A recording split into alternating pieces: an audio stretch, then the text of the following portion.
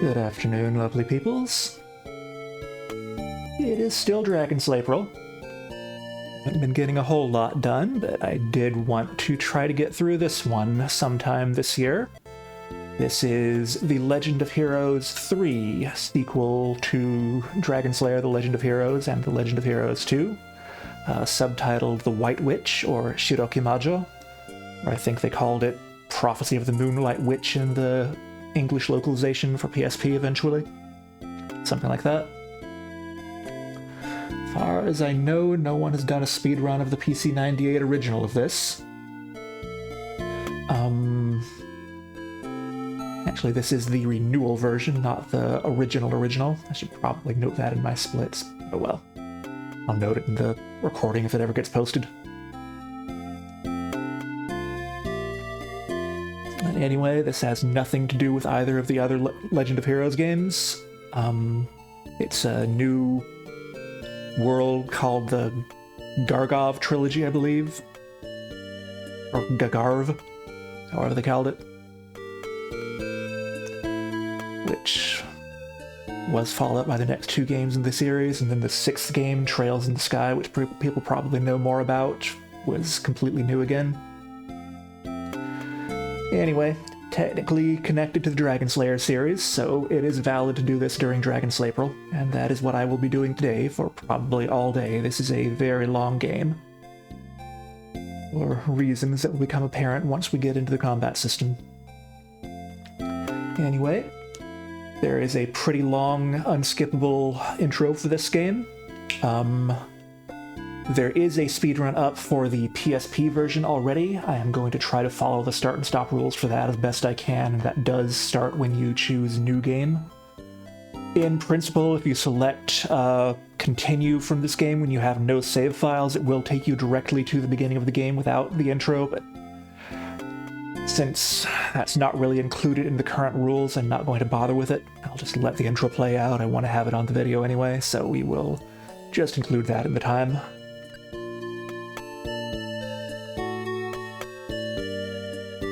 So I'm going to start that, and then I'm going to break real quick, and then I will start putting advertisements for this on Discord, which I wanted to do. And hopefully my pedal will work here. Begin a new game, correct.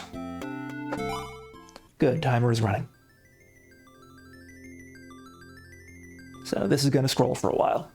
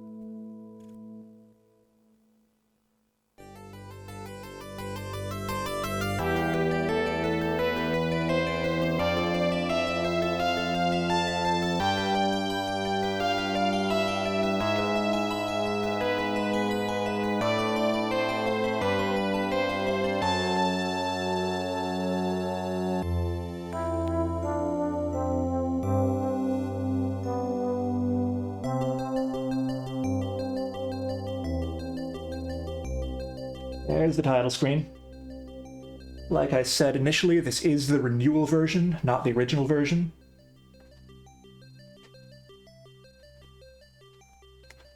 Actually happen to have the box for it here, by the way. It's a very large box. I'm I'm not actually playing off these floppy disks because they look kind of dirty and I haven't had the chance to clean them yet. As long as the intro's running, it comes in this really thick plastic binder. Several manuals.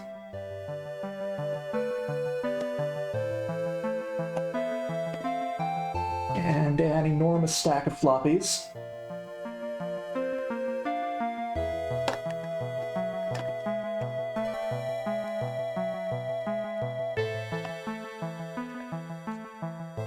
And another enormous stack of floppies. I think there's 11 discs in total in the box here.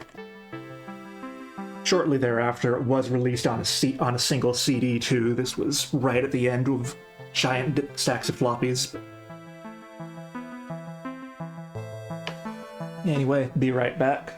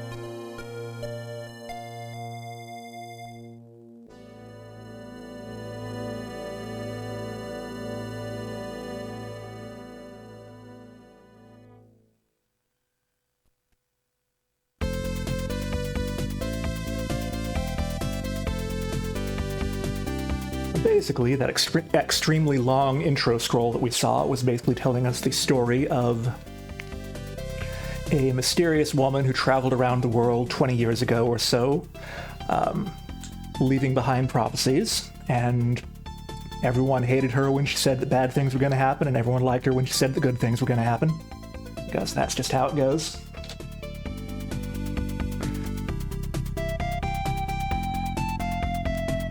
And this person came to be known as the White Witch, and eventually she just disappeared, never to be seen again.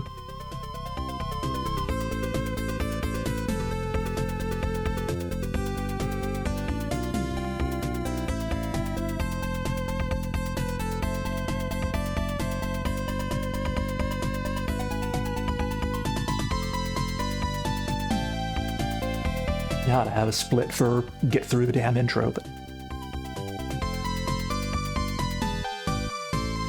I think it would be perfectly defensible to start the timer on the first text box or something, just because it is, in principle, skippable if you just use that continue from start feature. Whatever, I'll include it.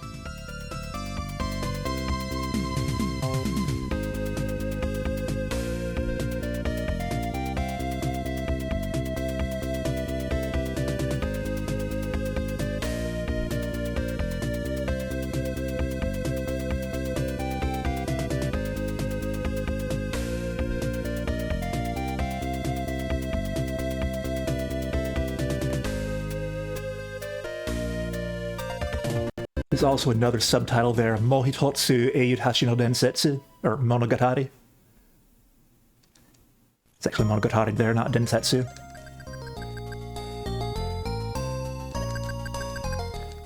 But that just means one more Legend of Heroes.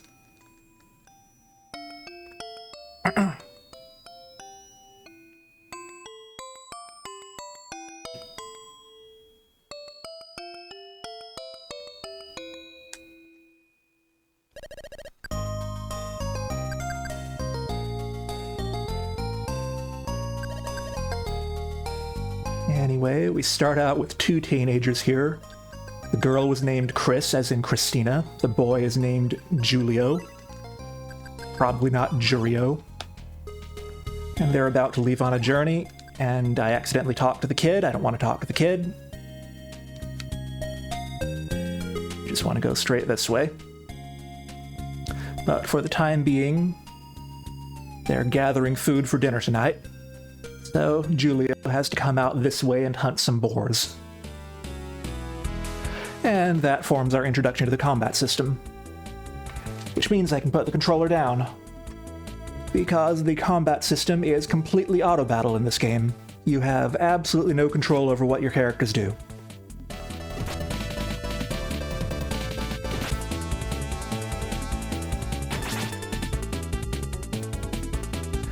Now, there are options for how you want the AI to behave, which basically amount to, do you want to attack or heal, and how close do you want to stand to the enemies? You can play with that for more complicated battles, but beyond that, you really have no control over what happens.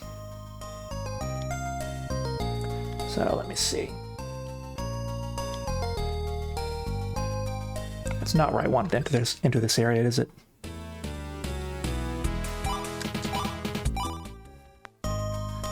Okay, I want to enter from over here, I think. These first enemy in the game boars are actually pretty dangerous because they can do this charging attack. It is very possible for them to just charge a couple of times before Julio can manage to wander over to them.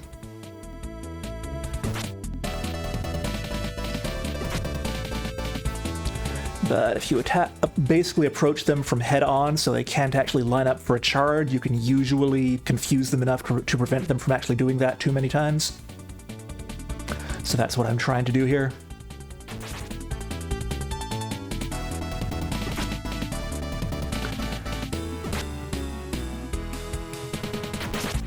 But even with that, you are still at the mercy of how much damage Julio decides to do and how quickly.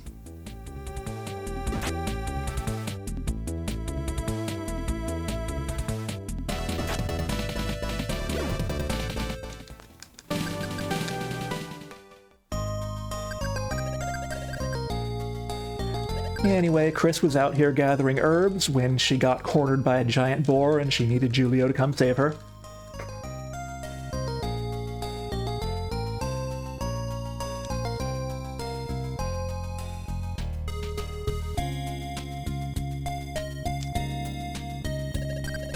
And now we're coming over here and talking to the mayor about... I forgot to change my text speed, oh well.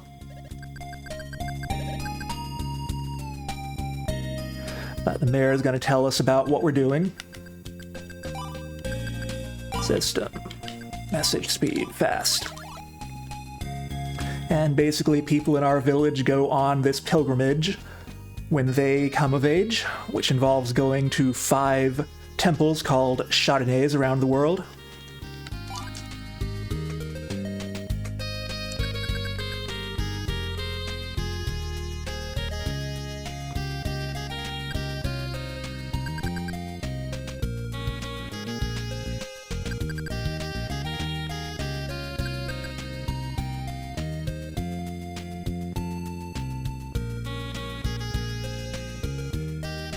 This is now the morning of our departure, and there happens to be this bard in town telling stories. But, oops, the bard was a distraction. They're secretly thieves who are trying to steal this valuable silver dagger that's the symbol of our pilgrimage.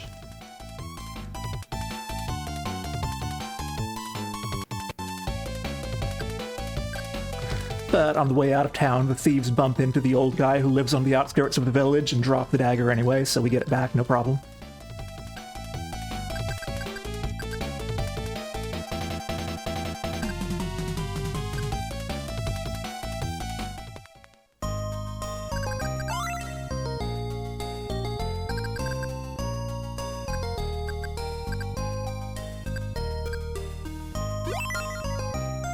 Okay. So they do warn us here that once we leave town, we can never return. We can try to return and force this scene a little bit earlier so we don't have to walk into the guy's house, but that's Old Man Lap. He gives us his old staff because he thinks Chris can get more use out of it than he can. So we are going to equip that right away. Let me see. And we want for AI that, and that. And yes, we switch Chris to that now. And we want Julio, Chris, like that.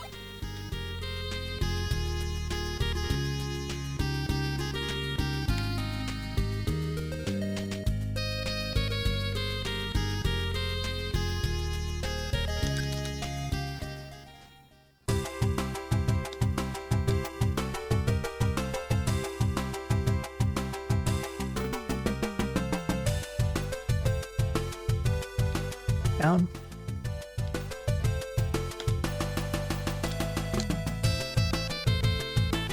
Now, on our way out of town, we run into these random people who are traveling. And they are actually on their way to see Old Man Lap, who we just left, because he is actually a famous wizard who saved them once, long ago. Secretly.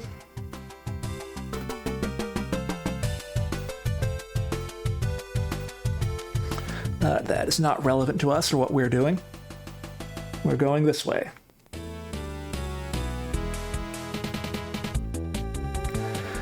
So a lot of the actual game part of the game consists of these overworld traveling sections. They are effectively long, narrow hallways for the most part. There is basically nothing that's actually worth exploring in them. Which is unfortunate because moving around in them with the terrain feature is kind of neat, but... And once in a while we run into these battles, sometimes random, mostly unskippable.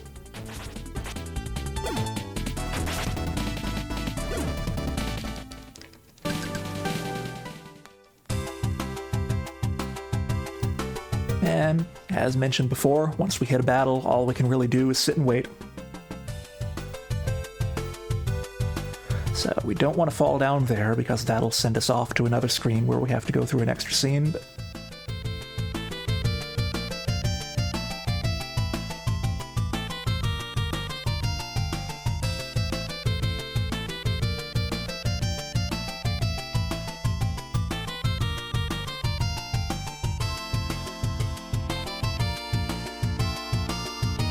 This is where we head right. Now the bridge over there to the right is out, so we actually have to come down this way. And there's a cave we have to go through. Right here.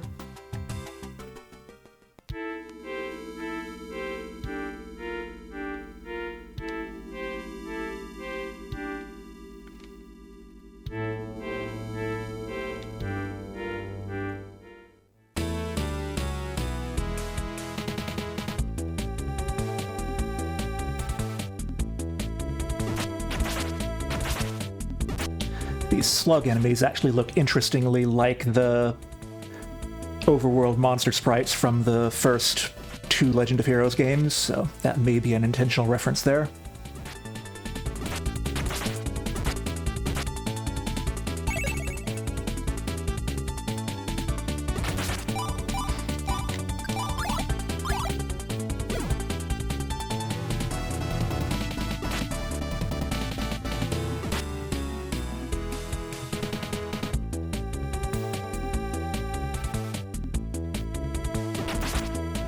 Slugs are pretty fast, so it can be kind of a pain to chase them down, but...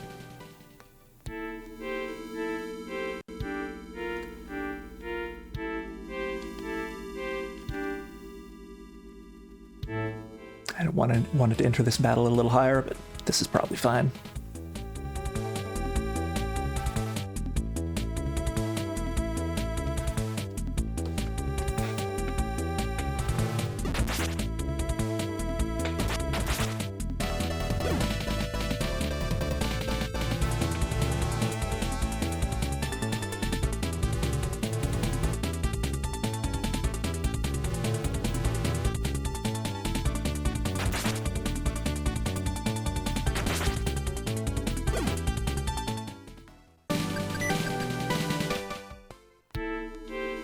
There's our first level up. This way.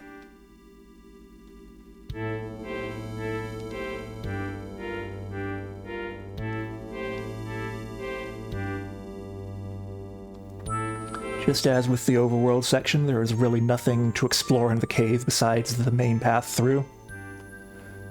Not like the game gives us treasure or anything, that would just be crazy.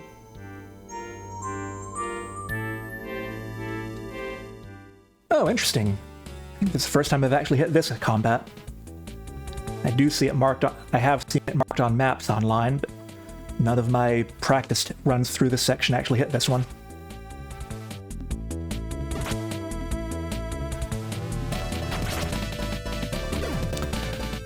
So that's going to be good for our early experience. There is a critical point where I want to be sure that we're at least level 3, so this should guarantee that.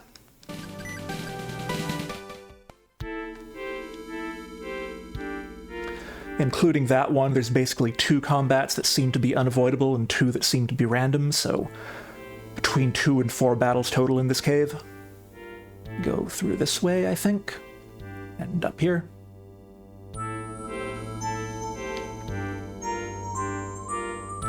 And we hit one more here that's always there.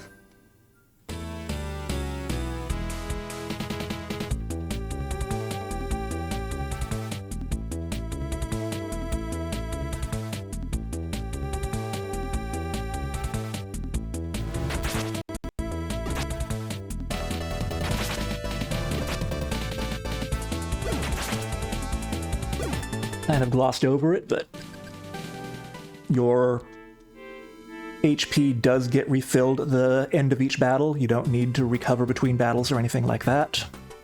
So each battle is basically self-contained. You also don't have MP or anything similar to that. What you have there is VP, and that's basically fatigue. Everything you do in combat, including moving around, basically consumes some of that. If you run out, then you do have to stand still and recover for a while. Go to the room up here. This is where the sage of this Charnay is.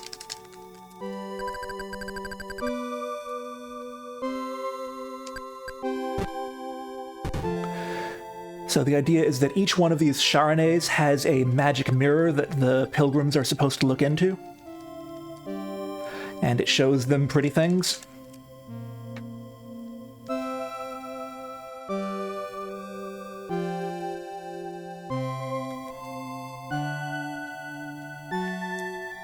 It's not very clearly mentioned on screen, I don't think, but especially on the speedrun route, but each of the Charnays is also associated with one of the elements. I believe this is the Charnay of water. But we are concerned because when we looked into it, we saw some kind of scary things with a whirlpool of darkness in the sky or something. But that's all we have to do there. And that is 1 out of 5 temples down.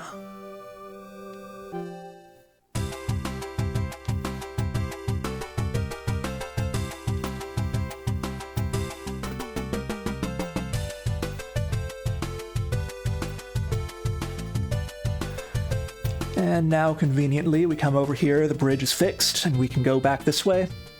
I don't think we could go back through the cave even if we wanted to. I think there's a cliff that you can't climb back up when you drop down.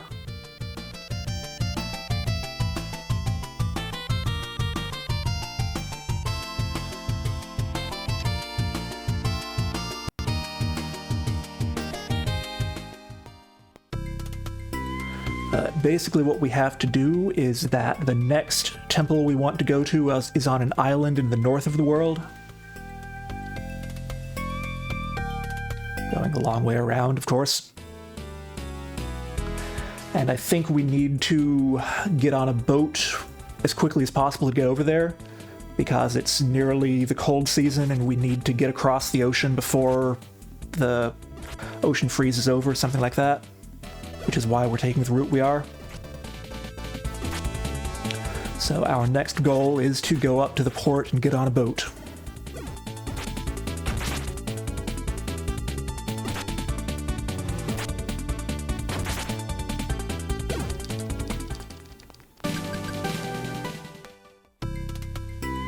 There is a map of the world in the manual, I believe, that shows you where some of this stuff is, but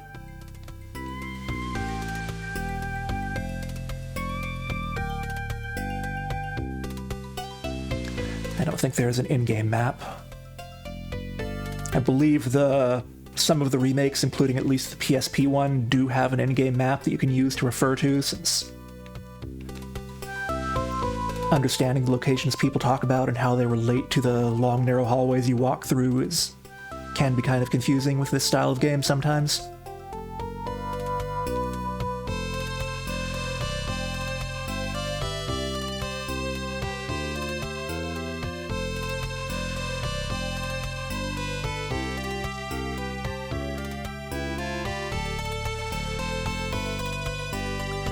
Many encounters on the beach. I don't think there are many, but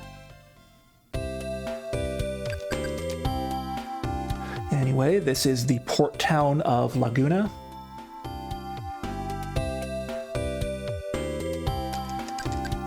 First thing we need to do is go up to the dock here and see the boat arriving. Julio runs into a woman who helped him when he was lost once and remembers this as his defining personality characteristic.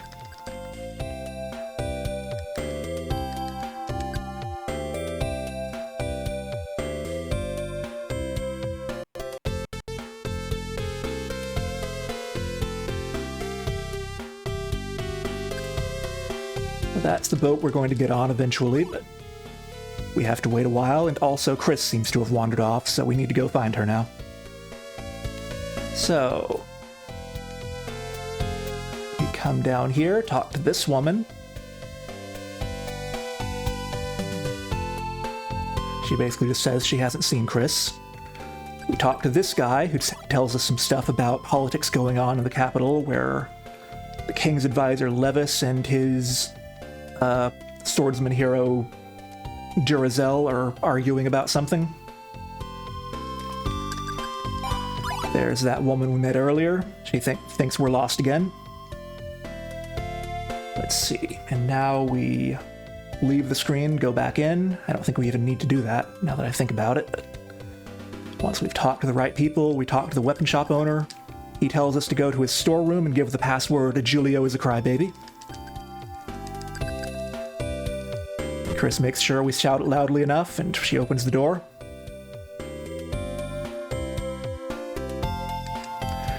And basically, the king of our kingdom of Foltia has been recruiting a bunch of soldiers, possibly drafting them involuntarily, and Chris ran into a couple of people who are trying to desert from the army and flee somewhere else. One of them is sick, so we have to go buy cold medicine for him. Right here.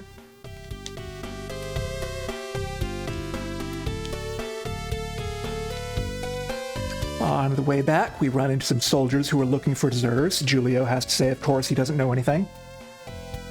And then go give the cold medicine to the deserters he met. And thus begins our life of crime.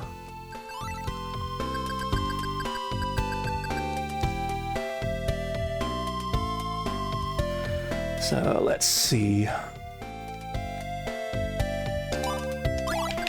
Think we want to change money here? Yep. I don't think we want the short sword. We just want armor here.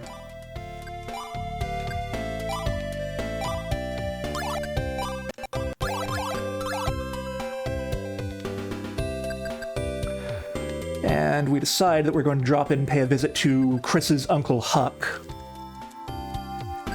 an eccentric professor who is studying the White Witch and the history of her pilgrimage 20 years ago.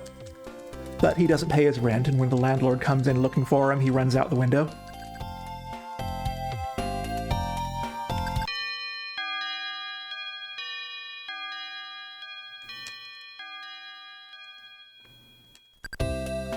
But just in time, when we finish that event, the bells ring telling us that the boat's ready to leave, so we need to go catch the boat.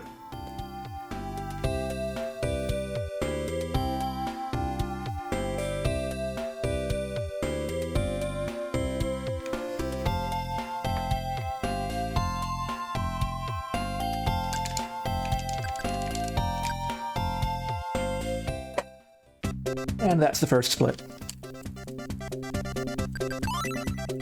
By the way, part of the pilgrimage tradition is that as long as you're carrying that silver dagger, businesses like inns and boats and everything are supposed to give you free service.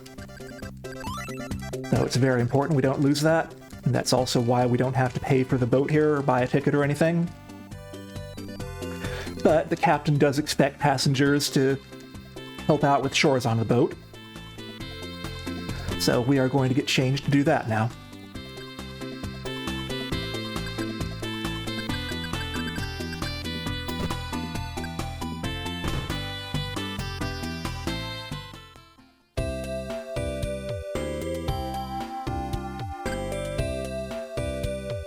Various other passengers get on, including a newlywed couple, a rich guy who wants to tip everyone he meets, and those thieves we met earlier.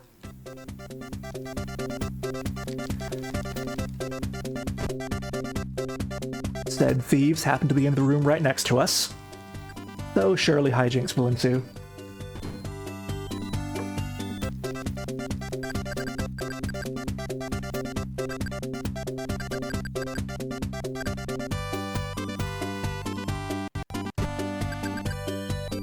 They overhear us talking and realize, one, we have that silver dagger they were trying to steal earlier, but we're keeping it on us instead of leaving it in the room like idiots, fortunately. They also realize that they can't let us recognize them, otherwise we'll identify them as thieves. So,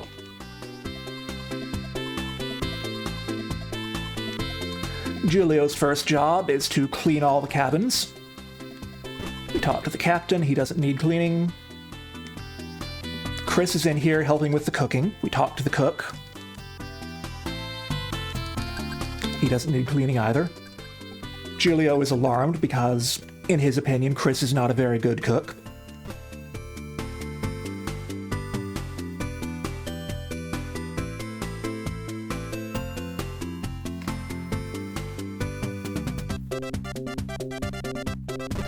Let's see, clean our own room. Julio does notice that it looks like stuff's been moved around, but assumes this is his imagination.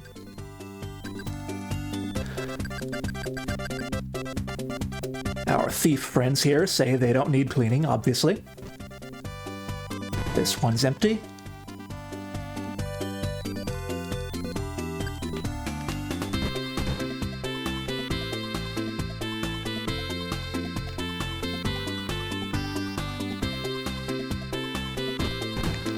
Here's the rich guy, Heston. He tries to give us a valuable gold brooch as a tip, but Julio feels uncomfortable taking it. This one's also empty.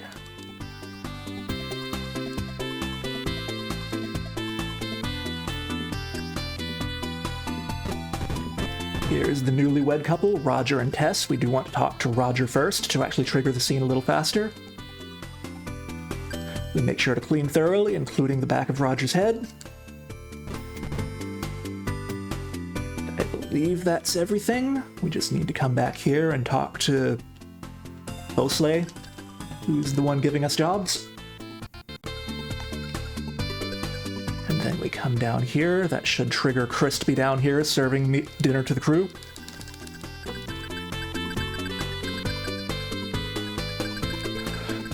The consensus is that it's not bad exactly, but it's not exactly good either. It's just kind of strange.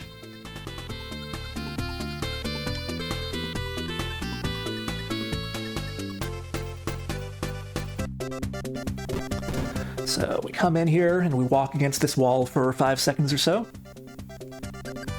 Julio realizes that Chris is kind of late and starts looking at books. He finds one that's kind of dirty, but figures that as long as he's alone, it's fine. Of course, that's exactly when Chris walks in.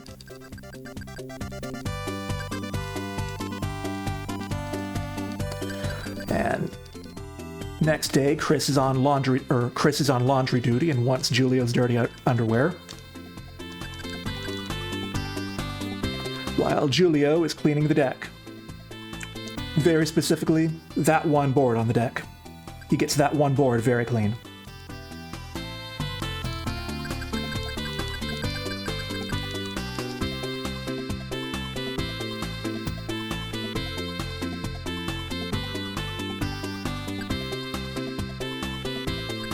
There's Chris working on the laundry.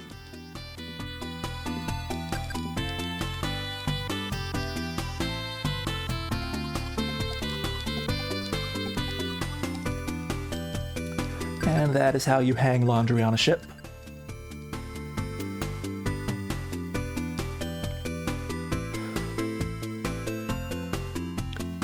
So now that Julio has thoroughly cleaned that one board, he wants more stuff to do, so he goes to look for the captain to ask for more chores to do. So, let me see.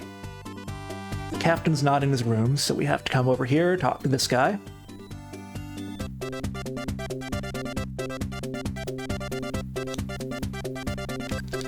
Talk to the cook. Talk to the lookout, Garton.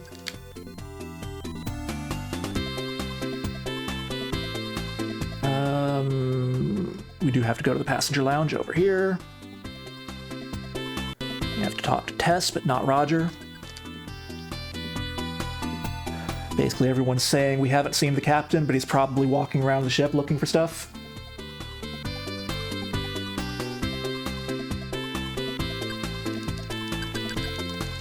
Our thief friends haven't seen him either. Beausoleil down here says that he just saw the captain a minute ago. He probably went back on above deck.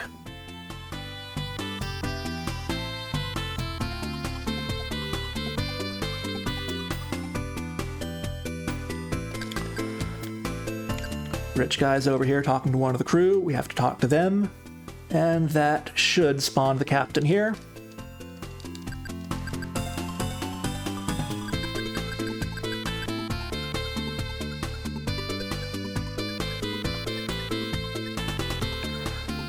So he basically asks Julio to take over lookout duty for a little while. We do have to make sure that we stay on course here, because apparently there are a lot of dangers at sea, including a giant sea monster named Garga, and we want to make sure that we don't accidentally drift into its lair or something. But as long as we don't do that, we should be fine. We go back to watch. Chris, of course, decides to climb up the mast and take down the laundry, because climbing is a thing she likes to do, apparently.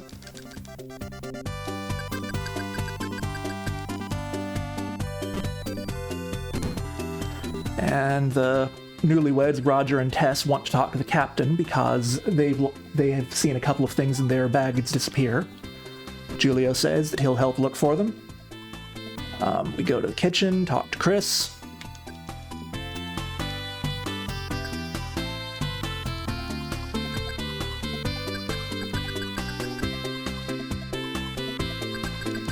She says she'll help the investigation, but first she wants to go back to our cabin and change into our investigating clothes instead of our work clothes.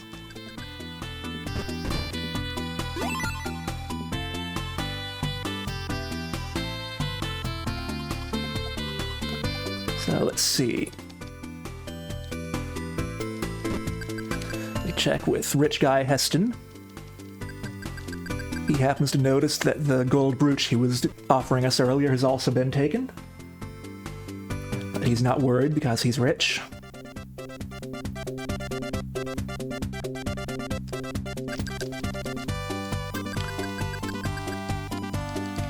check with our thief friends. They are concerned because they haven't actually taken anything, but they're worried they'll be accused. Bosley says that he's noticed some food missing. He thinks it's rats. But while he's down there in the hold, we find our Uncle Huck hiding in the hold here. So we have to report him to the captain as a stowaway. Captain says he can stay on the boat as long as he stays in an empty cabin and stays out of trouble for now.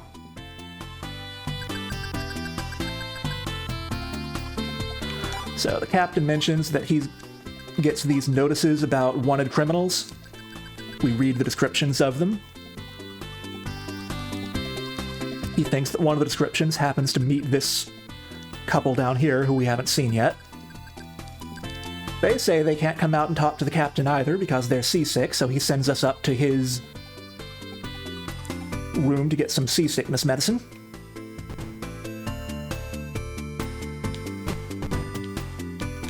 It's over here, if we can align with the bookcase properly. But it's actually empty.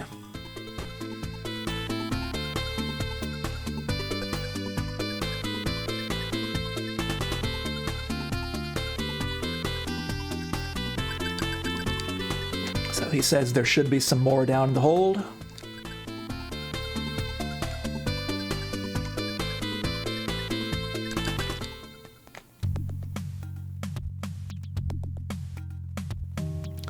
And we have a battle with some rats down here.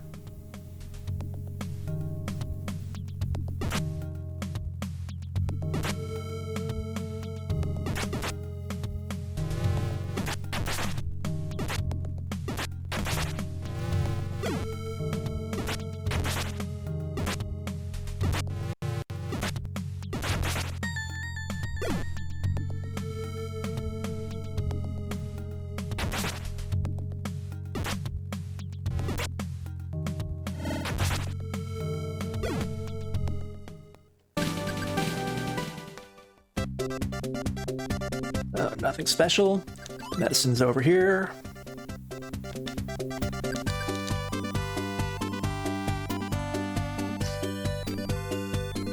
But when we come upstairs, everyone's asleep for some reason.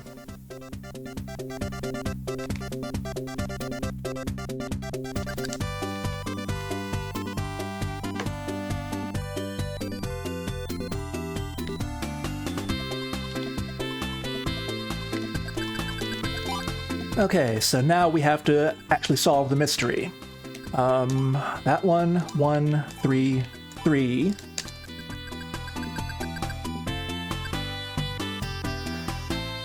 The answer from the clue that we've put together is that the thief was actually the rich guy Heston. Here he is. It's a little faster to go around this way to catch him.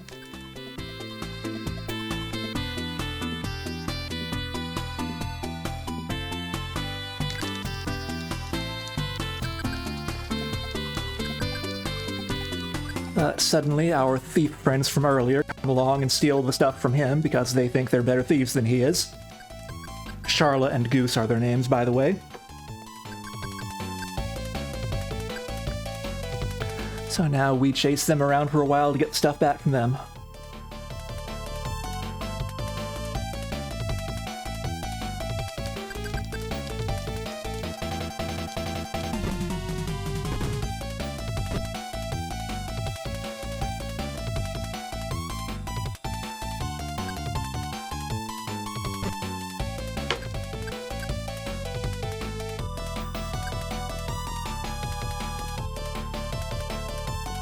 Welcome, Topus. I don't know if I would want to get into this one or not. Anyway, after chasing people around for a while, everyone realizes, wait, no one's driving the boat. And if no one's driving the boat, then we might run into rocks, or worse, run into that sea monster. So, with no one else awake, we ask our Uncle Huck if he knows how to drive a boat. He probably doesn't, but he can probably figure it out.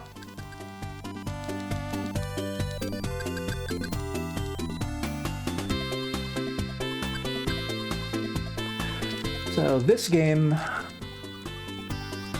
There is an English translation of it for the PSP, I believe. From what I've seen of it, it's not too awful. So I don't think there's anything wrong with it or any real need for a new translation of it.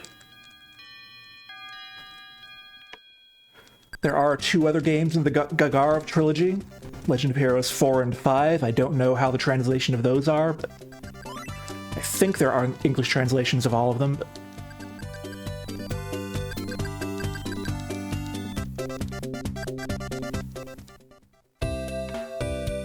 okay, I guess we can split there. We are off the boat.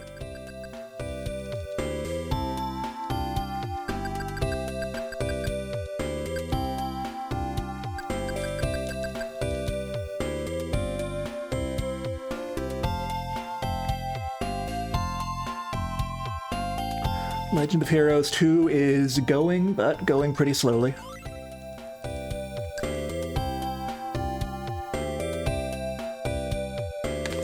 Where am I going? This way.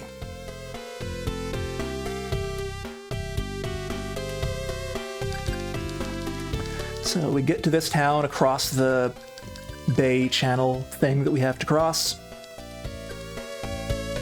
While we are looking at the pretty water, some kid runs into us and we drop our valuable silver dagger.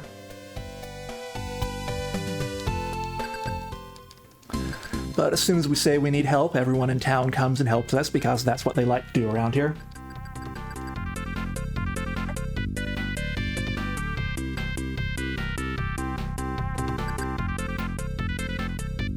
So, everyone in the town dives into the deep water that we didn't want to swim in ourselves, and eventually the kid that we bumped into earlier finds our dagger for us. Long term, I aim to do the other games in this series, but we'll see how long it takes to get there.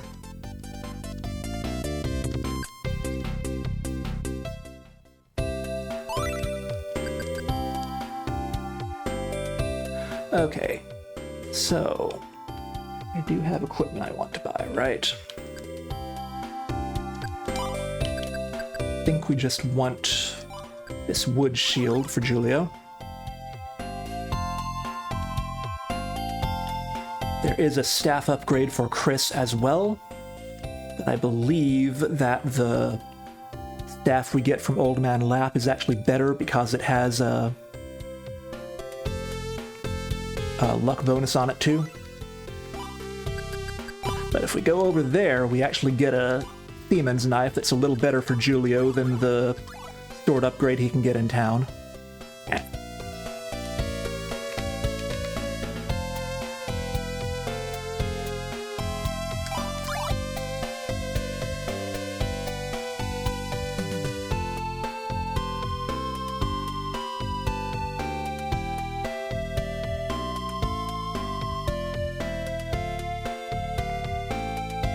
Remember the way out of this town.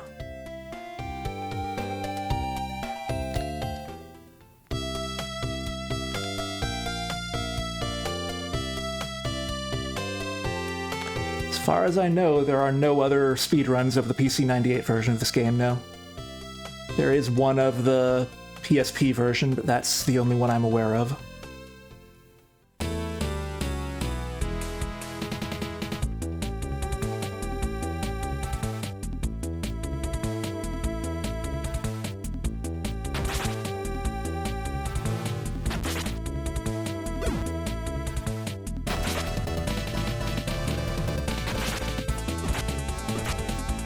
Now, as I said earlier, we do want to make sure that by the time we get through this walking section, we do get up to level 3.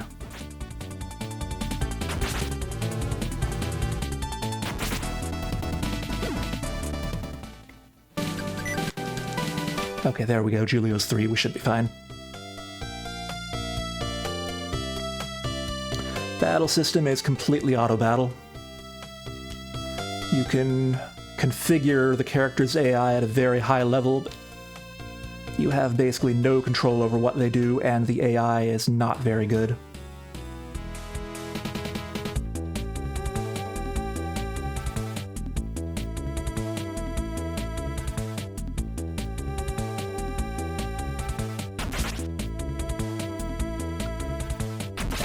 I think this battle's a little difficult and also skippable, but we'll see how it goes since I did hit it.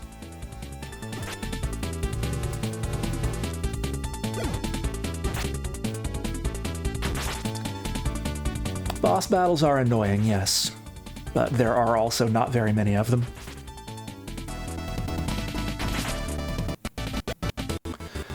This is also the renewal version, which came out a few months after the original game, which I think, among other things, rebalanced the battle system a little bit. Because apparently the general reaction to the game upon release was that the battle system was too annoying, and they tried to make it better. Needless to say, every subsequent version of the game after the PC-98 completely changed the battle system anyway. We go south at the time.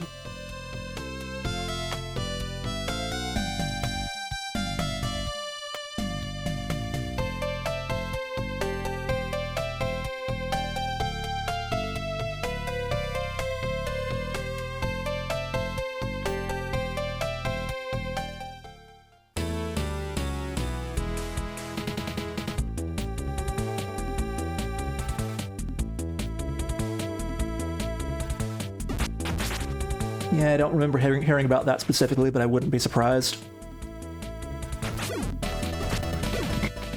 I believe that all three of the Garv games had a Windows release, and those are probably easier to translate than any other platform.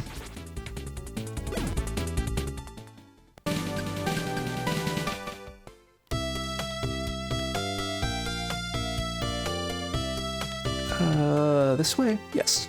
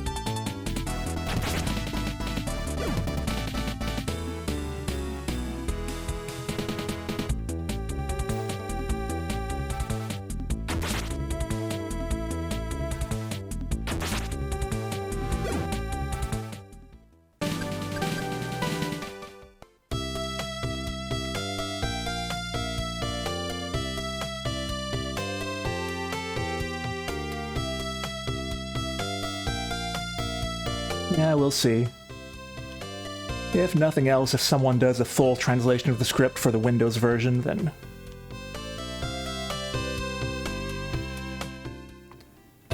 theoretically someone would just have to do the hacking to get it in here.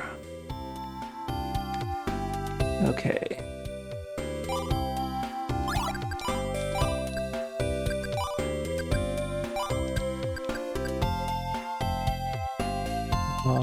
We get the Silk Robe. And I think there is an... No, the item shop isn't available yet. So we want to come up to this house, talk to the fisherman here.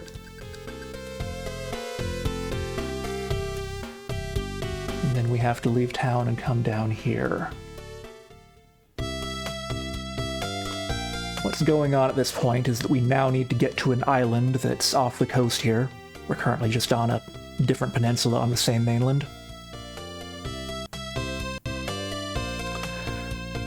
And because there's not a regular boat running to that island, we basically need to get a ride from the fisherman.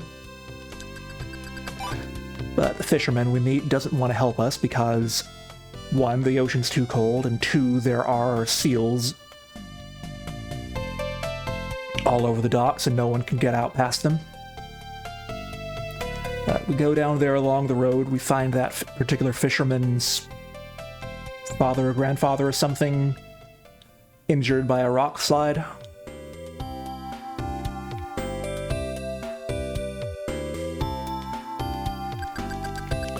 So we convey that to him, we go help the old guy, and that's enough to convince the fisherman to help us.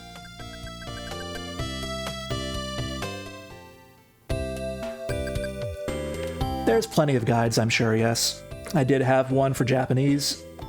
There are probably English guides for it too, since there was an English version released.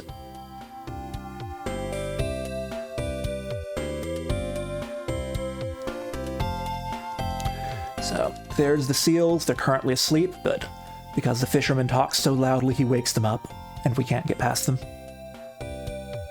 Yeah. Excuse me.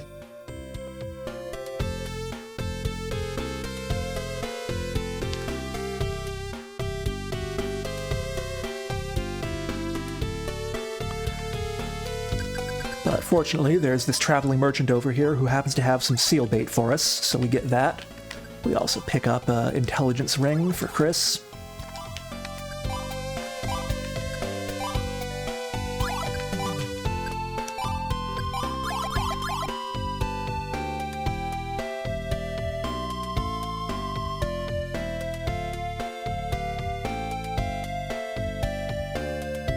And this is kind of a no turning back point, just in case anything silly happens. I will make a backup save here.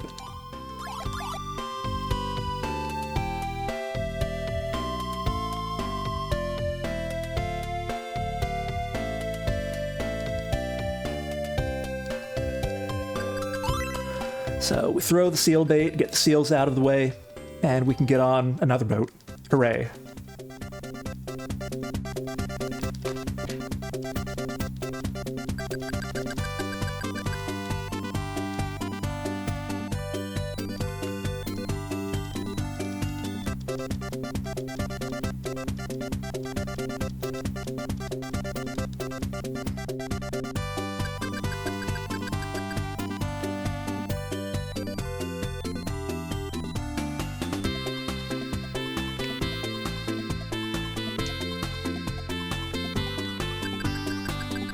We're just gonna have dinner with the fisherman.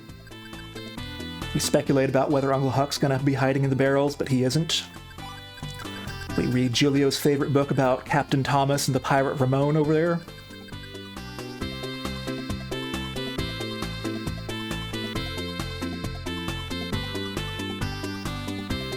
And I believe we do that. Then we reset the area. But then suddenly we see something in the distance. Something huge like a mountain crossing the sea. It's that sea monster Garga. And it's heading straight for the island we're going to. End of prologue.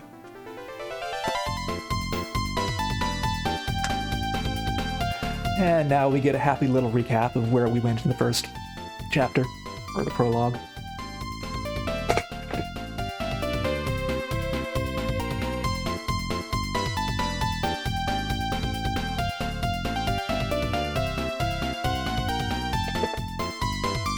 Let's see, Dragon Slayer is the appropriate time to speedrun games in the Dragon Slayer series, but there are a lot of those games.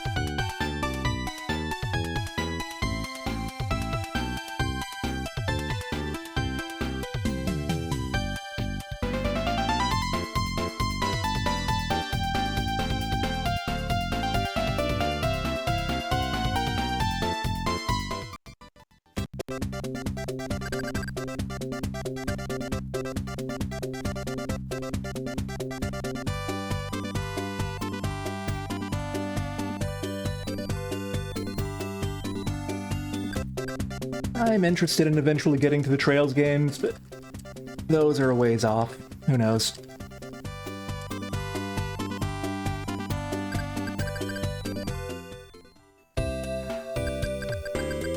I'm at least not going to do Legend of Heroes 6 until I've done 3 through 5 at least.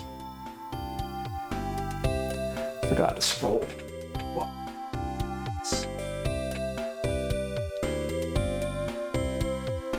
Okay, so at this point, we do want Chris on aggressive AI. Anything else? Okay, we just head out.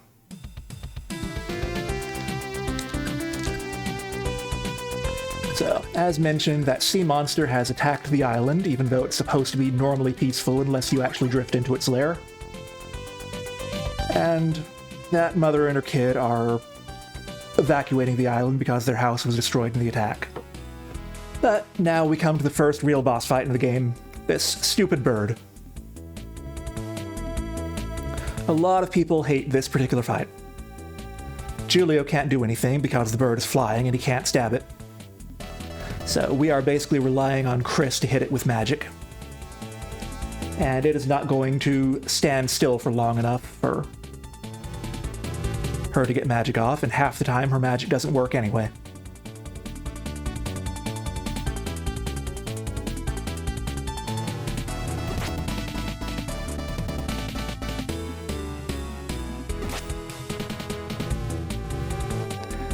The game doesn't call it a boss fight, but it's still probably the hardest fight in the game. Reputedly, a lot of people got stuck in the game at this point.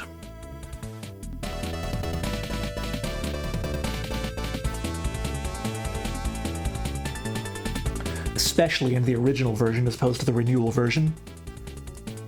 Because I think it was a lot easier in the original version to get to this point without actually hitting level 3 first. There we go, we're through it.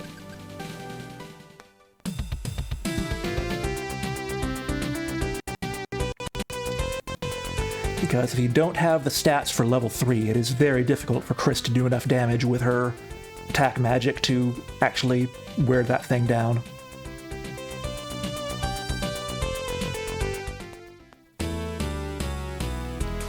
There's another one here.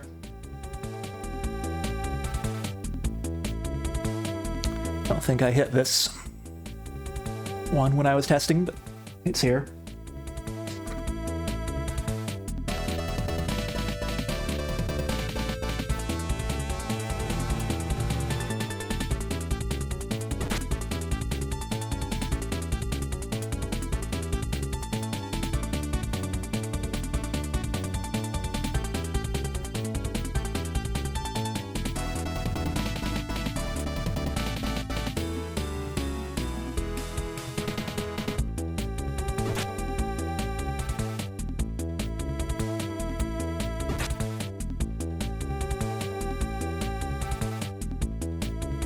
Come on, I even take the time to ban a bot and Chris still hasn't hit the thing once.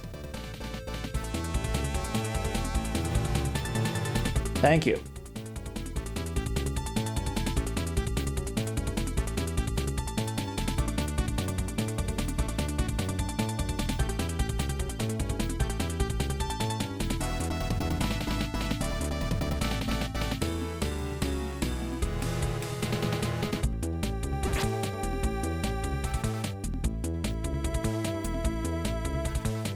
For whatever reason, a lot of the time her attack spells just don't do any damage.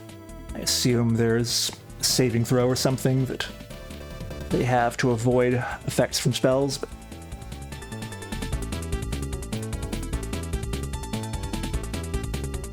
Chris, why are you wandering in the opposite direction from the monster?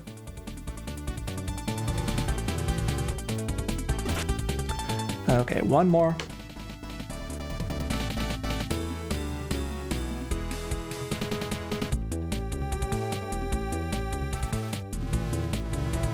Thank you.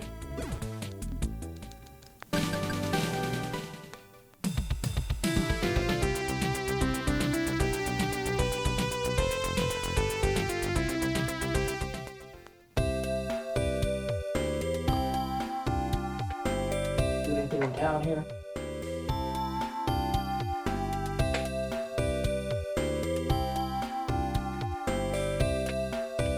Okay. All the vendors are over here because the town was destroyed by the sea monster. Leather armor's available now. Let's get that.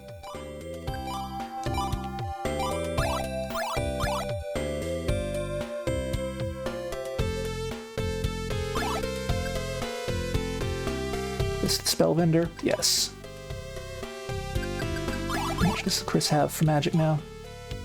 4.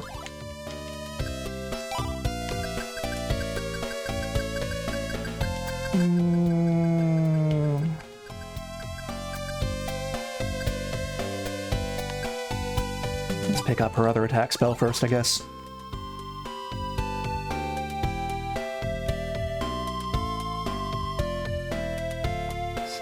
Don't need to do anything in town at this point besides the shopping.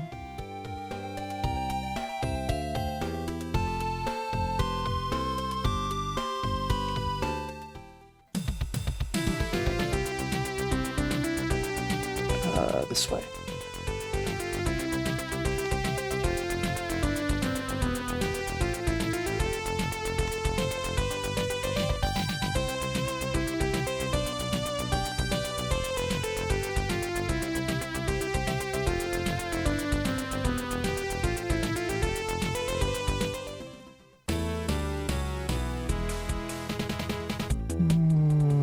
It's not a good place to enter this area. Let's see if Julio can find his way over there. The AI tends to do a pretty bad job of navigating terrain that has multiple heights on it.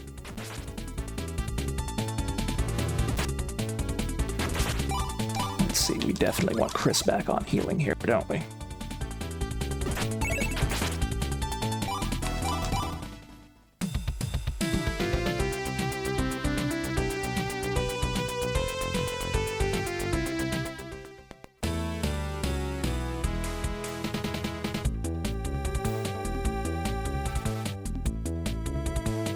Unfortunately, the way the AI works, you can tell them to change what they do based on their own HP or their own VP, but they can't do things like change what they do based on other party members' HP or VP. So you can't do something like tell Chris, heal Julio when he's low on health.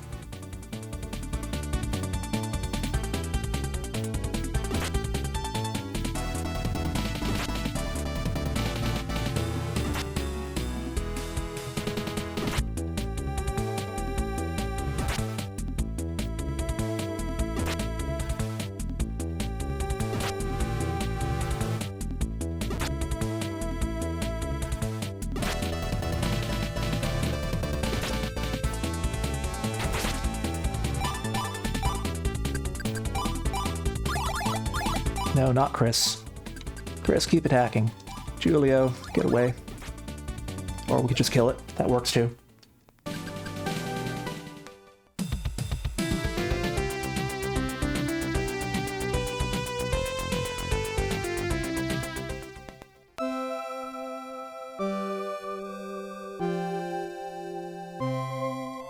So here's the temple, the second temple. Kind of a mess. We do need to read a book in the waiting room here before we talk to the sage up here. Because he's busy cleaning up after the attack or something.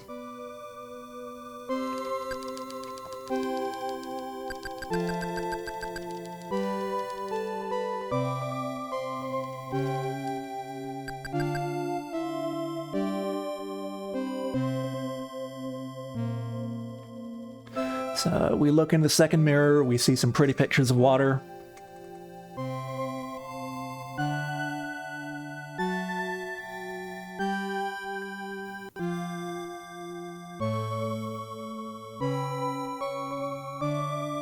But then we see visions of Garga the sea monster attacking another town.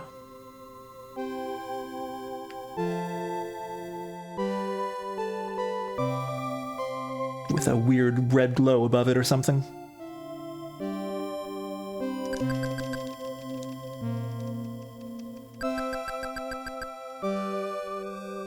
Julio and Chris, understandably, are concerned that they are seeing such unpleasant things when they're supposed to, according to village tradition, just see happy images when they do this pilgrimage. All the sages just keep saying, don't worry about it, it's probably just because you're nervous about things.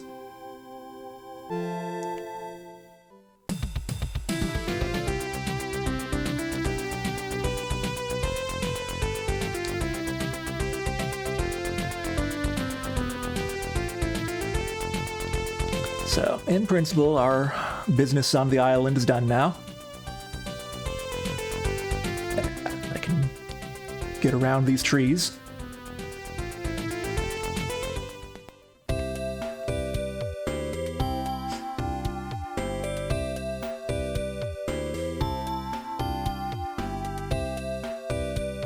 Okay, I did not update my notes. We don't actually need to go all the way back to the port.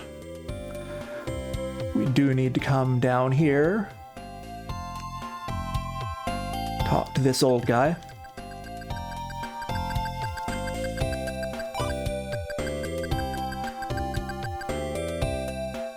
Basically, the main industry on the island here is that they mine peat from a cave near here. And one of the things they do is that they grow oysters or something in the peat, and they make these jewels, these red jewels, called crimson fires. And this guy normally goes to harvest those, and there are some that are about ready to be harvested, but he can't get in there because he was injured during the sea monster attack. So we offer to go take care of it for him before we leave the island. There are no encounters or anything in the cave, we just have to walk, fortunately. The reason why this is urgent is because the gems that are formed in this manner explode if they get too big. And we don't want those gems to explode because then they have no value. But Julio's all nervous because the cave is dark, and then this miner doesn't help by jumping out and scaring us.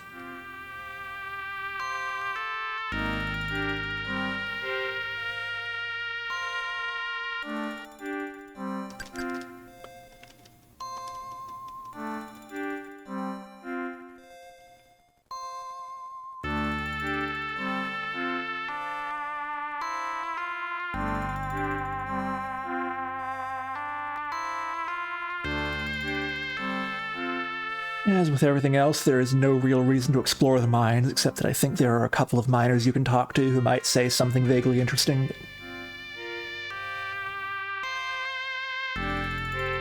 We pretty much just follow the minecart tracks, and then when they end here, we keep going right and find another elevator.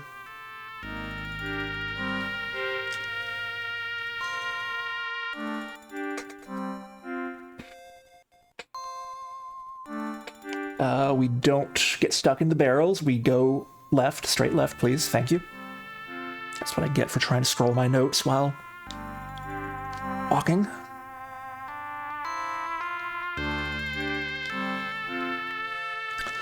So here's this underground peat bog where all this is happening.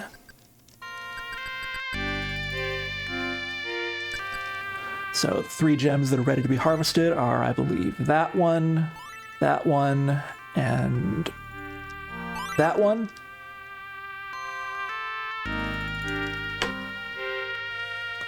And as we leave, the ground starts shaking.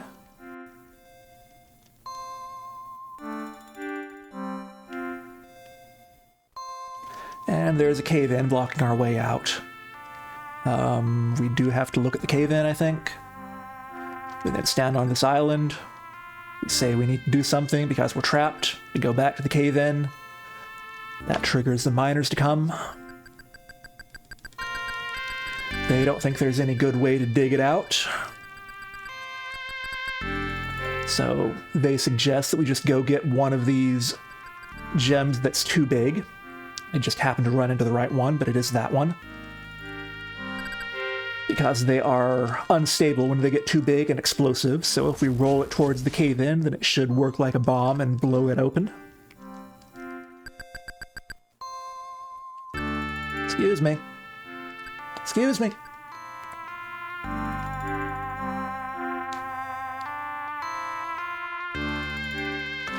But the explosion triggered another cave-in over here, so now we're all trapped. Hooray.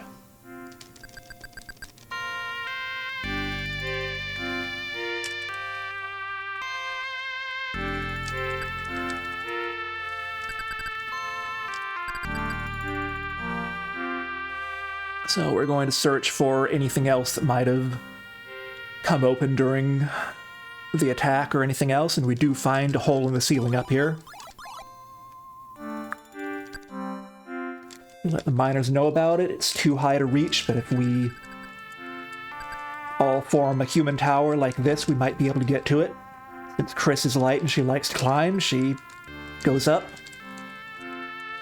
The miners get a peek of her underwear on the way up. Absolutely.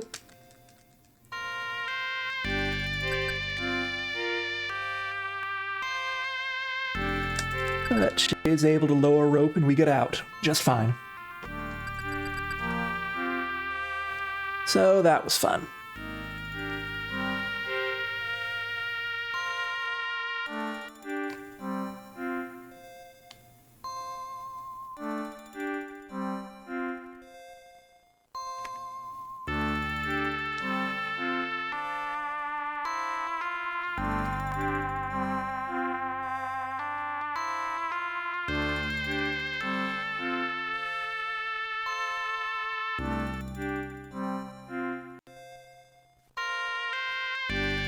Unfortunately, we do have to walk all the way out of the mines on our own. We don't get a plot teleport or anything.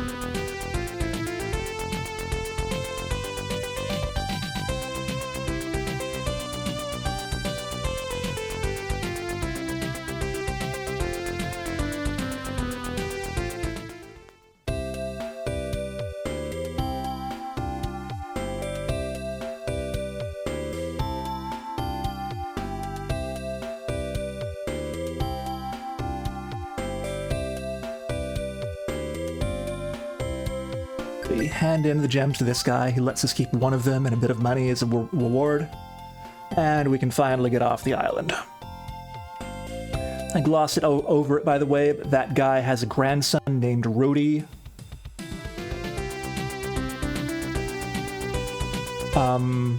Whose father was basically killed when his fishing boat got attacked by Garga a number of years ago, so Rhodey has now gone off to take vengeance upon Garga the sea monster, which is, in the opinion of everyone involved, quite silly, but...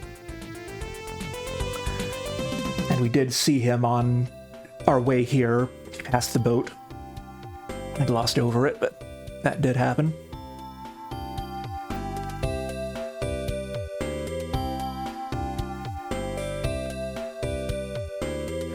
So...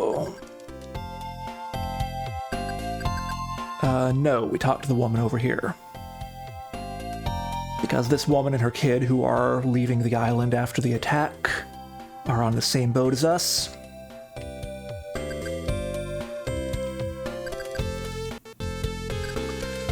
So the kid's all excited to get on a boat.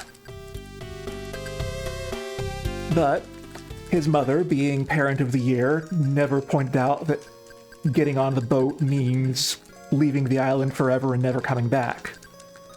And now he's all sad and his friend from the island is angry at him, but whatever, he'll get over it.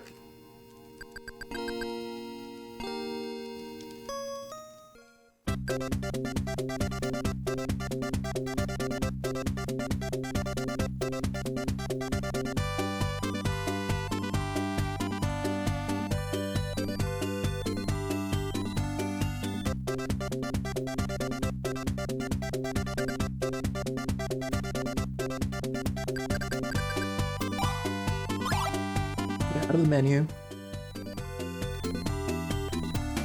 That kid is now seasick, by the way, but we still have that extra seasickness medicine that we got from the other boat but never used.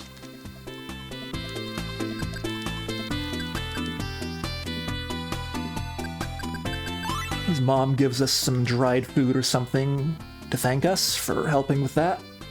Now the kid's running around and playing Thomas and Ramon with the fisherman.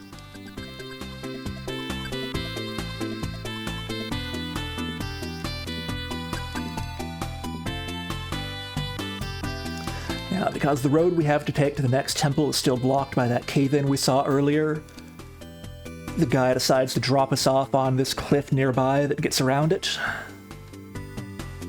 And to get there, we have to climb all the way up the mast and jump off.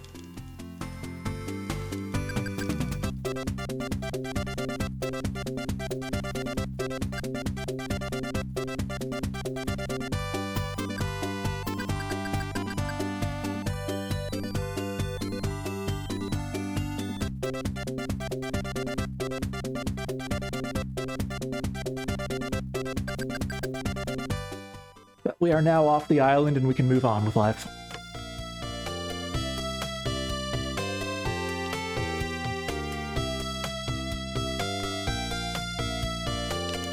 We don't go down there, we have to go around the top.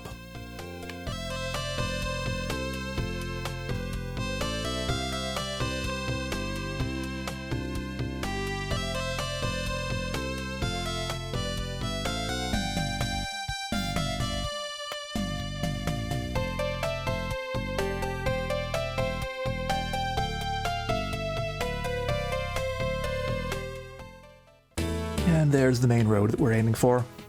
And we get more birds. They're called fall eagles, I think.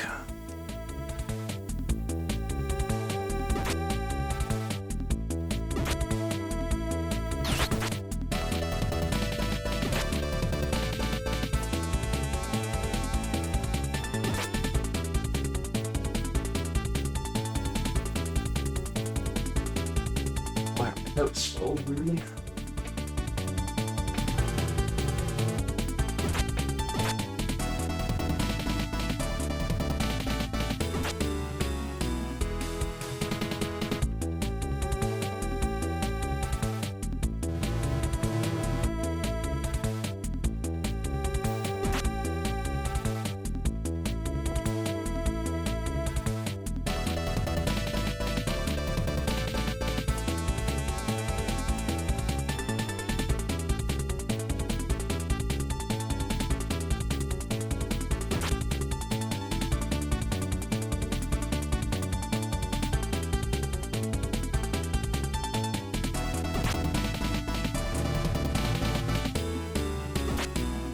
She spends 5 minutes chasing the thing, and when she finally decides to cast a spell on it, it doesn't work anyway.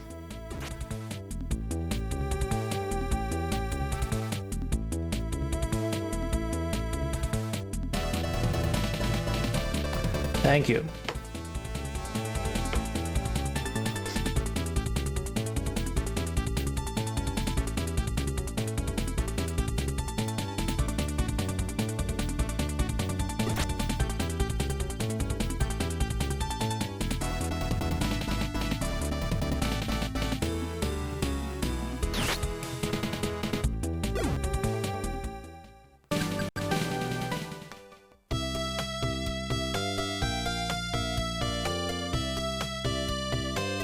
There's an old guy there who has some stuff we could buy, but I don't think we need anything from him.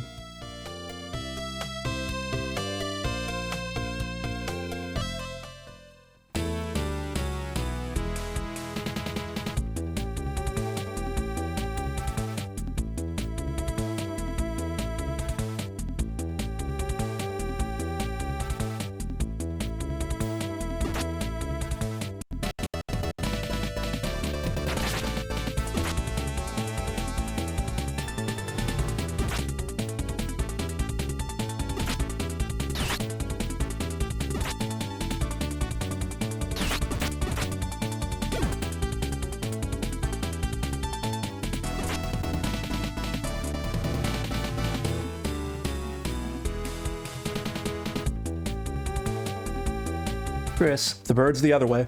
Where are you going?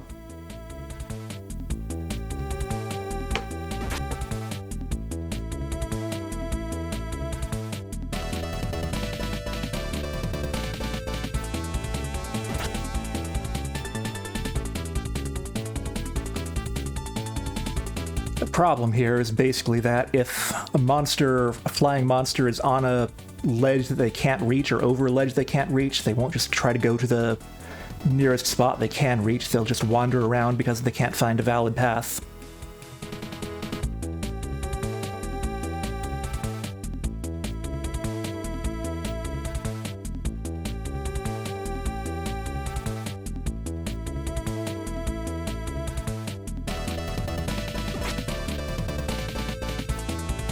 Okay, why don't you heal yourself?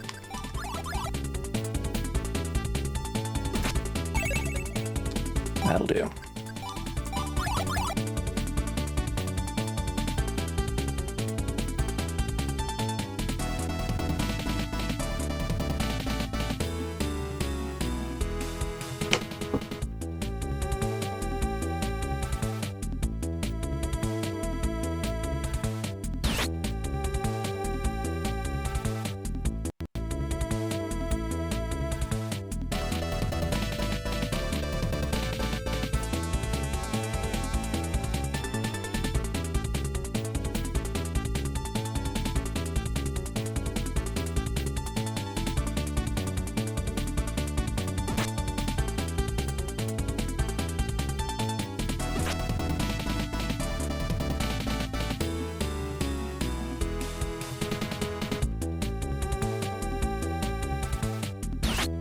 Thank you.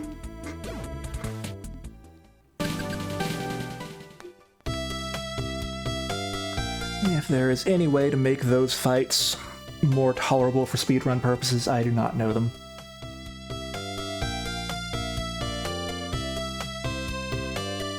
Down past Forks, then right. Over here.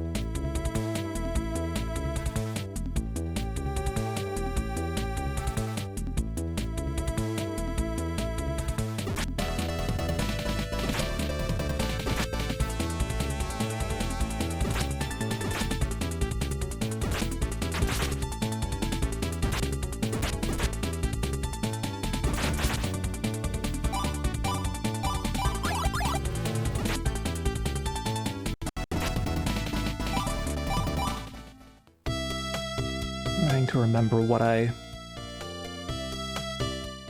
eventually had to do to win this fight. I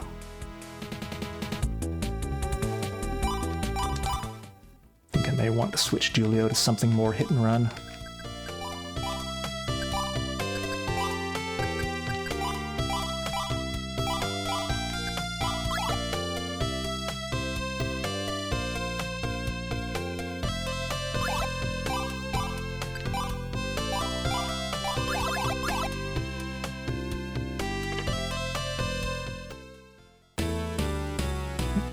Chris on that one.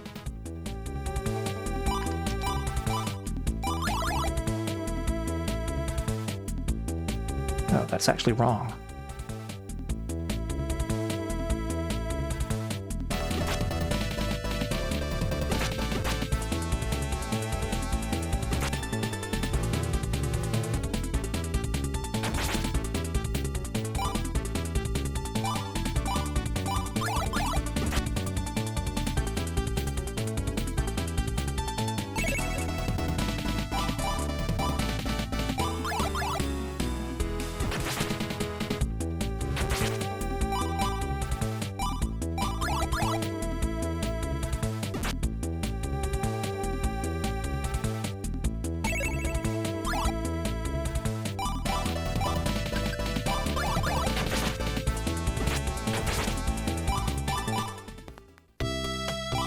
It's not set up correctly at all.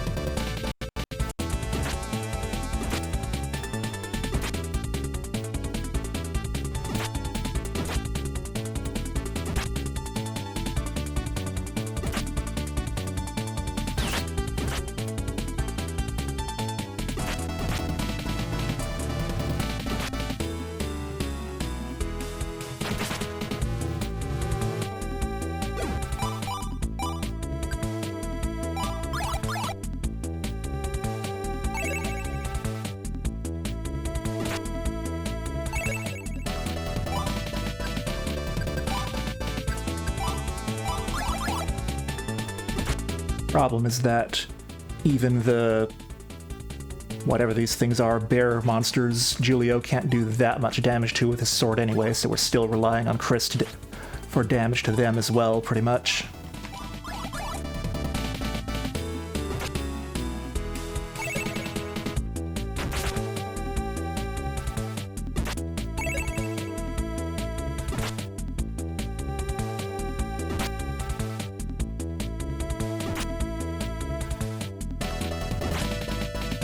Julio can eventually wear them down. There we go.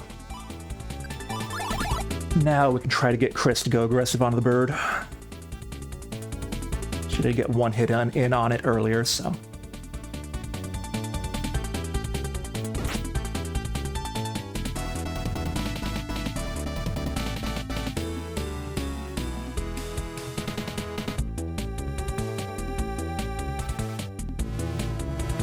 Thank you.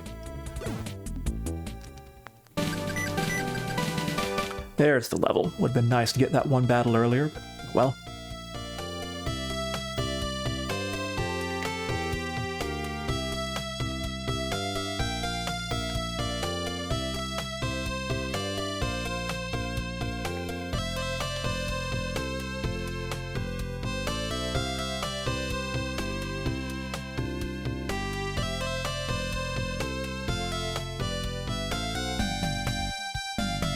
More efficient way to do some of these walks, but oh well.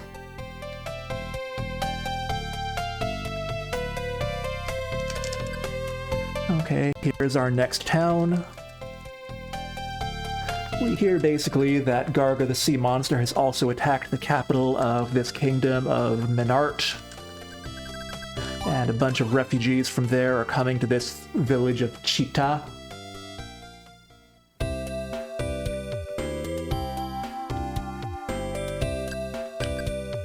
Exchange here, yes we do. Buy this speed ring to put on Chris. I'll wait to menu until later.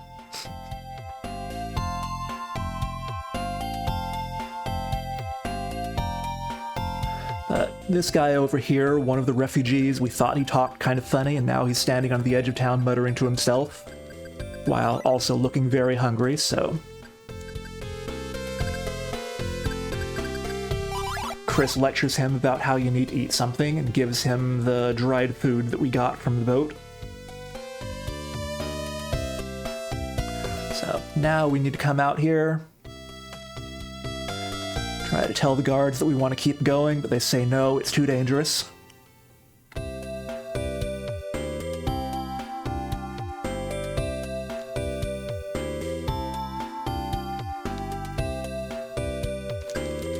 Talk to this guy, Alf, again.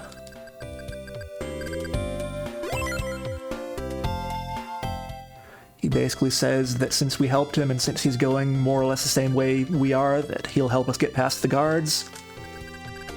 He shows them something shiny and that convinces them to let us through somehow.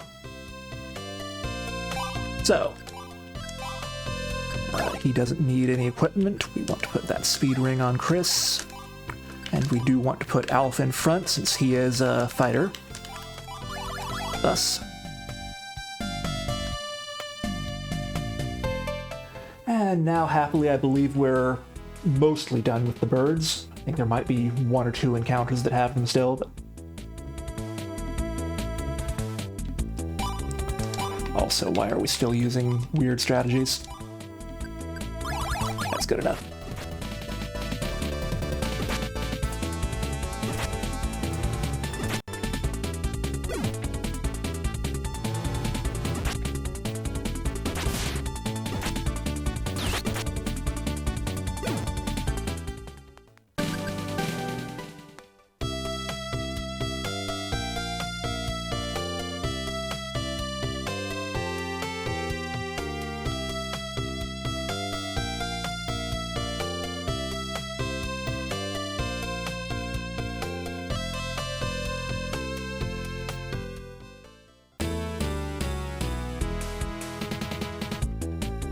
Okay, there's an eagle.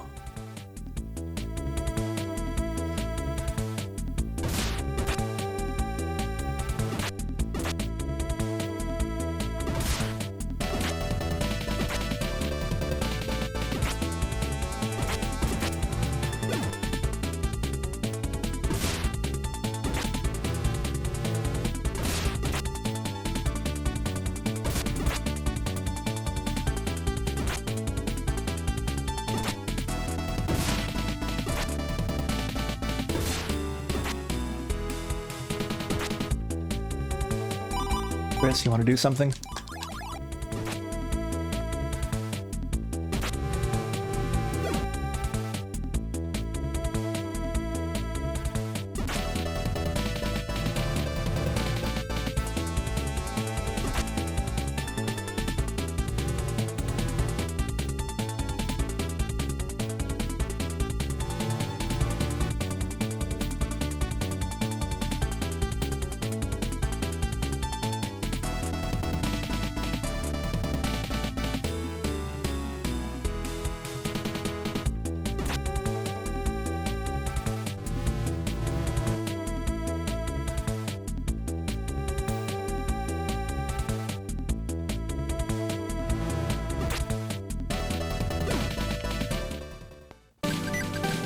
I think one of the fighters actually got a hit on the eagle there. Once in a while that'll happen, but not very often.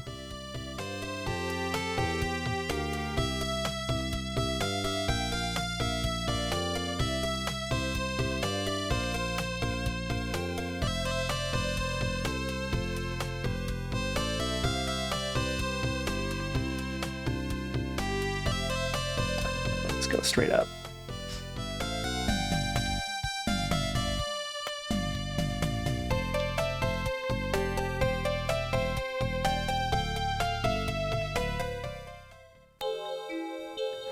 Okay, so here's the capital we mentioned earlier.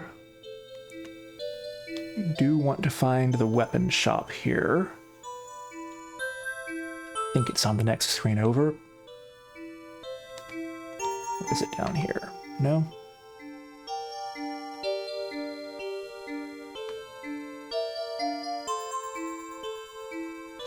No? It was on the first screen, I think.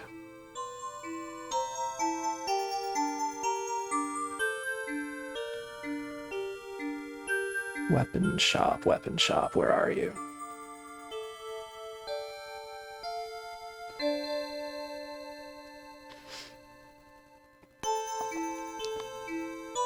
Do not make me check a map.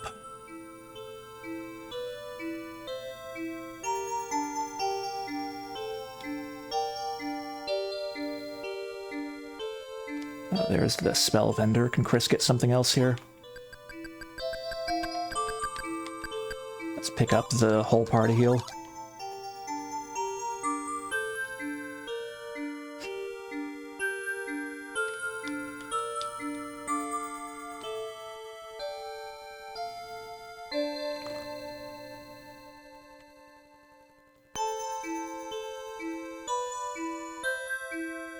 I'm gonna have to check a map for this.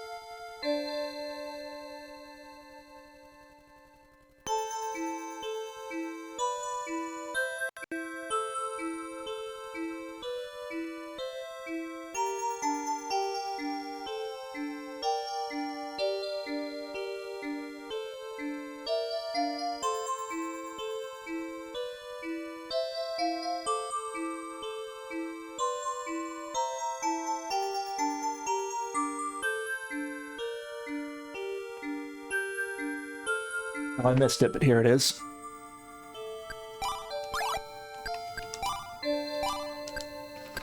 So we do want to buy a sword upgrade for Julio here. We want to buy a robe upgrade for Chris.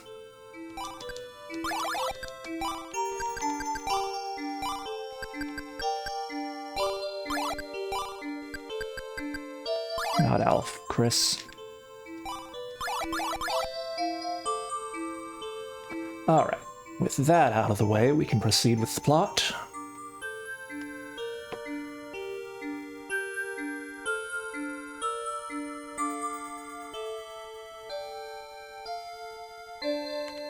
Not down here.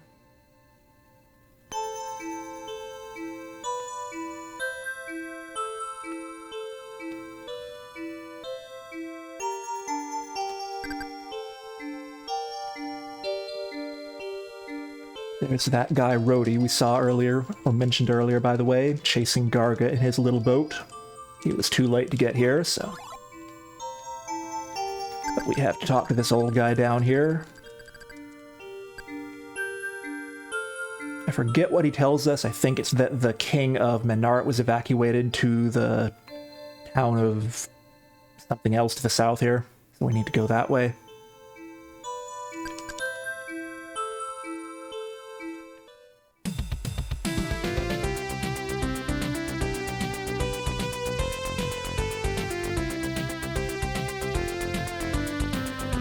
Not that way. That's the dead end. There's a little scene calling out as a dead end, even.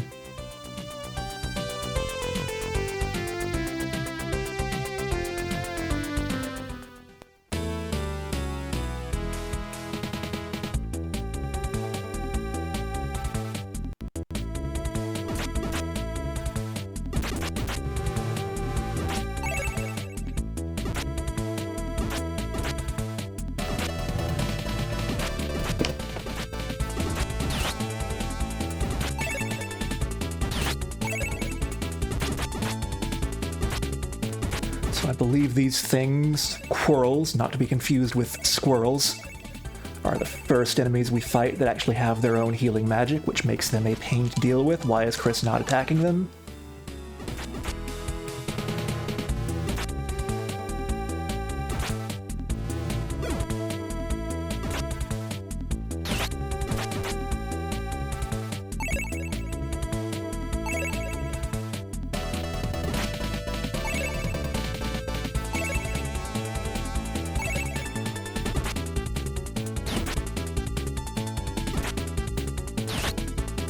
Why is Julia wandering away?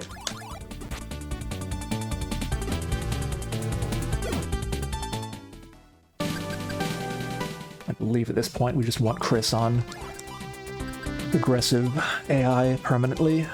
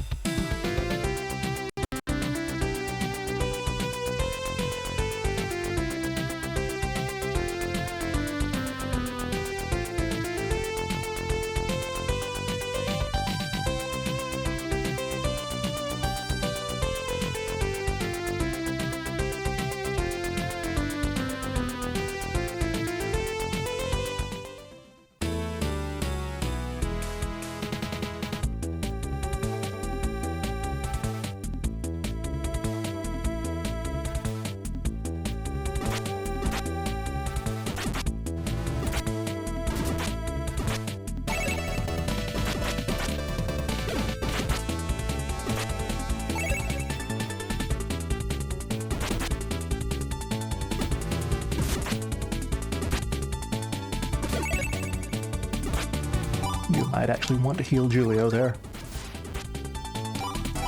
Or we just run.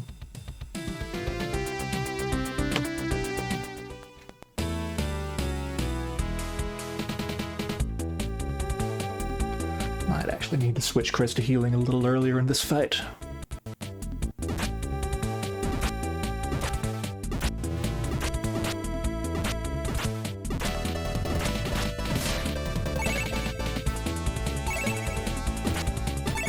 Okay, the coral's down, so that should make life easier.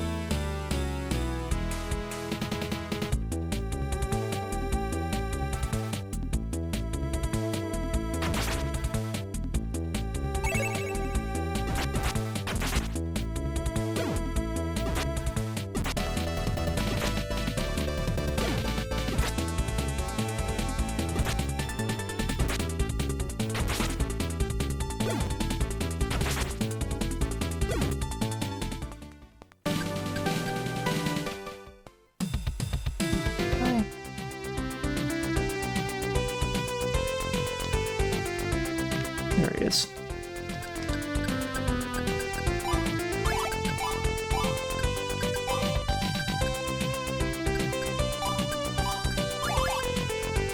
I think I can buy those magic resistance rings later, but just to make sure I don't forget. Okay, good. Did not re-trigger that combat.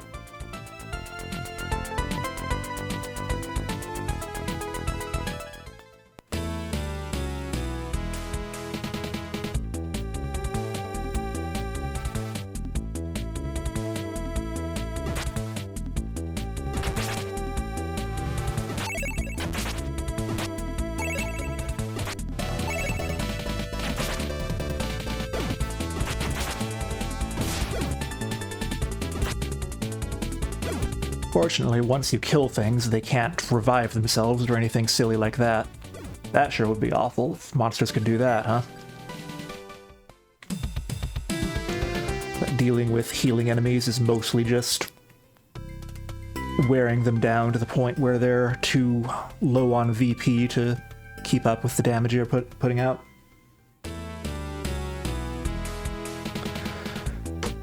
At this point, the monsters get a lot easier. These penguins can't really do a whole lot other than slow you down, so... I think Julio even one-shots them, so...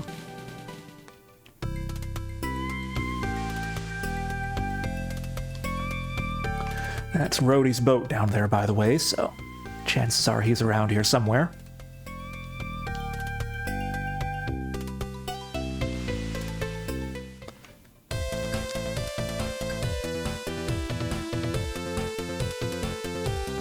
There he is. Basically, that monster stole his bag, so he has to chase it down and get it back.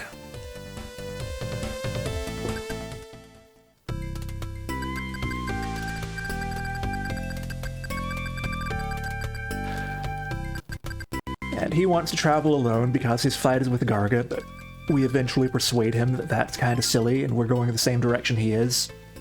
So he joins our party. We do have to menu here. Just get him in front. He's fine on aggressive tactics.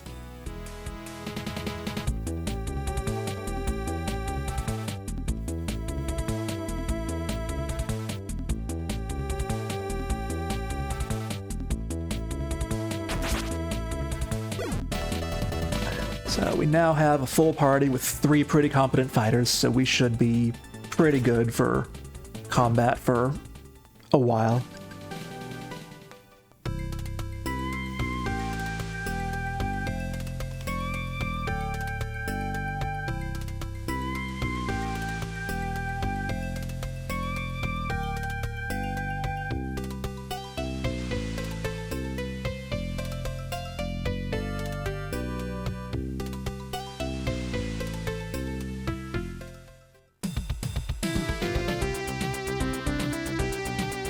Okay, so the information we get from the old guy in the harbor, coupled with what we hear from Rhodey, is that there was a prophecy left behind by the White Witch 20 years ago about basically Garga attacking both in the capital of Menart and in the town of Bolt to the south. So we are suspecting from that that's going to be the next place Garga attacks. And Rhodey's current goal is that he's heard there is some woman in whatever this next town is who knows something else about the White Witch, so he wants to go find her on the way to Bolt.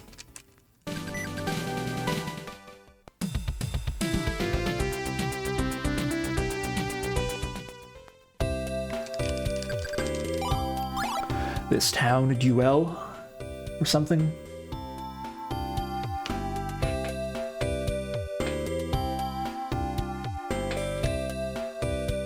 Equipment shop here, we want to find weapon shop, where is it?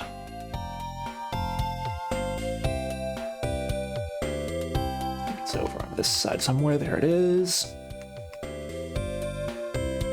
We do have to talk to them from behind the counter, or in front of the counter. So there's a slightly better sword for Julio, I think.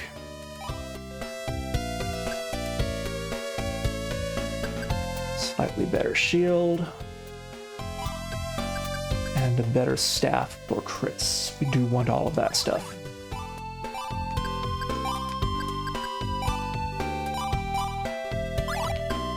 Hand down that sword to Rhodey, since he can only use the long swords.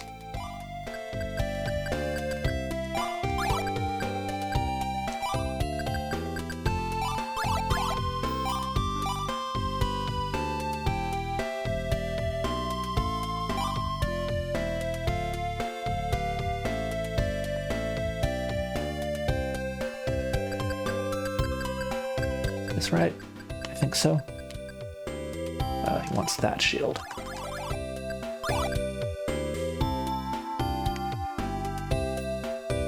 Anyway.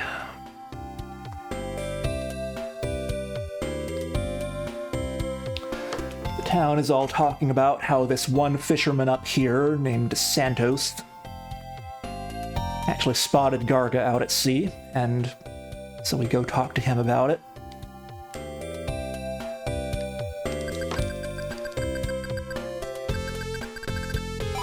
He basically says that Garga is now sleeping on an island a ways away.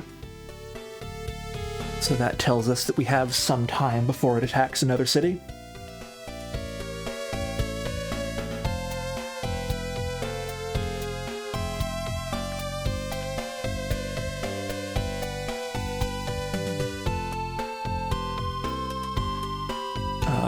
We come over here. That woman that Rhodey wants to find apparently hangs out in that house, but she's not there right now, so we have to leave town and come back in to get her to show up.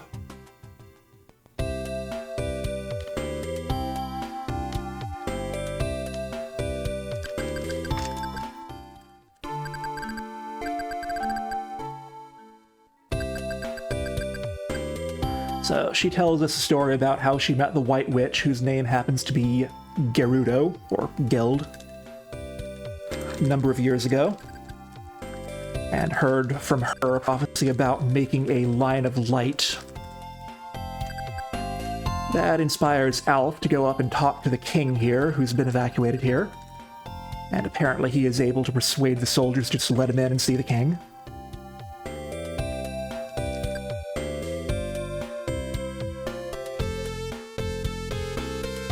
So we make the decision that we're going to go on to Bolt as quick as we can.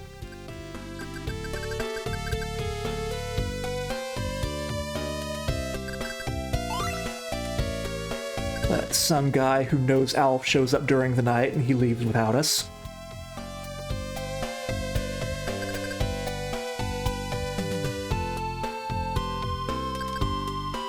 But he does leave behind a fancy looking ring.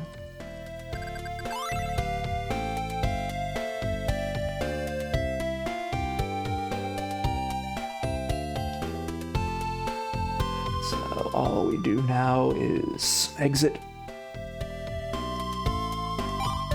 Make sure our lineup is still reasonable.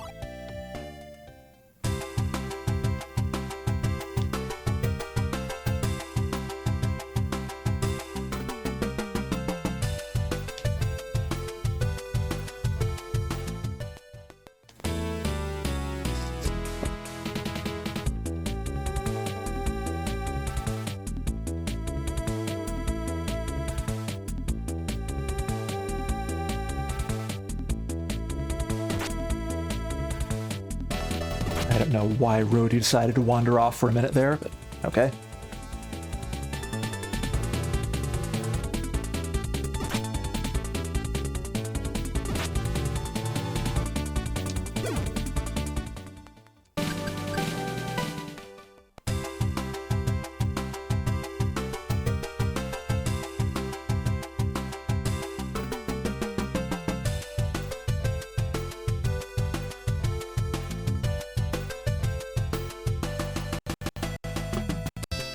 Going up here? Yes, we are.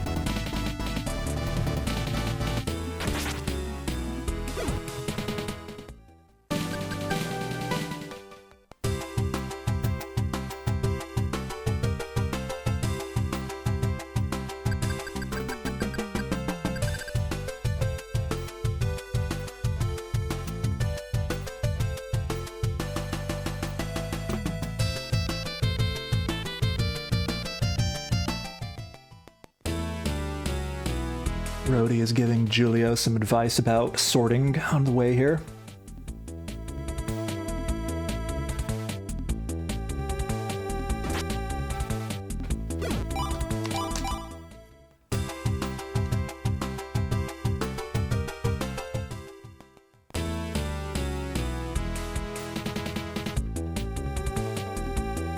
I don't remember these bears hitting quite that hard the last time I tested this section, but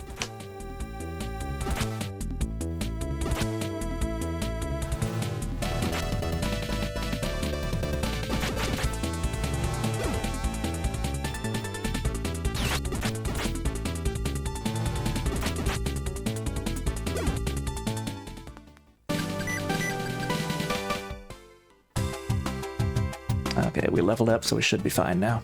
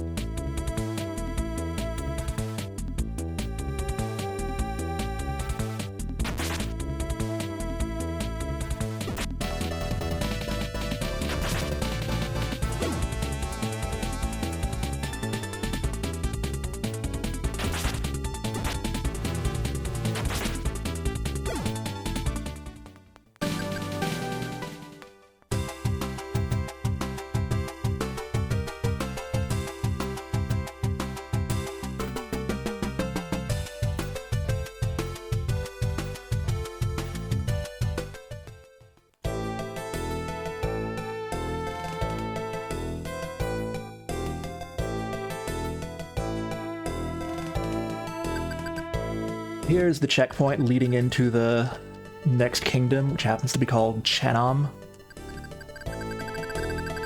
There's a big casino there, and we run into this old guy, Roulette, who wants to go down there and gamble. The guards don't want him to go, but he talks his way into our party to get the guards to let him through.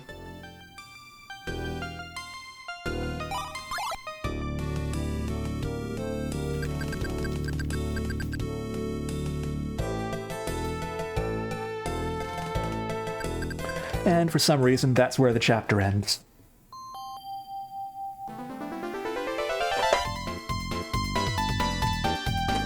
Two hours into chapter 1. Be right back.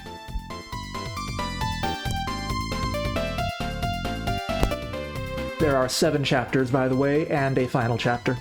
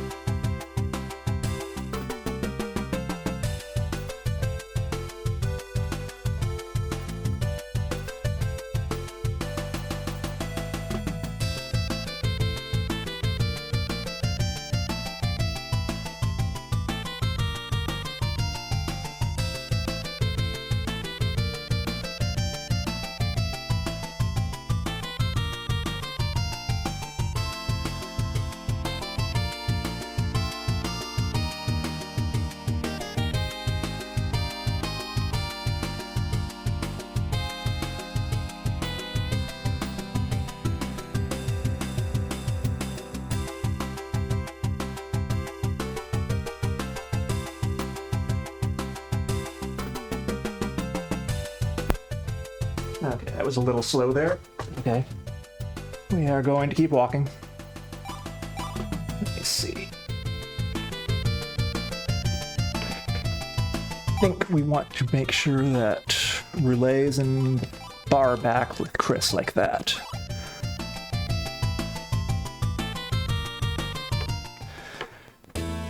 In this game world, there are two schools of magic, basically. There's chapel music, which is what Chris uses, and condo magic. Roulette is our first condo user in the game. It's basically attack magic and defense magic.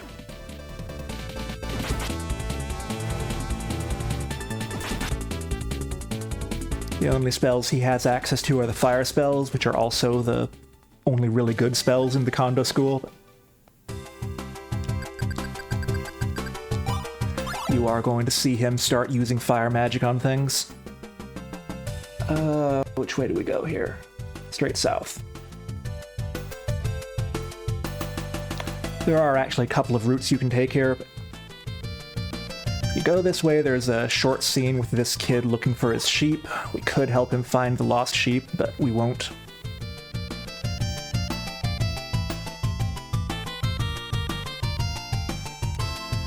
The other way, it's a little longer, but one of Roulet's friends invites us in for tea.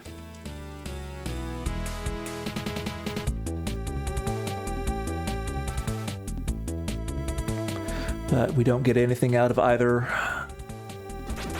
event other than plot.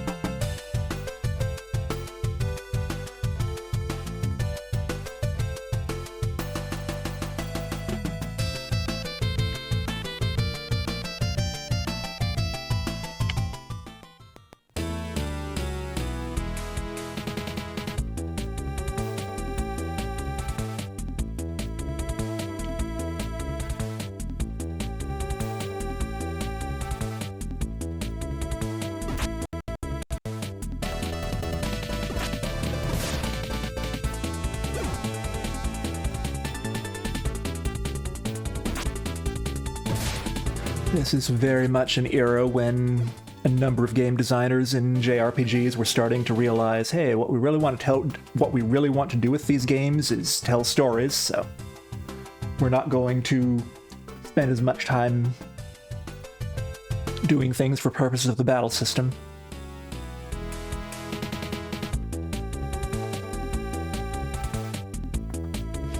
So the actual combat in this game is kind of an afterthought, and there are very few optional items that really affect your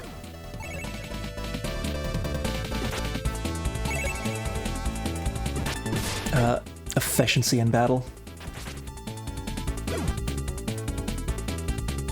Pretty much everything optional you can do is just getting extra background lore for the game world. Or extra character moments, whatever.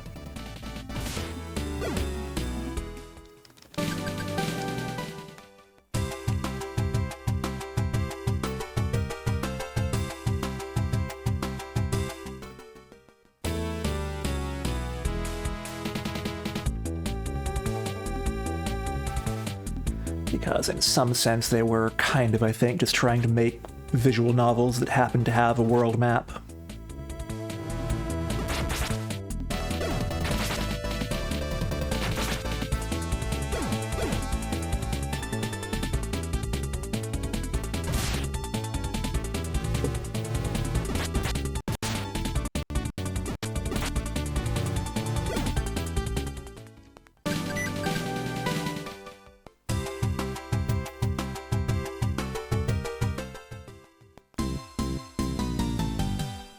So at this point, Old Man Roulette decides the casino's this way, I'm gonna wander off this way. So this is the town of Dice, where the casino is. Let's see. I don't think we need the luck ring that's available there.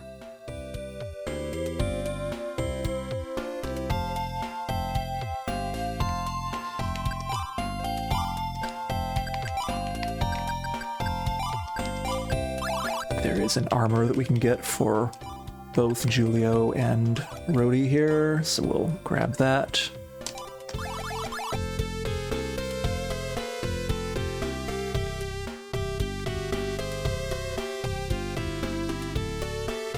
So here's the big casino. You do have to come over here, come upstairs, and talk to Roulette, who is in the high-stakes room upstairs. Apparently doing very well. And everyone here knows him as a regular customer.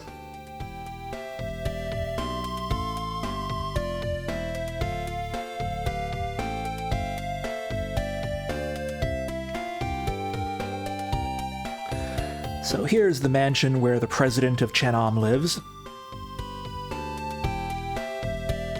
And back in the back of the mansion, we find a couple of kids from the nearby slum town of Darts hanging out, trying to get a look at the big house.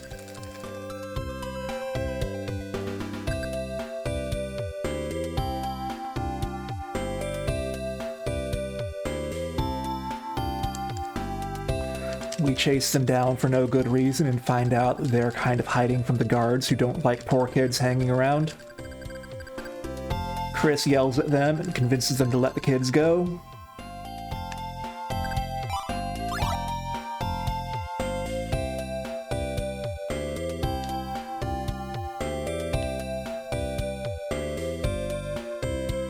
We then come back upstairs into the casino.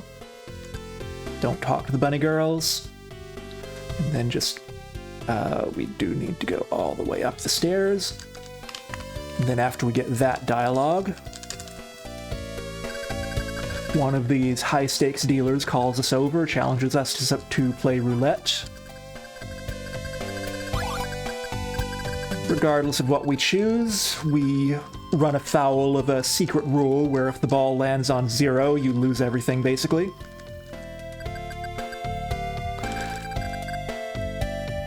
So, to pay the debt from that, they take all our money and our silver dagger. But Roulette steps in and says he'll fix it for us. Apparently the game up there is rigged. Roulet calls him out on it and threatens to expose him, but he gets our stuff back. He asks us to repay him by helping him carry some stuff. So he actually leads us over here into the president's mansion. Where's the stairs? Next room.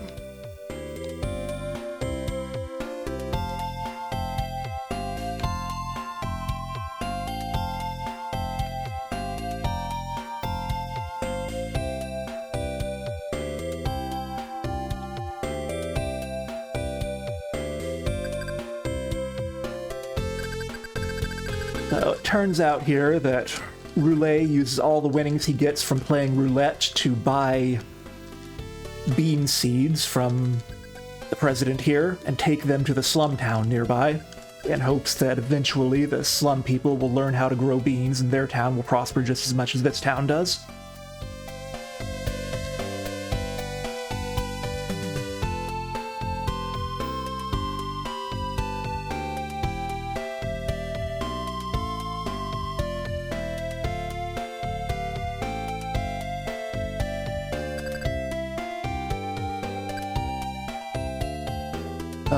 And of course I walk out without getting the beans.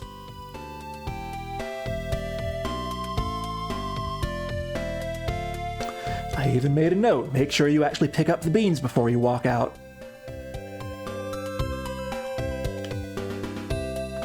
Where is the bean room?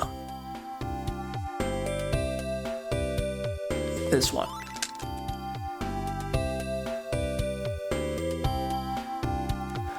I think you can actually pick up multiple bags of beans there. They show up in your inventory? They do. I don't know if there's any effect of having multiple bags of beans in your inventory or not.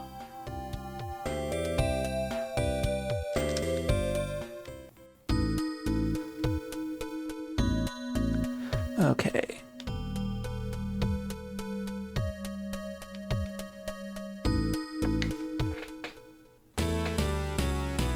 Relay might be in a weird place in the formation here. I'll have to check on that, but yeah, he's still in the back. That's more or less where I want him, so I guess that's fine.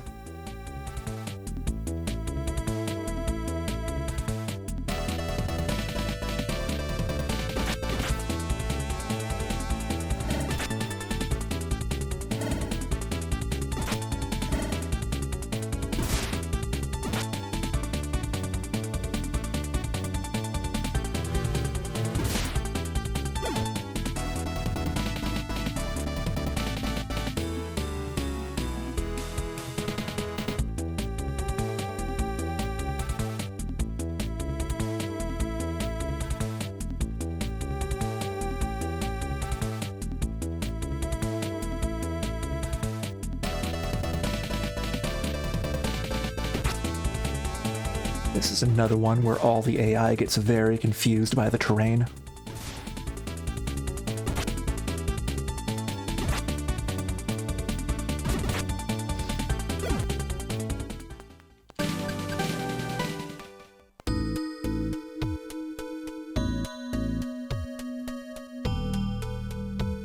Screen straight down, slightly right.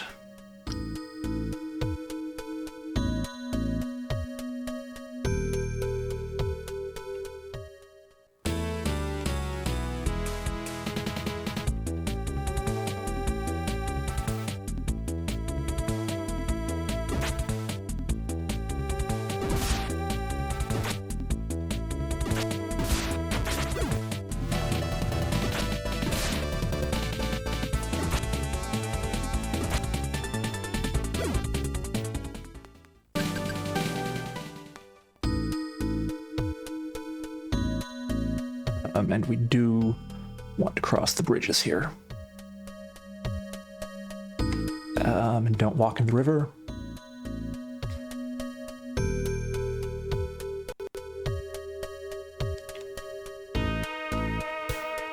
There's another bridge over here and straight down. It's kind of a pain to get out of the river if you fall in it most places.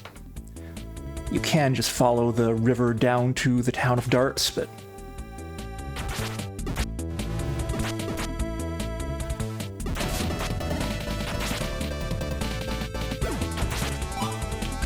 you don't want Chris to die, though.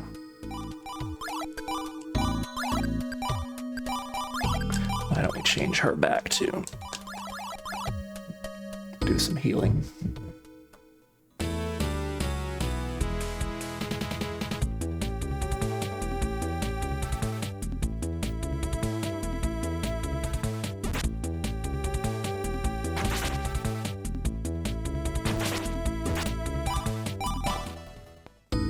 They really don't want to let Chris survive this battle, do they?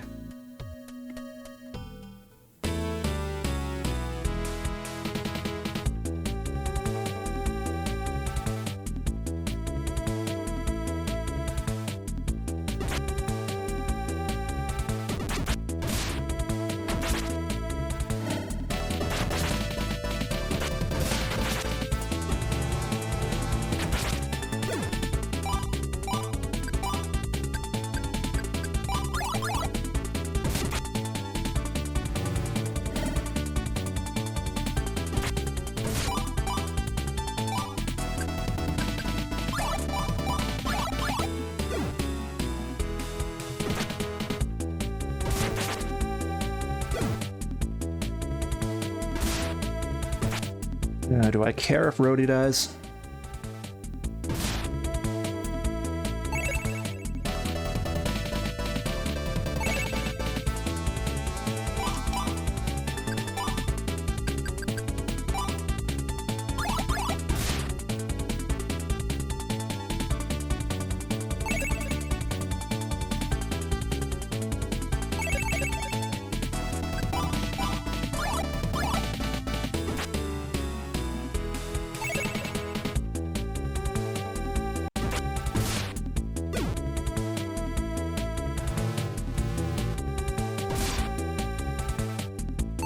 I hope Rhoda can do without this experience. This battle's being annoying enough that I don't really want to restart it just to keep Rhodey alive.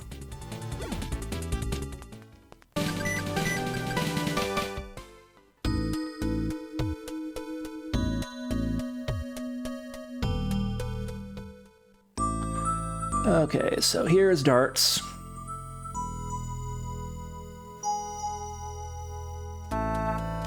It is, as noted, a slum town.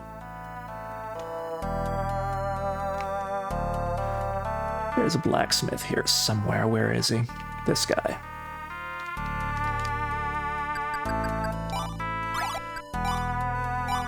We actually get a really good exchange rate on our money in this town, which is surprising for a slum town, but they do have a sword upgrade for both Julio and Rhodey. Not that one.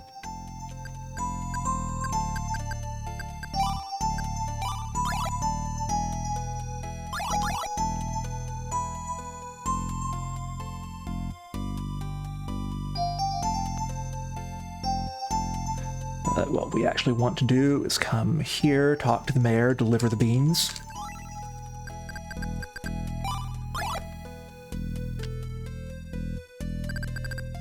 Basically, everyone in Darts is too depressed to do anything to build up their town because they think that they are just too poor compared to the prosperous town of Dice north of us, where we just came from. And the only thing that makes them happy is this Kitara player who comes once a year.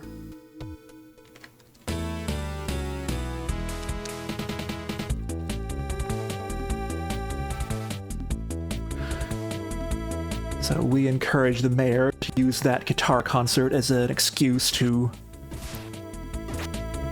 inspire people to work hard, plant those beans, and start some serious farming here.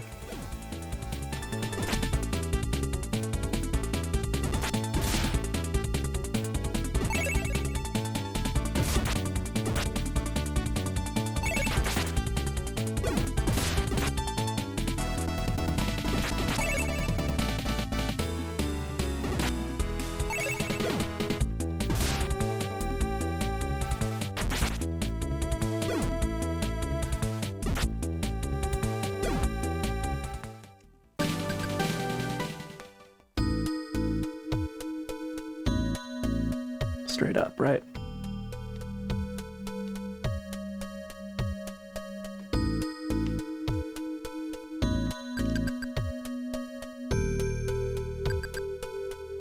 So we happen to run into the guitar player on our way out, and he is wandering around the swamp looking for the lost guitar string. No, he actually dropped his guitar in the swamp. So we have to help him look for it.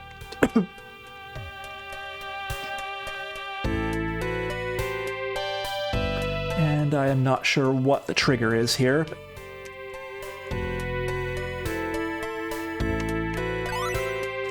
After we touch some number of tiles in the weeds there, we eventually find the guitar right there in that square. And he comes down to give his big concert.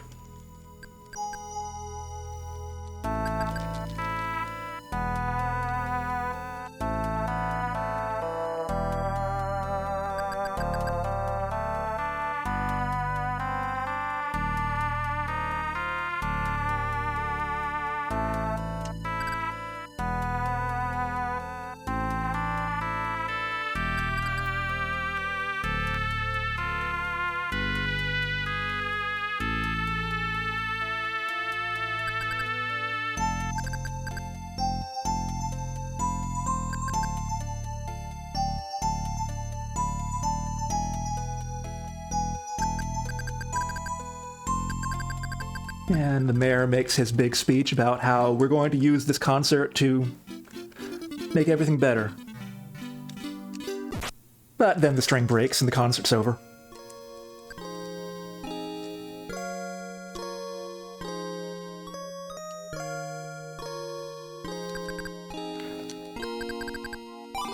And the guy doesn't have any spare strings for his guitar, but he does remember that he forgot some at the house of an old woman near here who lives in the swamp. So we have to go see if she still has that extra string. We go this way. Entering from that side of the river actually makes this fight significantly easier. It is very easy to just fall off the bridge and get stuck there.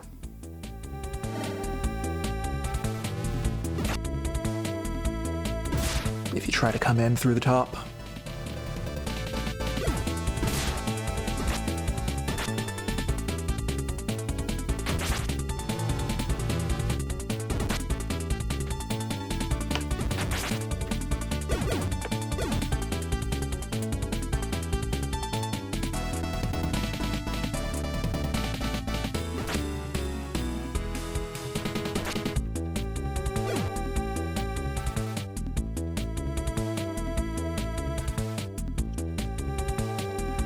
Like that frog up there, it's stuck in the water now and it has no idea what to do.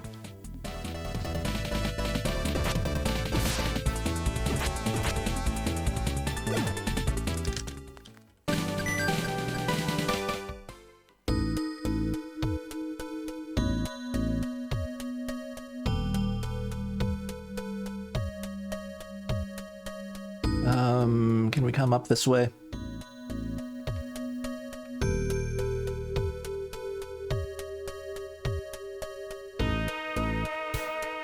There we go. So the old woman lives here with probably her grandson who's fishing. They both say, I don't know what happened to that string, ask the other one.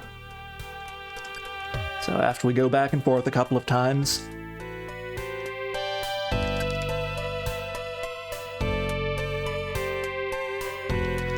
this kid realizes, oh yeah, I remember that guitar string, I'm using it for fishing line, it's perfect for it. But he may still have one left. There it is. Fortunately, we get a plot warp back.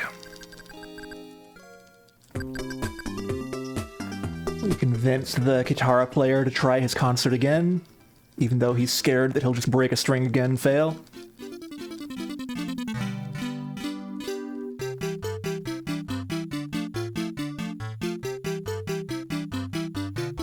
And it seems to be going okay.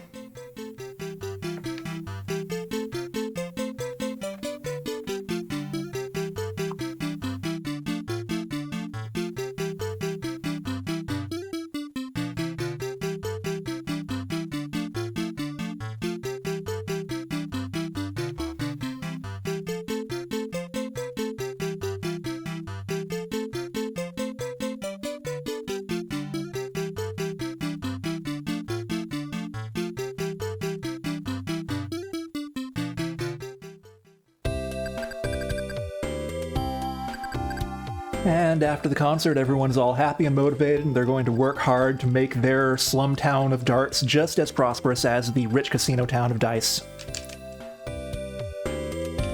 So we have now solved income equality with the power of happy thoughts. Let us move on.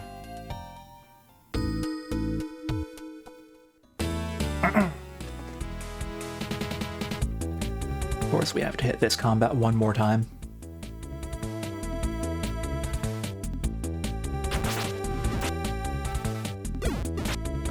Of course, the game can't be nice enough to give us a plot teleport back to Dice. We have to walk through the swamp again.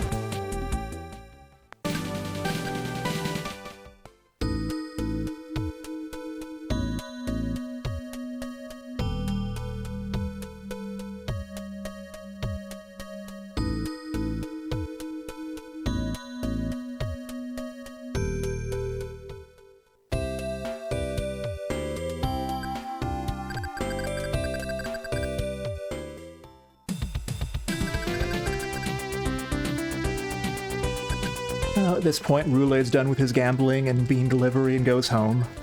But he and the president call each other Thomas and Ramon on the way out, hinting that maybe they were the real characters from the story all along, but who knows.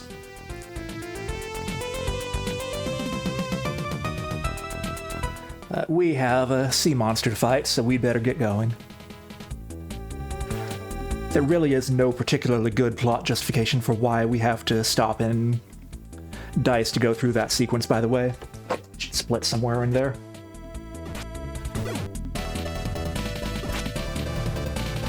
If you try to just leave as soon as Roulet runs off, then one of the kids from the slums just spawns when you try to go south and says, "I hope that guitar player comes soon," and you can't go any further. So it is not very well justified why we have to do this.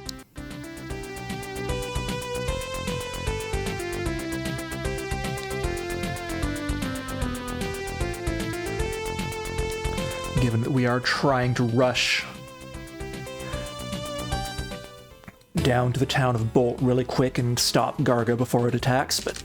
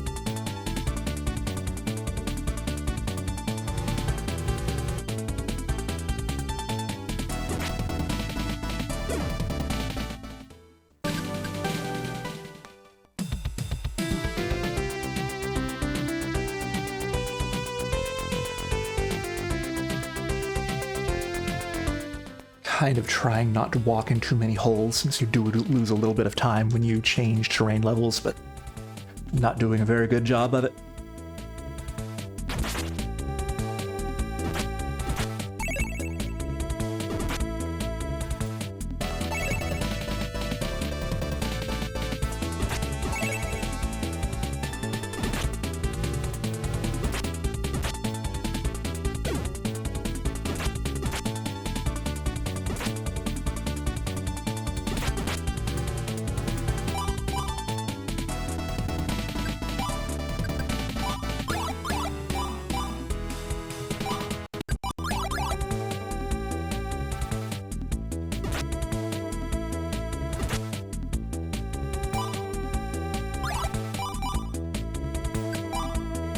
What? No?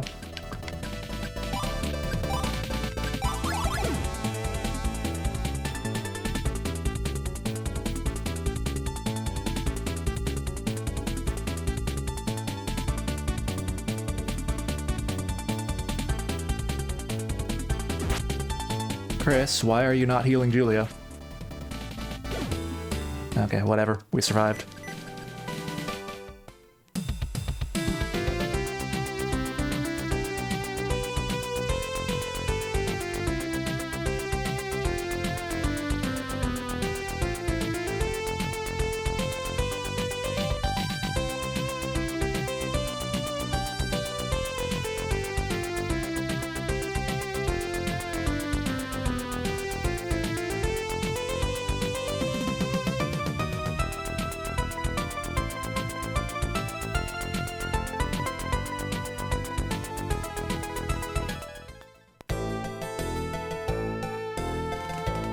Here's the border. Do we have to do anything?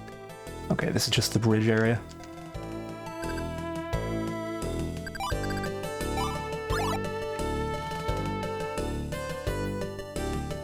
I hope I chose the right option on that dialogue, but...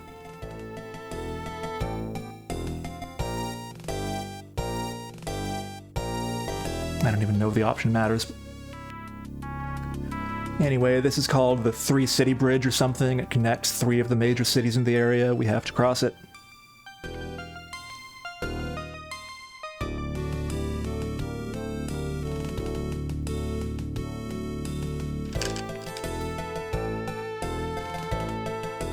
There's a short scene here where the tour guide is showing people around. We do want to take the top route here, even though you can take the bottom route too. This just prevents us from getting a scene where we get a useless item as being the millionth person to cross the bridge or something.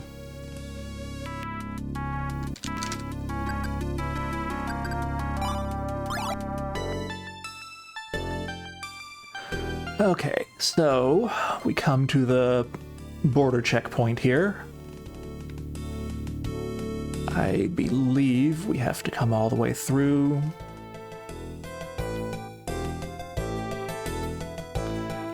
Talk to the guard at the gate. He says it's too dangerous because Garga might be attacking. Do we have to talk to someone inside of the building somewhere?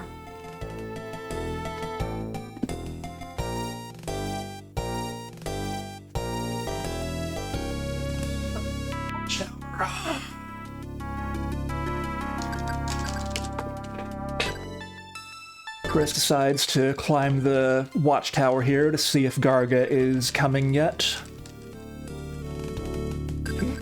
Julio gets a peek at her panties and tries to point them out to Rhodey.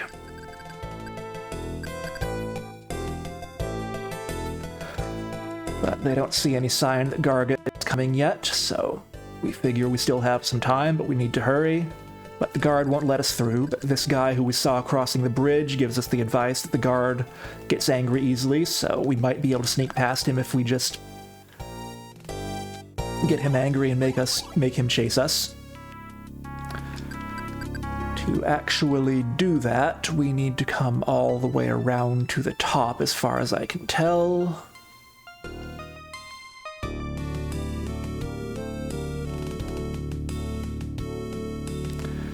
I will make a save somewhere right around here.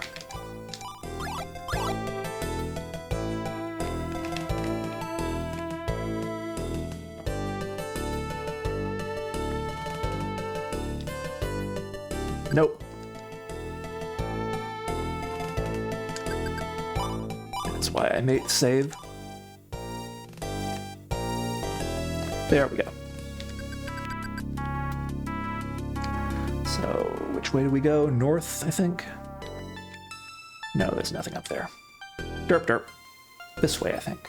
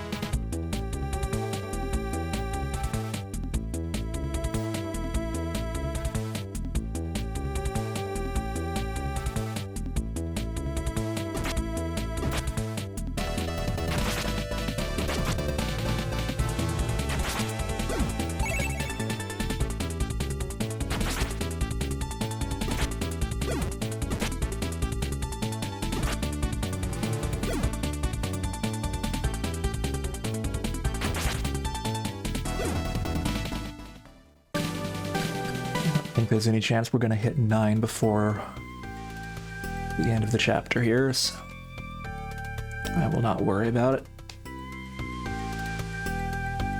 8 should be fine, but we'll see.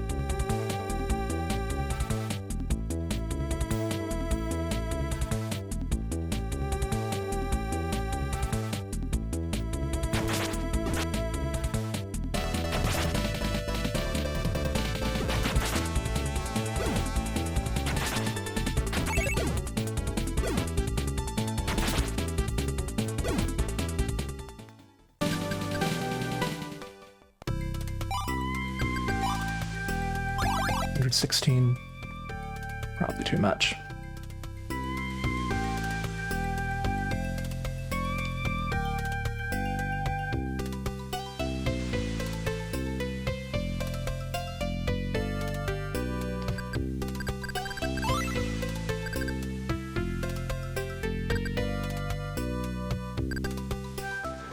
So we try to talk our way into the town, which is locked down for safety, but they don't want to let us in. We show them that shiny ring we got from Alf earlier, hoping that that might make them let us in. They just think we stole it. So they arrest us, but we do happen to pass Alf, who happens to be here, and also happens to be the king of this country of Ambish. He explains to the soldiers that everything's okay. He says, we can't join the fight, but we can wander around and try to help out if we feel like it. So, somewhere there is a magic vendor. Here it is.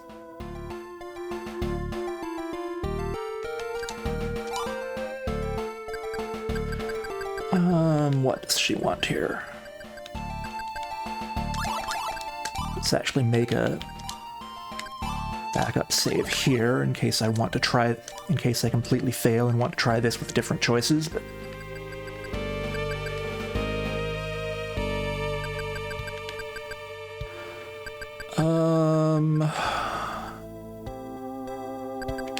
let's go tier 2 healing. And we can get paralysis too, so let's get both of those.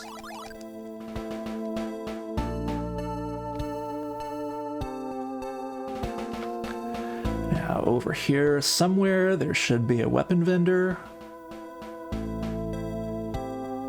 Where is he? That's the item shop. Weapon vendor is not here. I'm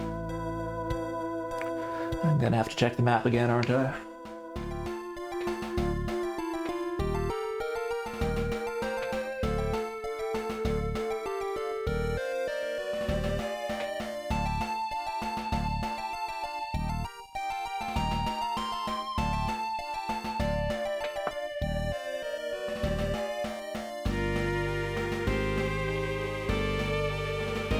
All the way by the entrance.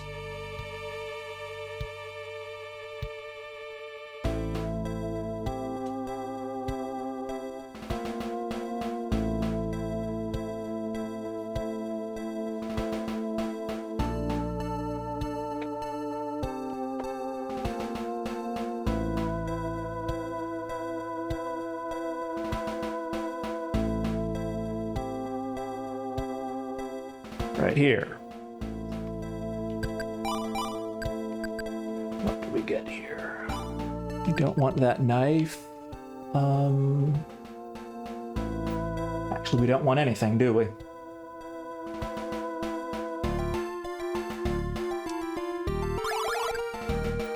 So that was a complete waste of time.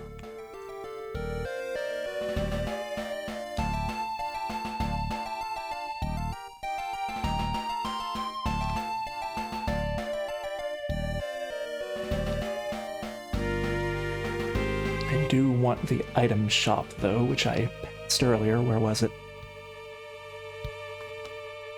This one.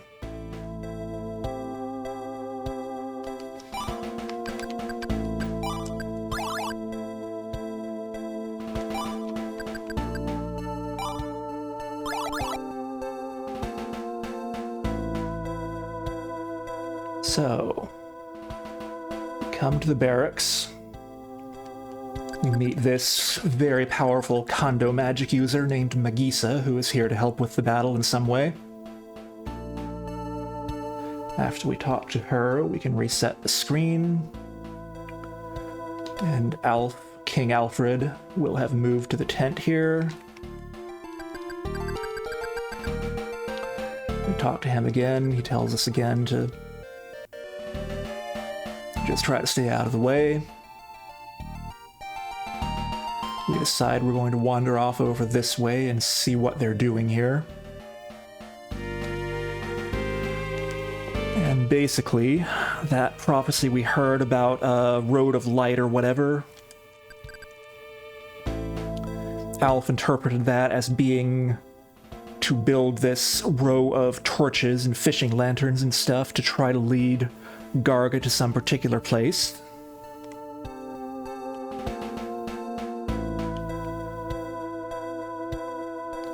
Let me see, where are the particular soldiers we talked to?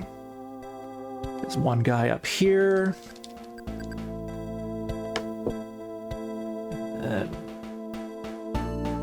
Okay, that's the only one we actually need to talk to. Basically, there is a big canyon down next to the beach there, and the torches are set up to try to lead Garga into that canyon.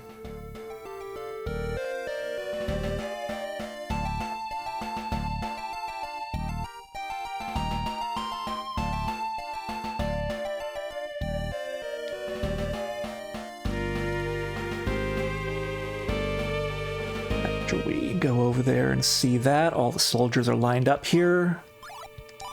I will make another safety save here, just in case. We can talk to anyone or whatever, and start the pre-battle conversation here. Alf explains the strategy, which is basically that the torches are supposed to lead it into place. Here it comes, by the way. But the torches are supposed to lead it toward the canyon. Then we have Magisa use her powerful magic to trap it in there. There are a bunch of huge nets that they're going to use to pin it down, and then they are hoping that people can just run up to it and stab it with swords until it dies. So, even though we're supposed to stay out of trouble, of course we are going to run over here and try to join the fight.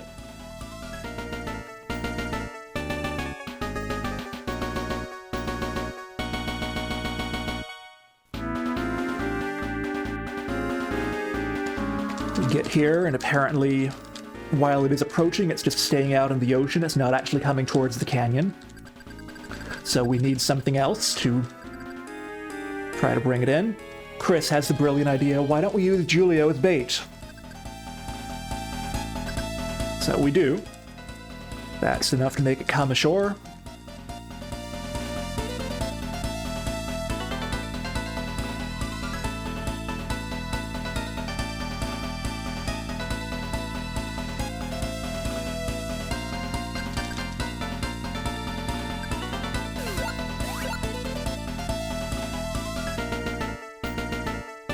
Here's Magisa using her giant epic spell.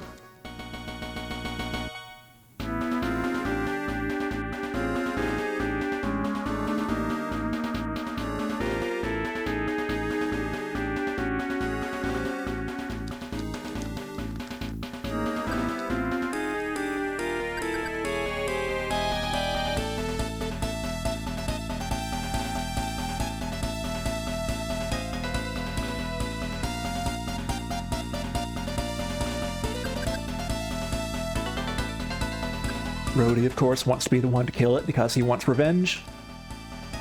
But when the soldiers try to actually charge at it, it's got some kind of barrier that's knocking them back.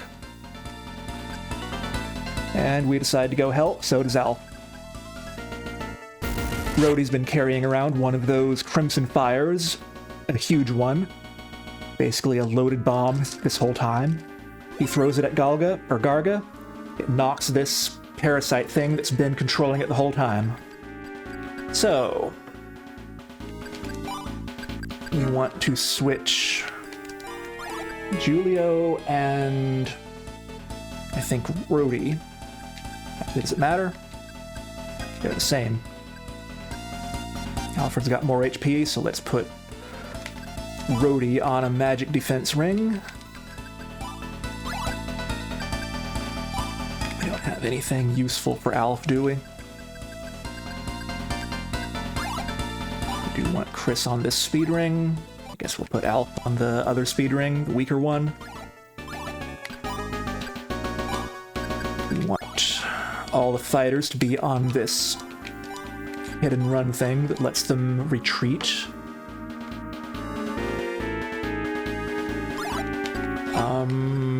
What do we want to do with Chris here? I think we want to have her in the middle healing. And here is our first real boss fight with boss music. It would help if I put the fighters in front too. Derp. Julio. Elf. Rhodey.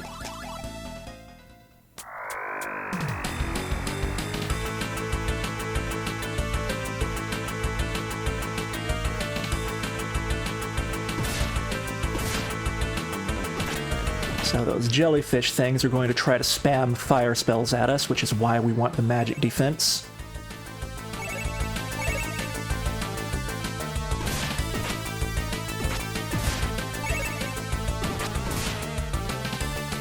But this is a quite difficult fight.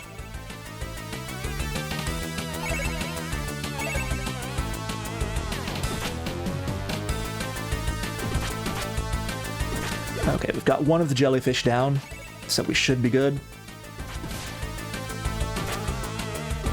The jellyfish are healing too, so... And it doesn't matter if anyone dies here, there's no experience for this fight.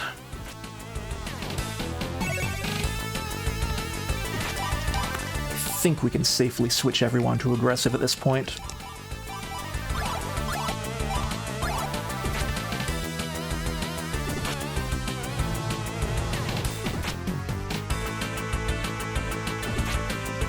Alright, we're through it.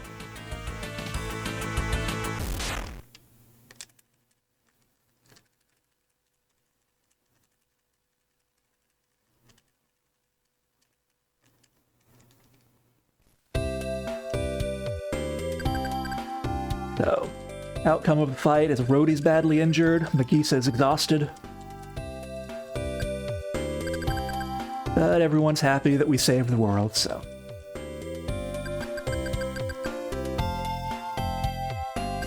And that is the end of the chapter.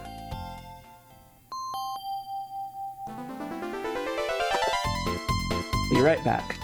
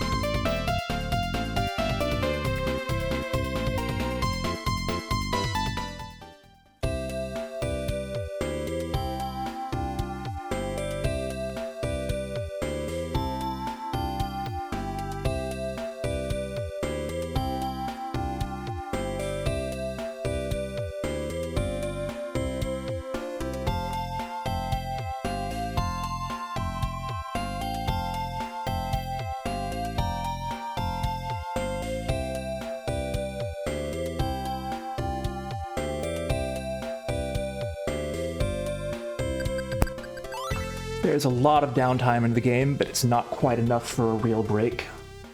So, we are going to just leave Bolt down here.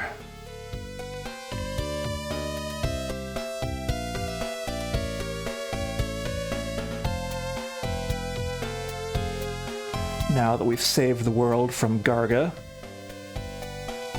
or whatever mysterious thing was controlling it, we are just going to continue our pilgrimage as before. Let's also switch our tactics. That's fine.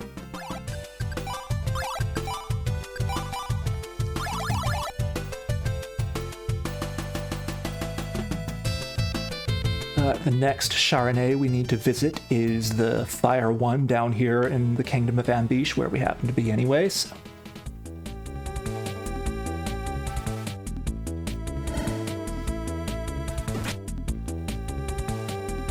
We are going to head that way, and then after that, we are planning to go see King Alf in the capital of Ambish.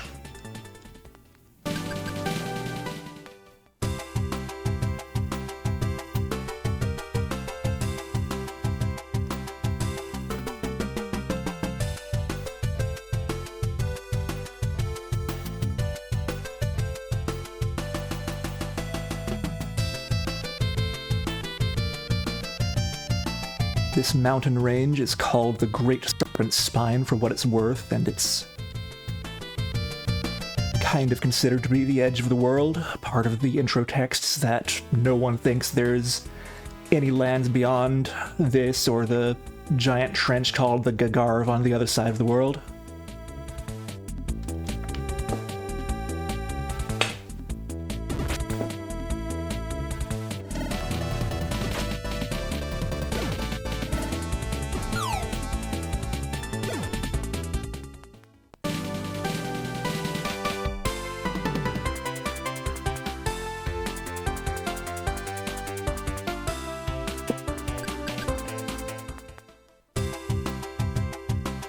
Don't fall.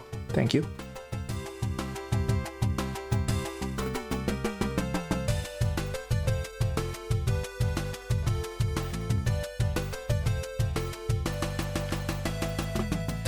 I think we need to continue this way, right?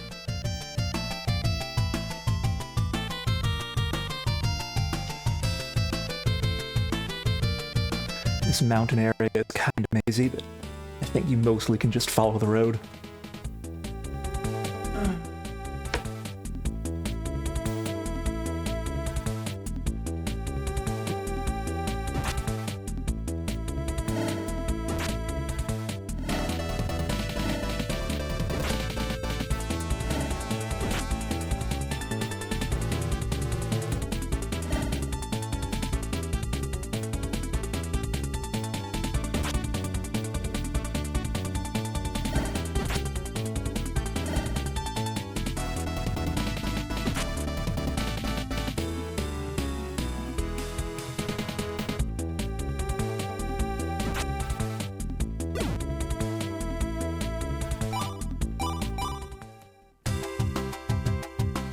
These moth enemies, I believe, are our first encounter with the fog status, which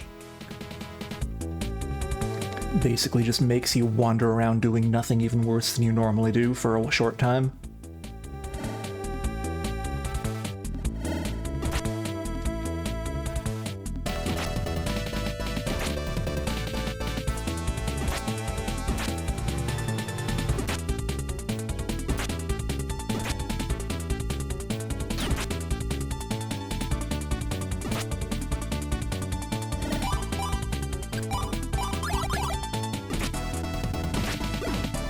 No, not quite fast enough. This might be one where we want to fortify and wait for them to come to us.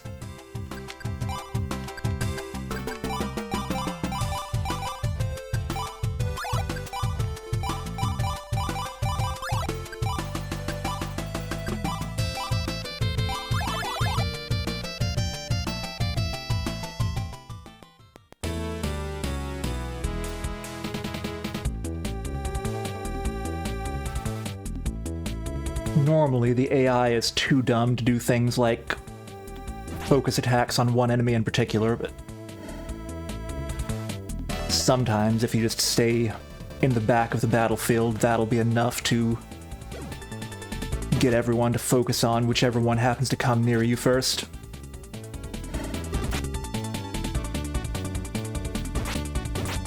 There we go, that worked out.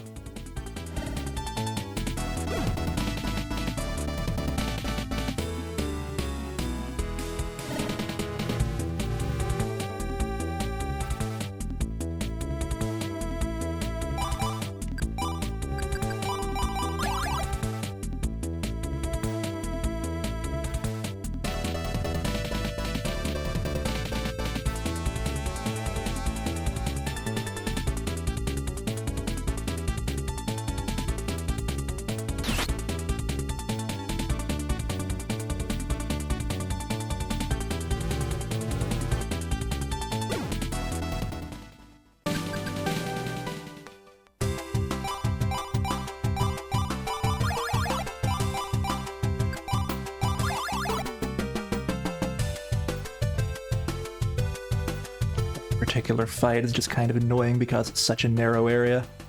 I think after that we should be fine.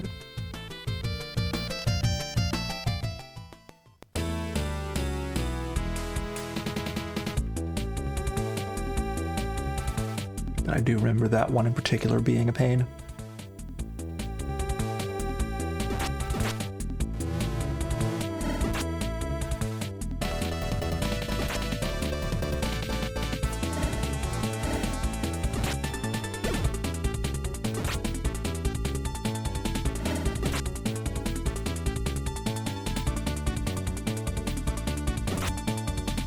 Of course, I could be wrong. Chris, you're supposed to be healing now, right?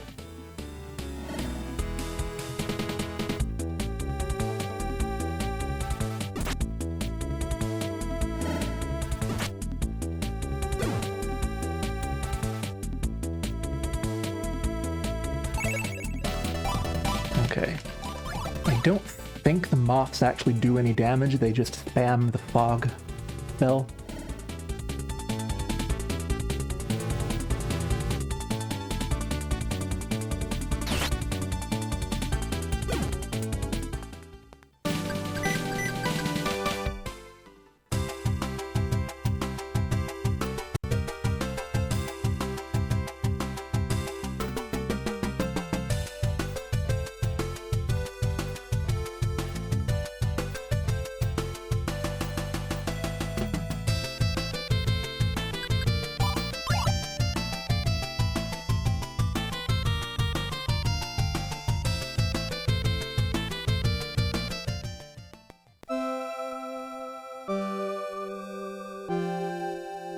Okay.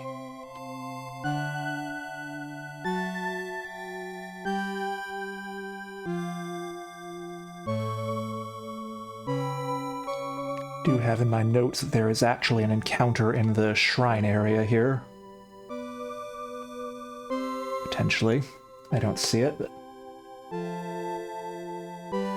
I guess we didn't hit it this time.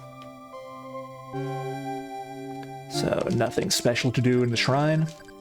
Obviously, this is the Shrine of Fire. And hopefully, now that Garga is dealt with, we'll see happy things. Like pretty stars, that sounds good.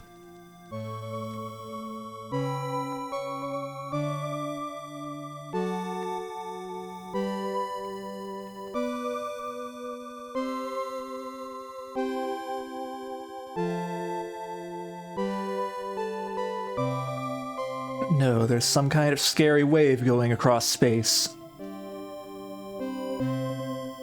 And some spooky wizard in space.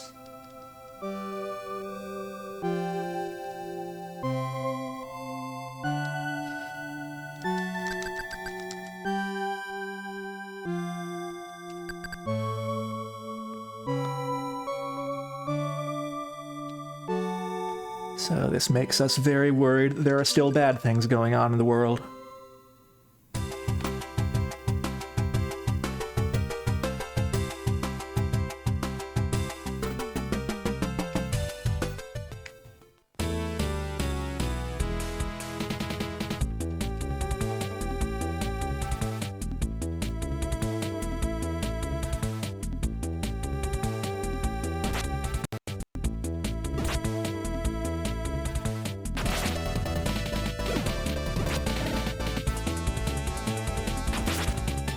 Julio can hit that moth sometimes.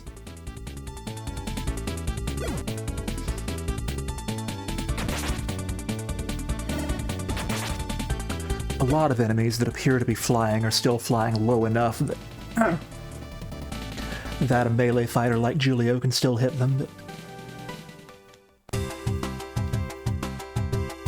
there are enough for which that is not the case for it to be really annoying.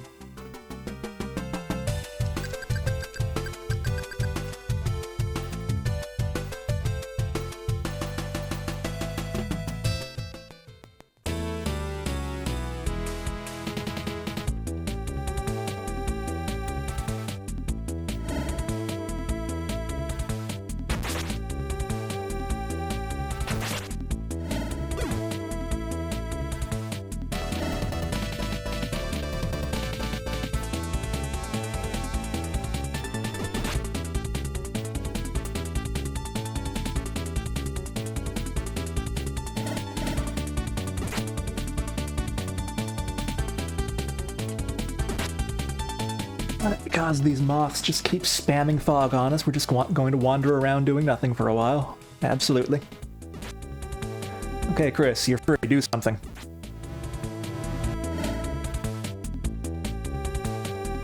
Julio, do something.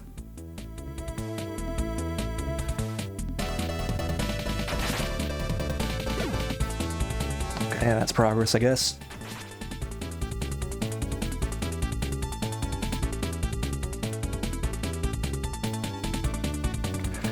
Chris is low HP, so she's wanting to wait and heal.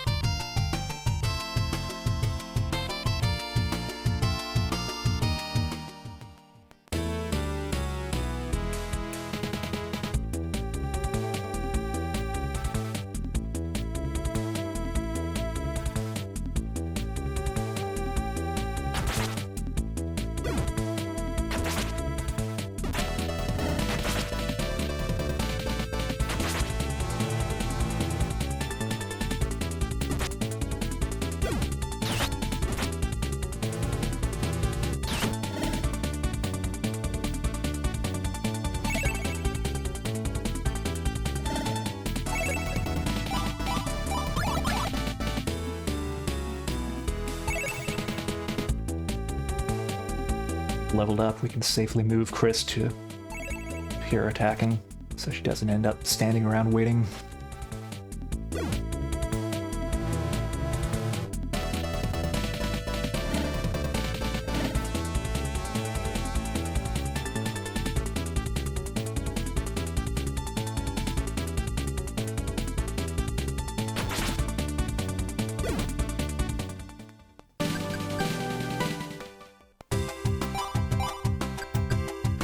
The debuff spells like Paralysis, and some others we'll get later, are quite effective at the right time, but unfortunately the AI is not smart enough to actually use them sensibly, so...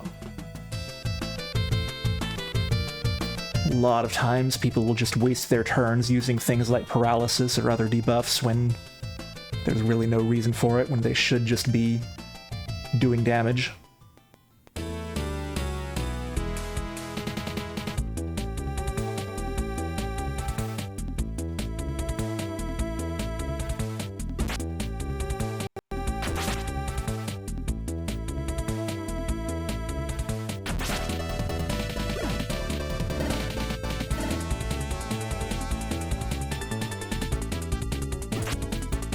This might be another fight where I kind of just want to stay in the back.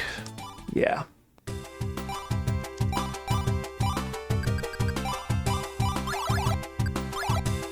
Unfortunately, there is no way to actually approach this area apart from this narrow pathway here.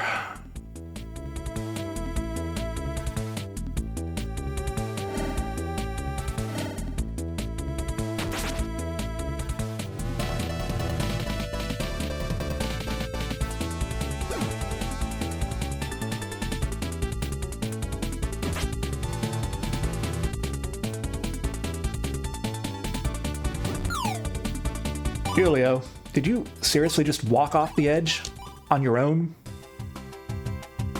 I can understand getting knocked off the edge, but...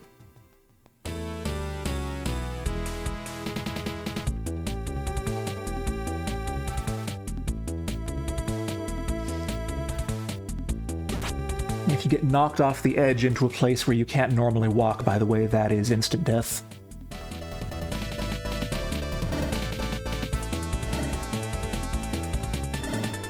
Works on enemies too, and sometimes that's useful.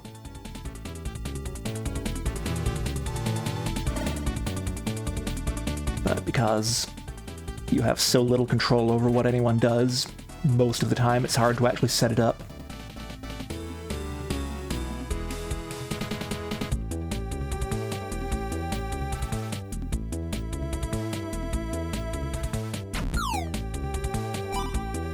There, Julio pushed something off, I'm not sure how, but I guess we're going forward now, so everyone go forward.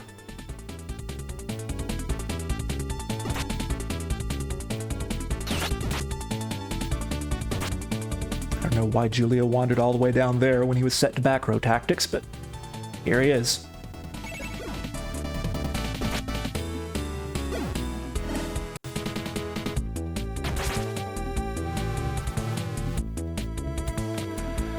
Another side effect of the paralysis ability is that if something dies, it won't actually do its death animation until the paralysis wears off. So if the last enemy you kill is paralyzed, then you end up having to sit and wait for a couple seconds at the end of battle for that.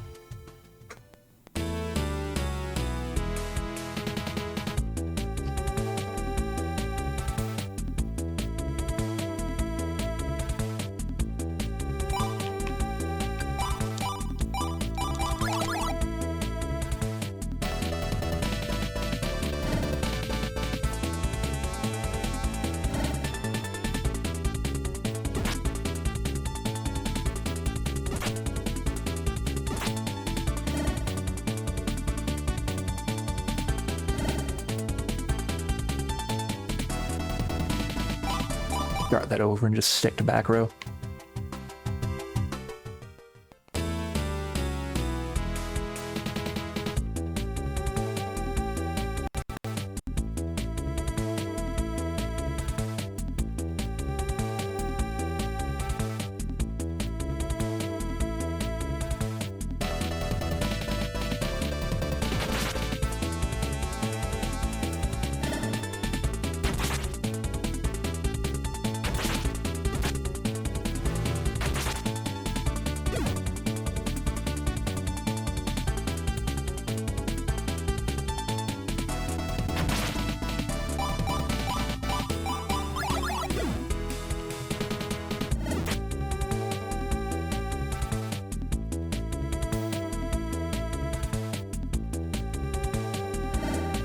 I think what's going on there is once the AI picks a target, it'll probably pursue that target for some amount of time, even if it goes outside of the area you're supposed to be standing.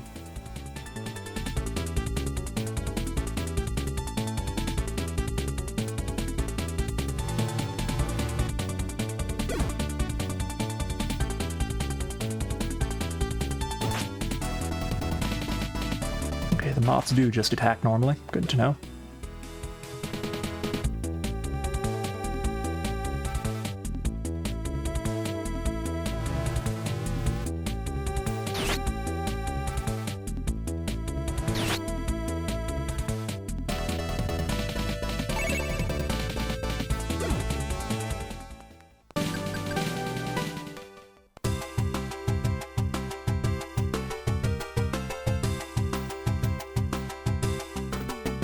Okay, where am I going? I don't know. This way, I guess.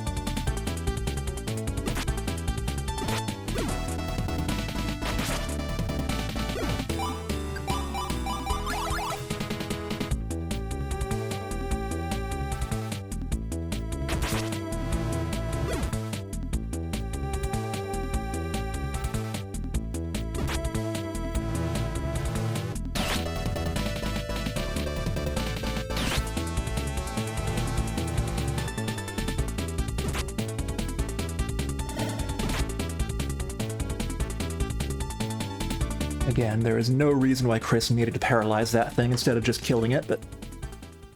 And because she did paralyze it, we have to wait for a couple of seconds for that to wear off, but... That is what we have to deal with in this game.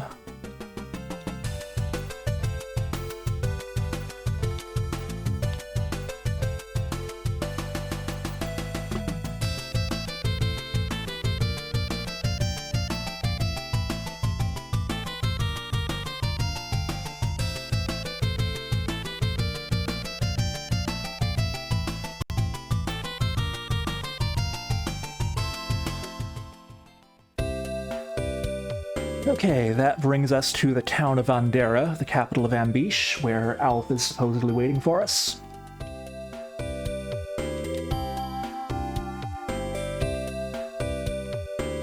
There's a couple of weapon upgrades we can pick up now that we're here.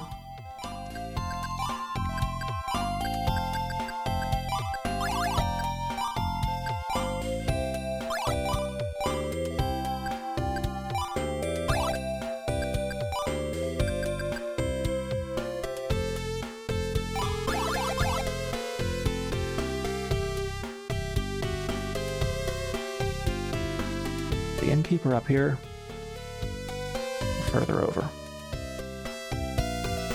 This is the innkeeper. You do need to talk to this innkeeper, that's a plot trigger for later.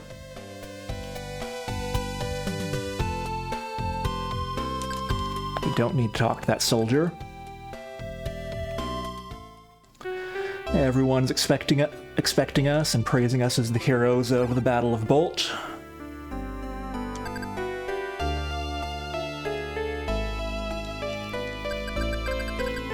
Julio and Chris are gaping at how fancy this big palace is.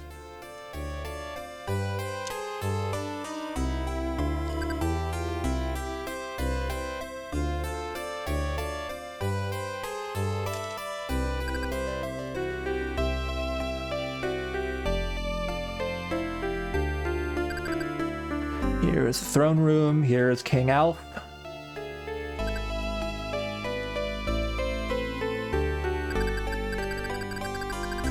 He tells us to make ourselves at home and explore the castle and town as much as we want.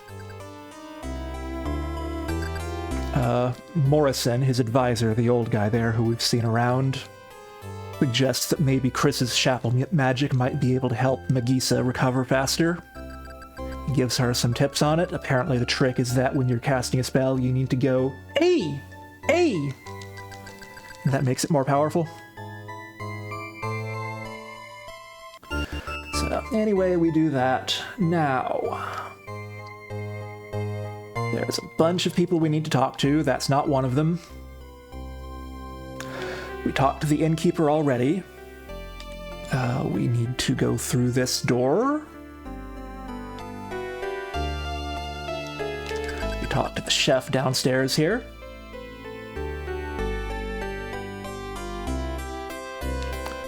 There is a soldier up here in this room who is kind of surprised to see us and kind of shy when we try to talk to him. Down here is where Rhodey is still recovering in bed. But he's happy because the maids are giving him lots of attention.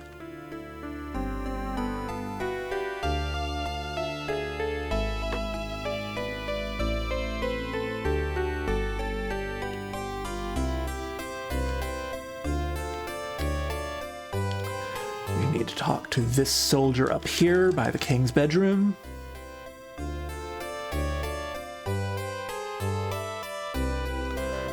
We need to go over here.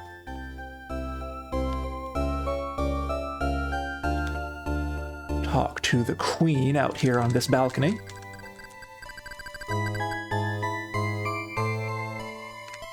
Apparently Alf was married all along. We talk to this guy in the library.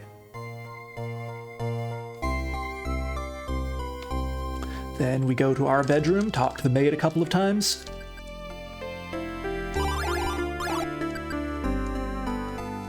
Eventually she gets shy and runs away. And that's enough that we can actually go to bed here.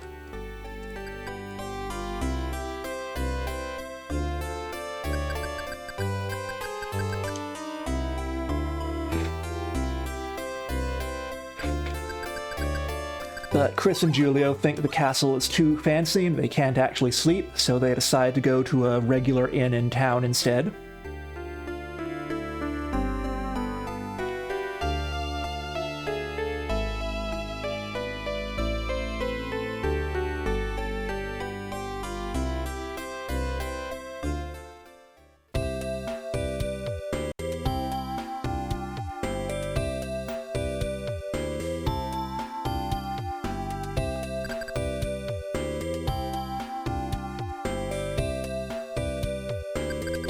This is much more comfortable, obviously. Meanwhile, in the middle of the night, we see this scene with a suspicious maid and a suspicious soldier. From the dialogue here, we learn that this is actually our friends Charla and Goose, the thieves from earlier. There's going to be a big cooking contest in the castle tomorrow, and they are planning to rob the castle while everyone's distracted by that. What am I doing? Talk to this guy. He gives us some medicine for Rhodey, I think, even though he can't remember Rhodey's name.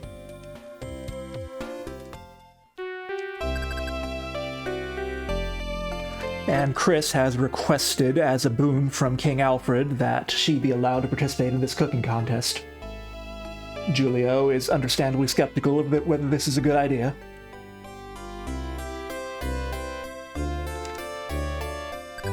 Come down here, talk to Rhodey again, give him the medicine we got.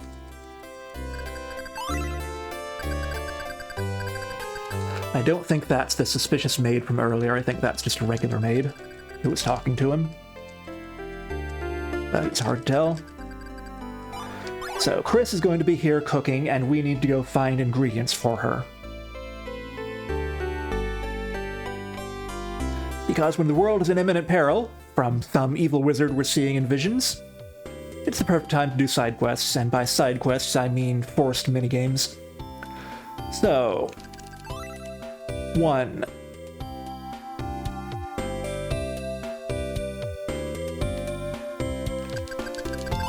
Two.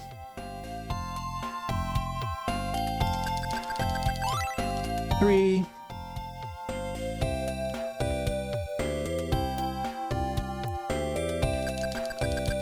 4. That's not the chapel vendor, that's the weapon vendor.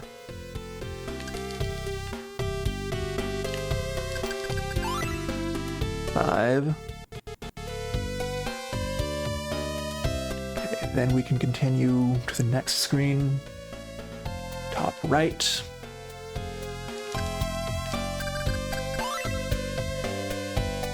That's the magic vendor. Then the bottom right. This one?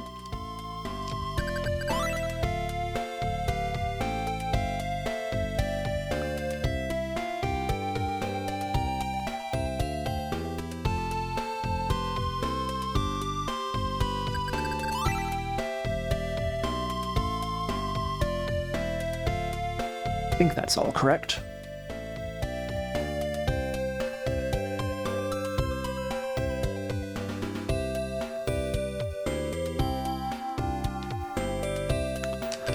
And the innkeeper.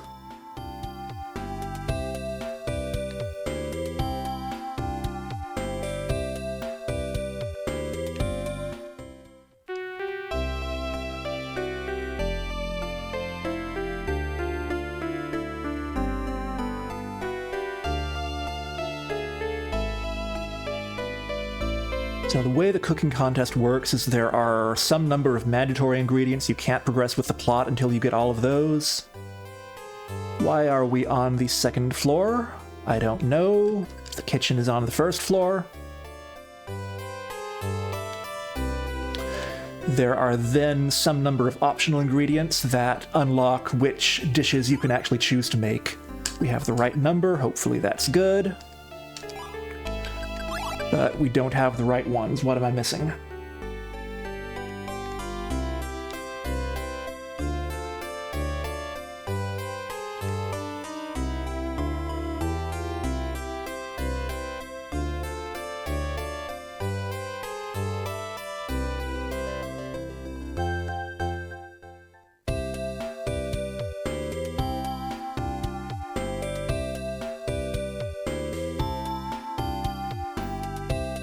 talk to this guy already. I'm pretty sure I got all the ones on this screen. These are all the mandatory ones. Okay, I think this house is one that I missed.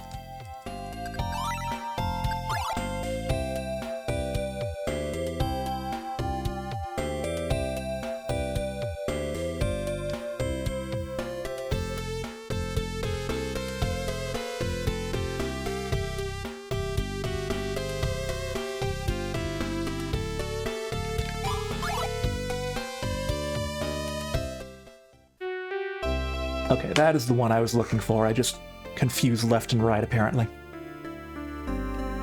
Kitchen here.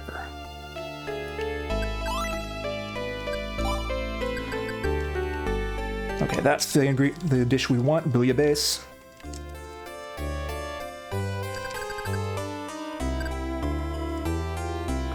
I think it said somewhere there that Julio thinks it smells a little weird, but...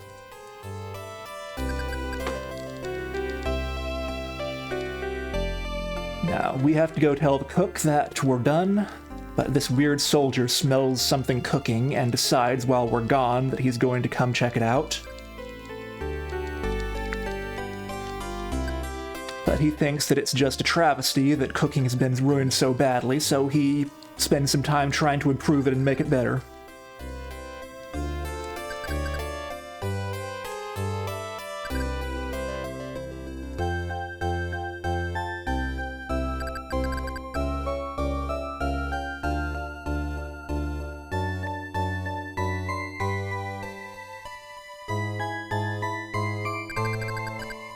Charla is mad at him for getting distracted when they're trying to be stealing stuff.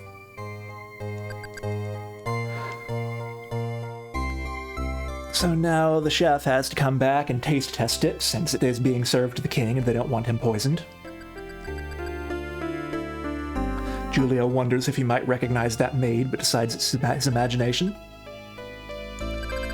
And the cook thinks it's quite amazing. And thus begins the cooking contest.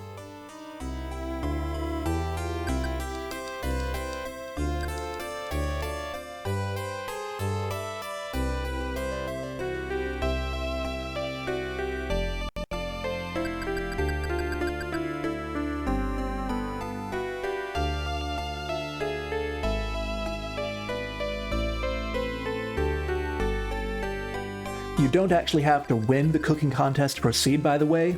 The only thing that changes depending on how well you do in it is what item you get, and there are a couple of optional items that you can get by getting particular prizes in it, so that is why it matters to me at all what I'm doing here.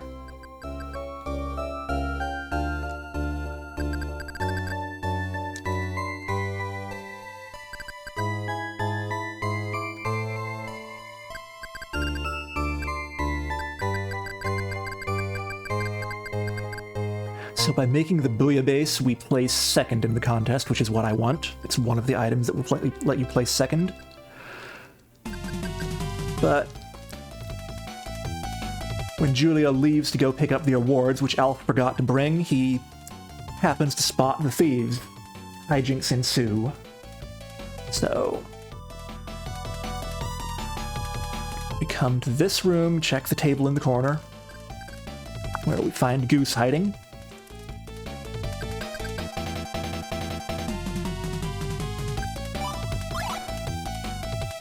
We then have to come to the kitchen, where Alf is standing around for some reason. Things don't proceed unless we do that. And then if we come over here, talk to Rhodey, and then check this bed, we find Charla hiding. Everyone has fun jumping on Rhodey's bed for a while.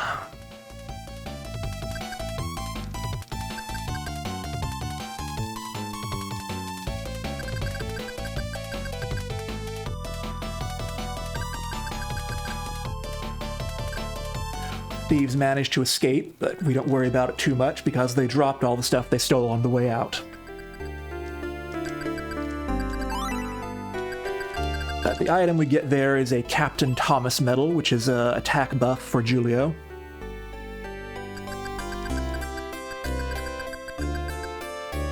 That's the reward for taking second in the contest. There's also a magic defense item we can get by taking third, which is unique, but is also something that we can get better replacements for later. The top prize is just a protection amulet, I think, that we can just buy later, so there's really no reason to go for the top prize. I guess I can split now. We're done with the darn cooking contest.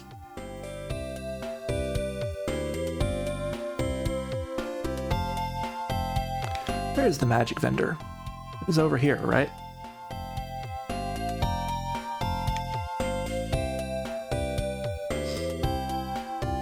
I did pass the magic vendor earlier, right? So here it is.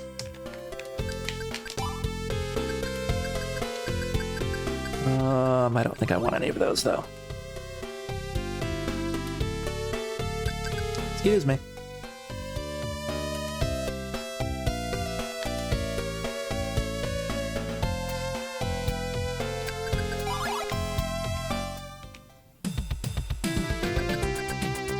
We do have to do the cooking contest sequence, by the way. If we try to leave town before we do it, then we just get told that it's rude to leave so early and get blocked.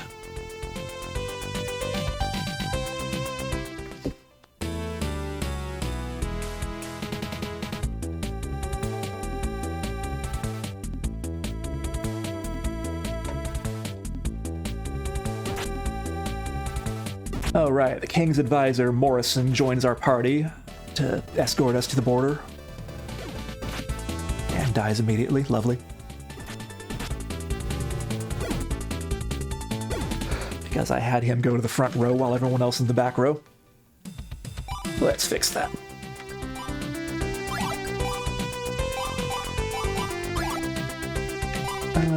Chris can switch to healing if she wants to.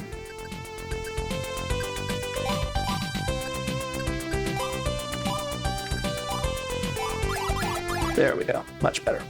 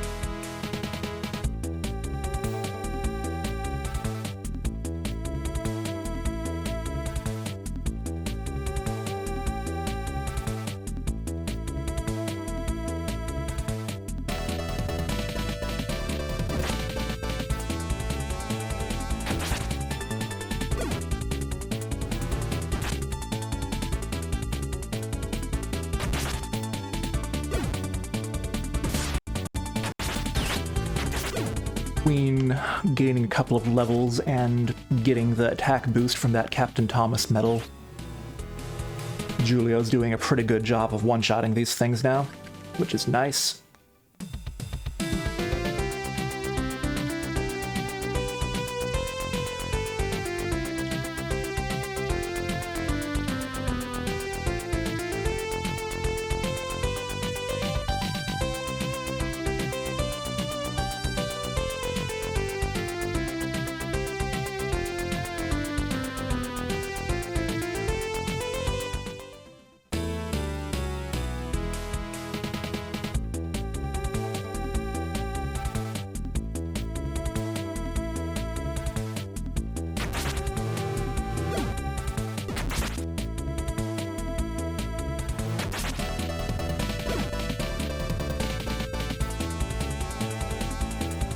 Morrison's fire spells are doing pretty good damage too when he deigns to use them.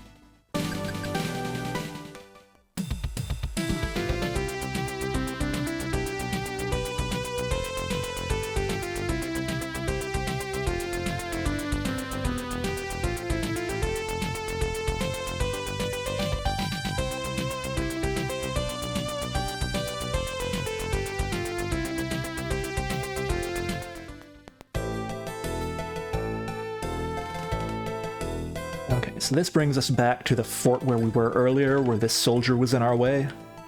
He apologizes because he didn't realize we were actually heroes.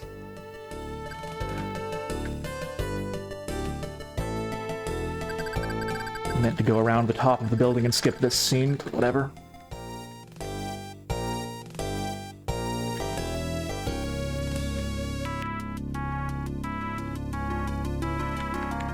Now, the title of this chapter is nothing about cooking contests. It is The Phantom of the Three Cities Bridge. We are now crossing the Three Cities Bridge again. I need to go up here, whatever.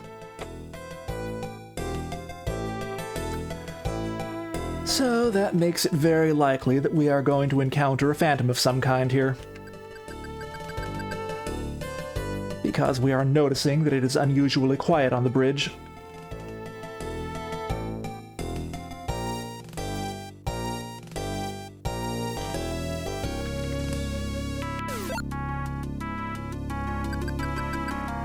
And there we see some old guy walking past us and then mysteriously disappearing.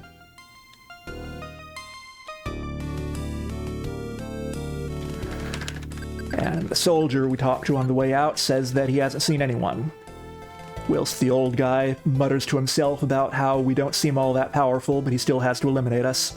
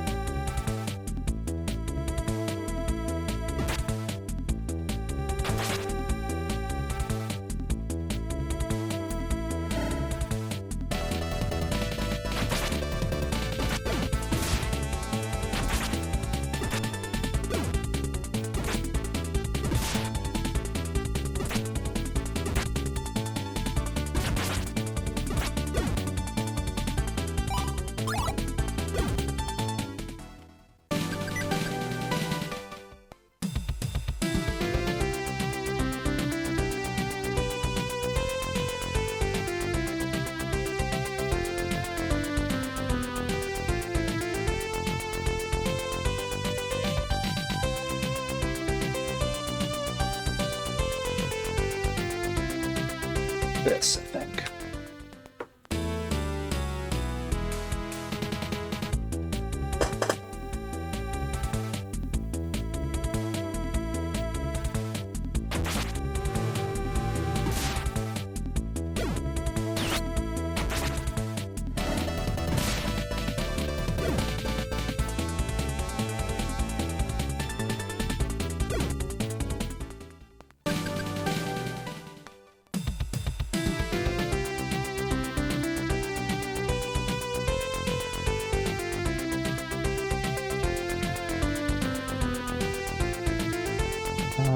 I believe we go left here, yeah.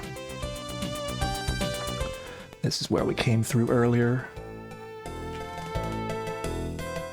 So that's a random one, too.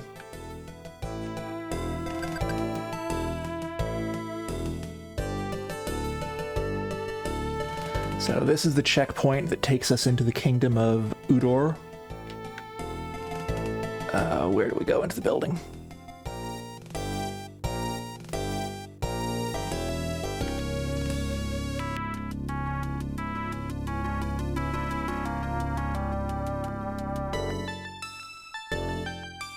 We have to talk to this guy who handles giving us permission to enter the kingdom. We have to wait for a while he does our paperwork. There's a waiting room down here. Here we find that Goose the Thief is traveling on his own because apparently Charla dumped him.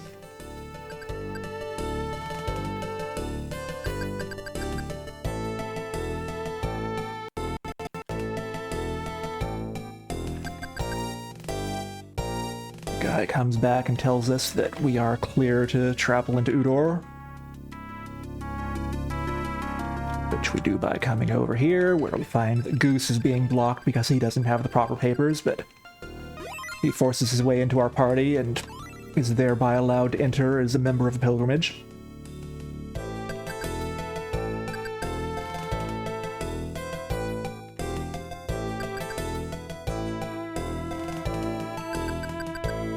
And that's the end of the chapter. Be right back.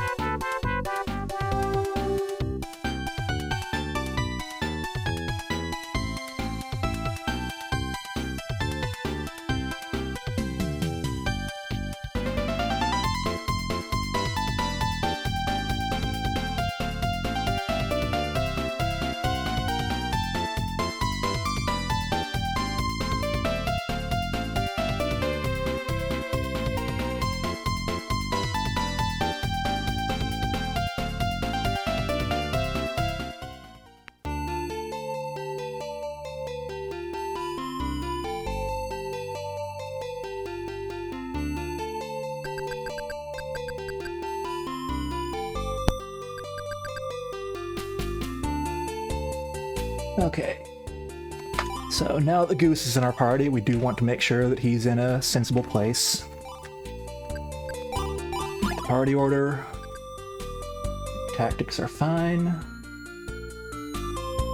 Doesn't have any equipment we care about. And I think here, this forest is pretty mazy. We basically just go along the bottom all the way.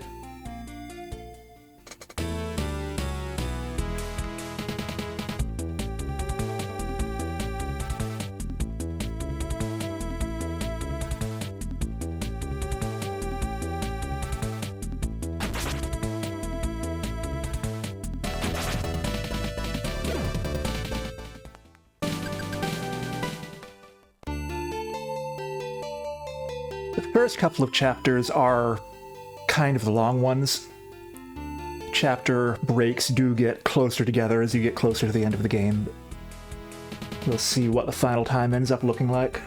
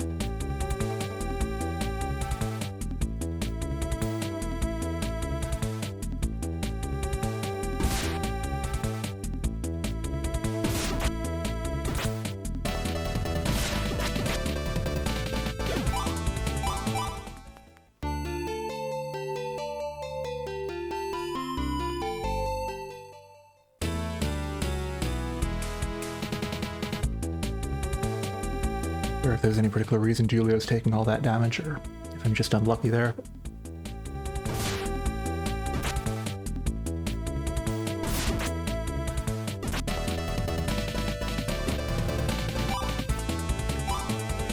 Should probably make Chris heal him.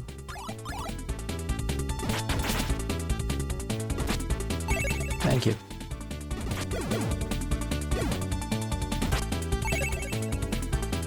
I don't care particularly if Morrison dies, though.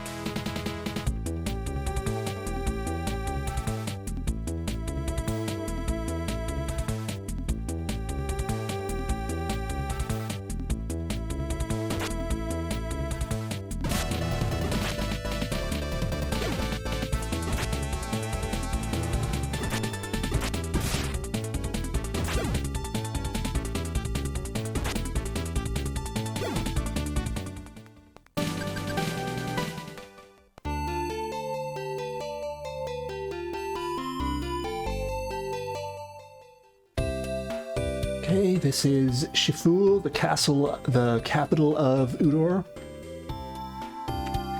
There is a weapon shop here where we want to get some stuff.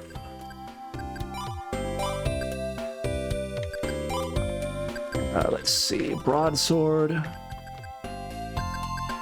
robe of evasion or something, and did we bother getting that cloak upgrade from Morrison? Probably. You could probably skip that.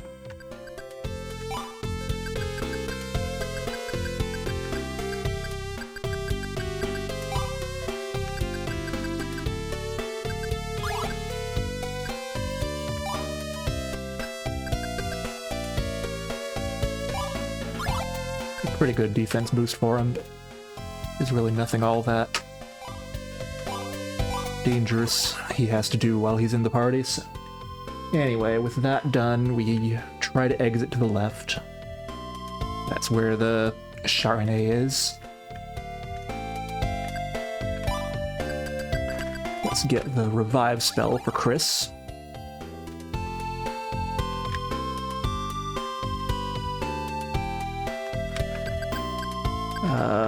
Basically, the forest is easy to get lost in, so we need the sage to guide us, and he's in the castle somewhere.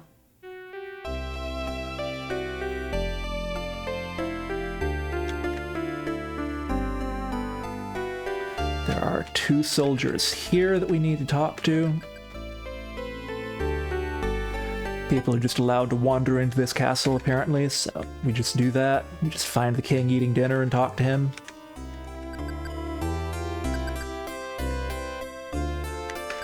He's just wondering where the sage wandered off to. Answer is the sage is down here eventually, once you talk to all those people.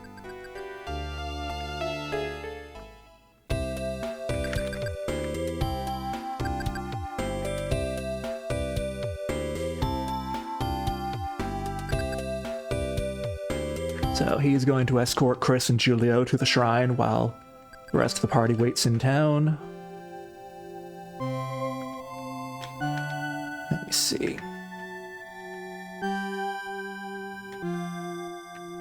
Straight left to first climbable hill. Here. And then you have to go along this hill. They trick you like that.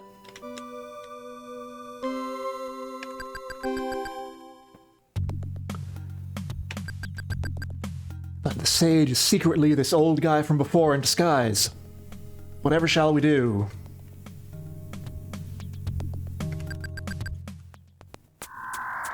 Who is working for unseen dark forces in order to eliminate us.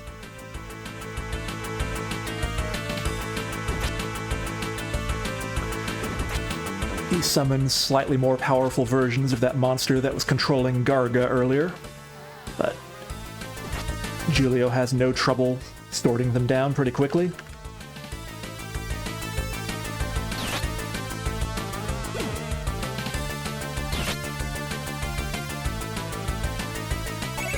Guy's name is Kajim the Illusionist, I think.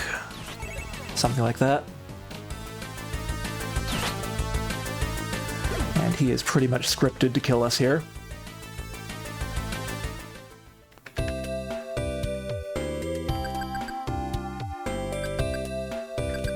Morrison and Goose eventually find us and bring us back to town.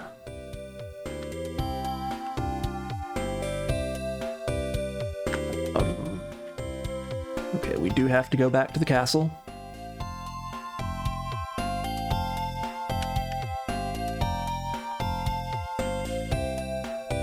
Morrison can't get any spell upgrades while he's here, can he? I don't think he's leveled.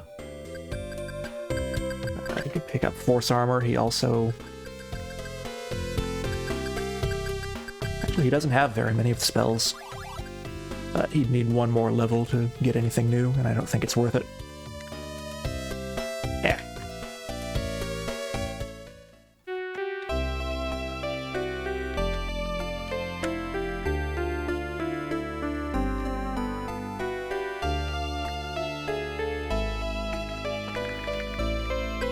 So if we go to this room over here, Goose thinks that the giant box in the middle of this room looks suspicious, and there is where we find the real sage locked up.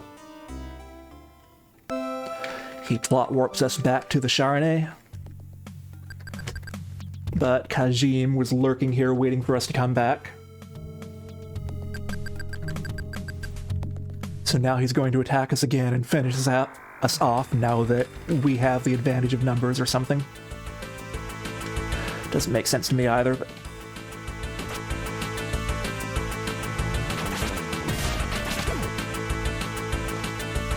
Once again, we can trivially sword down the monsters. At this point, he goes into pissy boss mode and is basically scripted to kill both Julio and Goose.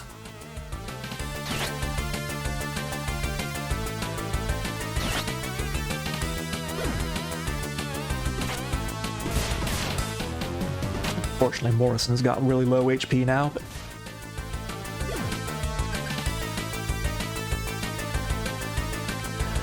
but we finish him off, no problem, but he does say that he's putting a curse on Chris and Goose as he dies. But nothing too bad seems to happen at the moment, so we go ahead and look into the mirror the way we're supposed to.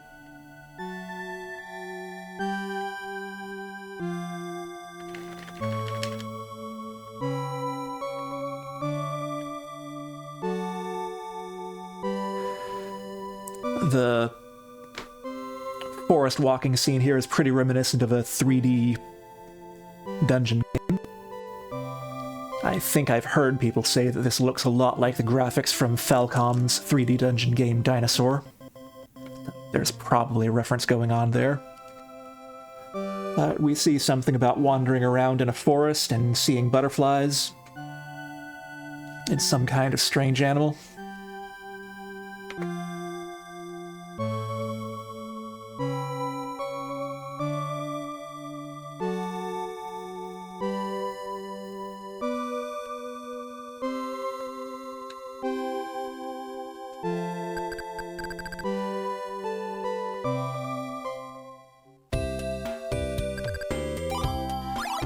Okay, so with that done, I believe we can just leave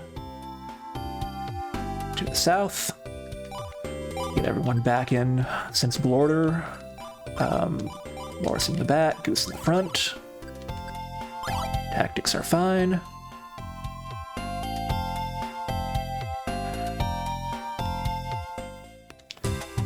So the last Sharnay we have to go to is the one at the Holy City of Ordos, the big one. And that is down this way.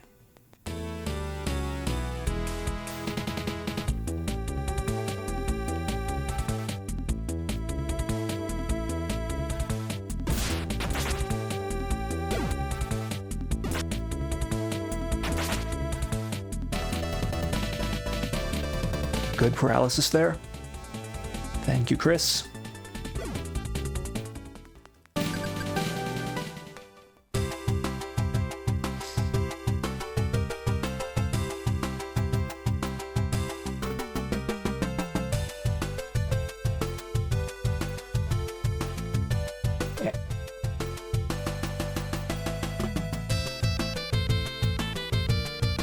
I really do like the design of the outdoor areas, and I just wish there was more to do in them besides go.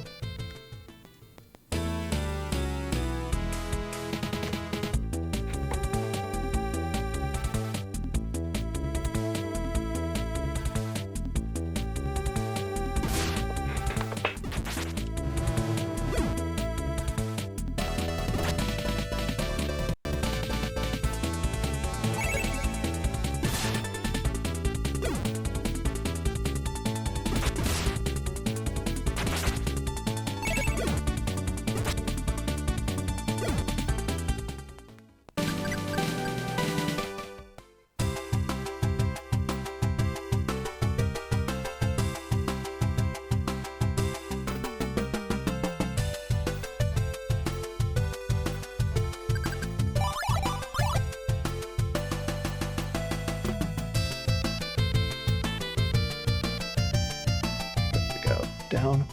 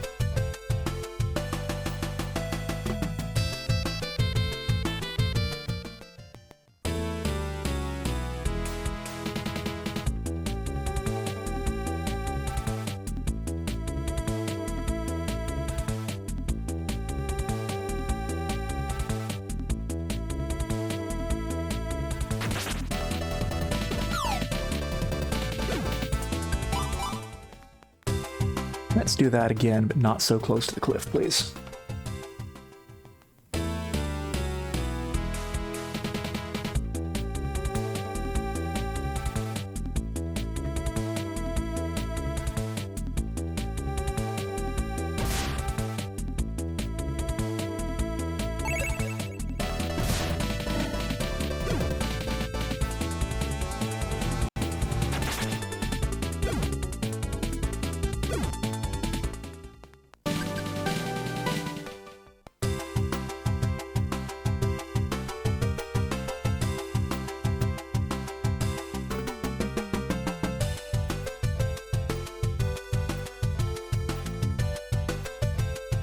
The way out, I guess. I've got directions, but I'm not paying attention to them.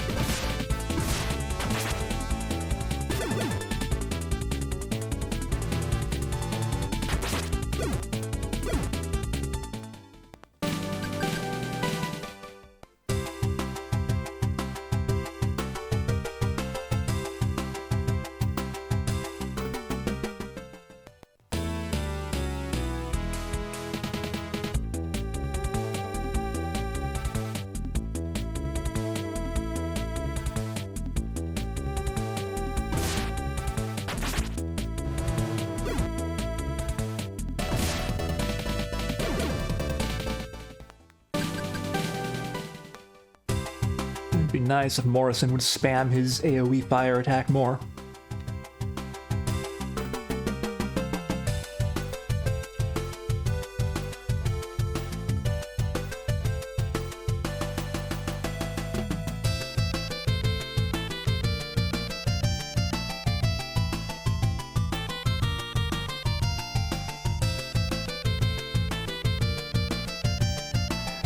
As we've been traveling, we've been occasionally seeing Chris and Goose saying that they're not feeling too good. It's getting worse the further we go, but they say they want to keep going and try to make it to Ordos. And hope that when we get there, some of the amazing healers who live there will be able to help them.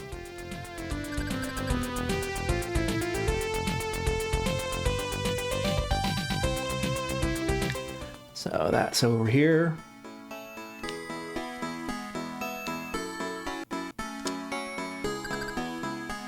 This is the big gateway into the town of Ordos. We tell this guy we're coming on pilgrimage and we have someone who needs help, so he takes us straight to an inn. With an excellent plot warp. Morrison's gonna stay here, take care of the sick people, while Julio goes to find some famous doctor who lives here.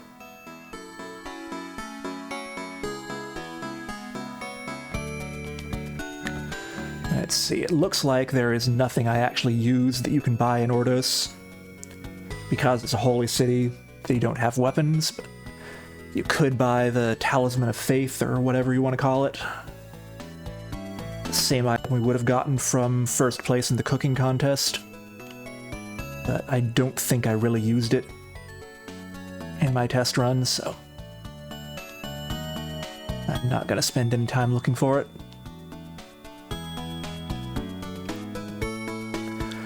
It is a very mazy city, so finding where I actually have to go is going to be hard enough. Okay, the doctor we're looking for is over here by the windmills. There he is. Fortunately, he plot warps us back.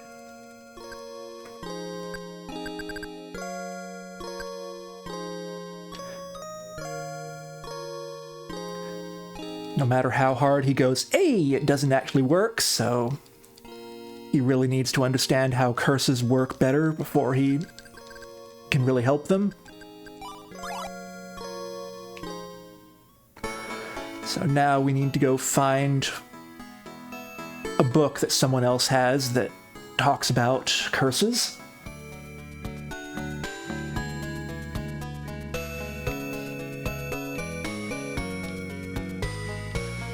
See, so we come over here. It's this house here, I believe. Yep. Once again, we plot warp, thankfully.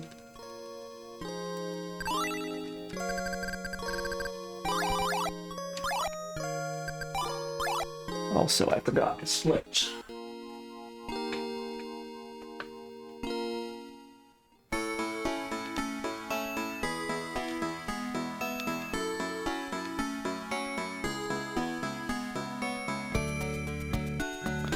So basically, a curse of this kind can only be cured by some particular mix of herbs that only this one herbal healer who lives in the neighboring kingdom knows how to make, so we need to go find that healer.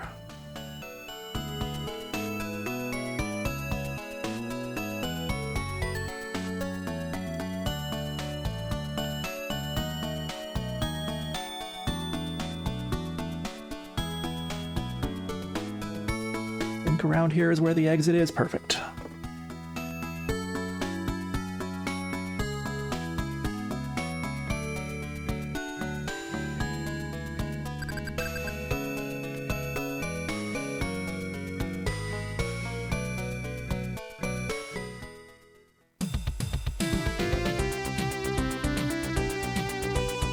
So we need to go south here.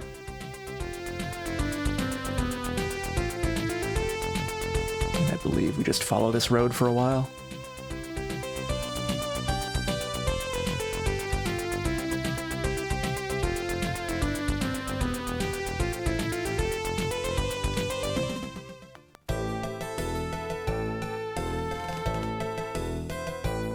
Okay, there's a checkpoint here. There's two different roads we can take here. We want to go through this one.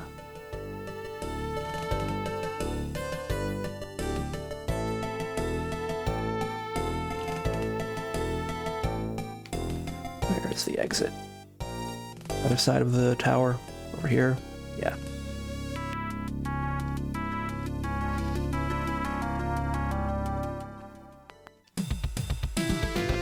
This puts us in the Kingdom of Fuente.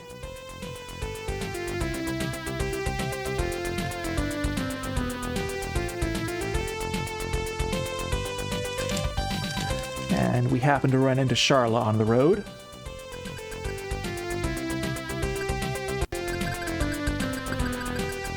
Julio tells her that Goose is sick and she should help. She does eventually agree. Unfortunately, she is not very good. But she is what we have.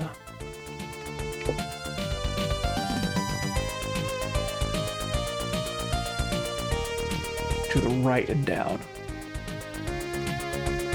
You can actually go either way, but the other way is a lot longer and goes through an extra town that we don't need to go to right now, so...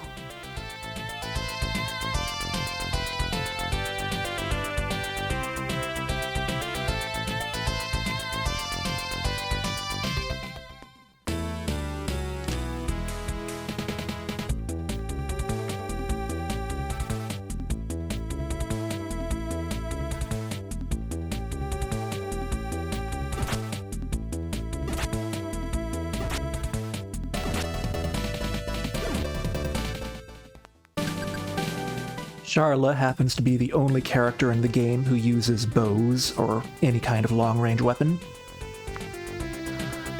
which you would think would be really useful against those flying enemies that have been such a pain so far, but I don't think we really encounter any particularly threatening flying enemies while she's in the party. And her attack power with the bow is pretty awful.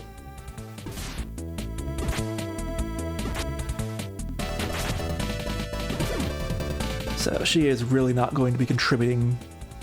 Well, she's doing okay against those birds.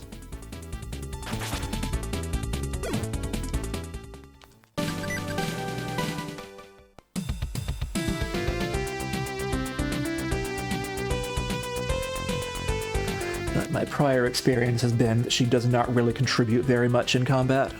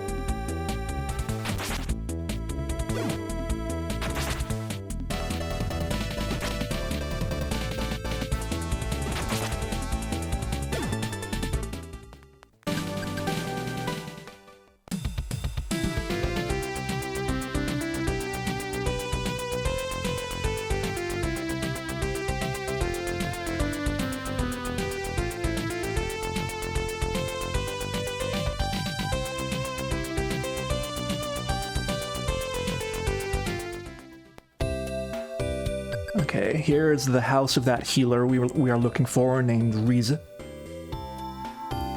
Where is she?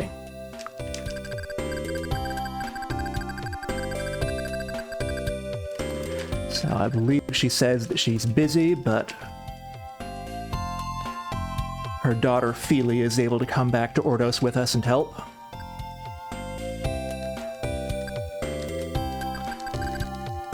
But the problem is that to make the medicine we need the horn of some creature that, as far as we know, is extinct, but we decide to go look for it anyway, just in case.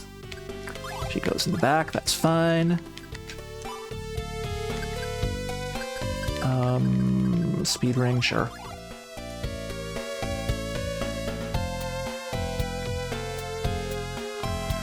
Now, even though this is the long way back, Feely has some herbs she needs to drop off in the town north of here, so we have to go this way.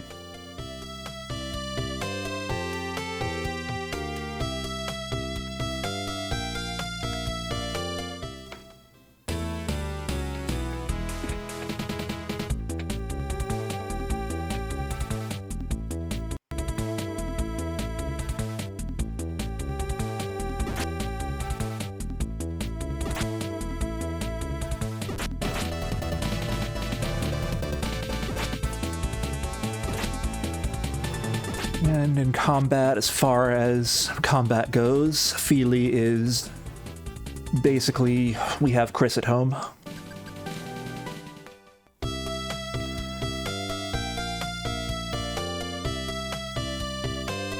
She is effectively just a substitute for Chris, with most of the same spells that we'd already have for Chris at this point, but much lower magic power, so her spells are not all that effective.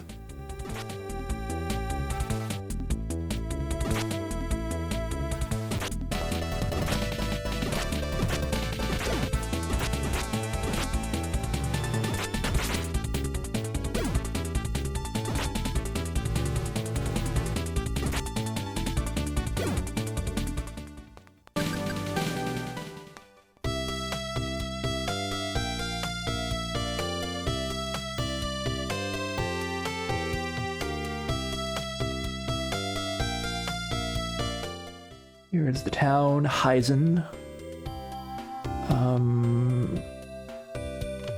Let's see.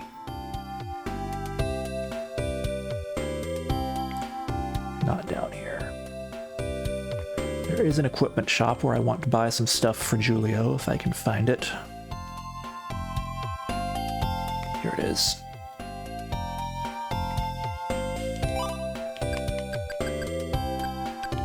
Copper armor, large shield.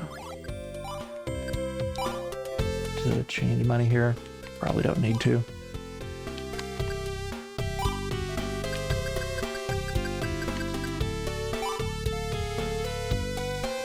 Actually, I don't want the shield at all. I want to keep him on the Thomas medal. I'm silly. The person we're delivering herbs to is this woman in the back room here. So with that done, we can leave town going this way.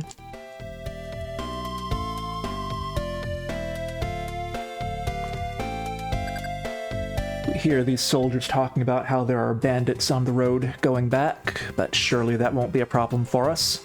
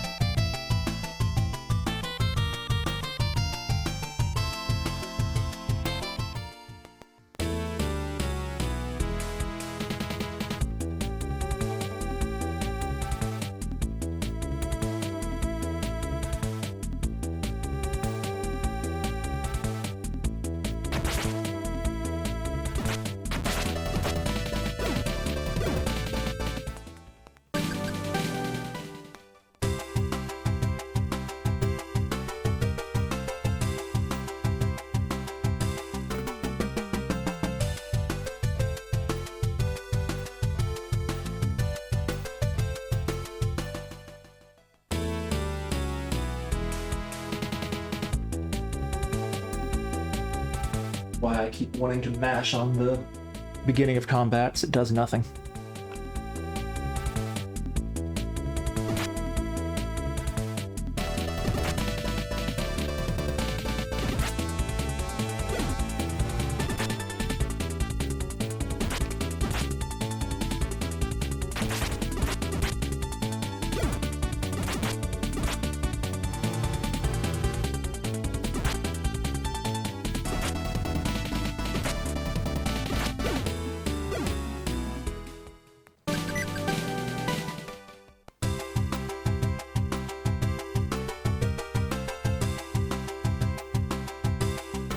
The road.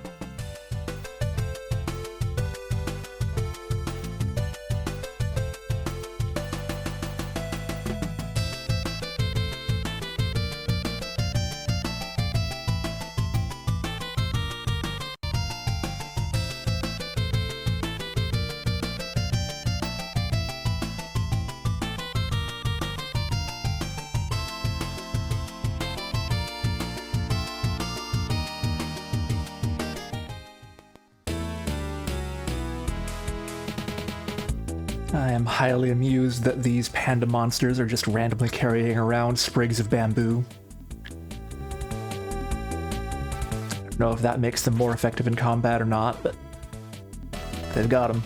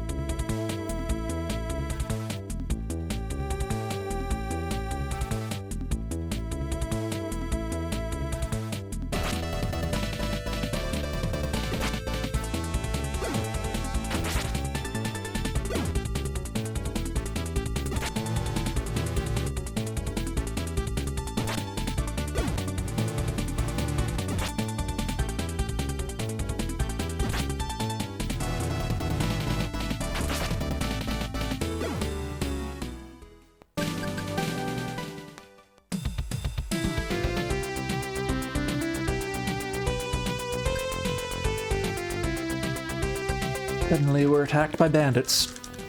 How unexpected. But Charla fights them off. If only she was that effective in real combat.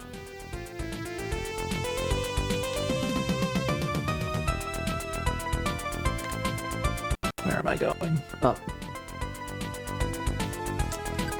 Why am I reading the sign? I don't know.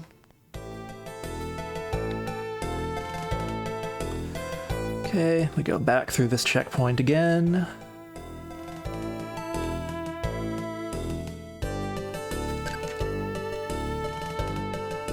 There is only one way out, so we take it.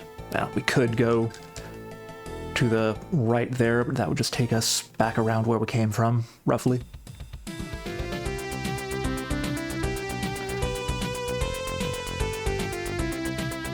Speaking of going back where we came from, we now have to backtrack all the way back to Shiful, where we came from at the beginning of the chapter, where the wood Charnay is.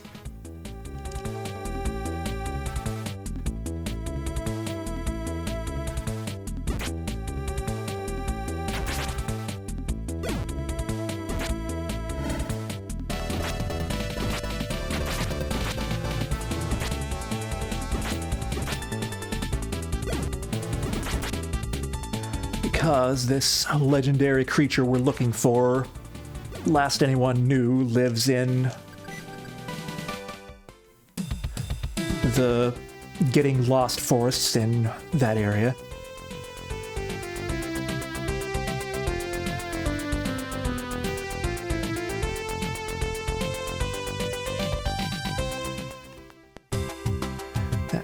means we get to go through this annoying hilly area again, going the opposite direction.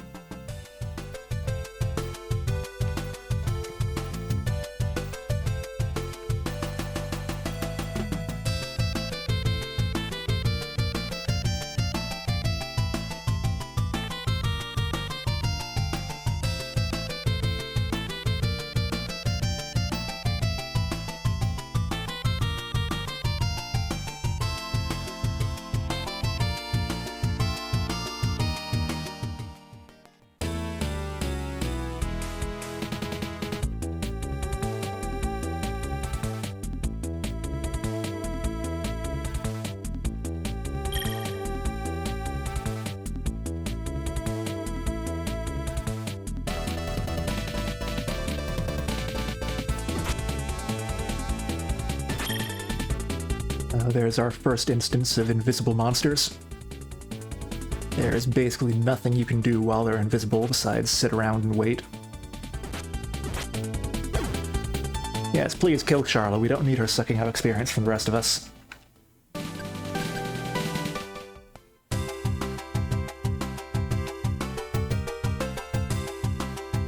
Charla, needless to say, is not going to be with us for very long.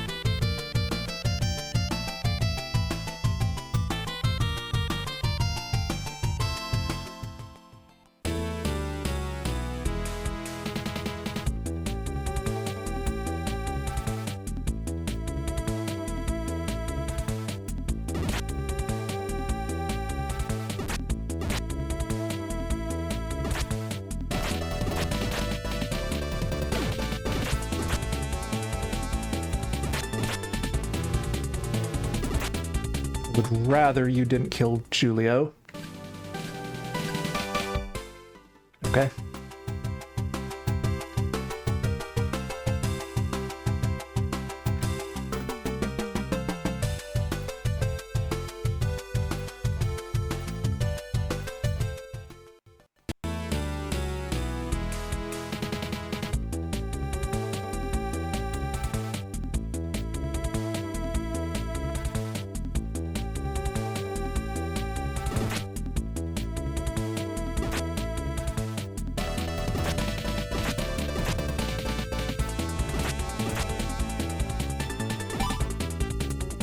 Feely to actually do some healing here.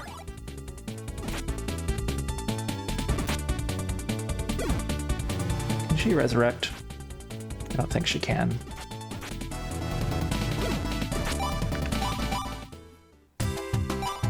Okay, Feely, you're on healing duty.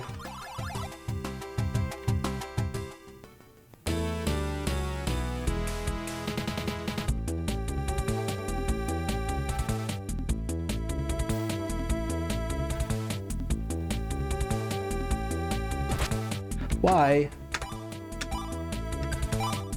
is Charla on healing duty? No. That's not how it works.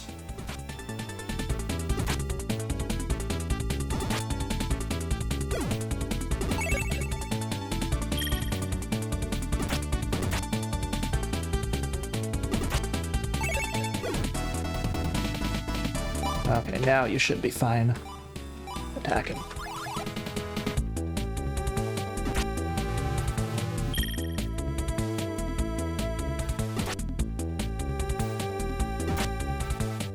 Maybe not.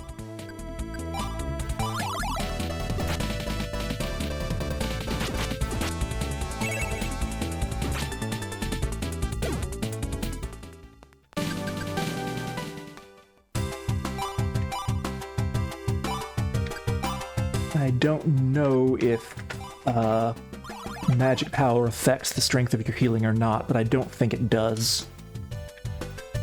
At least Feely's heals don't look any less effective than Chris's. 3Creepio, welcome. It's going about as well as can be expected. It's just a long game that you don't have a whole lot of control over.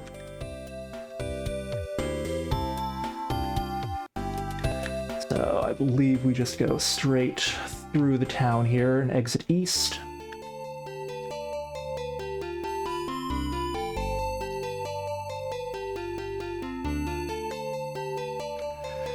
And at this point, there is this small town called Tonerico to the north here. The Getting Lost Forest is supposed to be somewhere near there.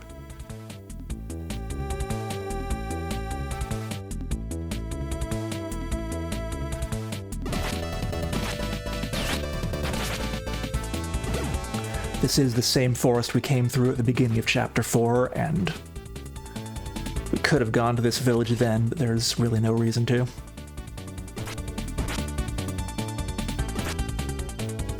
Hope you are having a lovely weekend.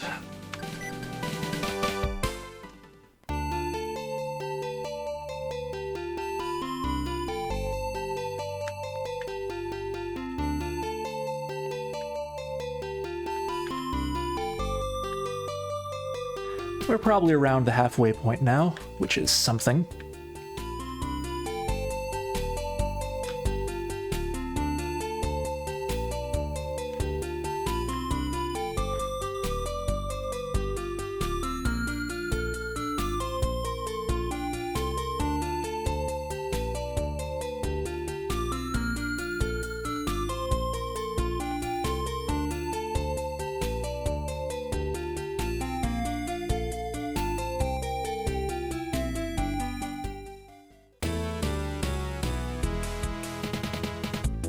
Last screen here.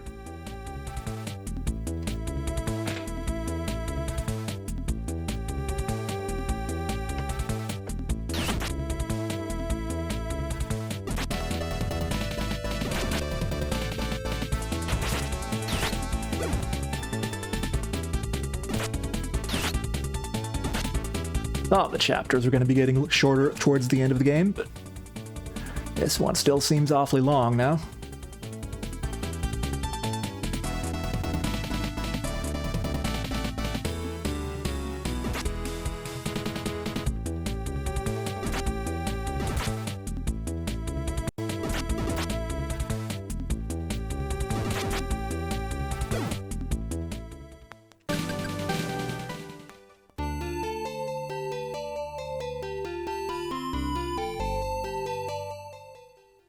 Okay, here's the town. There's nothing new here at the equipment shops. We just come up here. This guy on watch happens to be that soldier from Portia who was deserting earlier in the game. Because we helped him then, he had a talk with the mayor of the village for us about actually getting into the Getting Lost Forest, which is normally closed off to everyone. Here's the elder, or mayor, whatever his title is. Soncho, more like mayor than elder.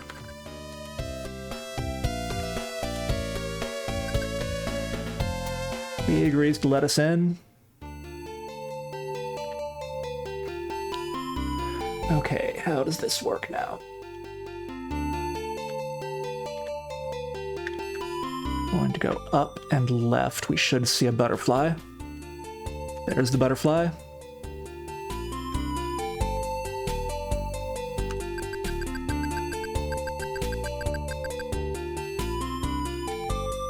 Julio realizes that this forest and the butterflies are exactly what he saw in the vision at the last magic mirror. So we follow the butterfly north. There are no combats in this forest, by the way. Once you get here, you are pretty much done with combat for the chapter. So we examined that stone where the butterfly was sitting. We did examine it, right? I don't think we did. We have to get the text box, and it has to do the blinky.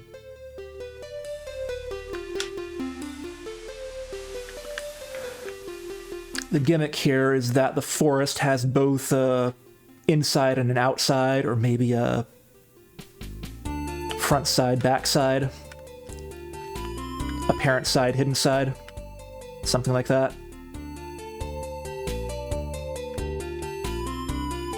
So we have to examine that stone to warp into the hidden backside of the forest. Once we have done that, we come all the way over here. We see the butterfly again. And that leads us up here, where we do in fact find this possibly extinct creature. Feely talks to it and persuades it to let us take a little bit of its horn peacefully, so everything's fine there.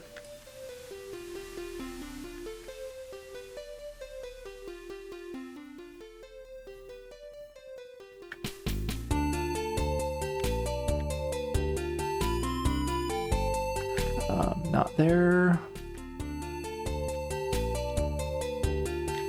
This one? No. This one.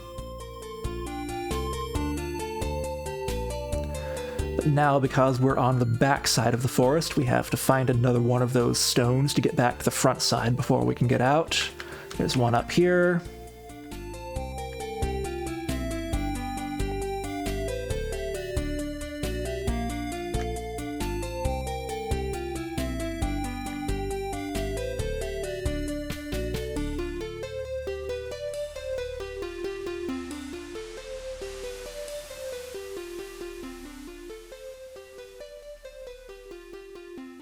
The exit already? No, not quite.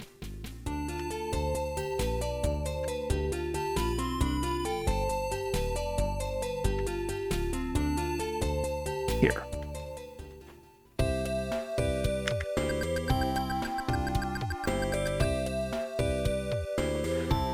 Happily, after we do all that, we do get a plot warp back to Ordos.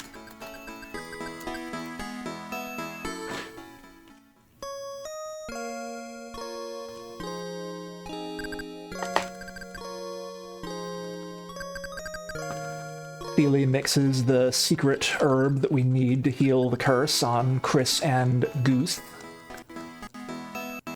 Everyone is happily reunited. Charlotte and Goose get back together and make up whatever argument they had and wander off to go steal some more stuff.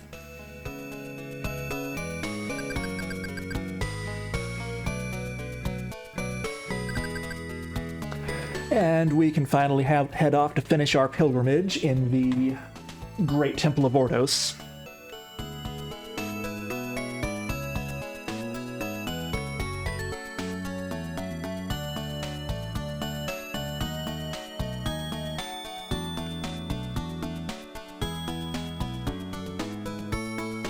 If I can manage to navigate the maze city of Ordos. Do we literally have to go through this person's house? No.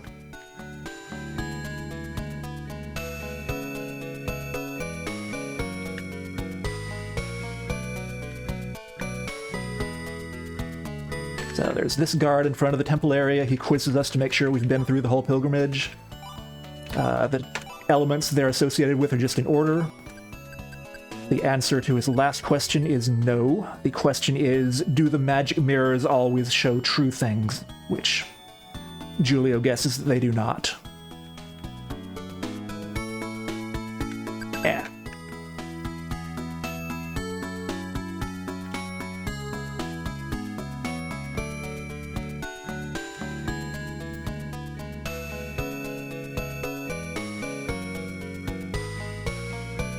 Logic for that being that we saw in the magic mirror the monster Garga attacking a town and destroying it. We were able to change that vision. So, first thing we have to do in the giant church is come up here, listen to a lecture by this priest. The only way to trigger the scene is to interrupt him in the middle of the lecture, so we do that.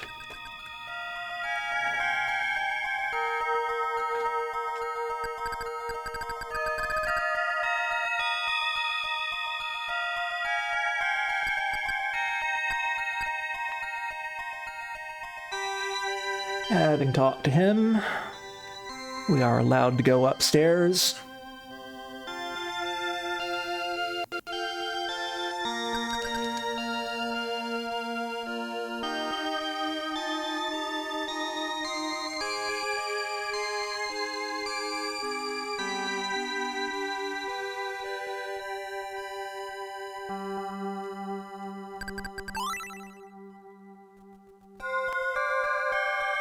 And we have to sit through a pipe organ performance.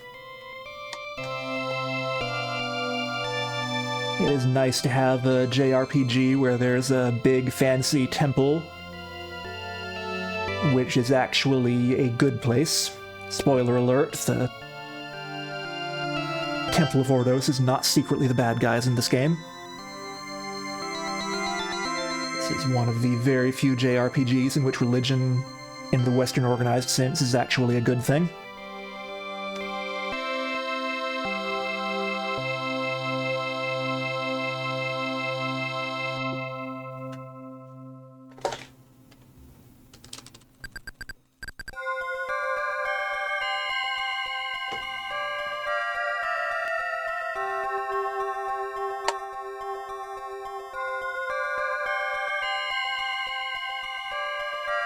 Here we talk to the actual High Priest, who takes us to the Magic Mirror, eventually.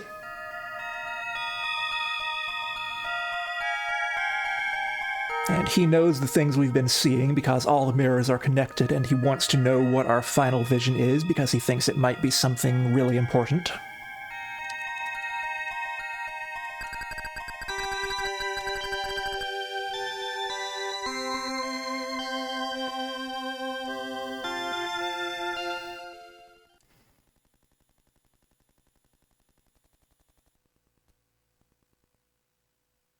And the music stops, so it must be serious business. So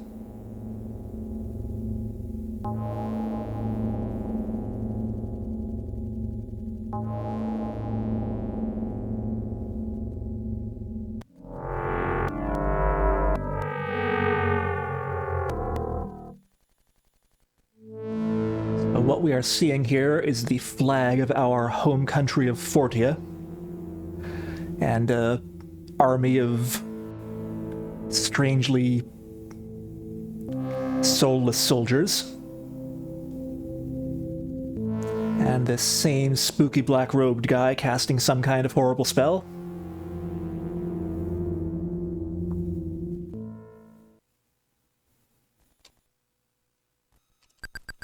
And we also mentioned the dialogue that, unlike the previous visions, we heard sound with it too. We heard a strange word, Ra-u-aru, which the High Priest realizes is a reference to something called the Wave of Rawal, a legendary force of ultimate destruction. And he reasons that if someone is actually summoning the Wave of Rawal, that can only mean that someone from another world must have sneaked in and is trying to make that happen, because no one in the world we know about knows about this outside of the temple itself. Again, I promise the church is not secretly the bad guys.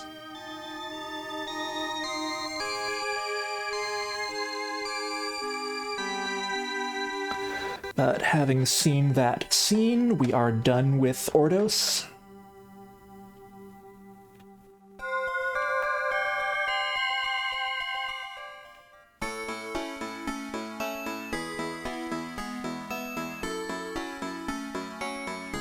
Yeah.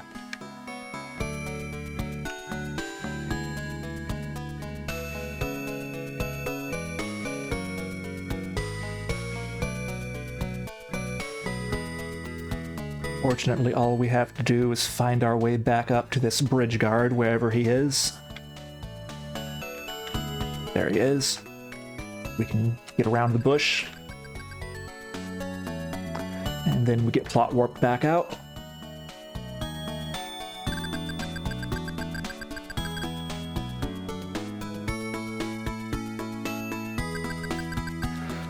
So at this point, we are done with our pilgrimage and going home, but we also want to find out when we go home what is going on with these weird soldiers. And that's the end of the chapter. Actually hit the split, yay.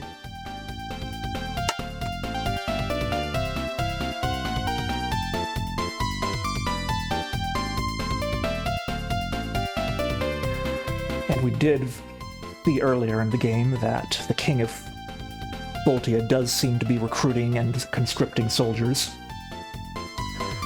So that fits with what we've seen earlier in the game, which is why those conscripts that we helped earlier on were trying to escape.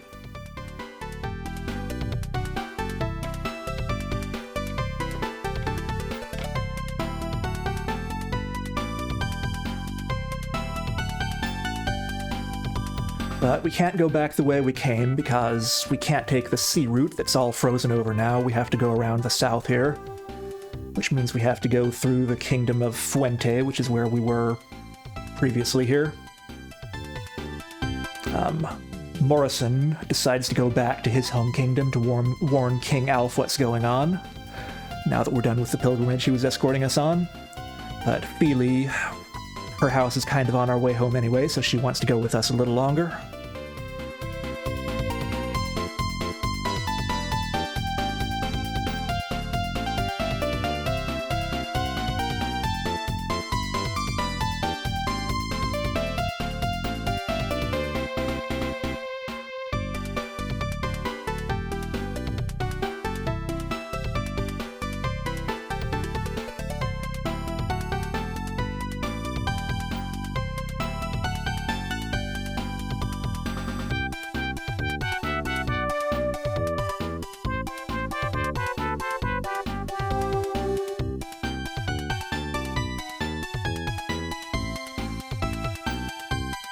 I like how they don't show us actually walking back to Ordos there to reflect the fact that we're just plot warped.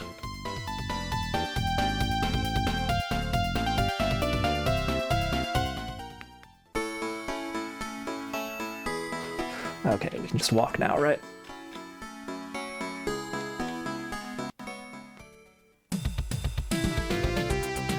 So the basic idea of the Kingdom of Fuente here is that it's divided into a north half and a south half.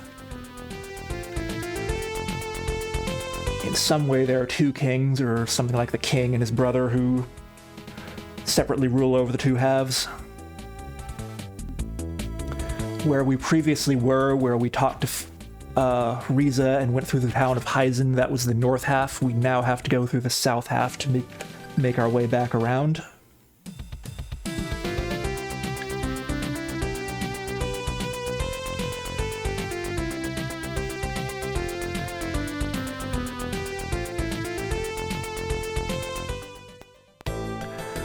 So that's what happens at the checkpoint here.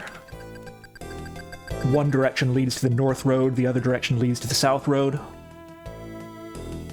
Theoretically, this is where we'd leave Feely, but she decides she wants to stay with us a little longer since she does know a shortcut back to her house from this way too.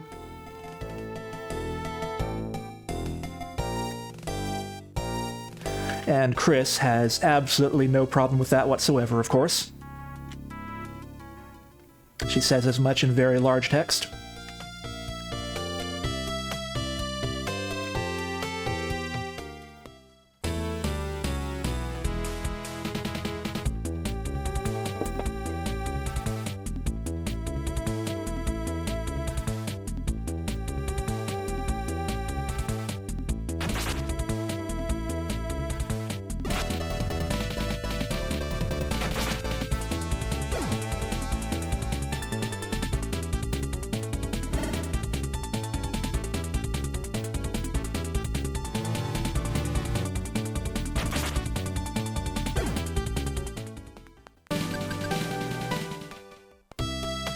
Probably have both of them on aggressive tactics at this point. Let's keep Feely on delayed healing.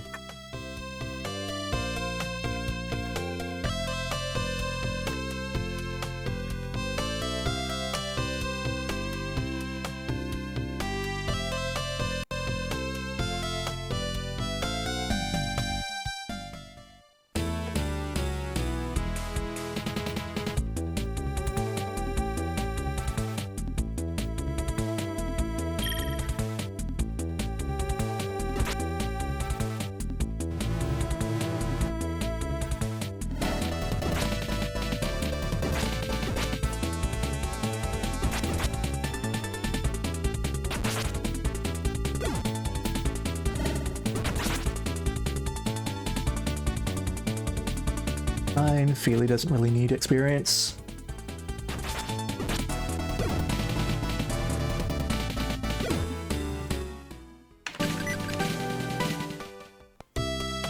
Chris does.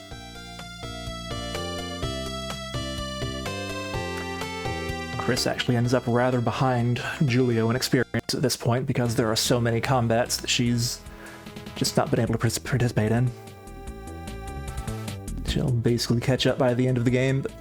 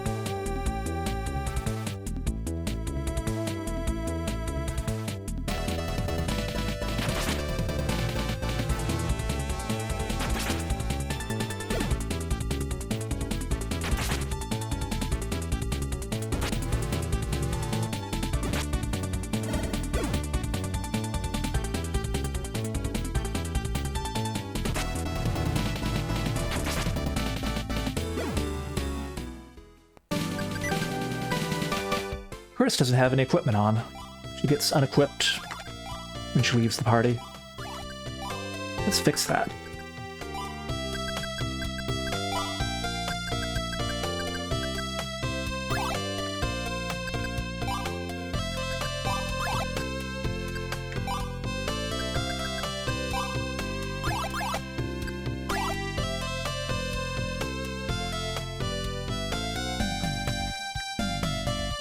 I was gonna say she doesn't seem to be doing that much damage with her spells, but that's just because she doesn't have any of her stat boosting equipment on.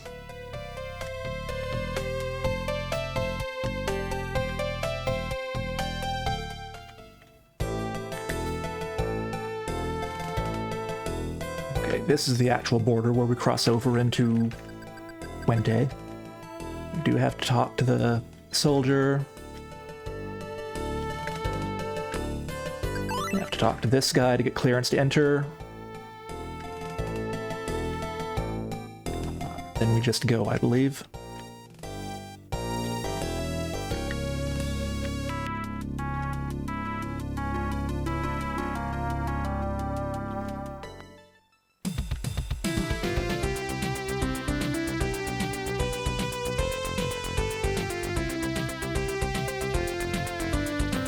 This way.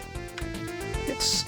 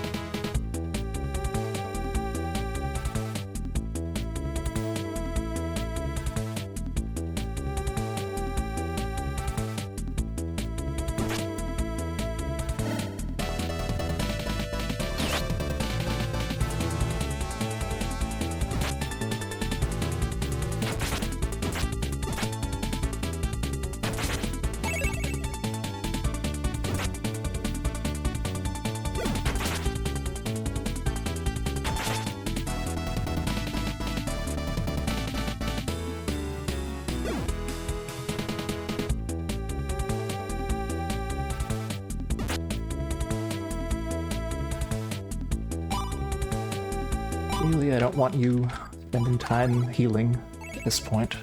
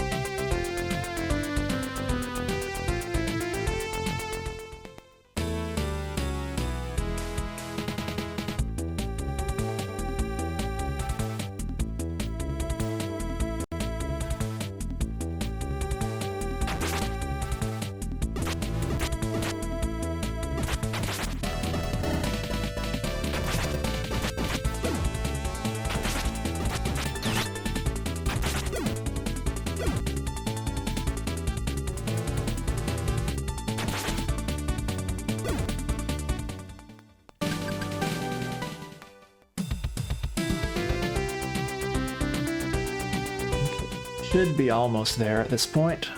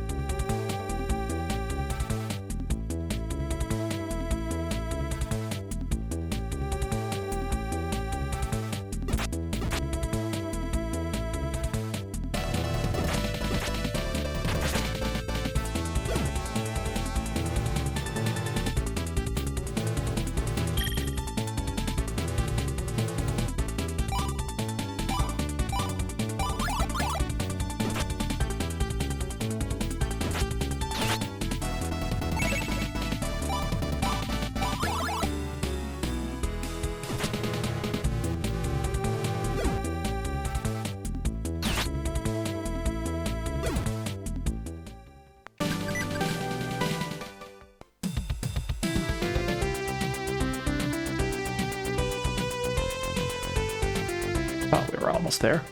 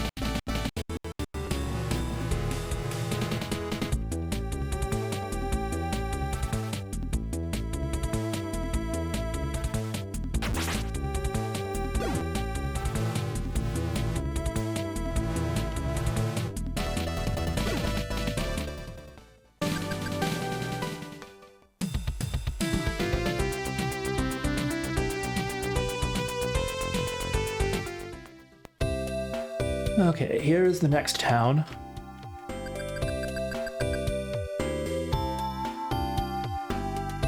Where is the weapon shop? We do want to buy some upgrades here. Looks like it down there. Maybe not.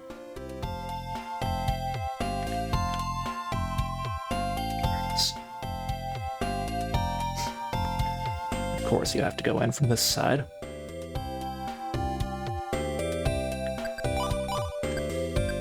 Let's clear out some of our old stuff as long as we're here.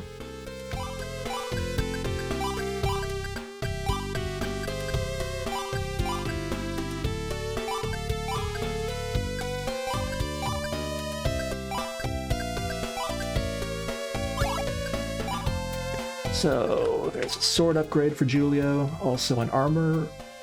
No, just that.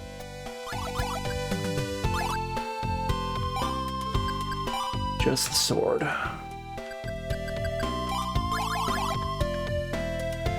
But if we come to the item shop,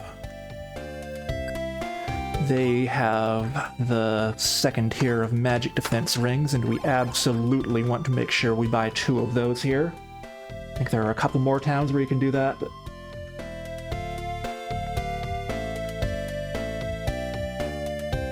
eventually you become unable to buy those, and you do need them for the end of the game.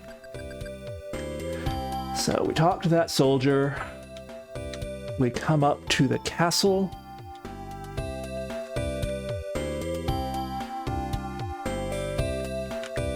Which is over here.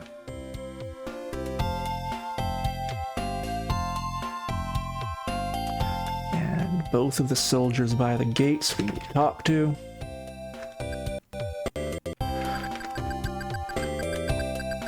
Basically, the southern king here is massing soldiers for some reason and won't let anyone pass through the town. But we use Alf's ring to convince the soldiers to let us see the king and figure out what's going on. The soldiers suspect we probably stole the ring, but they quiz us about the castle where Alf lives, and we pass the test, so we're allowed to come see the king. Apparently, I don't totally understand the plot here, but I think something like the king's advisor is the one ordering the soldiers massing, because he thinks that something bad is going, or the northern king is going to attack or something. And the king here can't object because the advisor has the queen locked up in a fort somewhere in the kingdom here.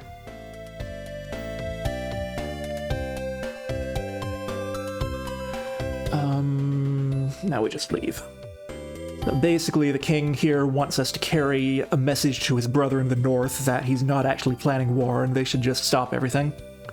And they just need to focus on saving the queen.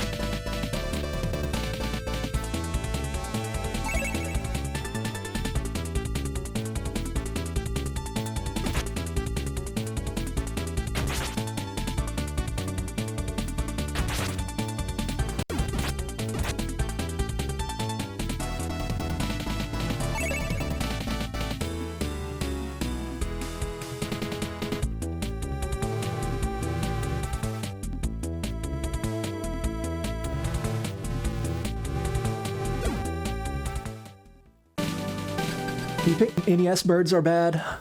PC-98 birds are the worst.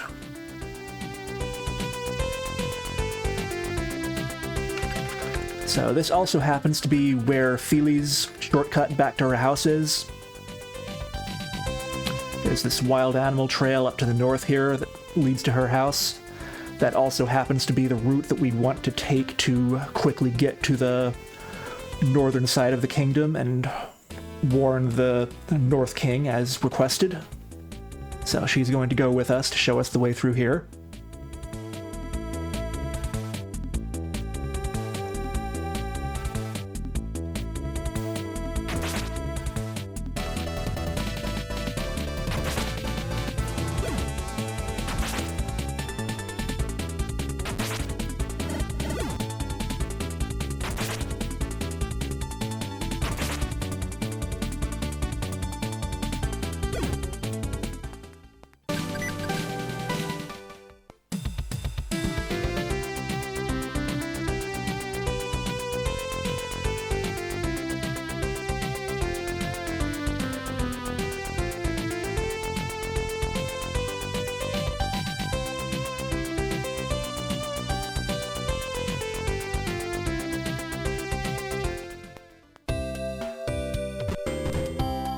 Here's Feely's house. We don't actually need to do anything here.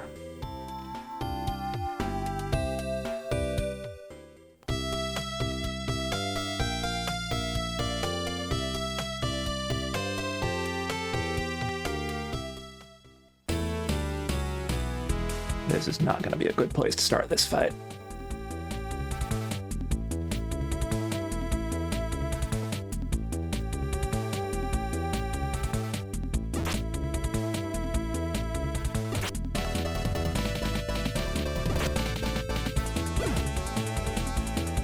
Okay, Julia figured it out.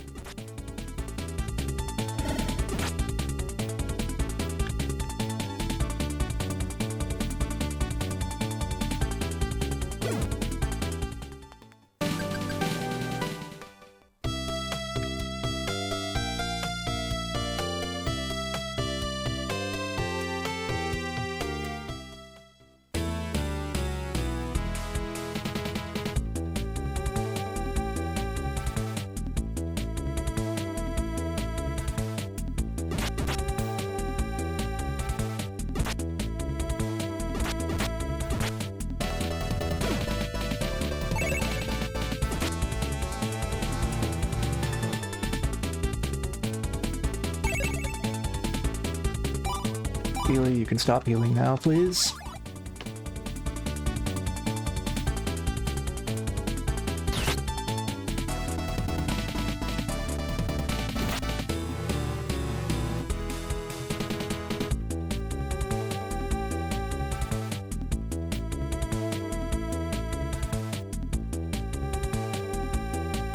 And of course, because the bird's on top of a tree, they can't path to it.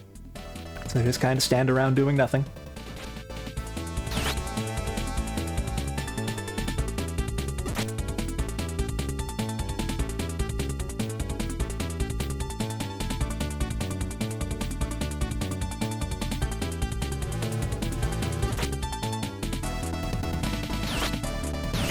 Thank you.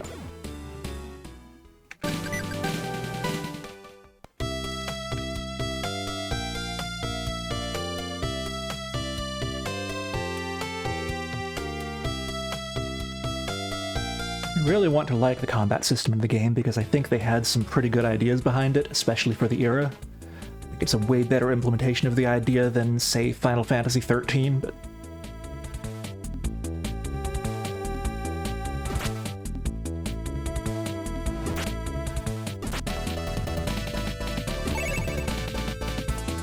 just really don't give you enough control over the AI to make it work for you very well.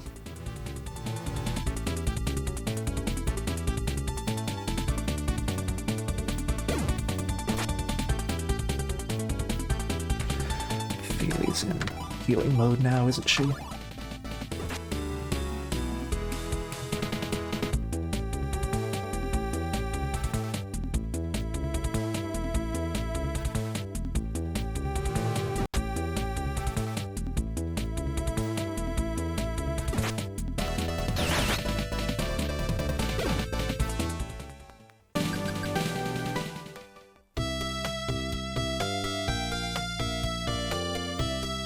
And I think something in between this game's mechanics and Final Fantasy XII's mechanics with a 2D tile graphic would be a really good way to design a game like this. I don't know if it's been done or not. I wouldn't be surprised if it hasn't, or if it has, but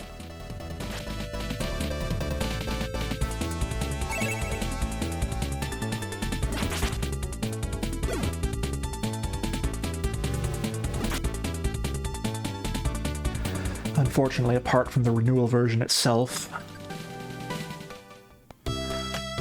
there really haven't been any further remakes of the game that tried to actually improve the battle system as it is. They just completely replaced the battle system with something else. So anyway, we're now in Heisen again. All we need to do is go up to the king.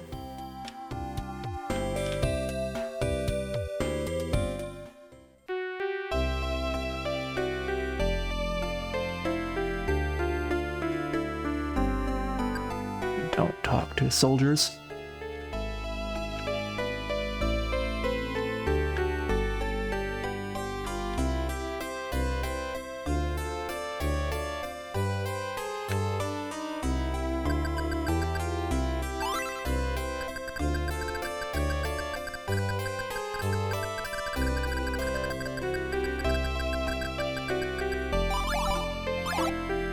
Basically, the plan we make is that we are going to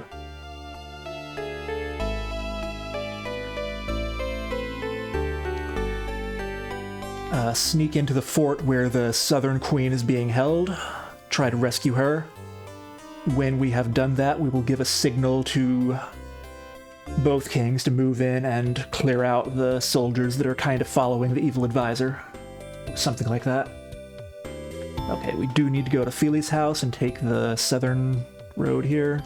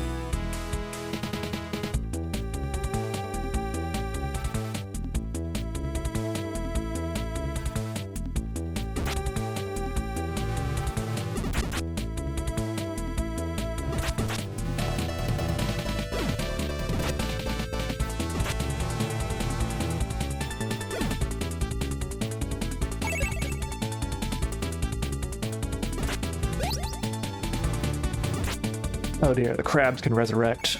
I forgot about that. Didn't matter too much there, but they can.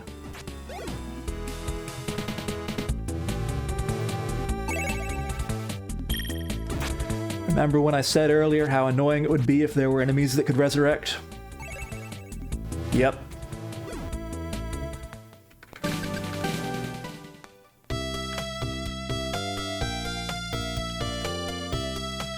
Fortunately, the resurrect spell brings back the target with fairly low HP. So it's usually not too hard to just kill it immediately, but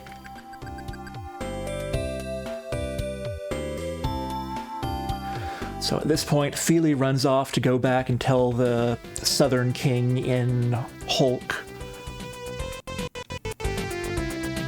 that we've delivered the message and what the plan is. We are going to proceed to the fort.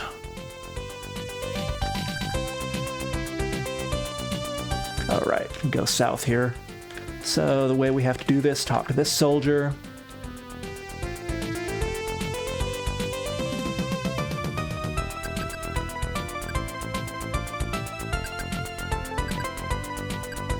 Something like that. I did not execute that nearly as well as I should have, but basically you need to talk to each soldier twice, and you need to try to leave to the south twice to trigger this scene. Chris's idea here is that we're going to get the soldiers out of the way by claiming that there are bandits chasing us, since we know there are bandits around. And it does indeed work for our purposes.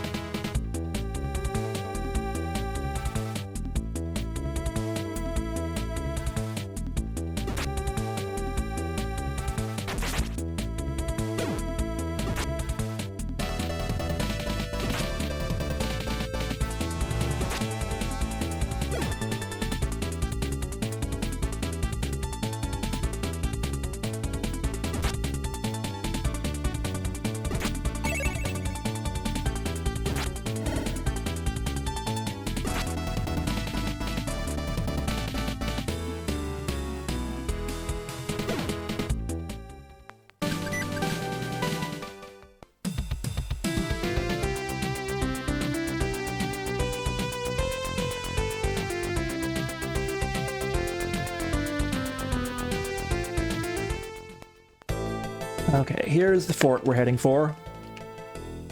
In between the two halves of the kingdom, supposedly. We do the bandit trick again to get into the fort. Then, as a distraction, we're going to come down here and try to set the weapon storehouse on fire. We don't actually have anything, but Chris spontaneously learns how to use fire magic by shouting A hard enough.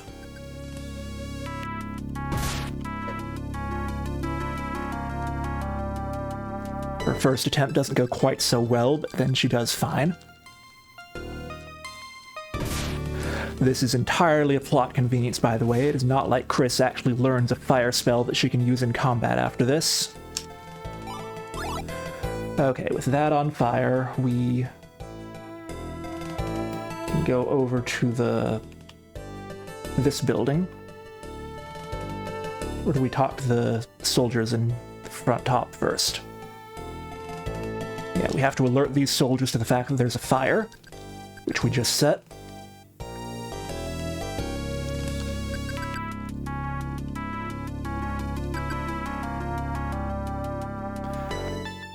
Now we can come down to this strange, long, skinny building here where the queen is actually imprisoned. Check the door. It's locked. We can't actually find the key until we look at the door. Here's the advisor guy's house. He has the key.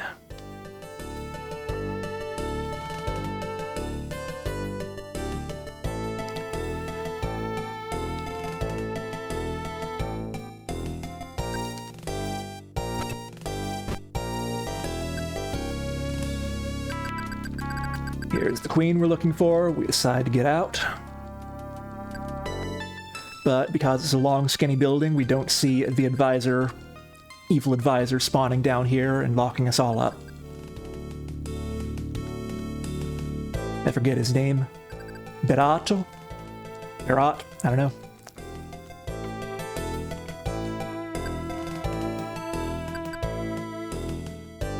Have we seen someone with weird spiky hair like that before? Looks kind of familiar.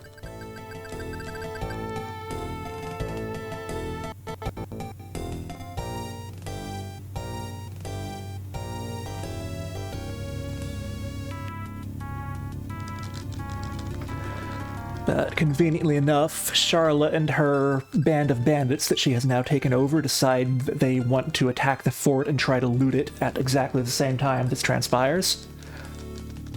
But they are disappointed to find that everything of value in the fort has already been burned.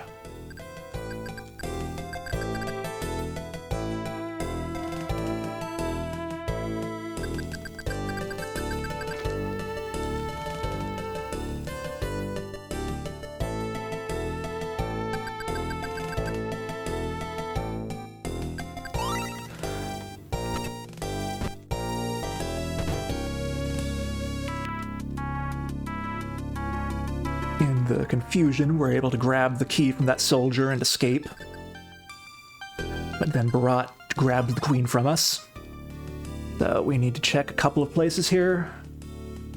Where do we need to check?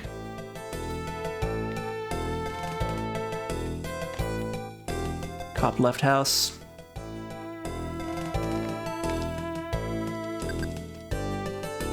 He's not in here.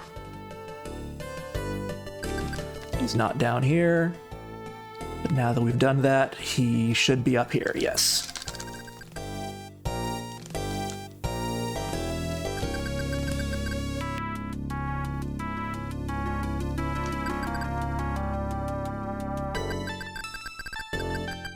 Goose and Charla wonder what's going on. They eventually clue in and stage a big fight with Giulio about how angry they are that he burned down the weapon storehouse they were trying to steal. But he conveniently misses throwing a rock and knocks Barat off.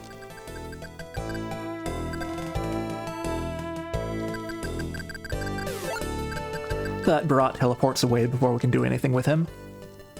We now give our signal to the armies to move in, which is just Chris shouting really loud.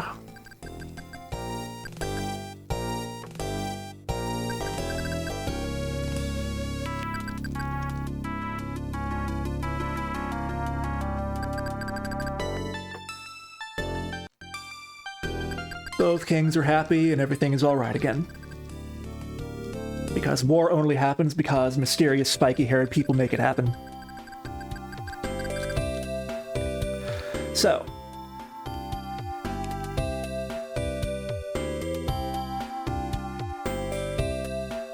now that we have fixed all the problems in this kingdom, we get to proceed on our way back to Foltia to deal with the real bad guy.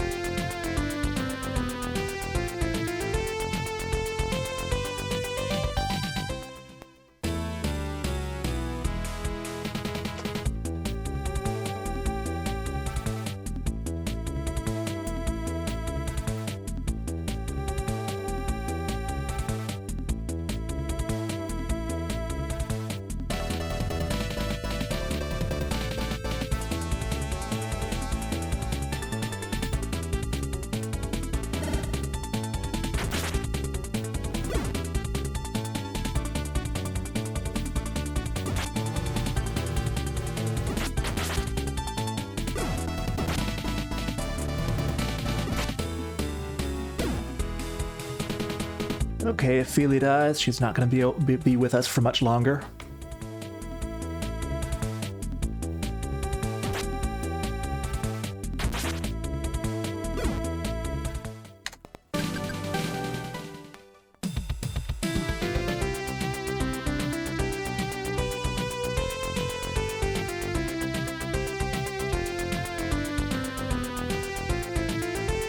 Because at this point, Feely is finally actually for real going to take the back road back to her house and leave our party.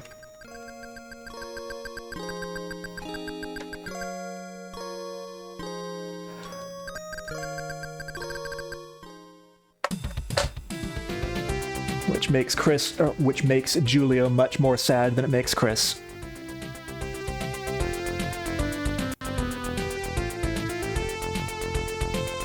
And we'll never see her again.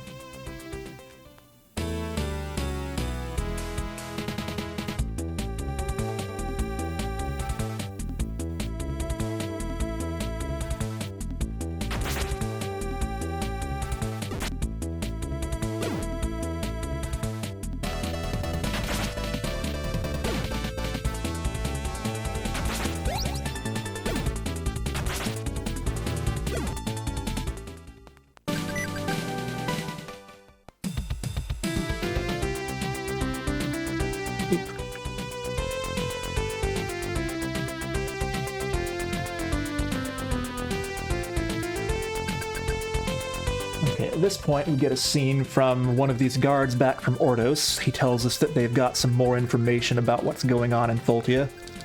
I forget exactly what they say, but the gist of it is that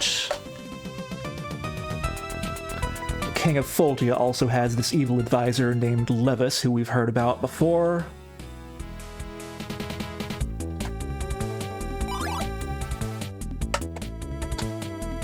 It's also possible that the Queen of Foltia, Isabel, is evil as well.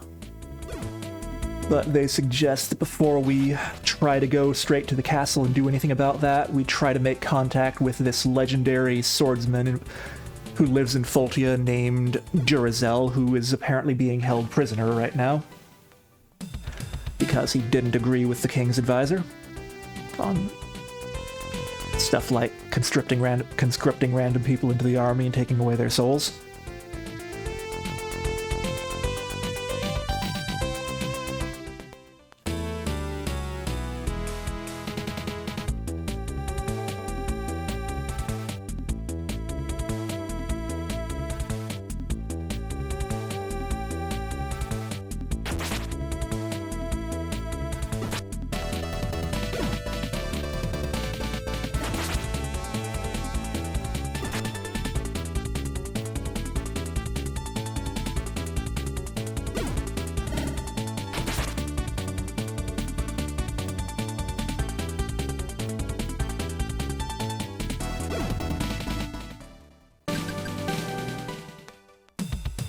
This whole part of the game, from when you see the final mirror in Ordos and when you actually get back to Faultia at the end of the game, kind of feels like filler to me.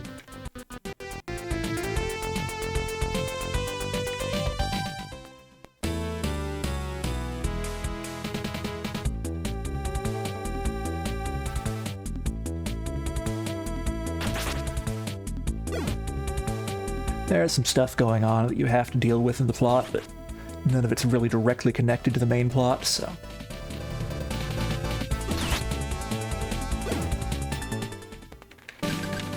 And they kind of pad it out in this chapter in particular by making you walk back and forth along these quite long outdoor sections.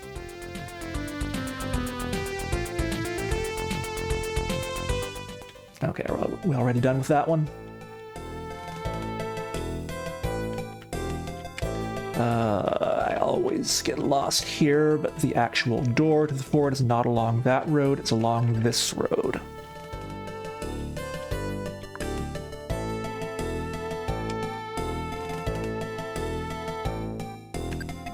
Talk to this person.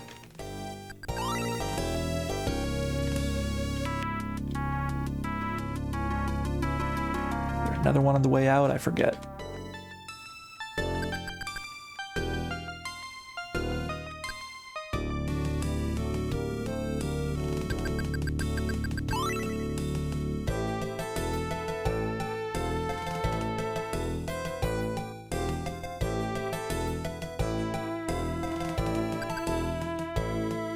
Yeah, this is the exit.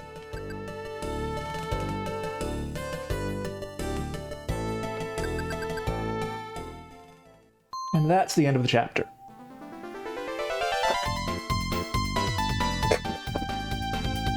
Be right back.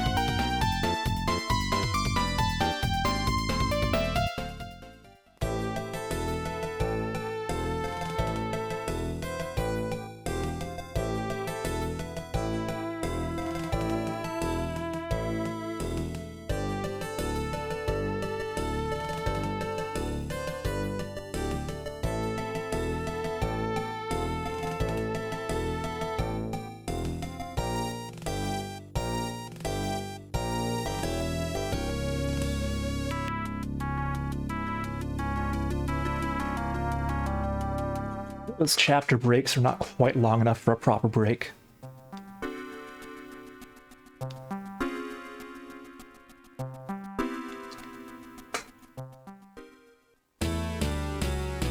So chapter 6 begins, believe it or not, with more walking. But at least we get cool desert music. This is where the music in the game really starts to get serious.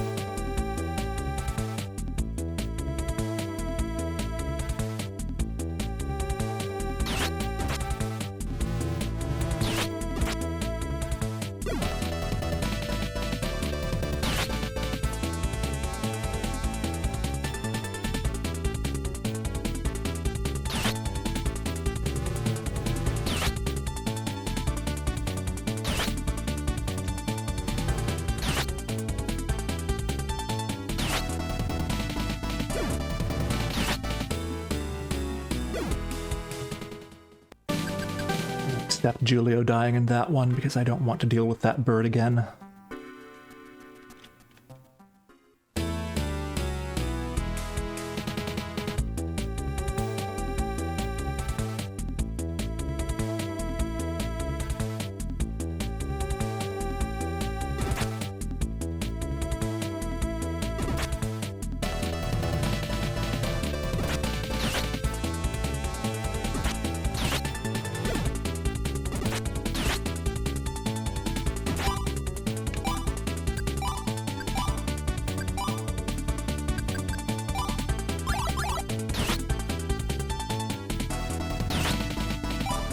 Not that one, though. Let's see.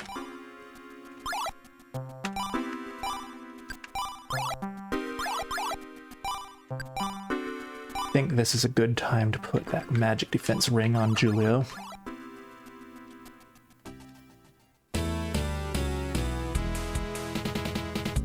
Since he is getting destroyed by those wind spells the birds were using.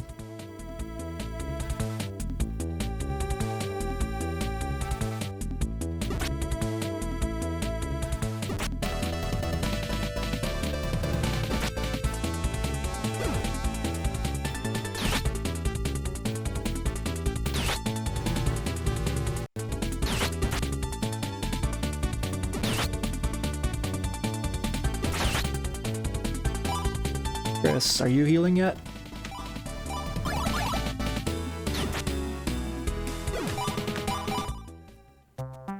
Okay, we'll fight him from back here.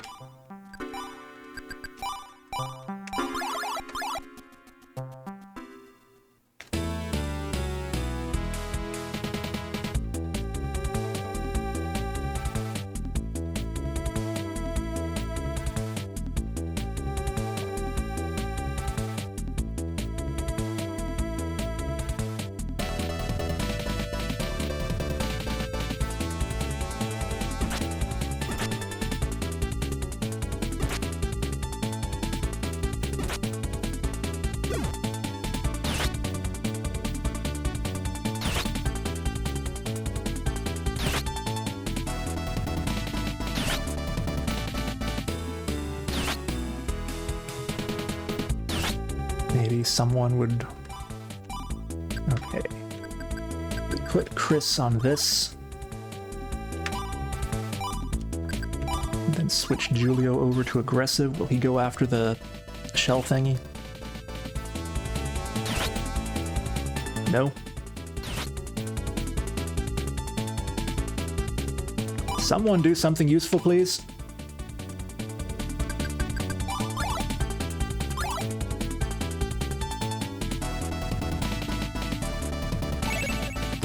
Okay, that was mildly useful.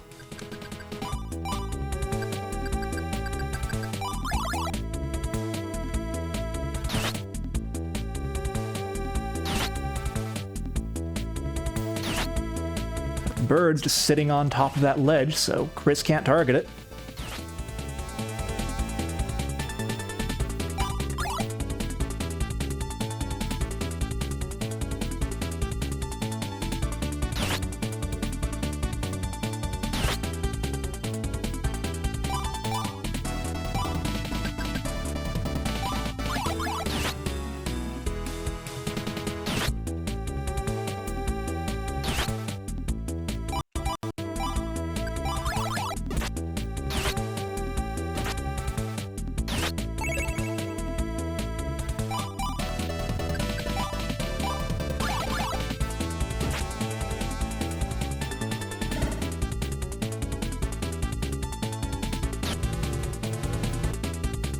Someone please move so the bird will go somewhere we can actually hit it.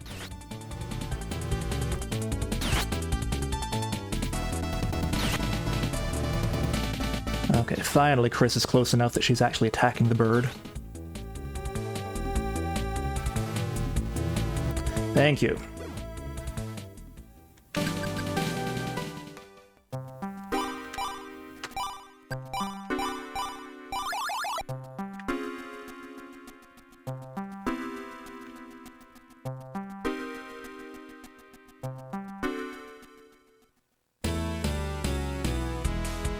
I skip this one. Or at least fight it in a more open area.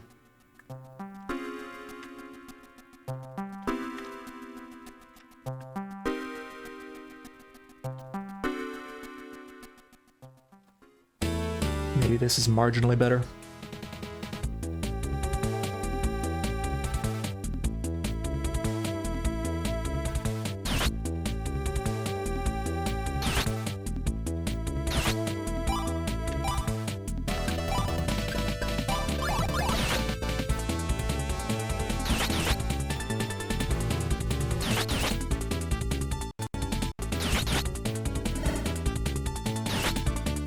Paralyzing them doesn't help, Chris. Paralyzing both of them doesn't help any more than paralyzing one of them.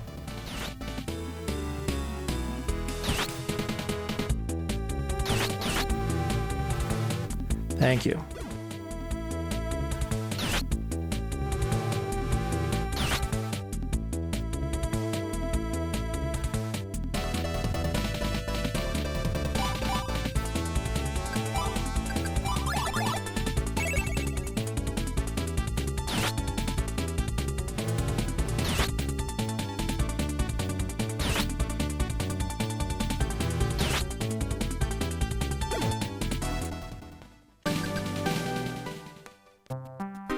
Okay, get me out of here.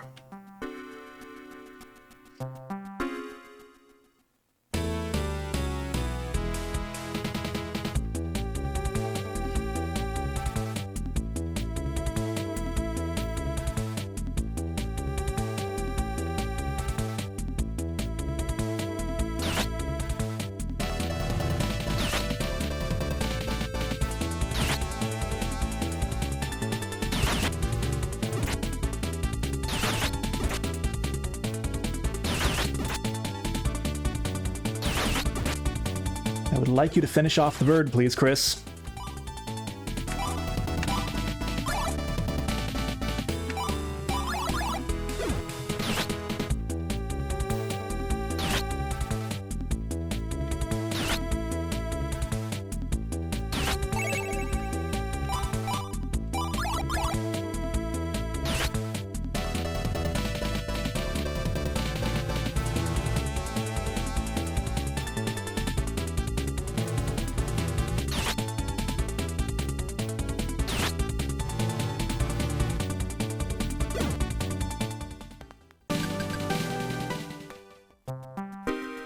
Should probably check if I ever do this again, if there's a way to get the sleep spell on Chris before she gets here. I haven't prioritized it yet, but there's probably a spell vendor I could pick it up from on the way here somewhere. Probably when we pass through Heisen would be an option.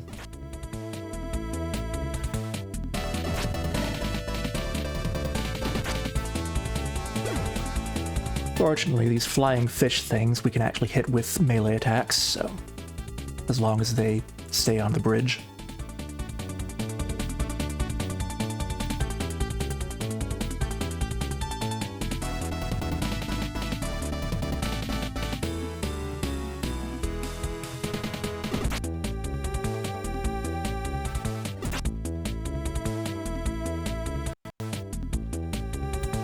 Given the number of flying monsters in this game, there's such a pain. It would be really nice if they had done something to make ranged physical attacks more of a mechanic.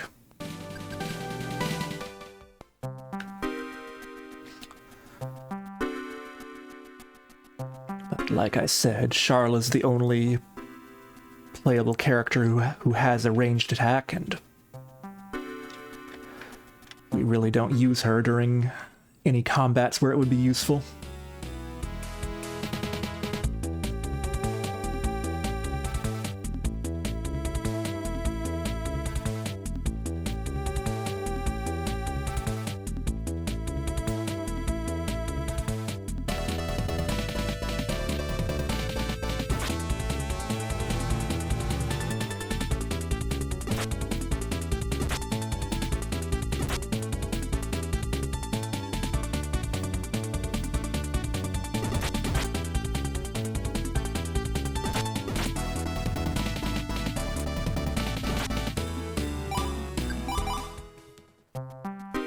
Let's do this one a little more defensively, I think.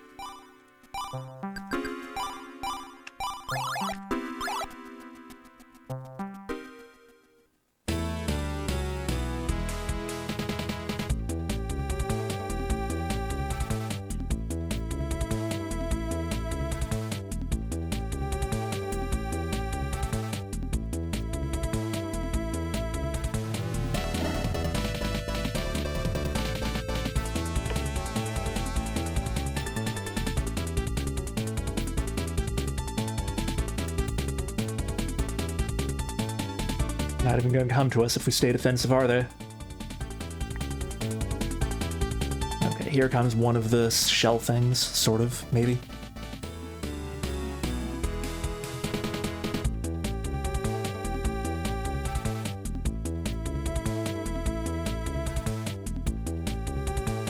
Thank you.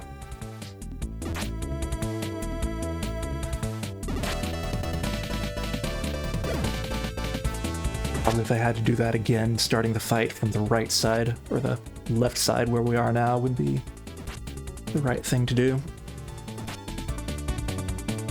It seems like they're probably on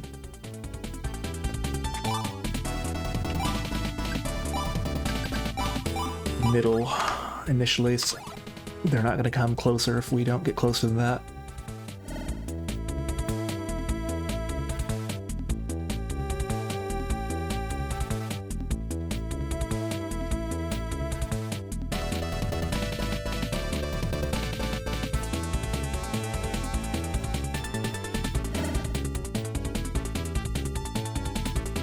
Paralyzing it in a place we can't reach it doesn't help.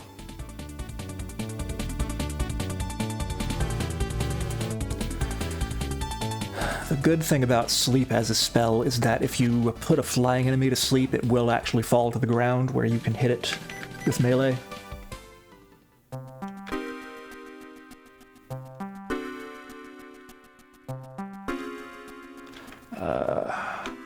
I just saw it in the notes. We have to go around the hole. We have to go around the hole to the left.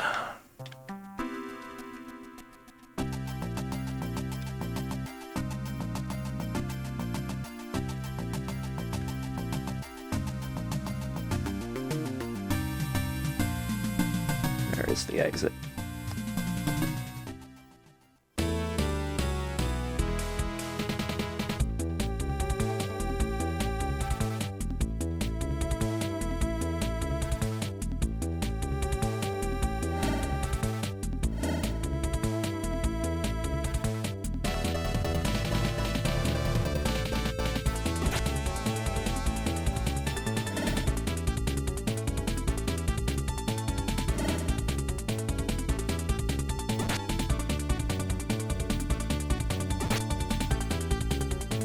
Julio, you can get close to them now.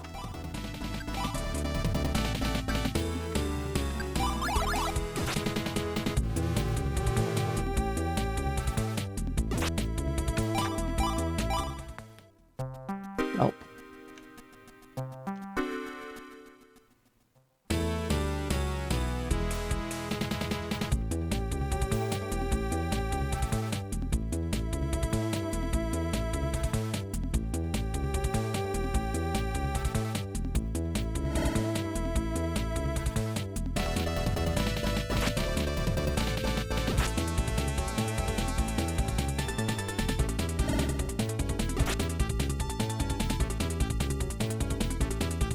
Part of the problem with this whole front row, back row mechanics in the AI controls is that what it actually means to be in the front row is not all that well defined, or especially what it means to be in the back row.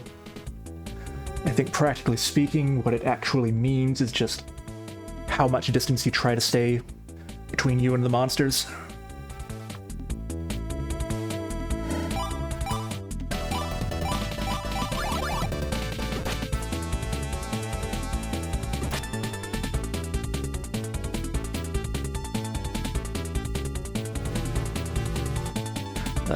If you want the whole party to stay in one place on the defensive, it is very likely that they will decide that the place to stay on the defensive is somewhere on the opposite side of the screen from where you actually want them to stay.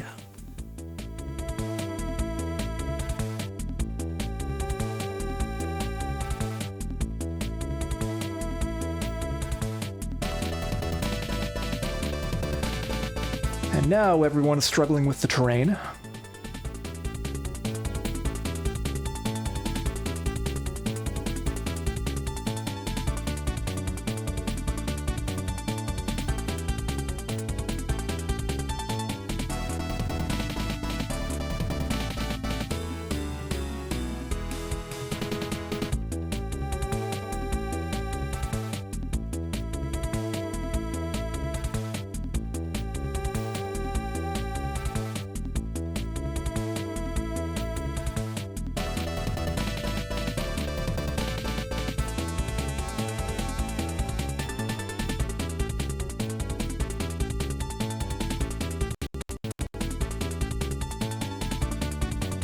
Okay, Julio's finally not going in the right direction.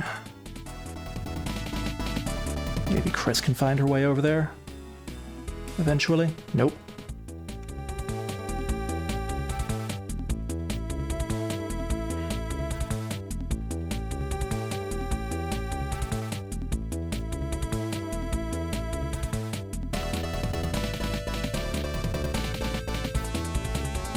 Okay, Chris is on that top ledge, sort of going in the right direction.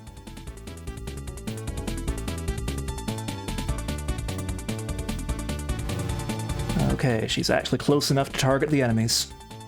Can she get the other one?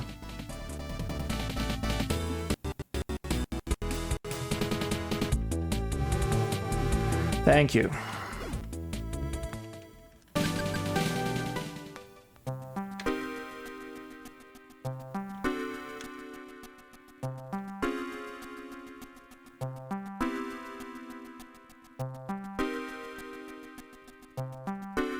There's probably a better way to trigger all those fights so that they're not such a pain, but...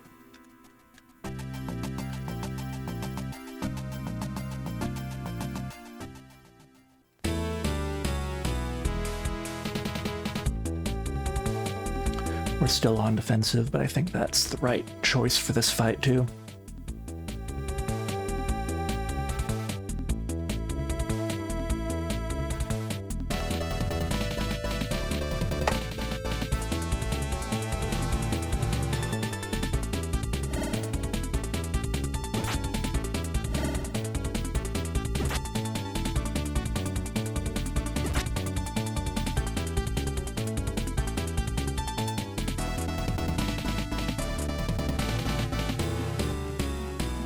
One health left, of course. Okay, we've got one down.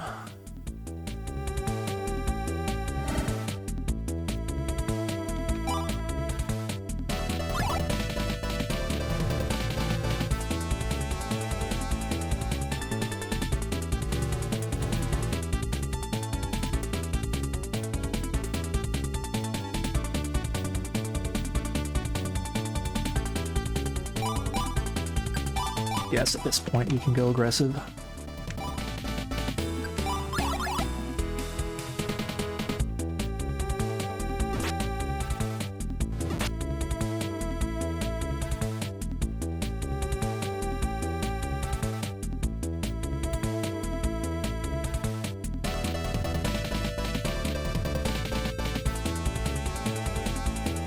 Why Chris is still running into the bottom wall.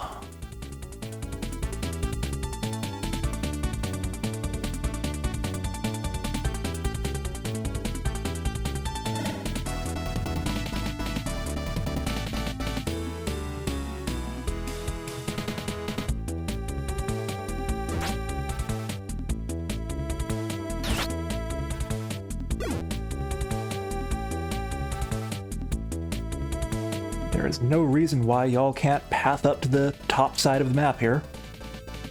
There's plenty of room to walk over there.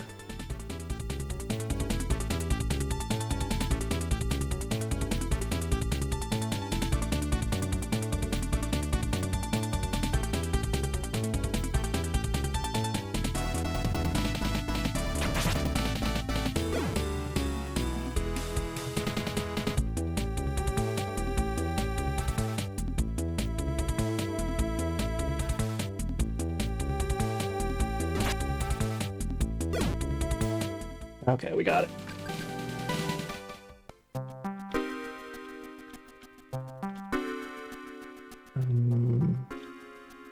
This way?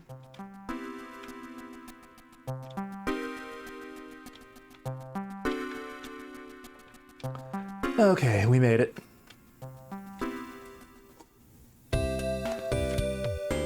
So we comment about how nice and peaceful this town looks after the grueling trip through the desert, but then a building in front of us explodes.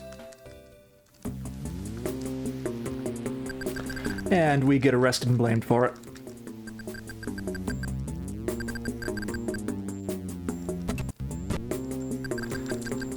I don't know all the details here either, but apparently this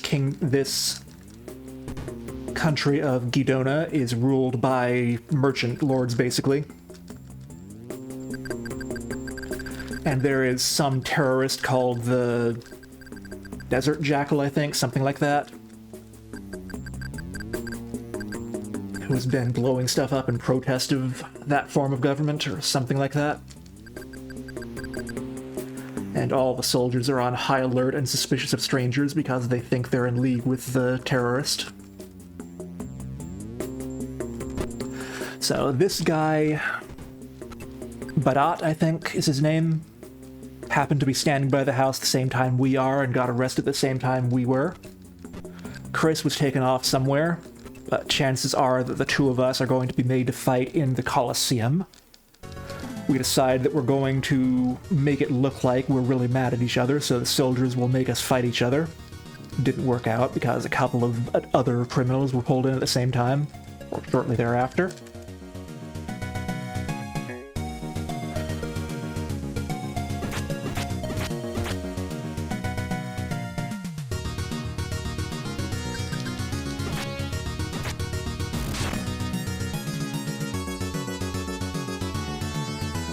As it turns out, Badat is very good at punching things. He wins his first fight easily. Julio is a lot less confident in his sword skills, despite being level 16 now.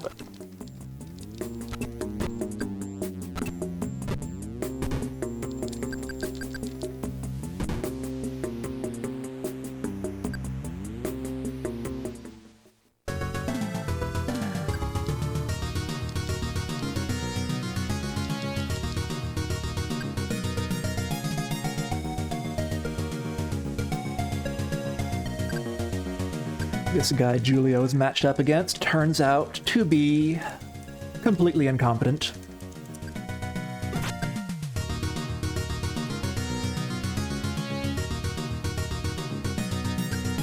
So Julio dispatches him easily.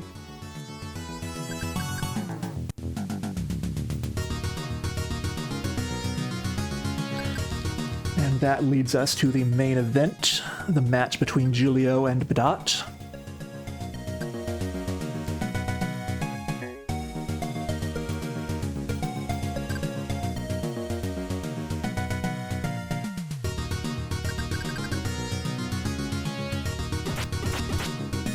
We try to fight our way over to the exit, but apparently it's guarded, sensibly enough, so we decide to just draw the fight out for a while and hope that we'll figure something out.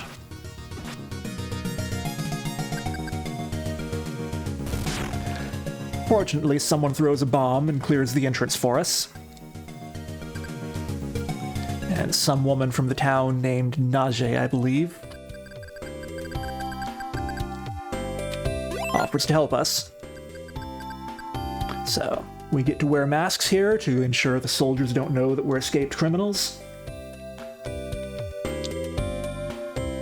But let us see. There's a number of things we have to talk to. One of them is this woman.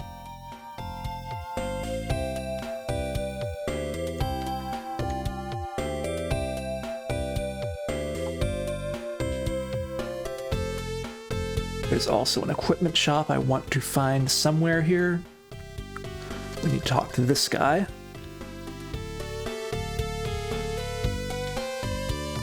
Here's the weapon shop.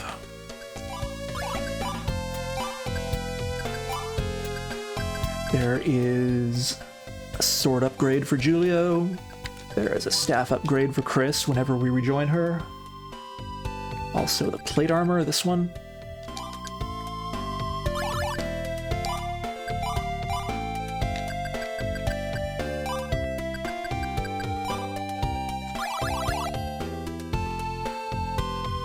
Now, there's some kid over here we need to talk to. And we need to talk to the soldiers at both exits. So the information we gather from doing all of this is basically that Chris seems to have been taken by the rich merchant who lives in the next town to the north.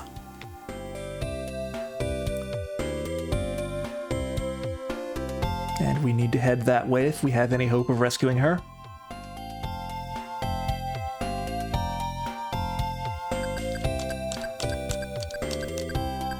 And we want to choose to go through the western entrance. There are 2 exits to the town here, and this is the one we want.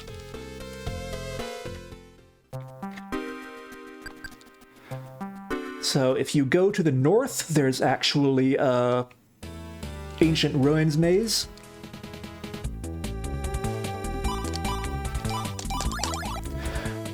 And there are actually some treasure chests in there. What a concept. Treasure in a dungeon. There is basically no combat except for a couple of screens at the entrance and exit. The dungeon itself is clear of combat. But the equipment you can get in there isn't quite good enough to really justify it. Remembering the way through the maze itself is kind of a pain. And I think the experience we can get for Julio by going through the desert to the west here, which is just straight empty screens full of combat, is probably a more valuable thing than the stuff we can get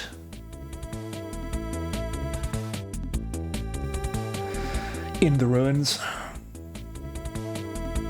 Julio.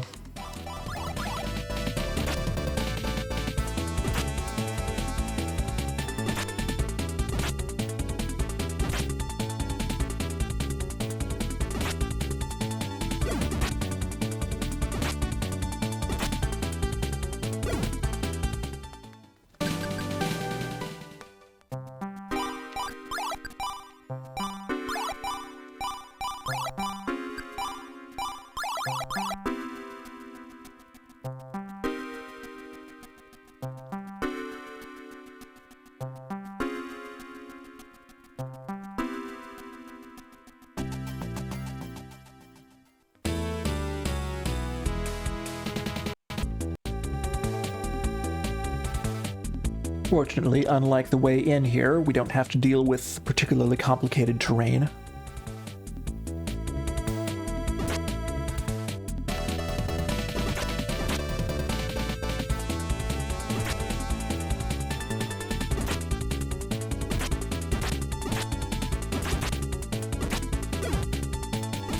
And the combats are pretty simple.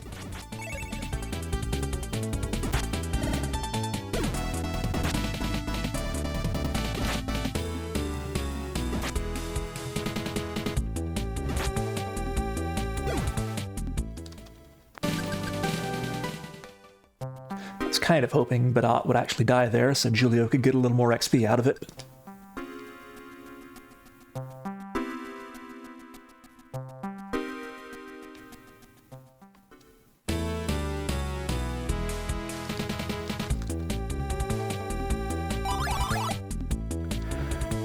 I think, from what I've read in the walkthrough I was basing this on, there is actually a merchant somewhere out in the desert here. And if you've collected all the collectible books from throughout the game so far, you can trade those to the merchant for a couple of late-game weapons, or special weapons, for Julio. But as far as I can tell, that's really not worth it.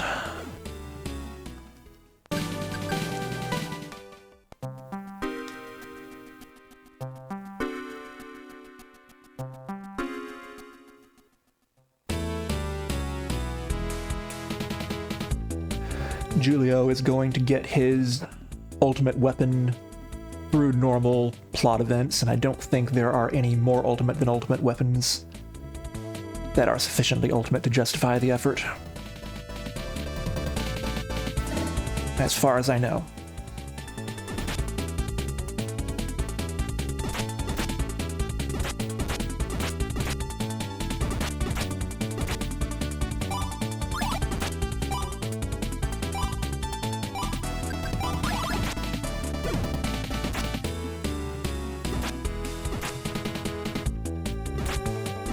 Julio, when I say retreat, it doesn't mean to stand there and do nothing.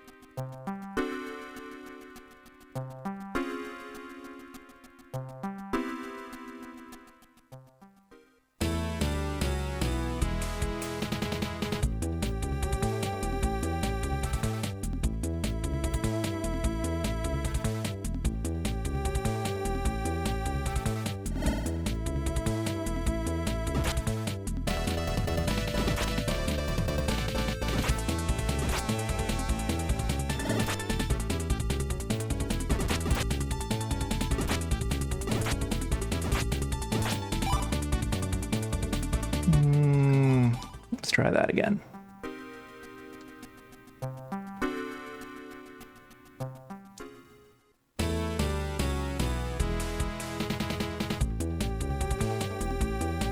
I should probably put the Thomas medal back on Julio, since he's not really dealing with a lot of magic attacks at this point.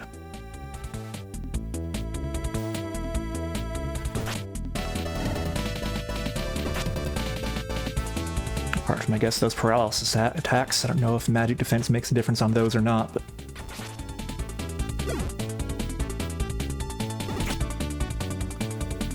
because I really didn't have any trouble with these combats during my test playthrough. It may just be because I had the Thomas medal on still.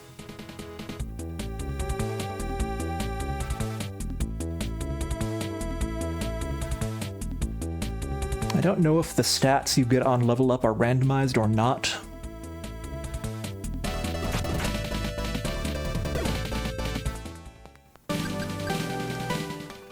Yeah, I think we're nearly done with the desert, so it may not matter, but...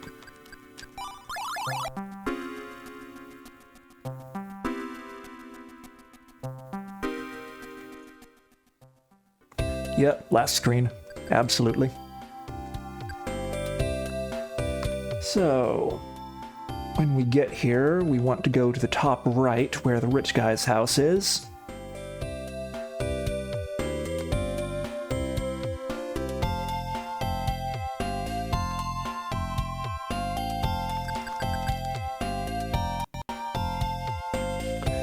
The rich guy doesn't want to see anyone who doesn't have anything of value to offer him.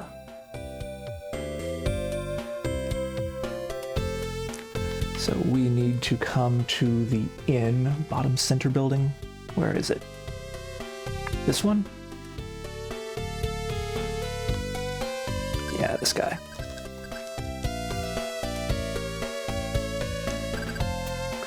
So we decide that we need to find something of value to offer the rich guy in exchange for Chris.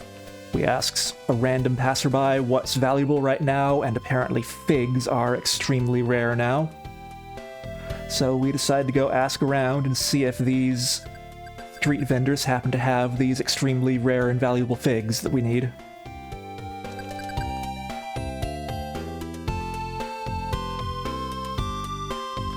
There's 3 vendors along the bottom of town here. We talk to all 3 of them. We conclude that no, we can't find any figs here. But then someone throws something at us. Giulio panics, thinking it's another bomb, but it's actually a fig. This woman, Najee, has followed us here and somehow has acquired a fig that we can use to get into the guy's house.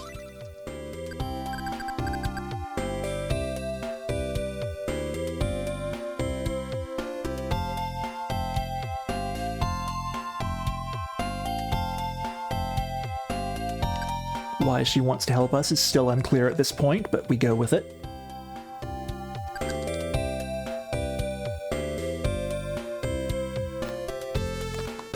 Obviously, we put back on our masks because we still don't want to be recognized as criminals. Here's the rich guy. And he's got a huge basket of figs in front of him. Turns out that the whole reason there's a shortage of figs in the first place is because he bought them all up to manipulate the price, so he doesn't actually want our fig. But what he does want is our Crimson Fire gem from way earlier in the game that we're still carrying around. Unfortunately, this guy, the rich merchant lord of the other town, comes in and recognizes us. Okay, so we're in prison, we check the door, we check the wall. Mysterious cloaked figure shows up and bombs the wall.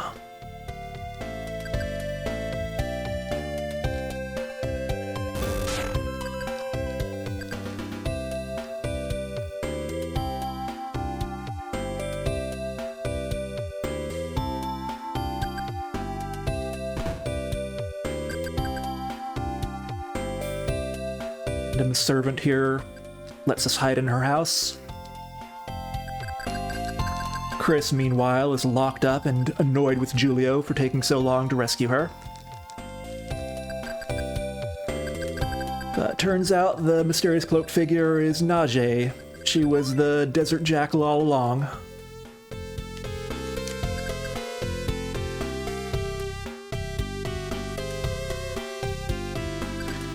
She says she's going to create a distraction while we use one of her bombs to blow open the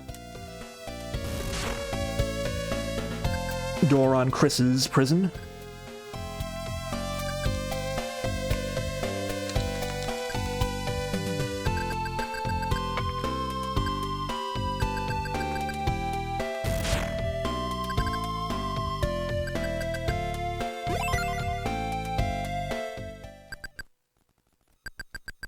The rich guy comes and confronts us on the way out. He knows what we're up to, and his hair grows spiky.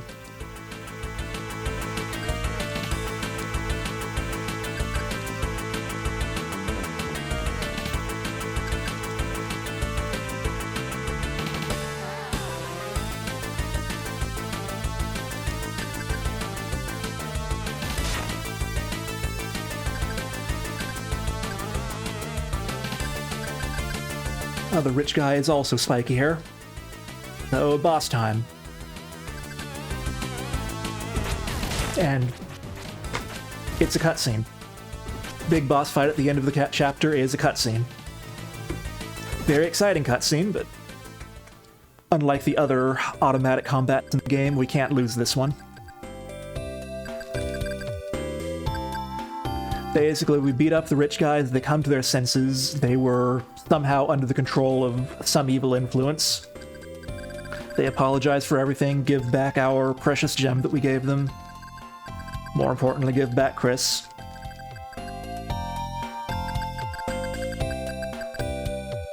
And Najee, whose real name is actually Stella, decides to accompany us to figure out what's going on in Foltia, who apparently was behind all this somehow.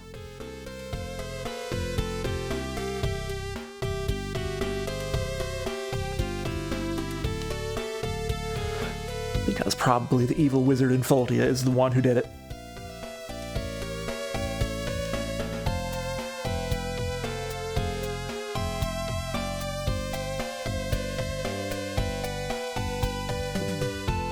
Let me see.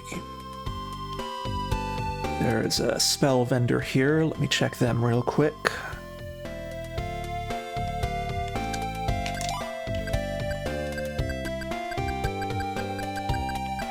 Let's go ahead and get sleep for Chris. Can she get one of the others? She can get invisibility and VP recovery, why not? And that's all the spells I really care about for the rest of the game. I don't think there's anything of use in the weapon shop here. We also need to remember to re-equip Chris before we wander out into the desert. New staff. And she wants which one? Speed ring.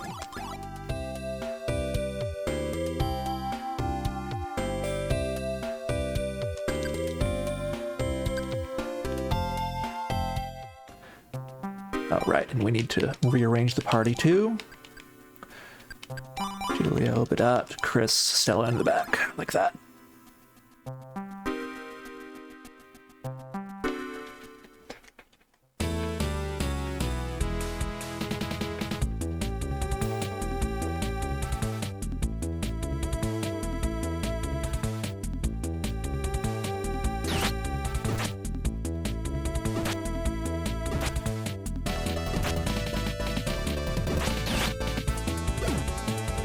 Stella is, in addition to throwing bombs around sometimes, a Kondo magic user.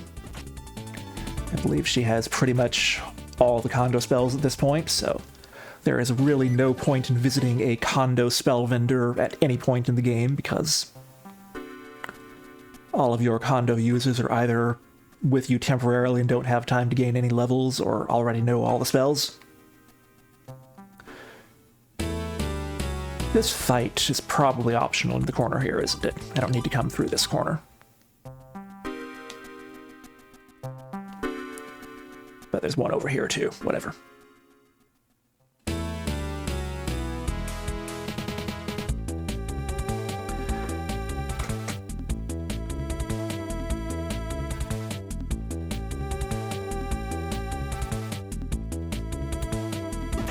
What tactics is Chris on?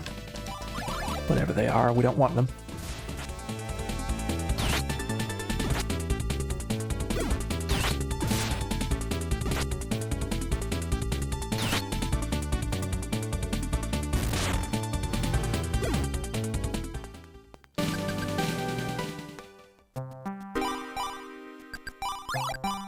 Let's just do that, just in case.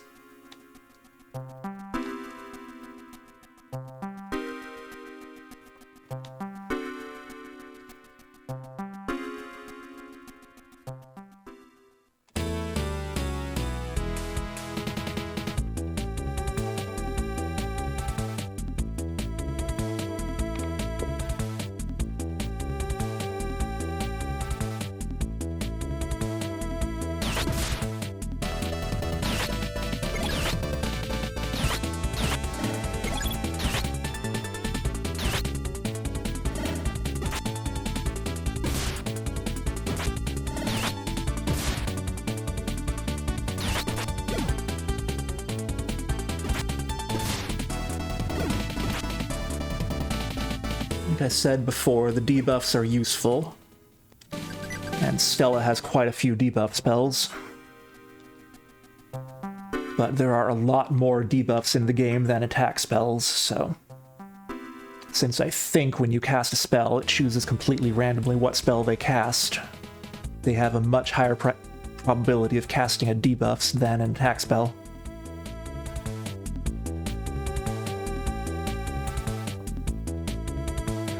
So they spend a lot of time just debuffing things unnecessarily instead of just killing them.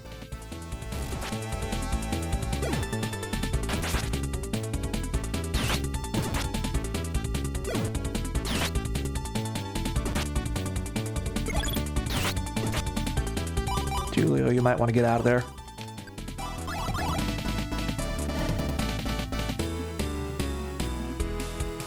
And when I tell Julio to go to the back row, he goes towards the monster. Absolutely.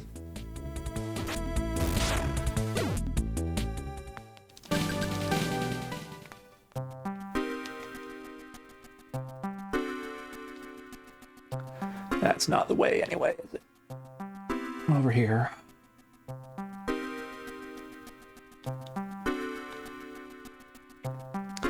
And it's a spiky hair guy. This is Berat, the guy who caused all the trouble in Chapter 5, and he is now showing up again to finish us off.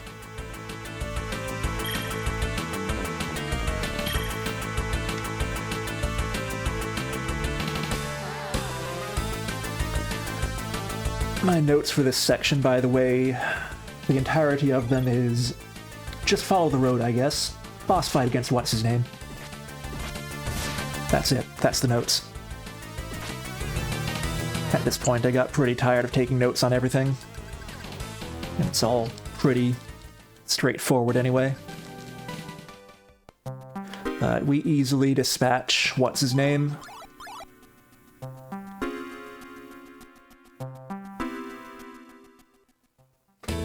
The random encounters with birds are a bigger threat than he is.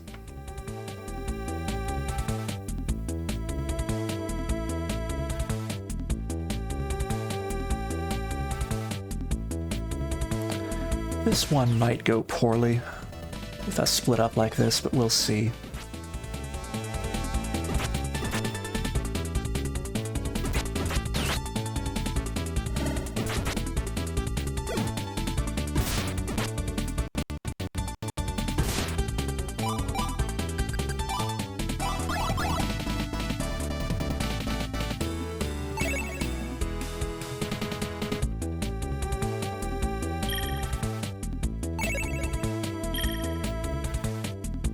When I told you to go to the back and use heal spells, I meant use heal spells, not go to the back and randomly buff people who don't really need buffs.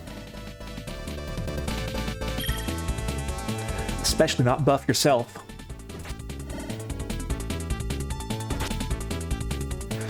The condo spell list does include a fair number of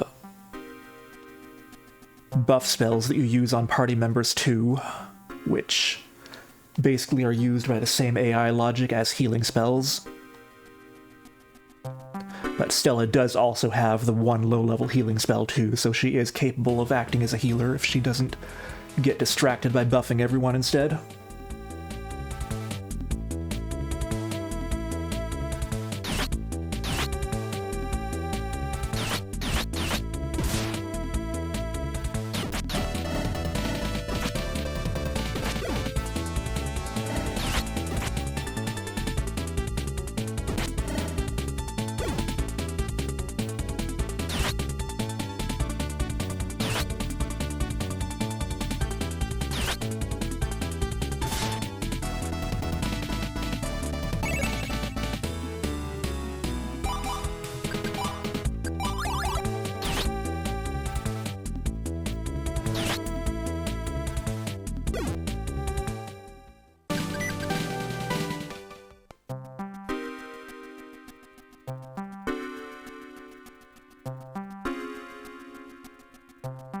This way.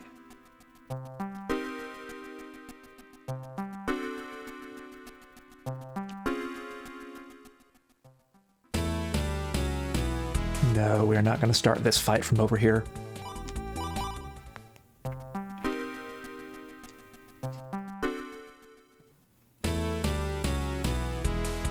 think we go right anyway.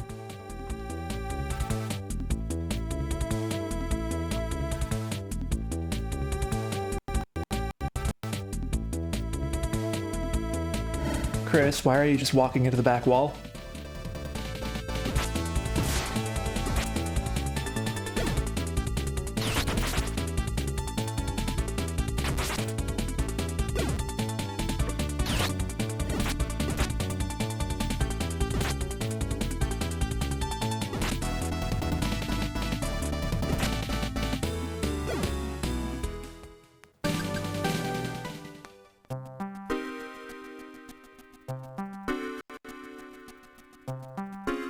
Among the debuffs that... Okay, we do go that way.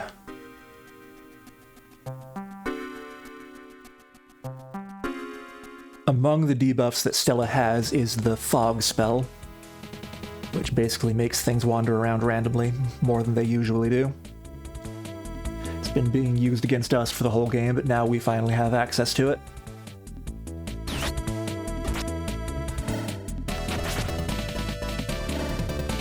There it is.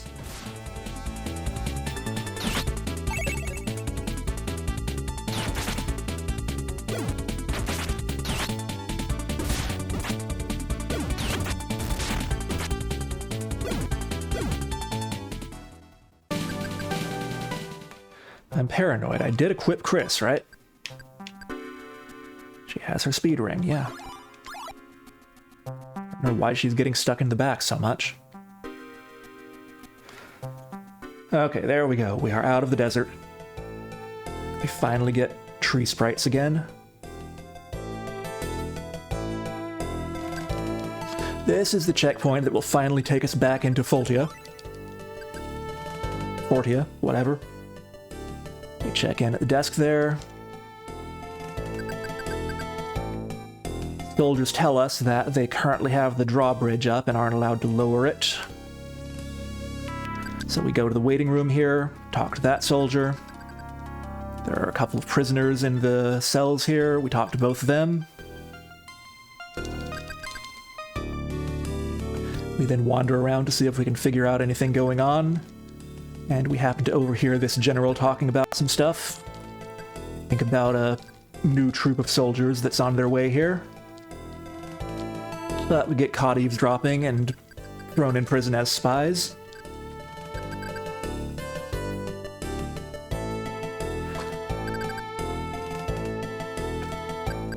Keep kicking my foot pedal. I'm really paranoid that I'm going to kick it too much and accidentally reset my timer. That would be pretty awful 6 hours into a run.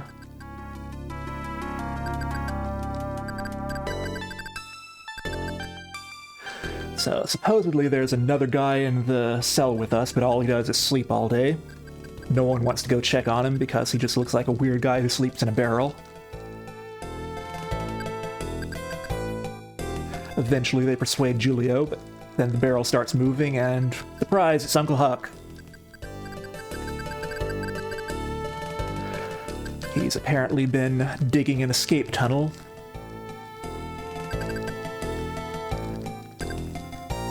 While using his shoes to make it look like he's sleeping.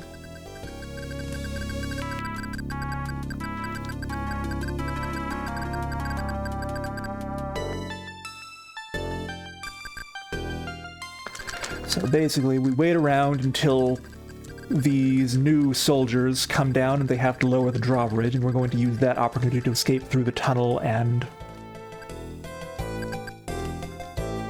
get over it before it closes again. There's the drawbridge coming down.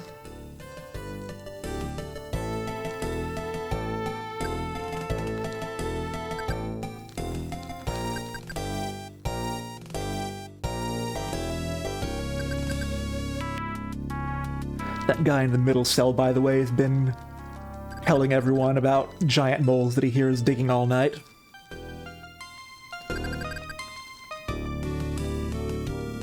He is hearing giant moles again now. But Huck has no idea which way he's digging, so we end up way over here in the stables. Julio has never seen a horse, so he thinks they're just big dogs, but We decide that we're going to try to steal the horses and escape on that way. But Huck can't figure out how to mount a horse properly. And hijinks ensue.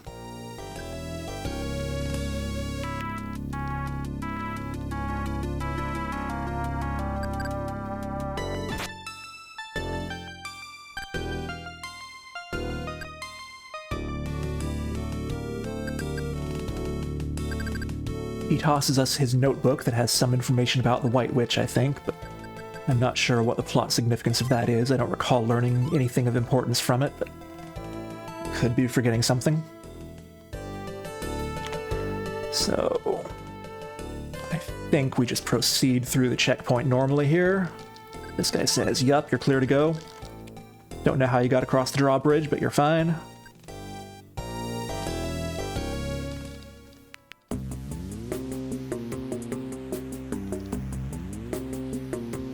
And here are those spooky, soulless soldiers we've heard about that the evil wizard is in the process of creating.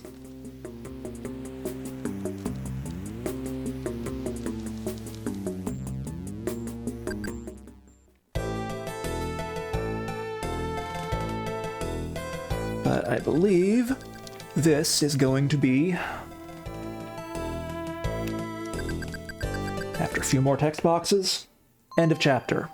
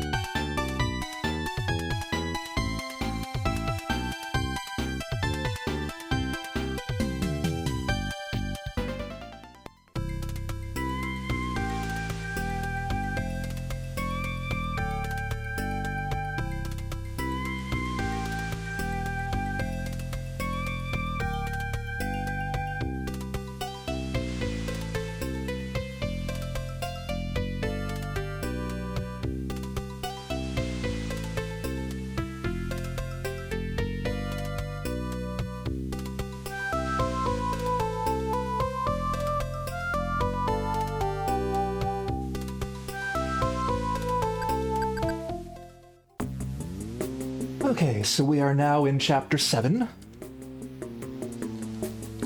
We see more of these creepy soldiers coming through.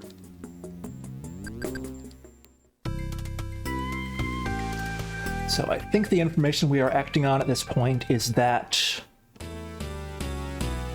the legendary swordsman Durazel is being held prisoner in a tower somewhere along the south coast here, but first we need to find his daughter Joanna, who knows something about him.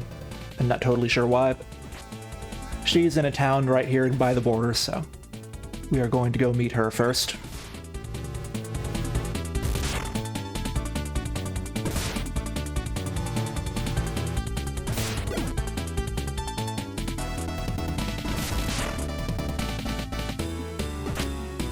Not sure if she's his daughter or his granddaughter, I forget. Some relative of his. But here is the town right here. Bottom right building, there's an innkeeper. Not this bottom right building, the other bottom right building.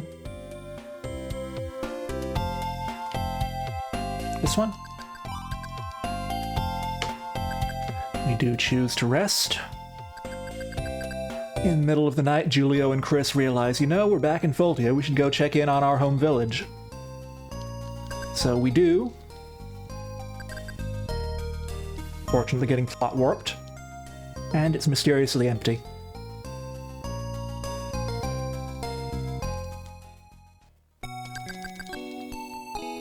So we look around, we have to check in the chapel building here. And then along the cliff down here, we find our old friend Rog, passed out. But then Chris says, "Wake up, Julio. It was all a dream." And we can proceed with the plot. Where are we going? Top left building.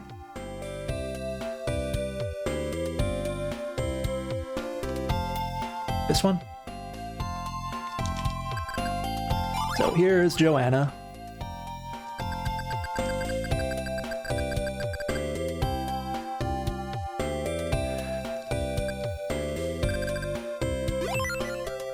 She grabs an old spear and says she'll come with us to help Duracell. I think that's all we do in the town here.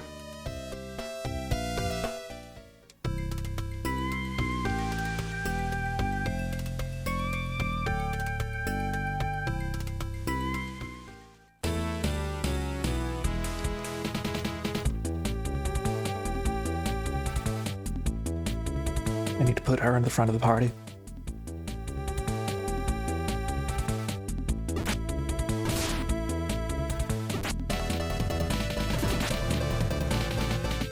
Joanna is another melee fighter, but unfortunately she's another one who's just not that useful in combat. Her attack power is like nothing.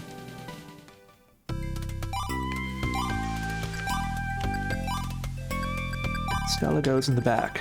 Joanna goes in the front. Thank you.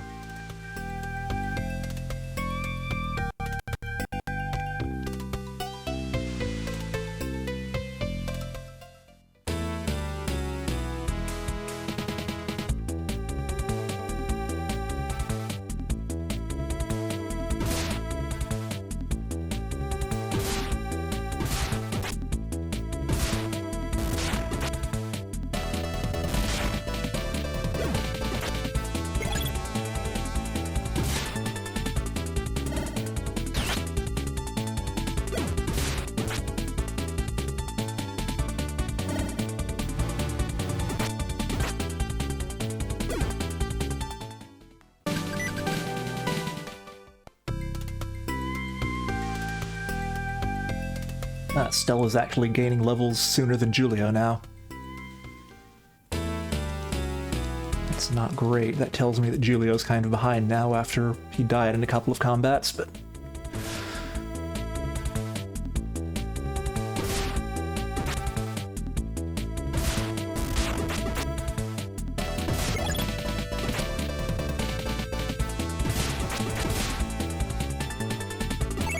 it is more or less mandatory that I get at least Julio to 21 by the end of the game. So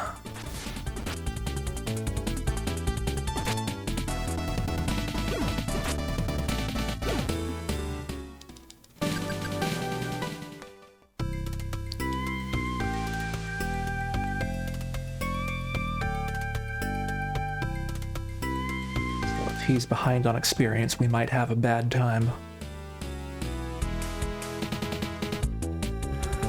Meaning there is some chance I may need to do some extra grinding. We'll see how it goes.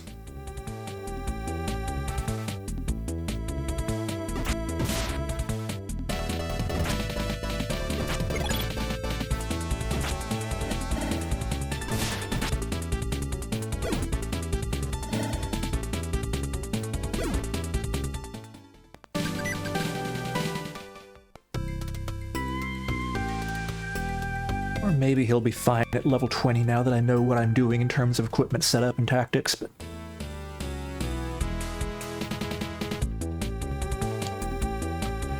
First test playthrough of the game, I was stuck for a pretty long time until I went back and leveled everyone up to 21.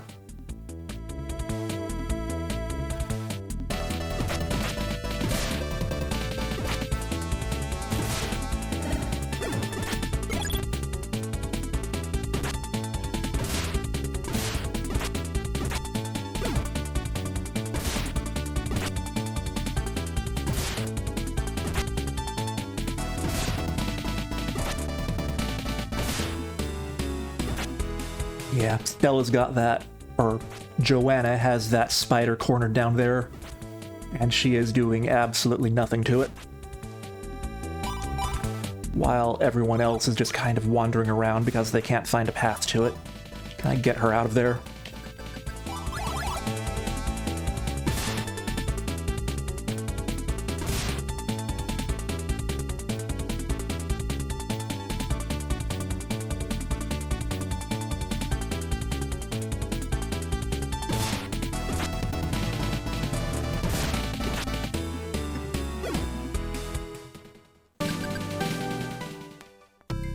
Unfortunately, the pathing algorithm seems like it treats other characters as no different from any other obstacle. It doesn't take into account the idea that other characters will move, or that for purposes of targeting something you could stand behind other characters, but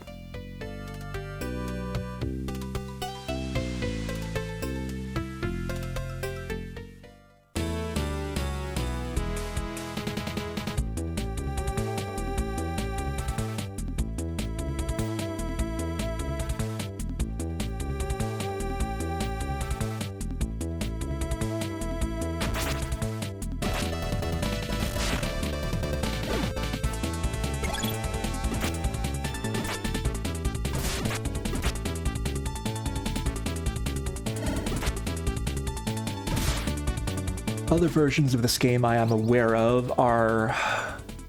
There was a PlayStation 1 version, which is very similar to this, except zoomed in drastically so you can barely see anything, using roughly the same, pretty much the same graphics. Same combat system, except that you can directly give instructions to the party members instead of relying on the auto-combat. So that one would be an interesting one to play one of these days. There was also a Sega Saturn version, completely different with isometric graphics and I think a standard combat system.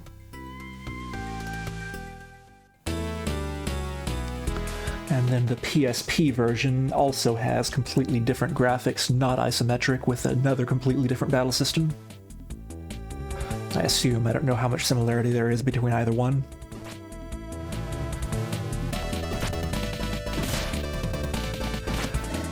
There is also the Windows version, which I am guessing is roughly the same as the PSP version, but I really do not know for sure.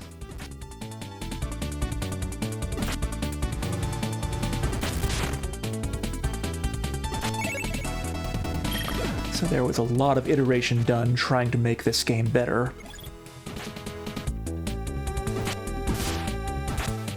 I assume that a lot of people had trouble with it as originally designed.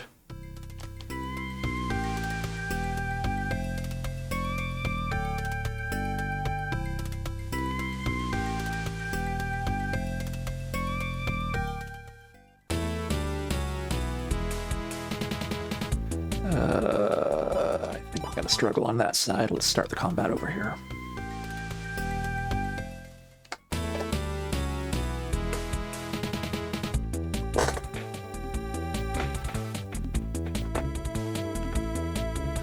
Happens, I did pick up a copy of the PS1 version, which is completely invisible there.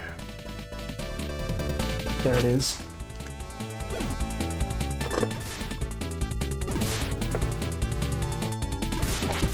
So I have the option of trying to play through that version one of these days.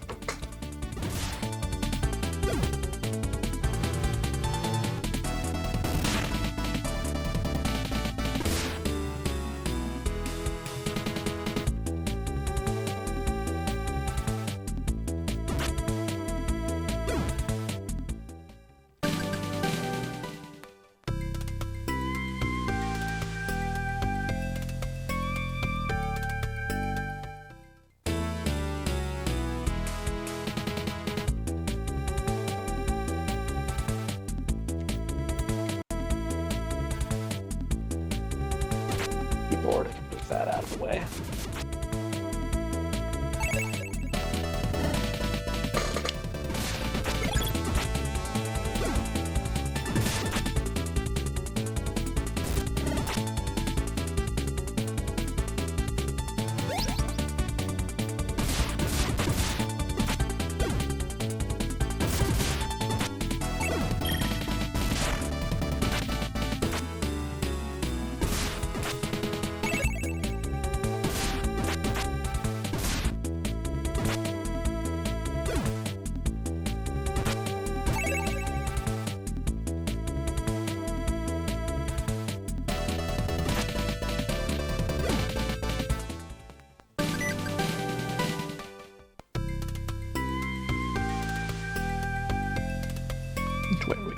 down here.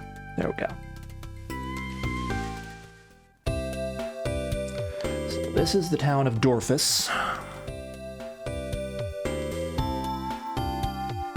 There is quite a bit of new equipment we want to pick up here.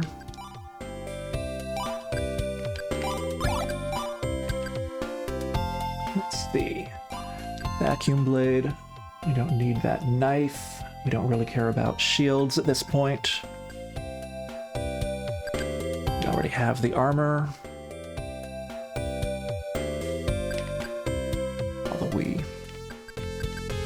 no, we don't need it. But we pick up robe and cloak upgrades for the two casters.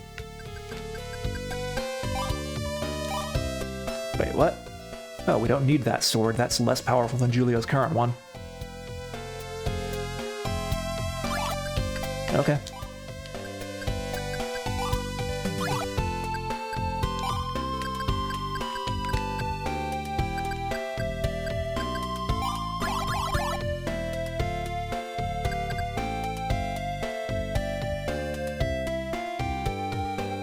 So there's a tower on the edge of this town where Duracell is being held prisoner. But we're not allowed to get in, obviously. So check with the soldier, ponder how we can get in. What we need to do is talk to the two people in this house. They have a kid named Alice who likes to play hide and seek with the soldier by the gate. So we talk to the kid, persuade her to go play hide and seek with the soldier.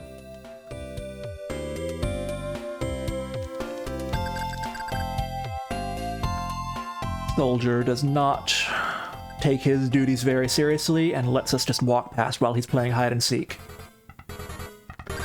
Meanwhile, Uncle Huck and Barat are also heading into the tower at the same time we are.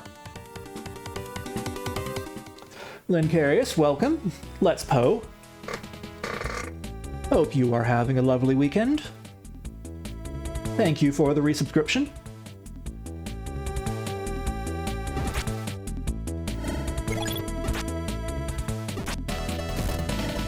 Much appreciated.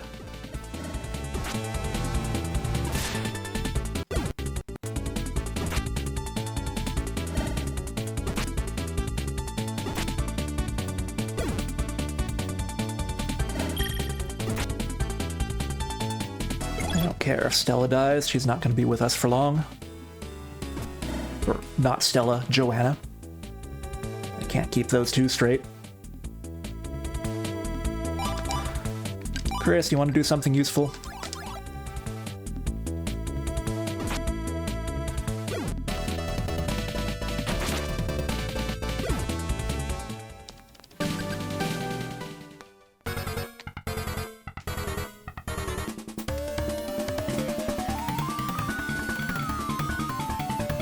We are basically just going to follow the coastline around here to get to the entrance to the tower, which is on the far south side.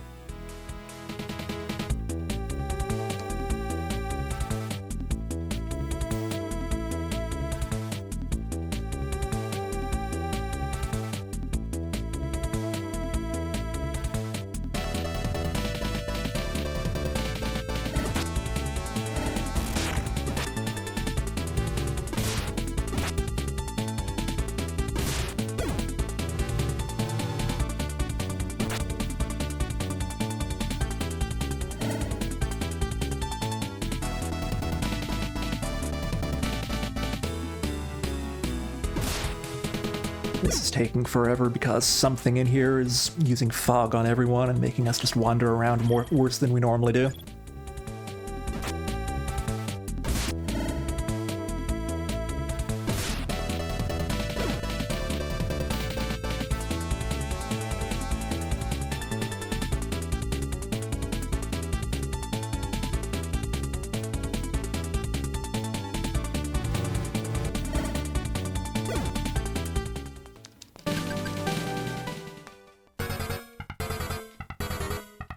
Cut across here.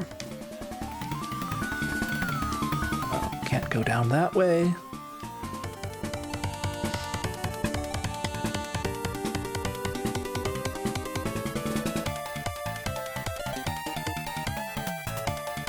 Okay. There's a combat in this little canyon here that's kind of annoying. I might need to switch to defensive tactics, but we'll see.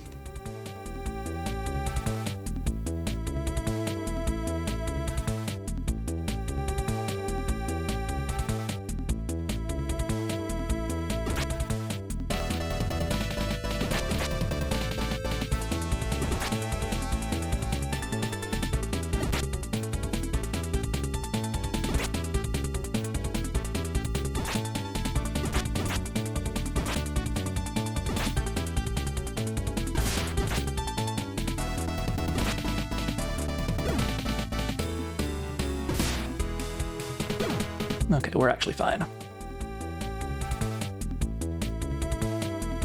If Julio can ever figure out how to climb a stair.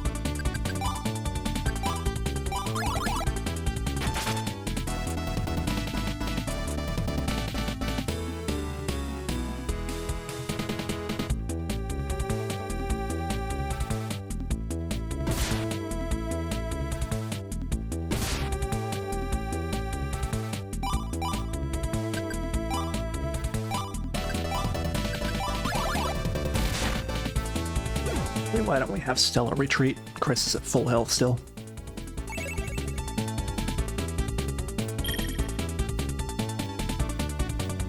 Thank you.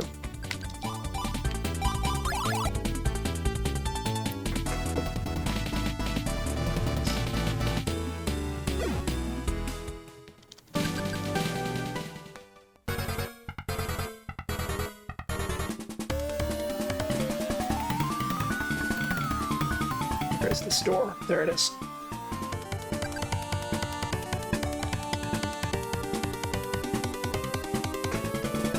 We note that the tower seems to be guarded by monsters rather than soldiers, which is unusual, but we deal with them.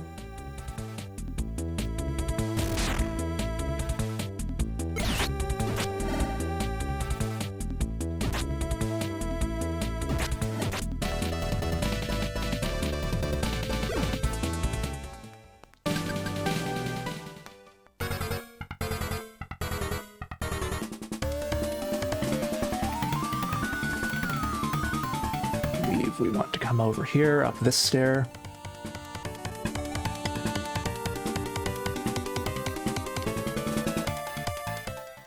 There's a door down there. We want to go that way.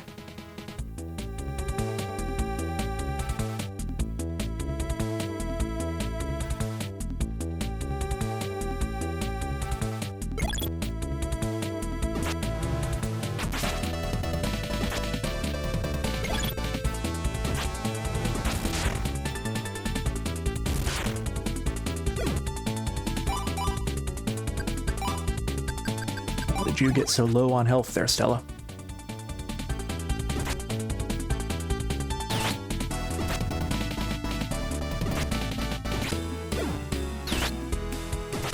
Joanna's dead, but that's fine.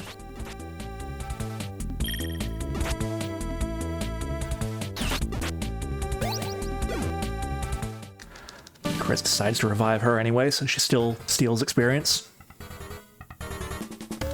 So we come down here, we want the stair on the left, right? Left stairs.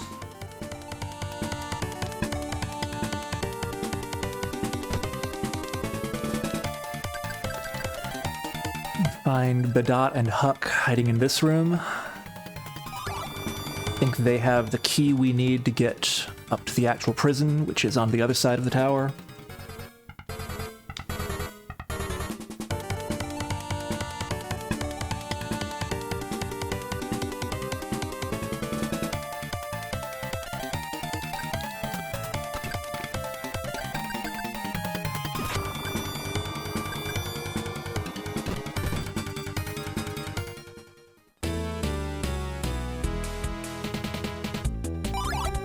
This tower is another area where the jams go pretty hard, by the way.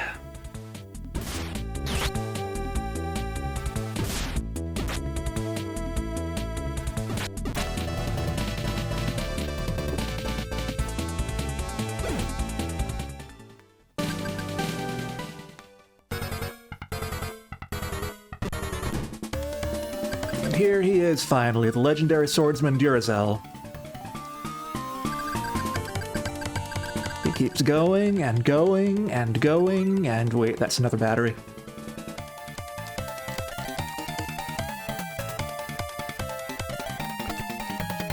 I think he designed this tower a long time ago or something and knows where the secret exit is, but he's just been staying locked up in here of his own volition because he doesn't feel worthy to be a knight or something. But he joins our party. We can put some stuff on him now, I think, right? Can we improve his armor? No. You can go ahead and put a magic defense ring on him, though.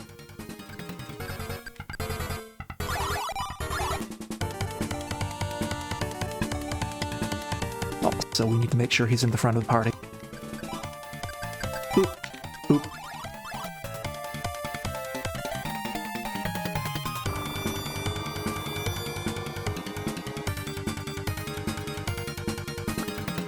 We take this aqueduct thing out.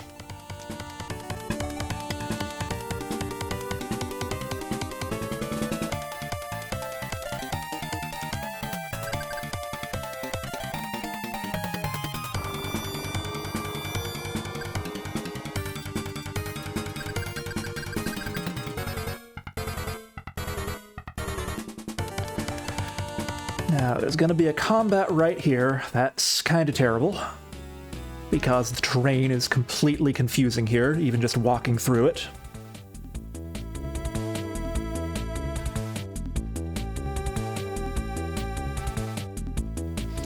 So the chances of a reasonable proportion of the party managing to find their way all the way over there to that monster are not that great.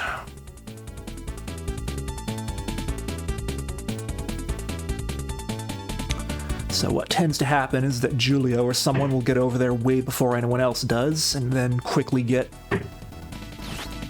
one-shotted by it because it's not doing damage to anyone else, and he can't do damage to it fast enough. But fortunately, Julio and Duracell seemed like they made it there at about the same time this time, as did Stella.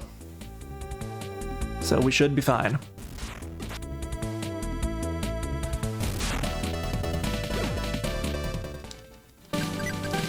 That is the smoothest I have ever seen that encounter go. Like, what even are these tiles? I have no idea how you're supposed to get out of there, but we manage it.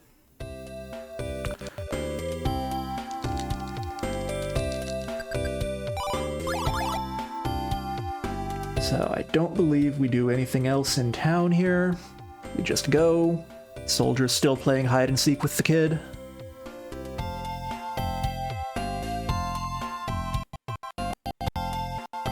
How do we get out of the town here?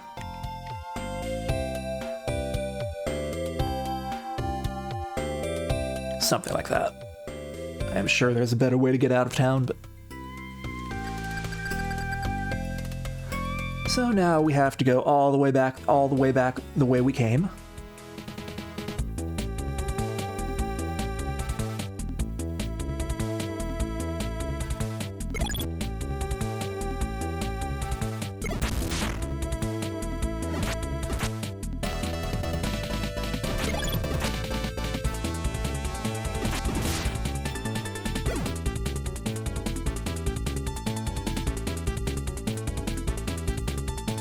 Fortunately, Duracell is much better in combat than Stella or Joanna was.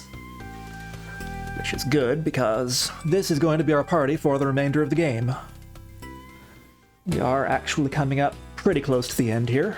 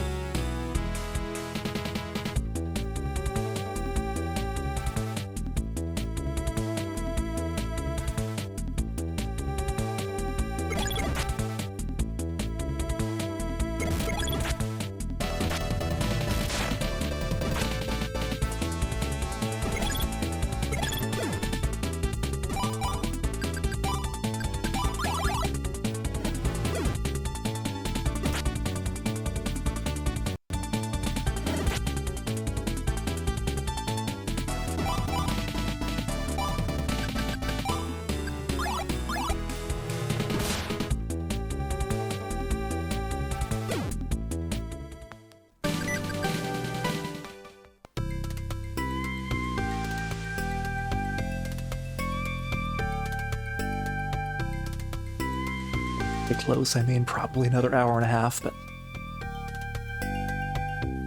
we'll see.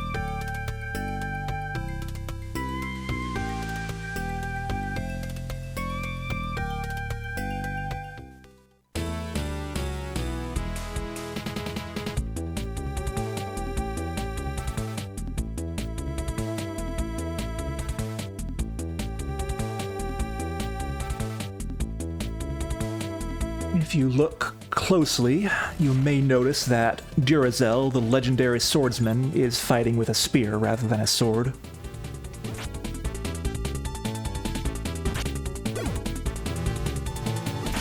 There is a reason for this. We will learn about that shortly.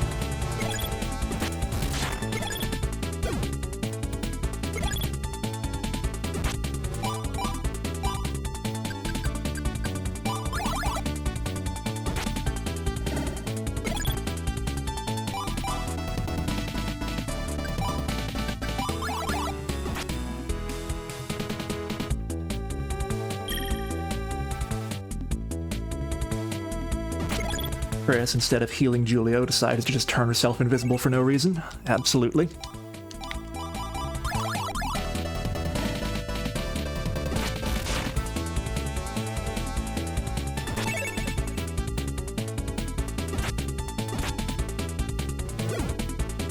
I don't know if the AI is smart enough for her to say Julio's out of danger so she doesn't need to worry about him, or if it's just random chance whether she uses healing or not.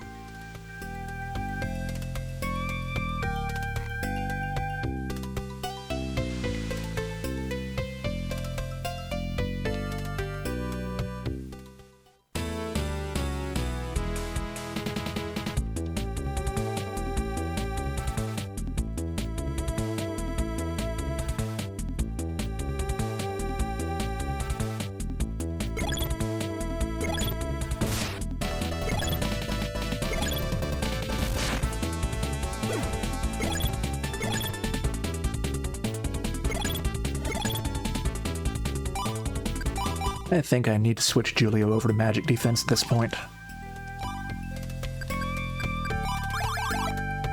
He is taking a lot of damage from those ice spells. I did not realize ice spells actually did that much damage.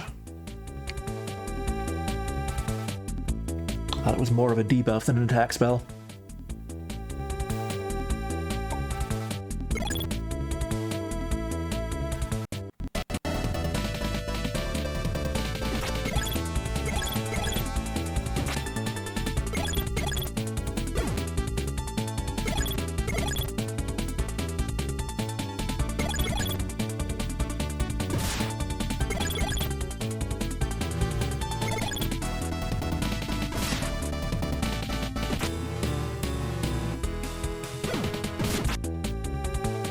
As soon as I do that, he doesn't take any damage in the fight anyway.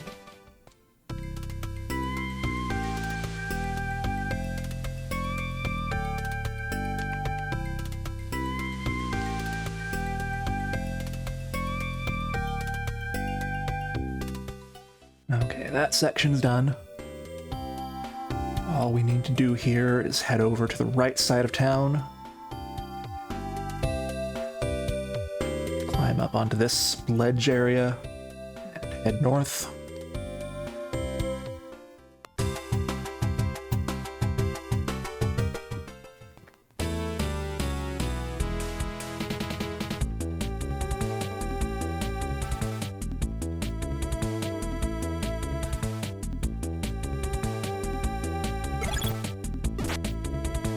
Okay, that's better. A little bit.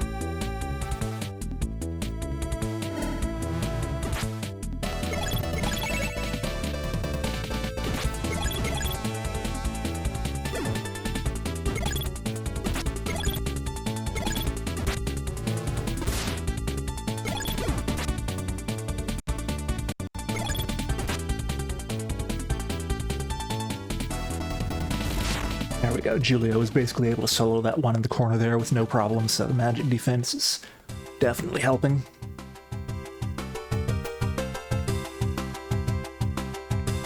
I did say it was very important that we buy those magic defense rings while we had the chance. This is why.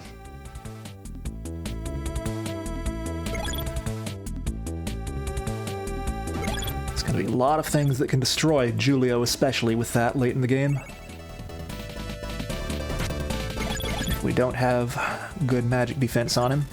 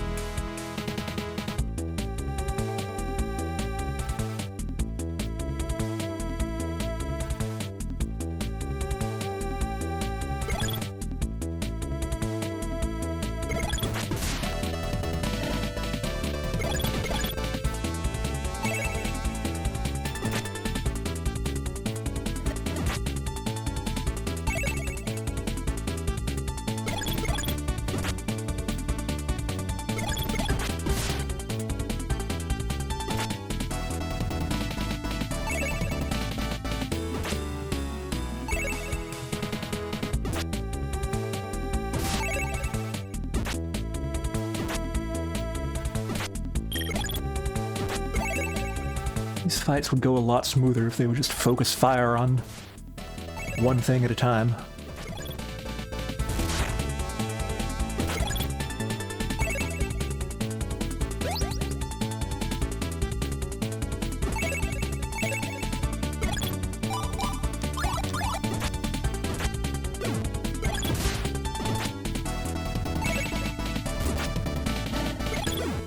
Okay, both of the healed critters are dead now.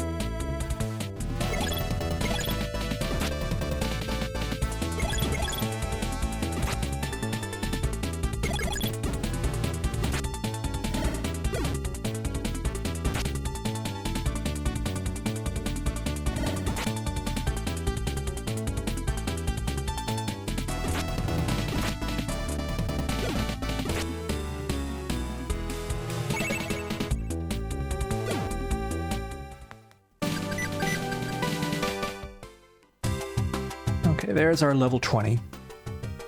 We still have plenty of combat before we get into the final dungeon, so that should set us up no problem.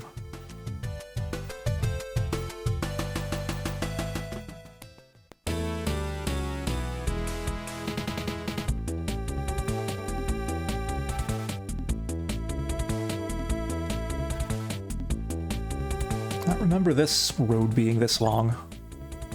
Sure hope I'm not taking wrong turns somewhere. I think you can, but...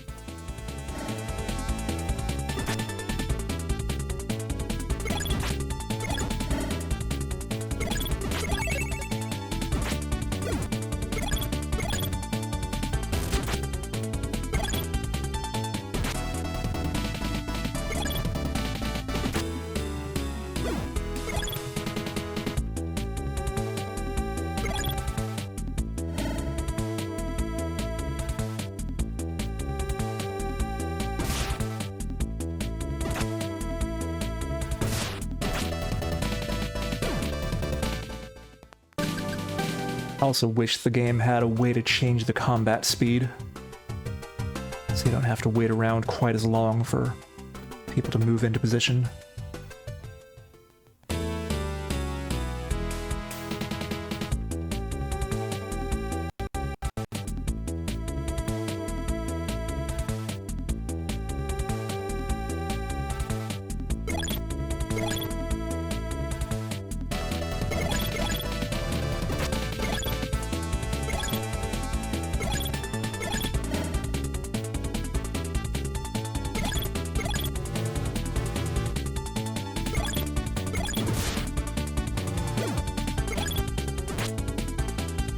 What the game actually does to determine how long each tick of combat is. I assume it's scaled based on the overall speed of everyone in the combat, because it's not like combats go drastically faster late in the game where everyone has high speed, but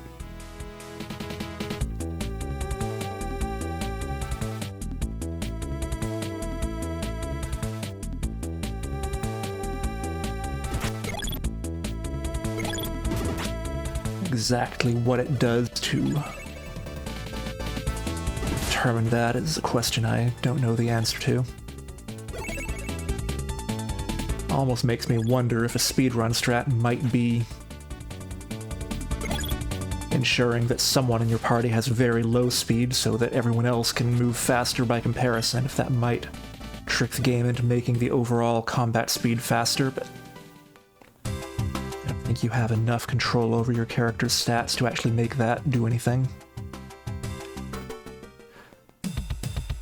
Okay, we made it.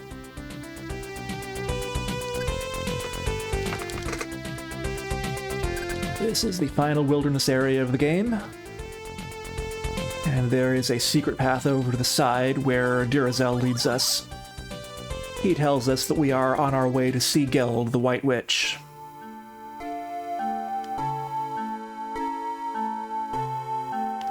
He is unclear whether or not she's still alive, but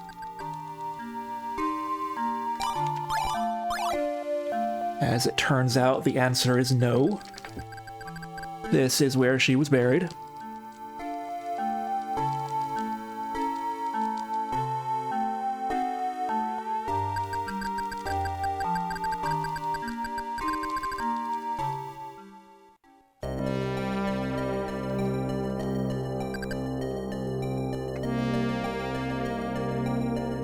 Apparently, a long time ago, and I'm not totally sure how this dialogue flows, but Durazel did know Geld, the White Witch. He did travel with her for a while and try to protect her.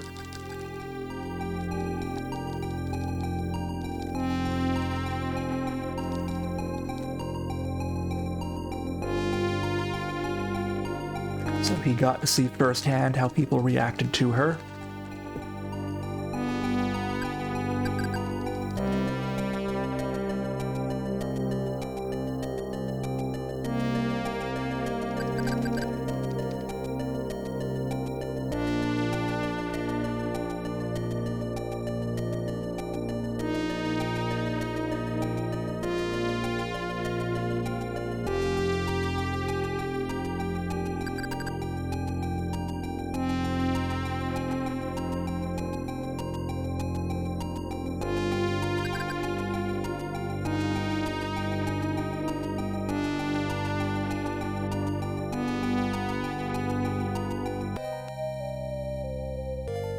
But at some point, she ran into this evil wizard named Levis while she was traveling with him. And Levis basically paralyzed Durazel so he could do nothing to stop it when he walked up and stabbed her.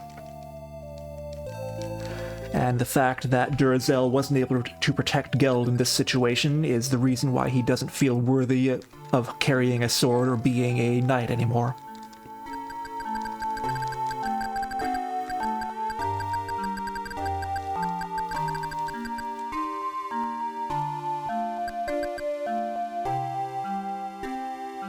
But he directs us to leave Chris's staff and the silver dagger on the stone here. And they get magic powered up, including Durazel's old sword, which is seen there, becomes the ultimate weapon for Julio.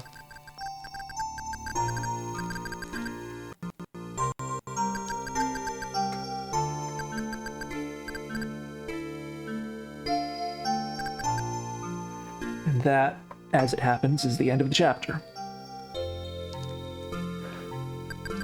No happy recap here, we just go straight into the final chapter. So, because Durazel left the party briefly, we do need to rearrange him and probably re-equip him if he has anything on. I don't think he does right now, does he? No, he still has his ring. Stella needs something.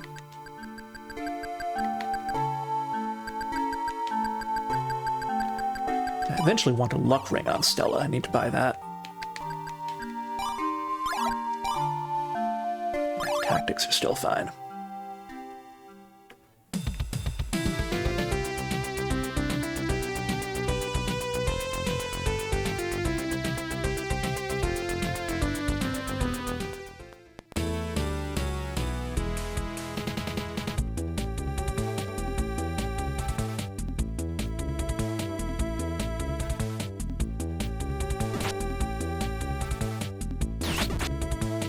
Oh, and I need to put the new sword on Julio. Forgot that. That's important.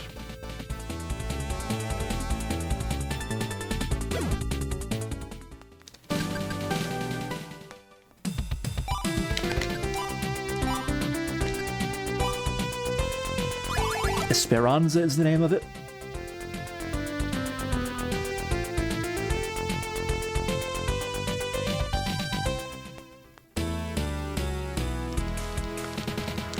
The staff that Chris put there, by the way, is actually Old Man Lap's old staff that she got at the beginning of the game. But it is now called Geld's staff.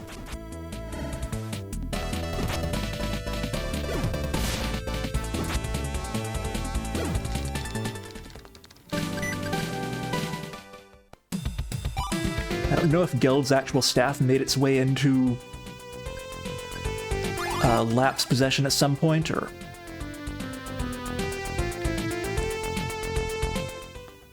if it only gets that name because Geld's power is in it now.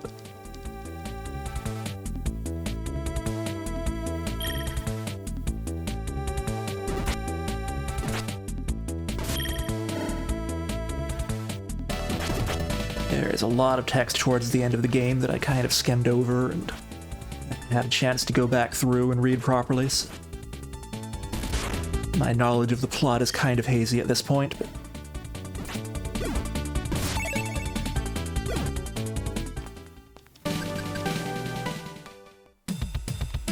how far are we from 2300?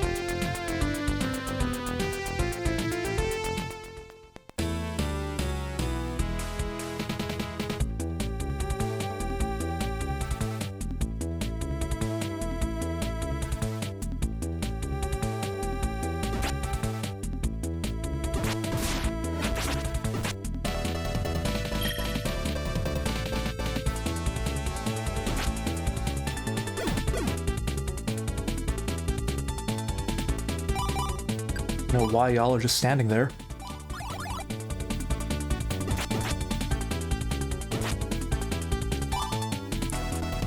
Sure. We'll let Stella stay dead. She's already ahead anyway, so.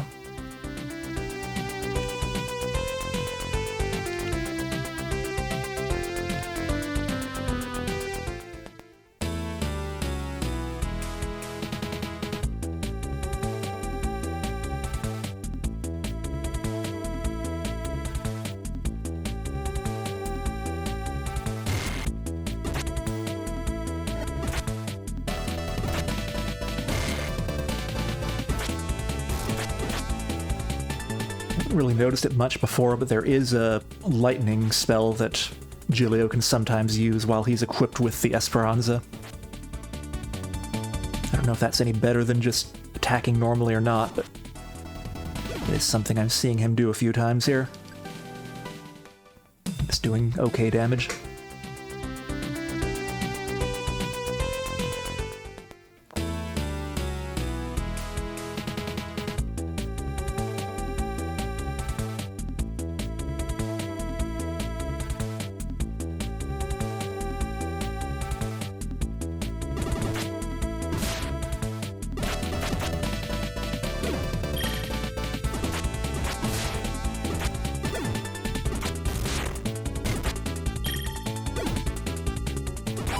Chris, get out of there.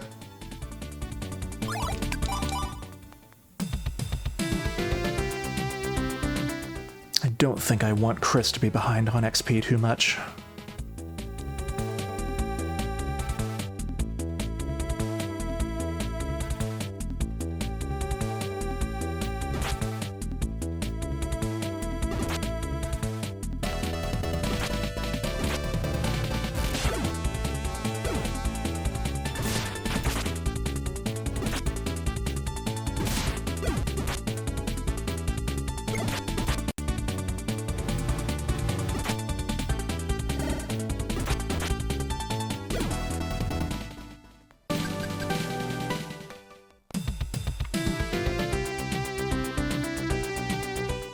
Okay, this is the town of Rudo, where the castle is. So first thing I want to do, find the weapon shop here.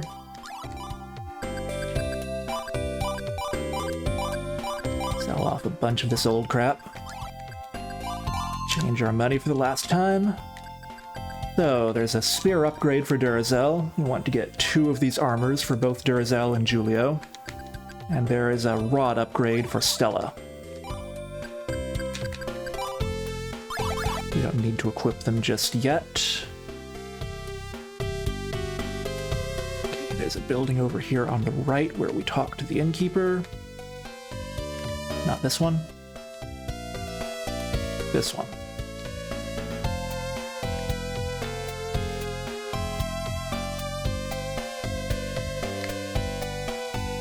This one. This one.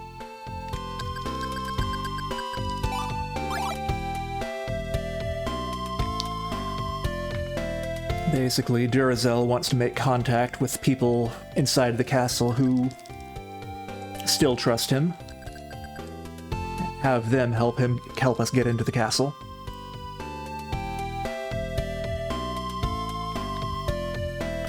So...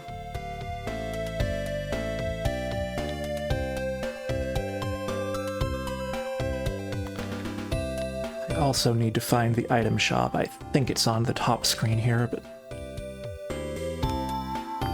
I'm not totally confident in that.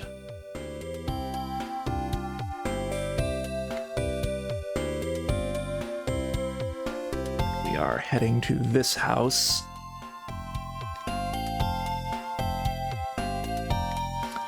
We're supposed to meet Duracell's contact in this room. It's this general guy who's gonna help us get in.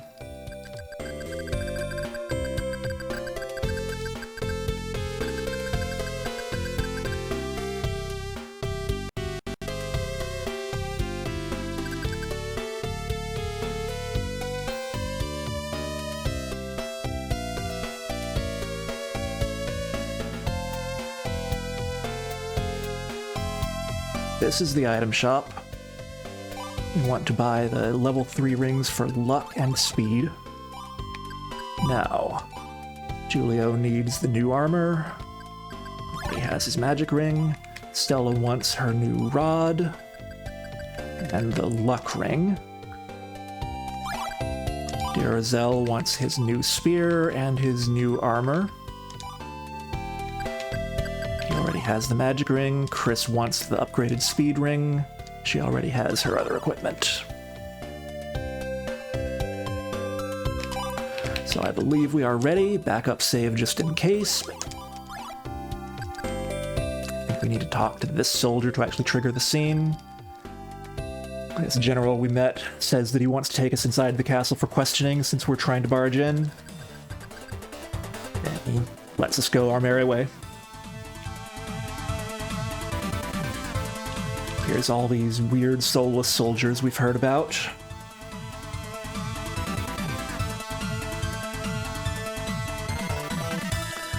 Basically, the idea is that the evil wizard Levis has this big orb thing that's being used to trap their souls, and also to store up suffering from people around the world.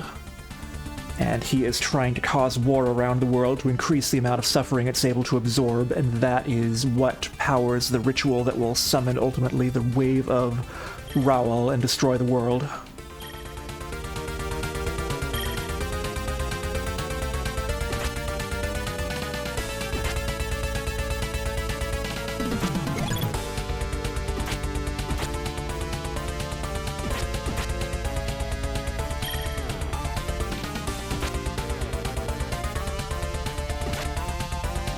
Really surprised this guy is using the time stop quite that effectively. There is a spell they have called Time Stop, which we could also have access to if we wanted to, that basically paralyzes everyone except the target. But most of the time, no one does anything intelligent enough with the extra turns they get from doing that anyway. So I have tended not to bother with it, but... Anyway, the king has also had his soul stripped out, so he's just sitting on the throne vacantly doing nothing. Levis is basically completely in charge here.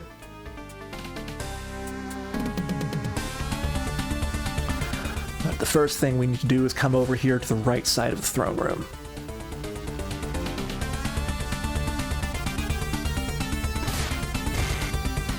Also, I should split somewhere around here. That's good enough.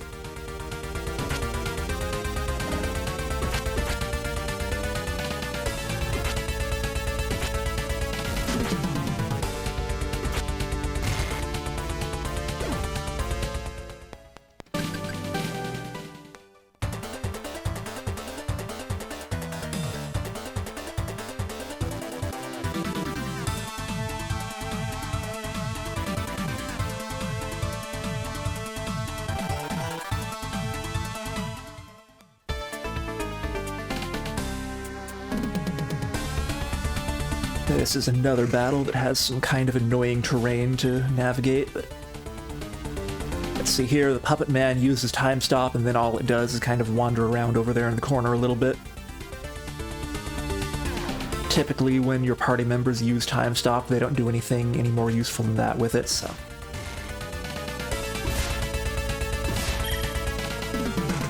Why is Julio the only person who is in combat?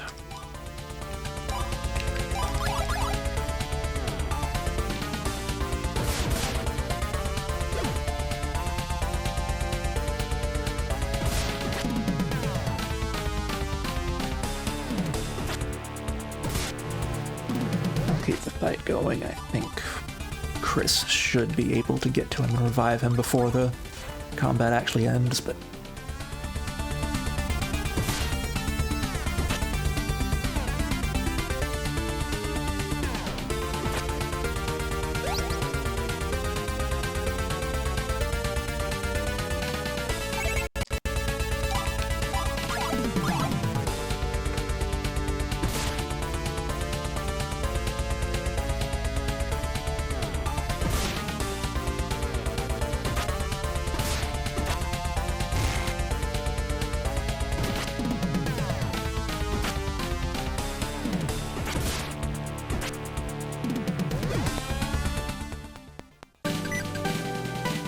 Oh, how about that? We already hit 21.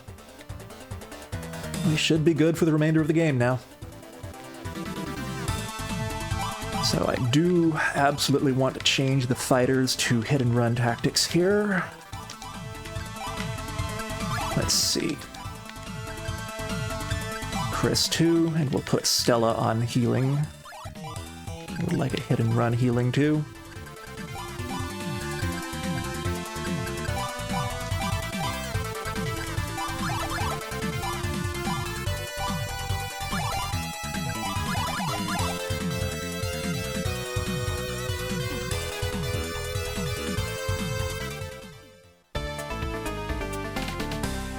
Because this is a quite difficult combat.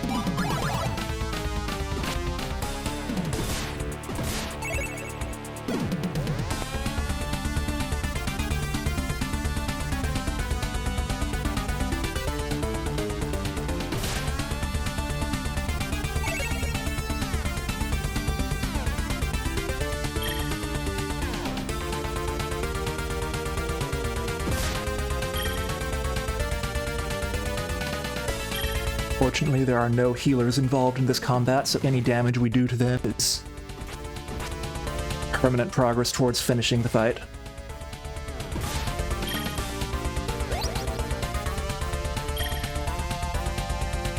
Which is why I am okay just having everyone retreat when they get low on health.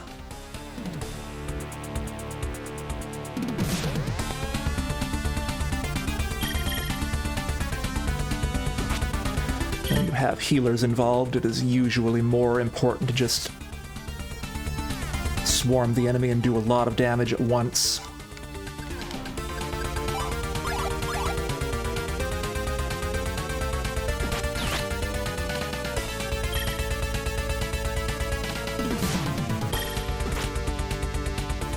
Stella, could you heal Julio there instead of redundantly buffing Chris?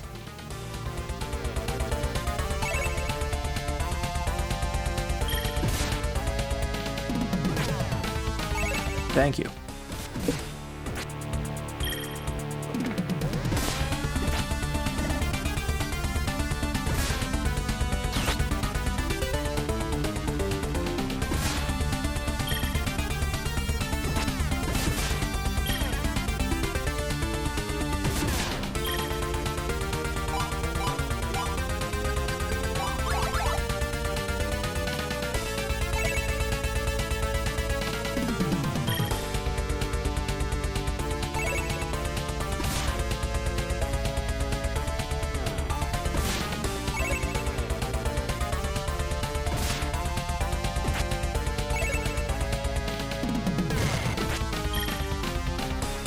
The other good thing is I think both of these opponents, the Puppet Man and the Dark Knights, their AI is pretty much to keep their distance if you don't approach them, so...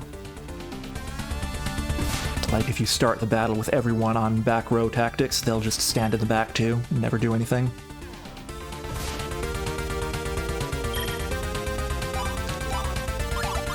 Speaking of never doing anything, would someone like to heal the fighters?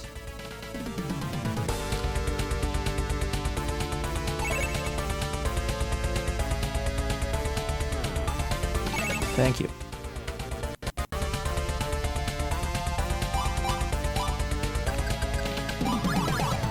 Okay, Chris, can you do some damage now, please?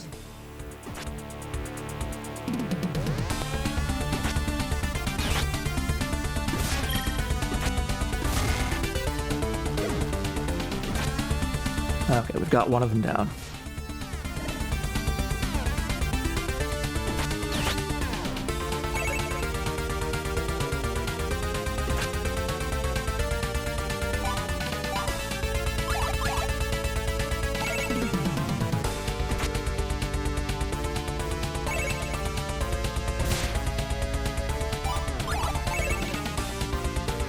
Would have been bad if Chris died there, but she's fine.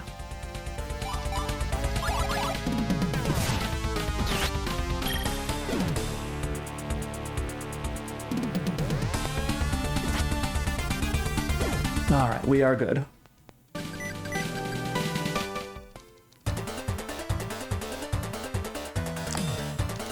Try to get in through the big front door here, but it's locked.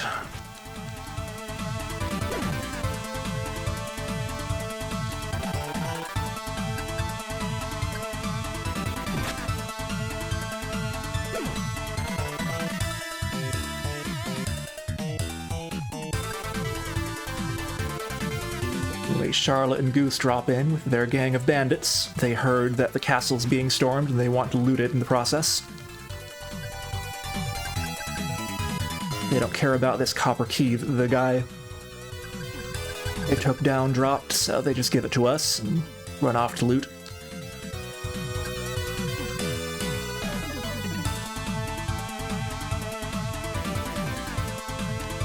So that is the first big annoying combat we have to deal with in the final dungeon here done.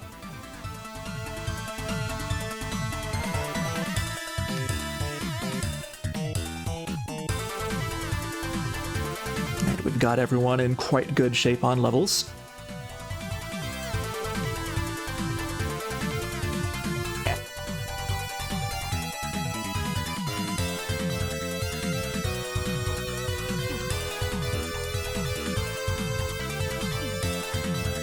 Now we go over to this side.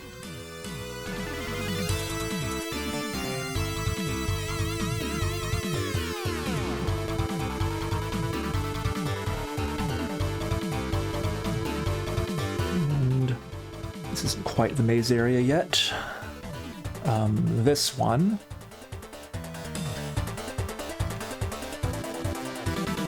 We get this chest over here that has a key.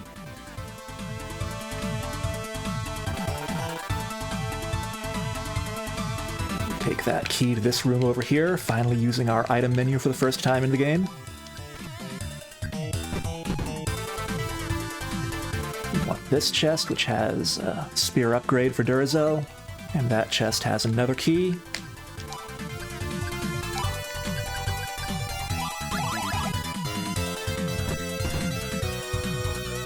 Don't care about those chests. We need to actually use the key.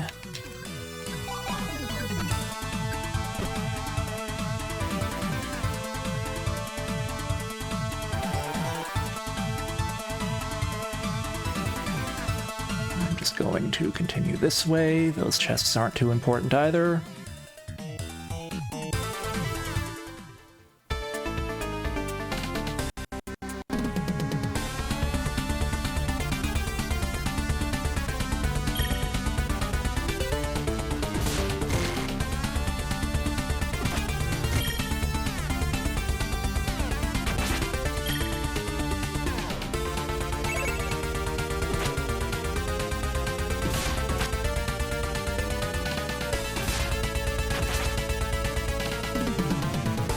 I don't know what strategy everyone's on now, but I don't like it.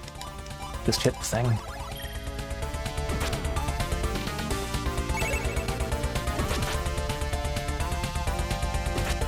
Thank you.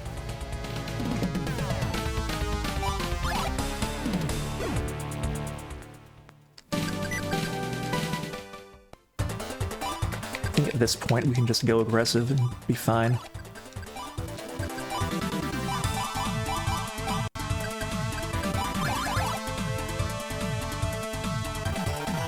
Okay, here's the final key, the one we got from the courtyard there, the reason we had to go that way first, and we are in this horrible maze area. So, center door.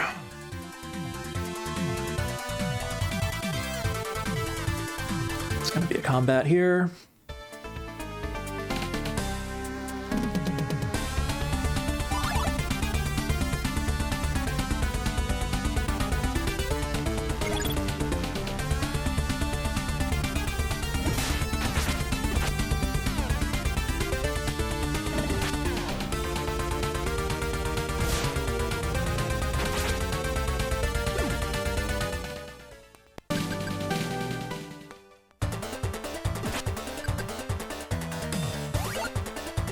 And then this guy shows up. It's Kajim, our old friend, who was resurrected by Levis's evil power or something.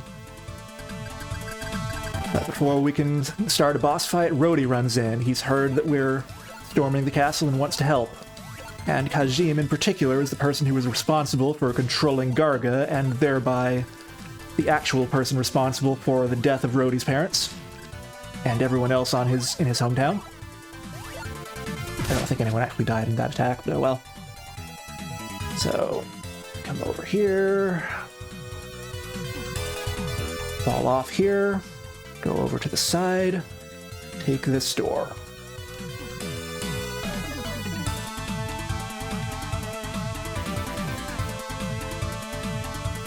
Ignore all the stairs along the way here.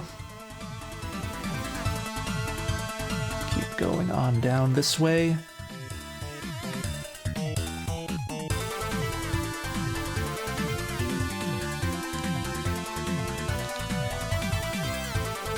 Okay, there it is.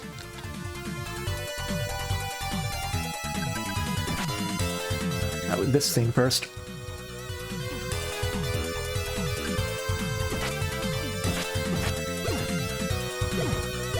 See some of these armor guys fighting on the way.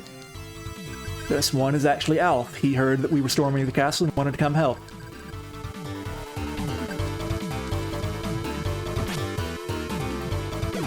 But he's in disguise because he doesn't want Morrison or anyone else at the castle to know that he's running off on his own doing unkingly things. So here, this is center right? In the notes.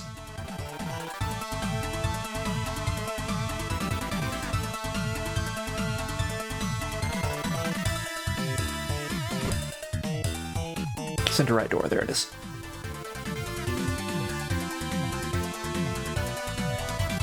Another scene here, we see Charlotte and the bandits still looting the castle.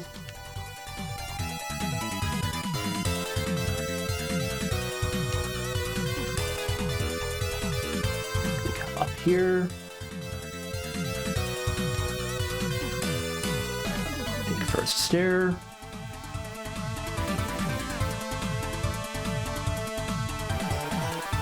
Okay, we are coming up on the second annoying fight. This is the one I was stuck on forever, my first time playing through the game. But I think with good equipment set up and with everyone at 21, we should be able to just go. We'll see.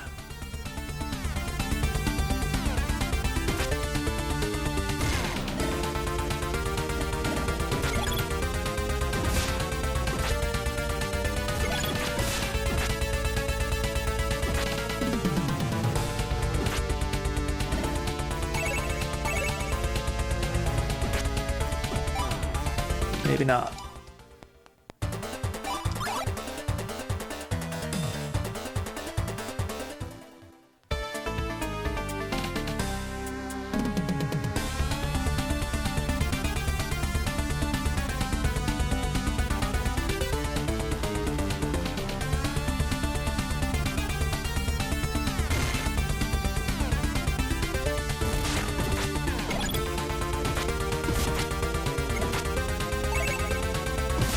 Problem here is that basically everything in the fight has really strong healing spells, so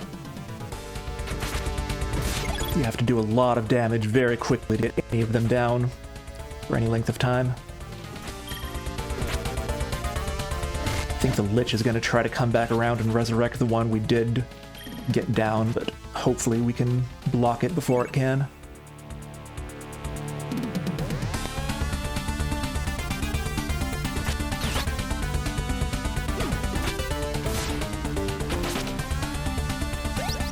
Tell what everyone's doing down there, but I certainly don't see a whole lot of damage happening.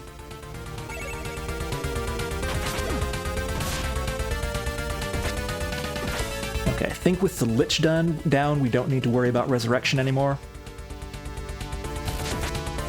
And we are through.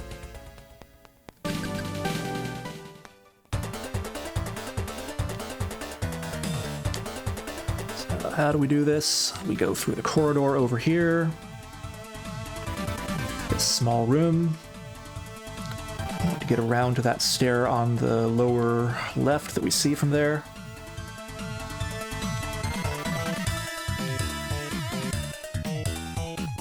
So we loop all the way around here. And up.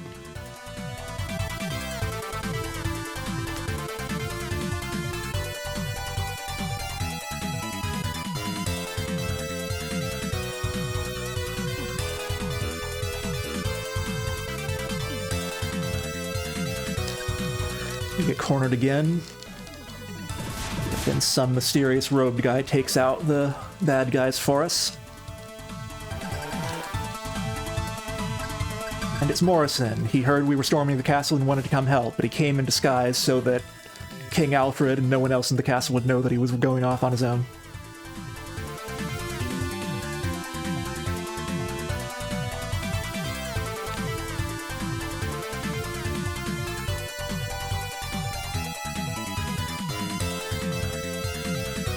Straight right, do not fall off.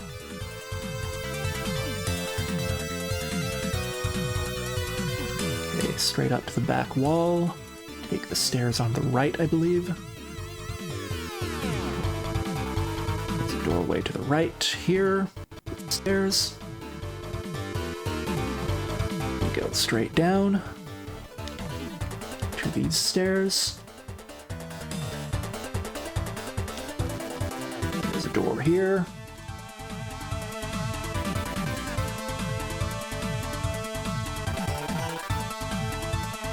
And we are through.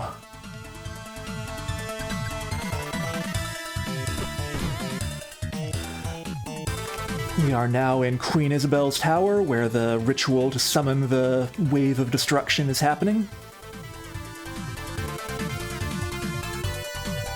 There are a couple of combats in here, but nothing too significant.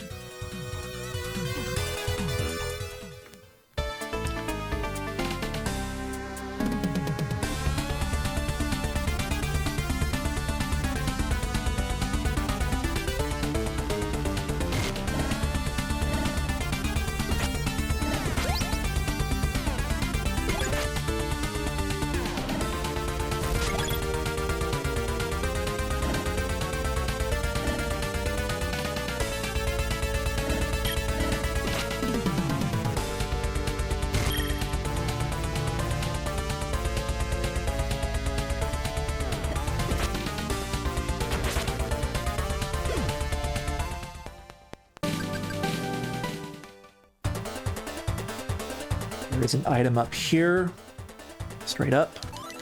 This is the tier 3 magic defense ring. We want to put that on Julia.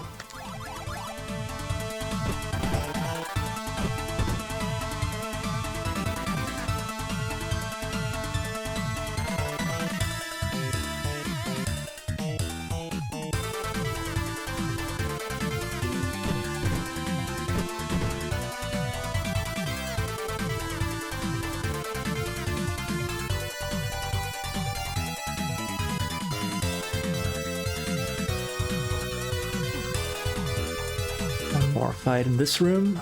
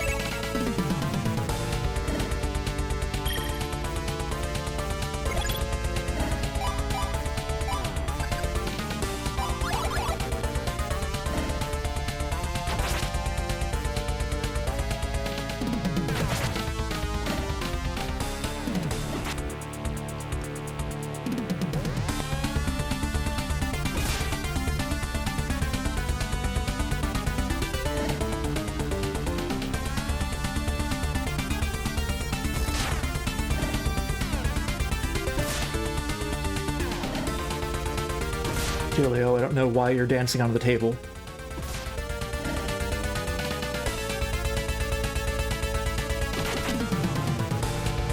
Thank you.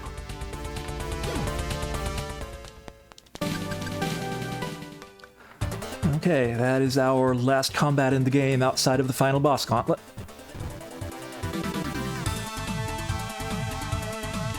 Continue up here. And this puts us on the rooftop.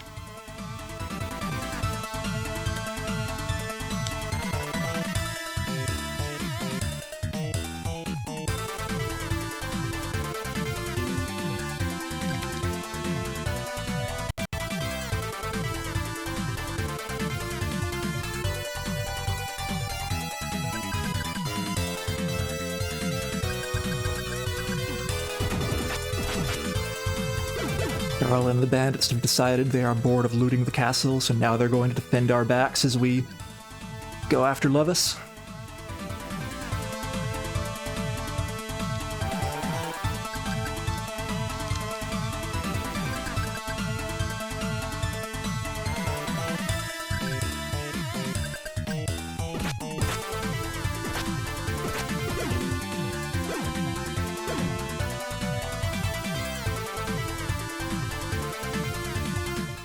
And here we go.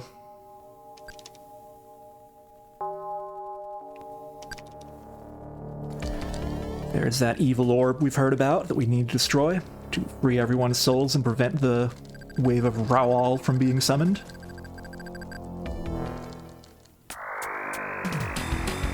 So, the main threat here is that evil eye in front. It does a lot of very powerful physical damage.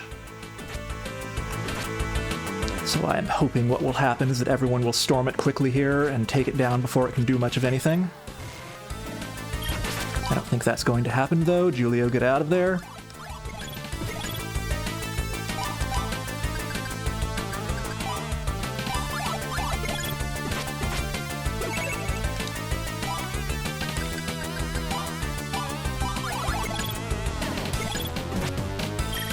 Okay, the evil eye's down. Oh, nice. We already got one of the imps, too. Those imps, like every other flying enemy, are a huge pain to chase down.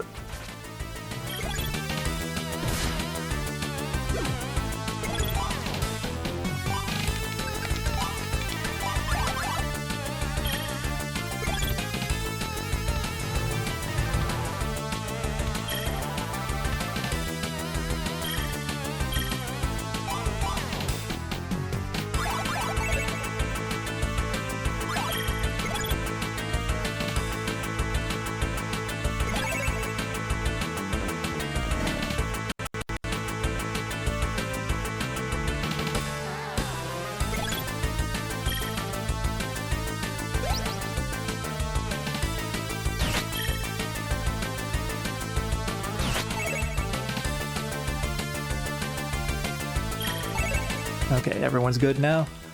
That's enough healing for the time being. Everyone do some damage to something.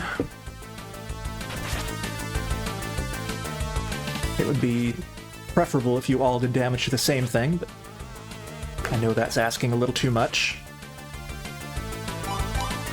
Okay, Chris, you're over there anyway. Try to get Duracell back up.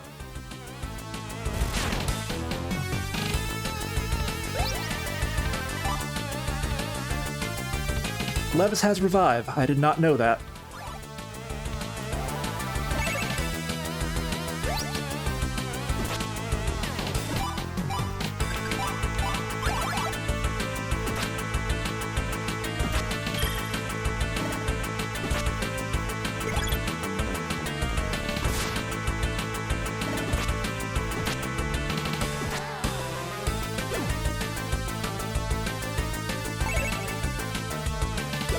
This is... yeah, I think I have to restart.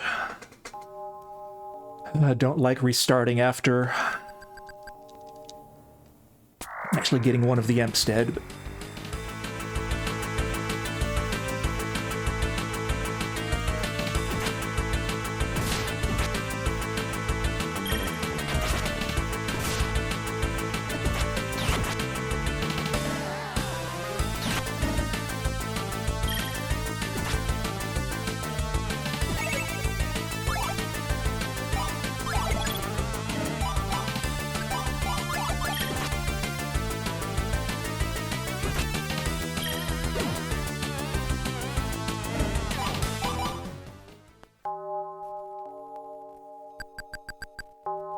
I don't know, when I was testing this, I tried this fight several times, and every time we got that evil eye down pretty quickly, so...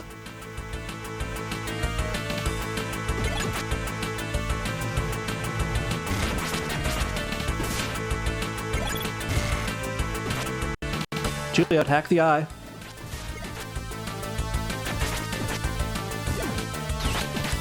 Someone attack the eye. Chris is dead.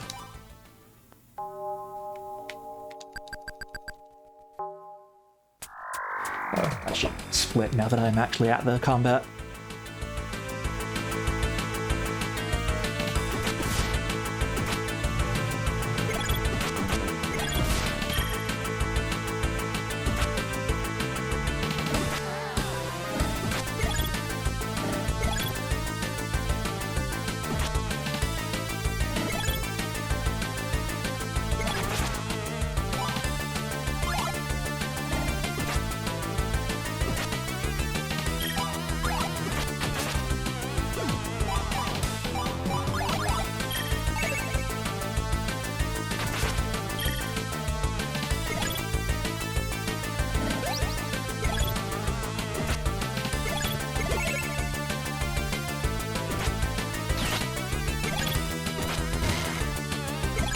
Okay, eyes down. We might be able to recover here.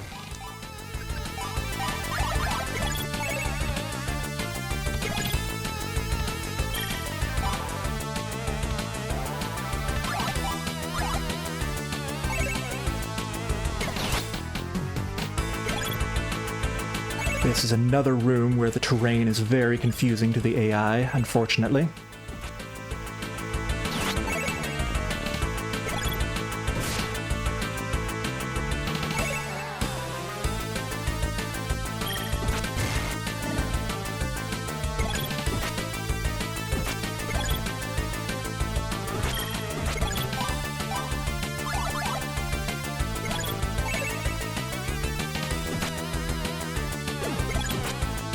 Oh, Chris is down.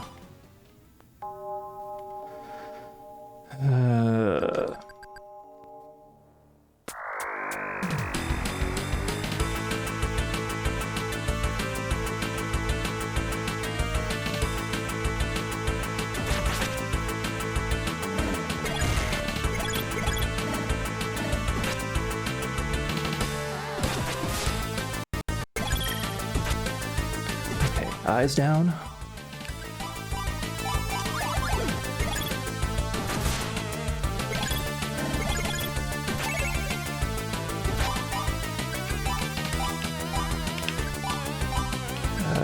Yeah, that's fine.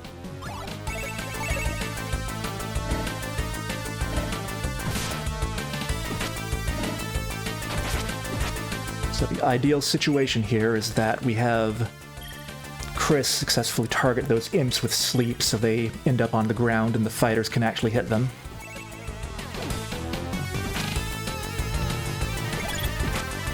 Or if Chris just targets the imps directly, that's good too.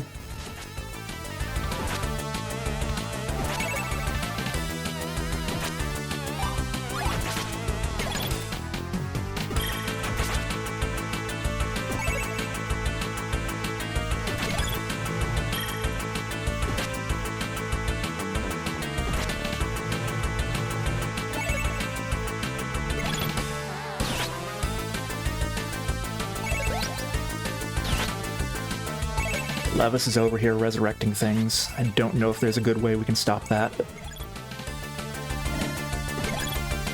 Paralyzing him is one way to stop it.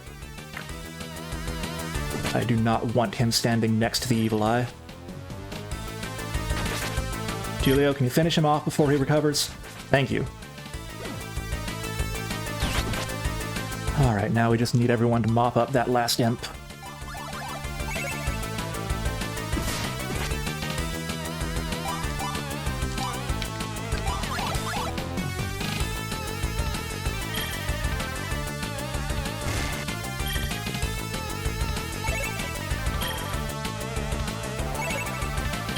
That's a good thing I don't normally see, that Julio is actually able to hit those imps with his lightning effect from his sword. Okay. We are through the Levis fight. That split's inaccurate because half the time in that previous split was there, but...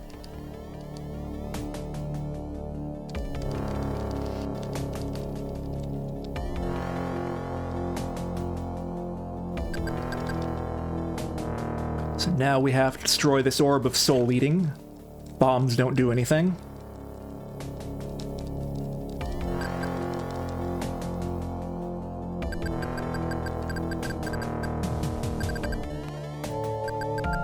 But as it happens, we have this Crimson Flame Jewel that we've been carrying the whole game.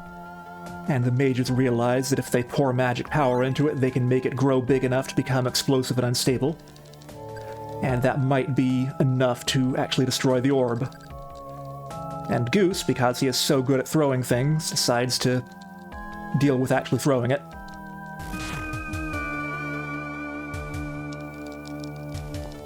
That gets the goopy barrier off the orb, and now we just need to poke it with the Pilgrim Silver Knife, apparently.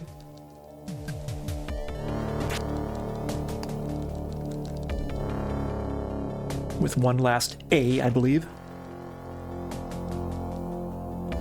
And we did it. All the souls are being released. So everything's okay now, right?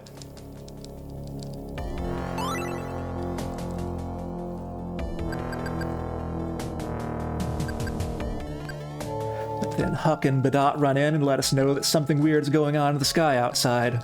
It looks like we're too late and the wave of Rawal has been summoned after all.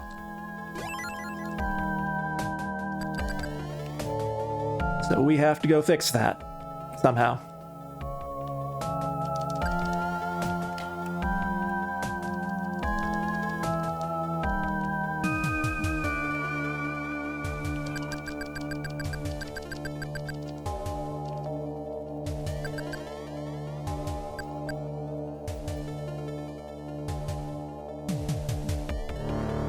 So let me see. What did I decide to do for the final battle here? Notes, I do not. Okay, I think we just want everyone to stay back here.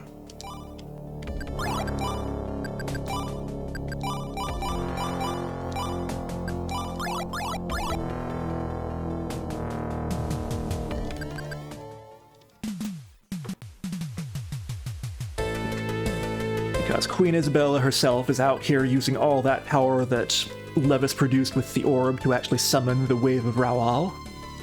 There it is, it's all red and goopy.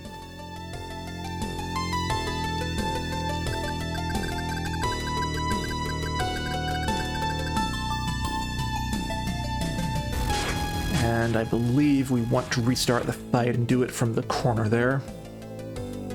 Just to get further away from the Queen herself.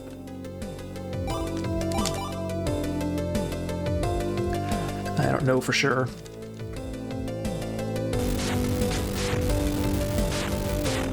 Sometimes this fight goes trivially, sometimes it takes forever. And I don't know how to optimize it yet, but...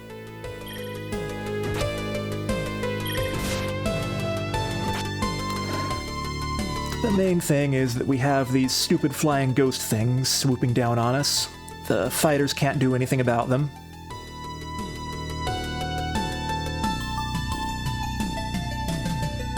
So we have to rely on the casters doing something useful, which usually they don't.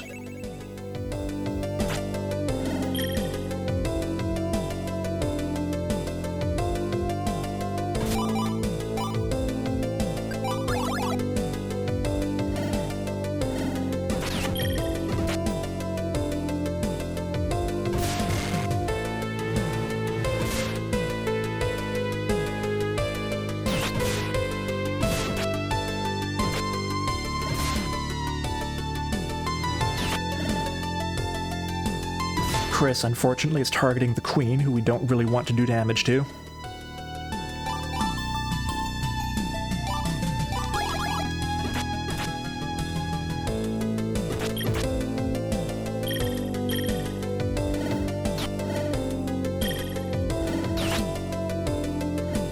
Stella, do you want to heal instead of buffing?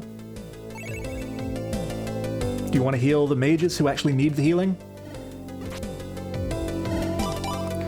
Okay, fine. Chris, you heal. Alright.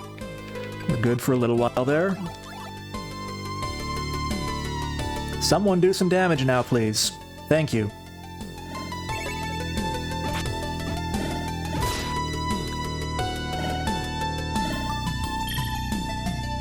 And of course, the ghosts can heal themselves.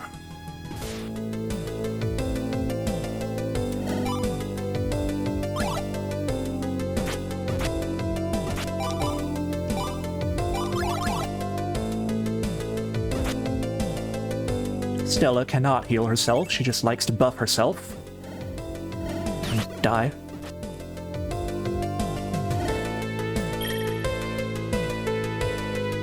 Okay, I don't think I'm recovering from that easily, so let's just restart it.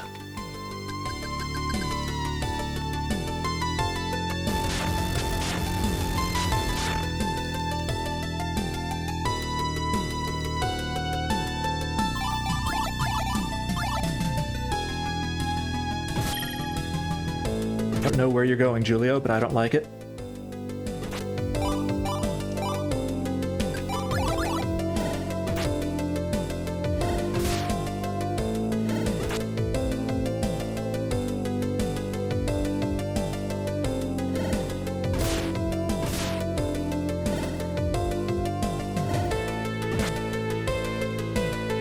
Okay. That thing's asleep. Maybe someone wants to do something to it while it's asleep? Maybe not. That would be kind of a sensible thing to do, right?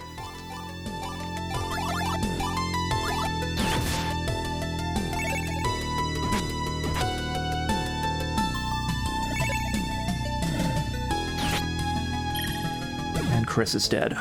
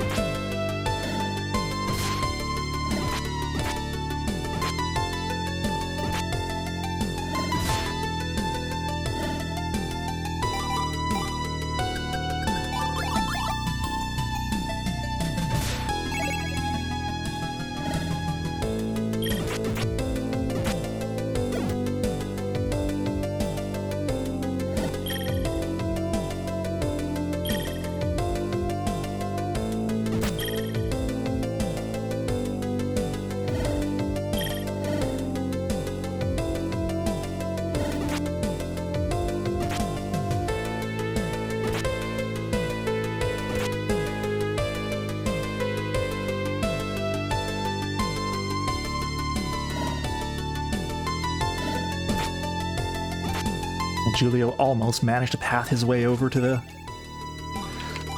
one that was asleep, but no, we can't have nice things. Just try things. What happens if I have the fighters rush the queen and try to distract her?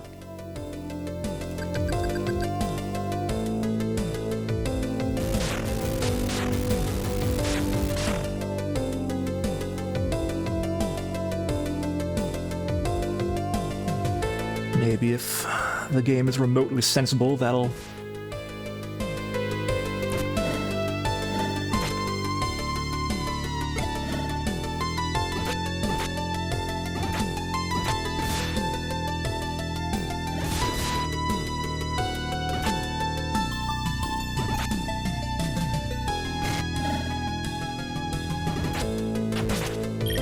Okay, there's a flame down here. Do you want to target it with something now, maybe? Now you're just gonna go to sleep. Why is Chris wandering away?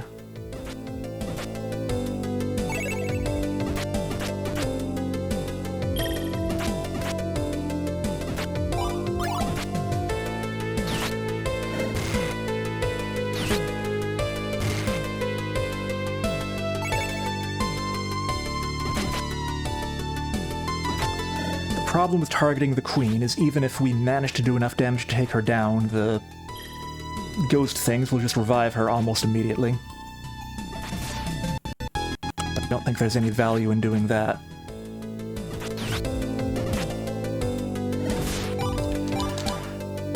The only strategy that's really any use is trying to hang back with the proper strategy set. Trying to hang back and do enough damage to each ghost to actually knock it down.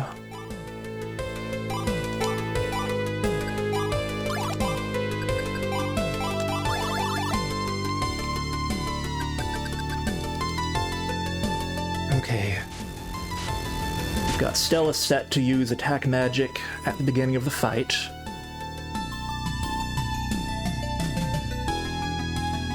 Maybe she and Chris can do something useful once one of these flames comes into range.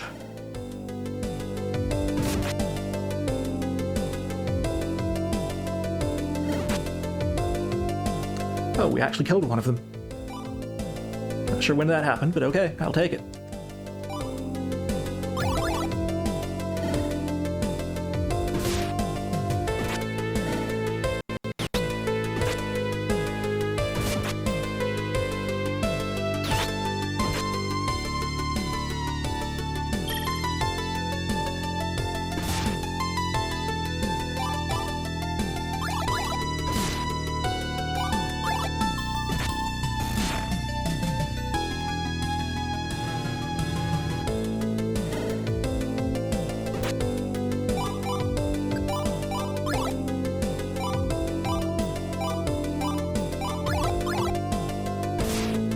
One, please heal Chris very quickly. That works.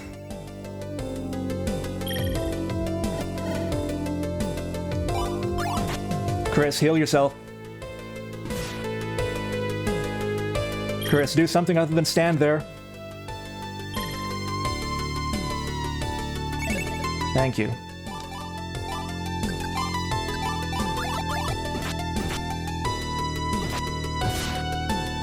Now, maybe one of y'all wants to do some damage to one of the ghosts?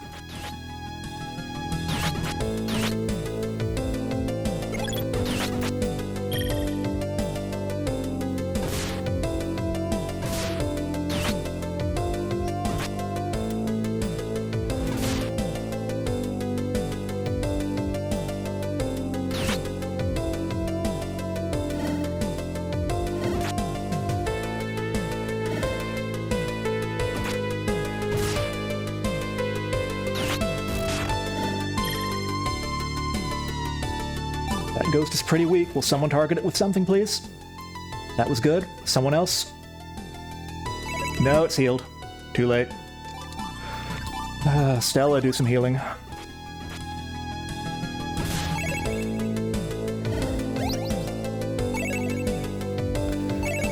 That other ghost got revived. Wonderful. Okay, it's back down. We're good.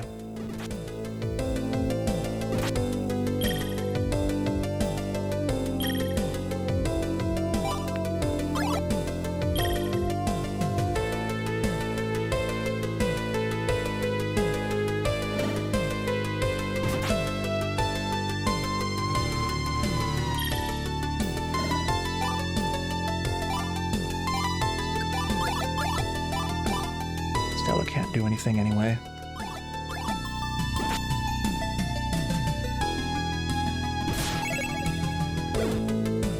Oh, someone killed another one. I'm not sure how.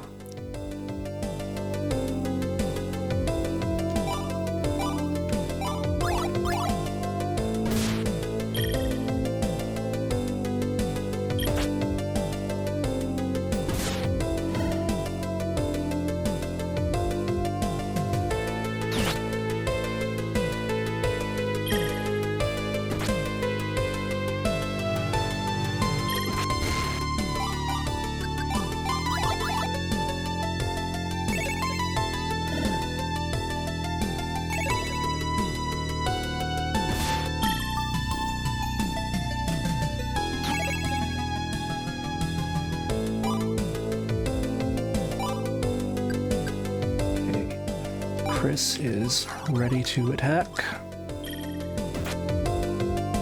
Will she? No, because it's too far away. Does it help at all if we move them to aggressive tactics now?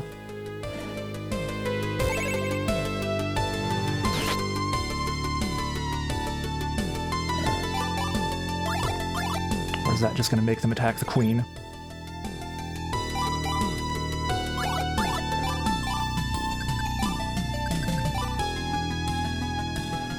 Stella, you need healing.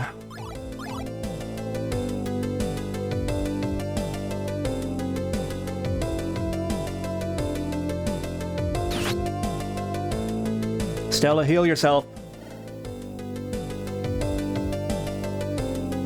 She doesn't heal herself, she just exhausts herself wandering off into the corner.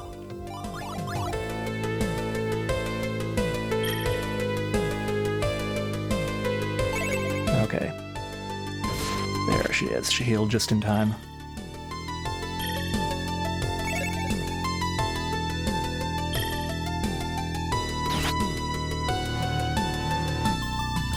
I think this is again the problem where the flames are sitting on tiles that we can't actually path to, so no one's willing to target them while they're unreachable.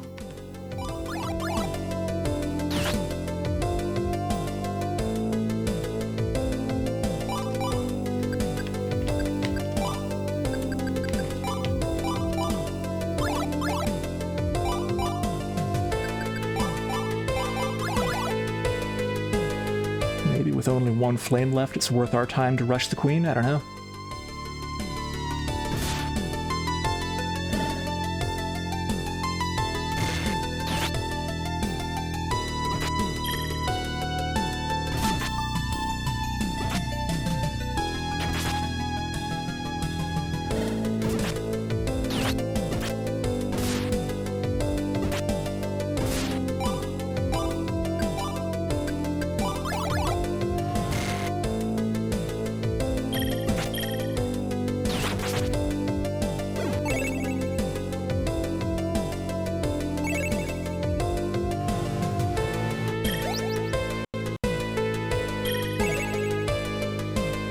Do not revive her.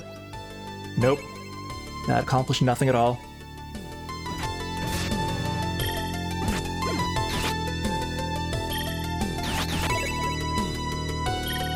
Okay, that flame's almost down. Someone, thank you.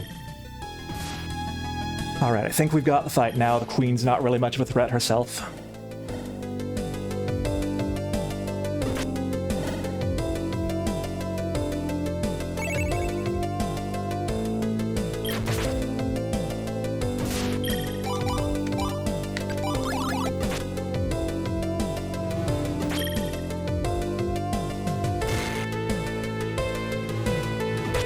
Not a hard fight because nothing really has anything that does damage, but just an annoying long fight. Anyway, that is the last fight in the game. That means we won. But the rules of the speedrun are that we don't end until we get the last text box. At least that's the rules for the PSP version, which I will try to follow here as best I can. And now we just have a long ending we have to mash through.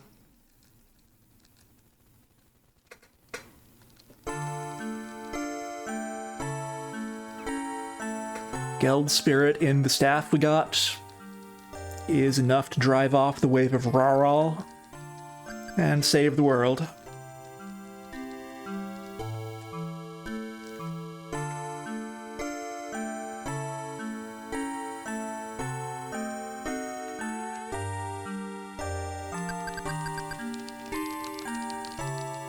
Thank you for the GG's 3 Creepia.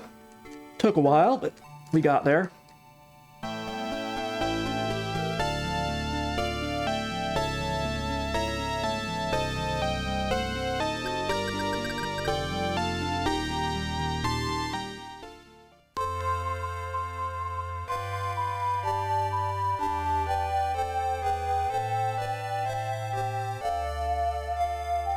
Yeah, there's not a whole lot of speed to it.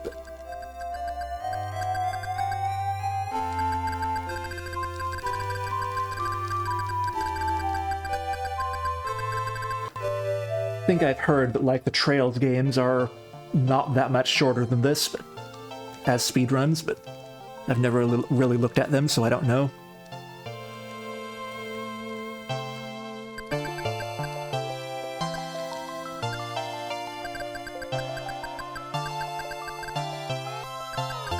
Legend of Heroes 2 was definitely about a 2-hour speedrun, or a 8-hour speedrun the time I did it.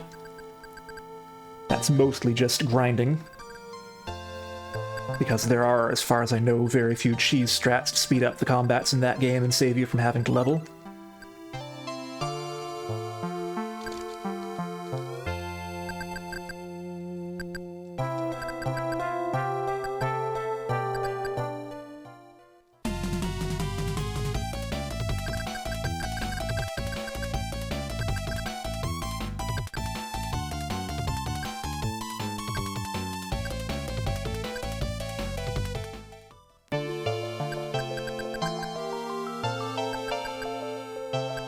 this for a while.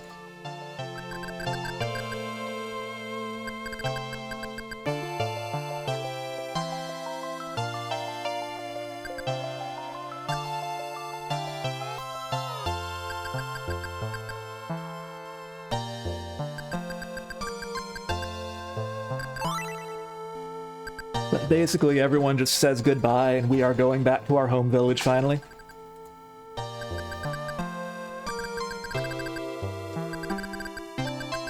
With appropriate honors for having saved the world.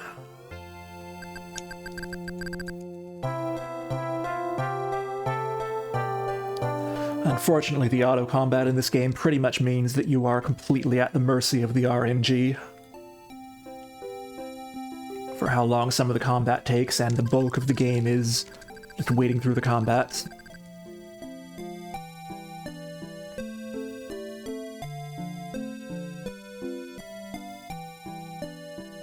Now, the PSP run that I have watched through is about 5 hours right now.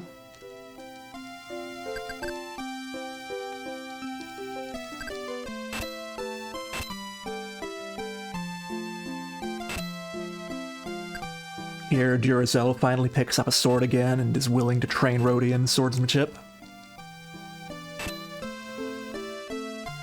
I don't need to mash during this scene.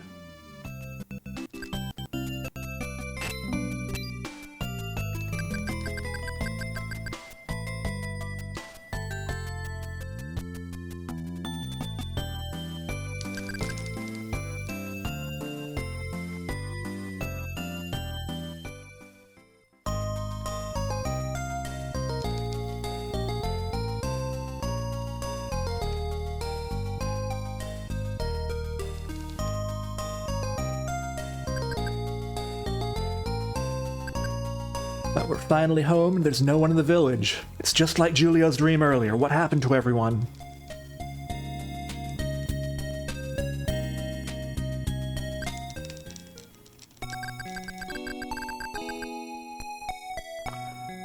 We rush to where Julio saw Rogue collapsed over here, and he has collapsed.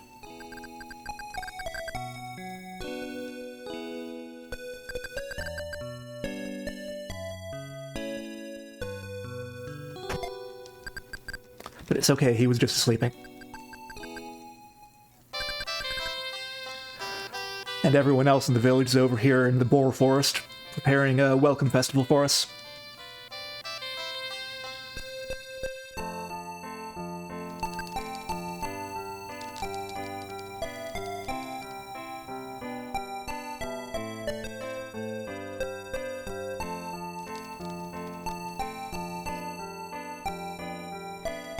It's hard to anticipate when you need to actually mash in this game. There's our old friend, the Kitara player, playing happy music for us.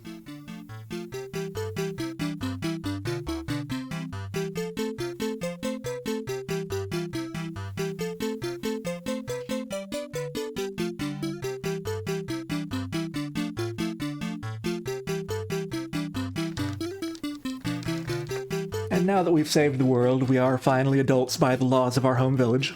Absolutely. That's what it takes.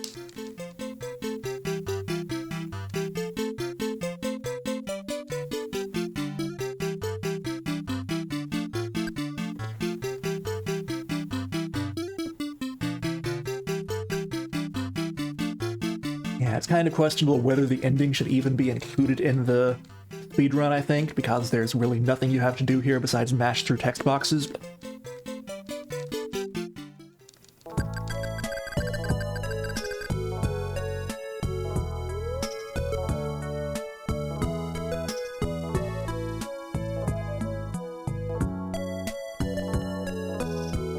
But there's just so much mashing, so much that you have to skip through that it seems kind of silly to end the run after the final boss, I guess. Could go either way, though. I'm just trying to follow the rules as written for the PSP game.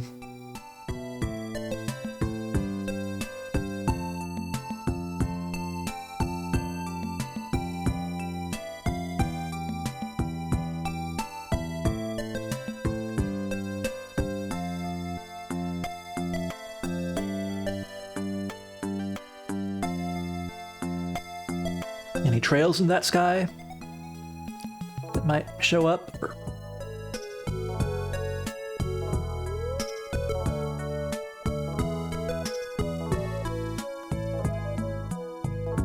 By the way, the next to last chapter, chapter 7, I think, the title is actually...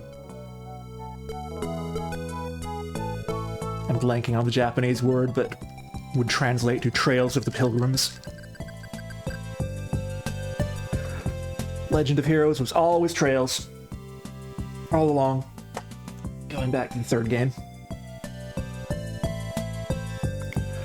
But that's the end of the game. World record, hooray, sub 9.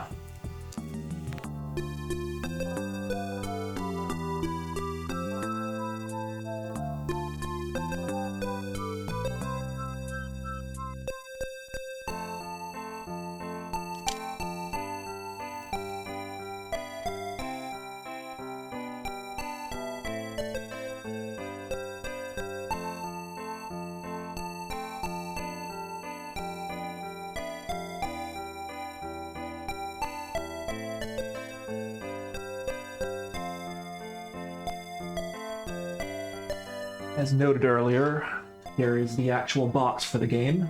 I did not play off the original disc because they're kind of dirty in this copy of it, but I do happen to have it.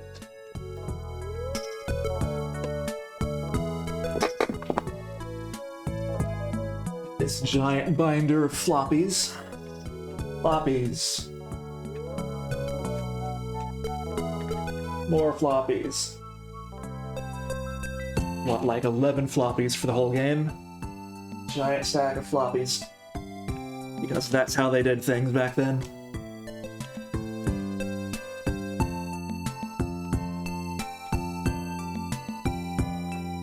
But I just ran it off the hard drive.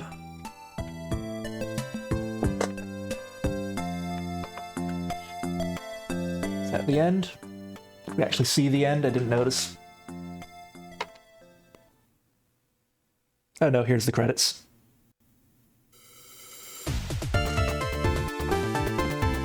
Let's see what actually took forever in the run here.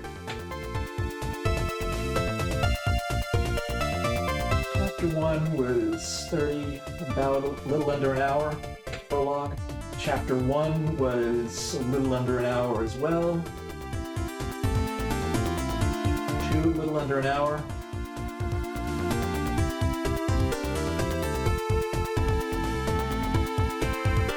5 was a little shorter. Total time in the final chapter was what, like 11?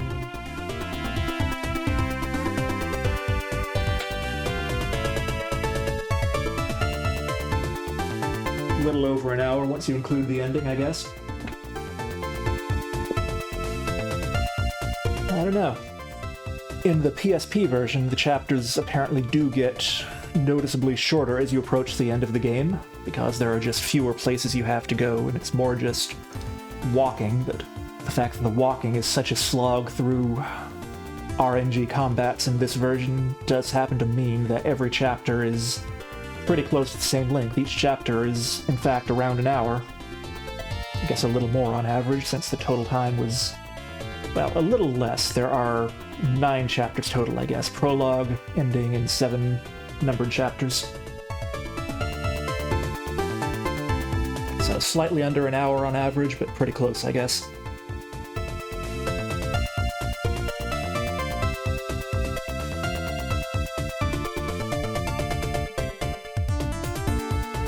So it is interesting that they managed to keep the game playtime that consistent. I'm sure they didn't have speedruns in mind when they designed it. Probably that reflects the actual playtime on a casual run being similar.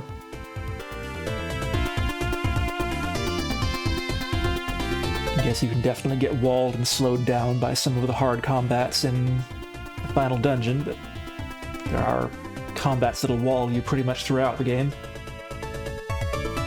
Like the stupid birds in Chapter 1.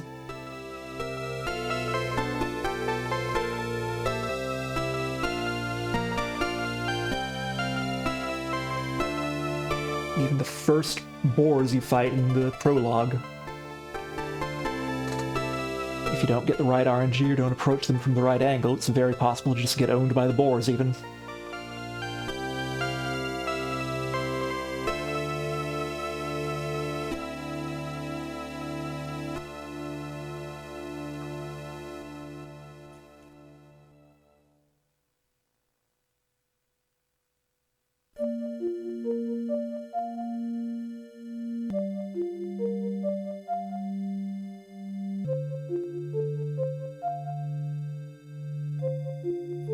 Yeah, there aren't a lot of speedruns of Japanese PC games in general.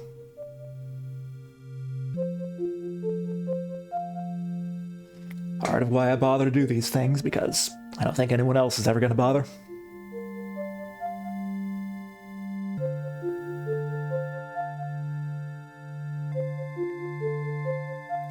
This is actually the renewal version for PC-98, not the original.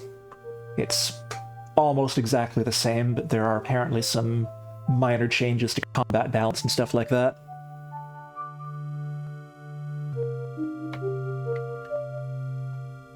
Okay, there's the end screen.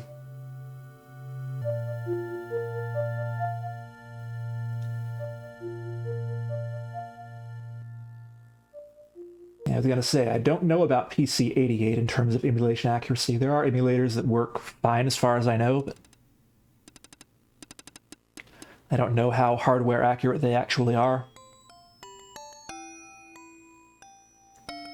One thing that I do know about PC-98 emulation is that the keyboard controller for PC-98 has a weird quirk where if you hold a key down, you get press release, press release, press release, press release back and forth events, as opposed to on a standard DOS keyboard, you will just get press and then press, press, press, press, press, press, press over and over until you release it. So that does have implications for some games like Ys, where you want to keep a key held down for bump combat, because there will be windows between those press-release pairs on actual hardware, but the emulators don't actually emulate that behavior correctly, they just do the DOS-style behavior.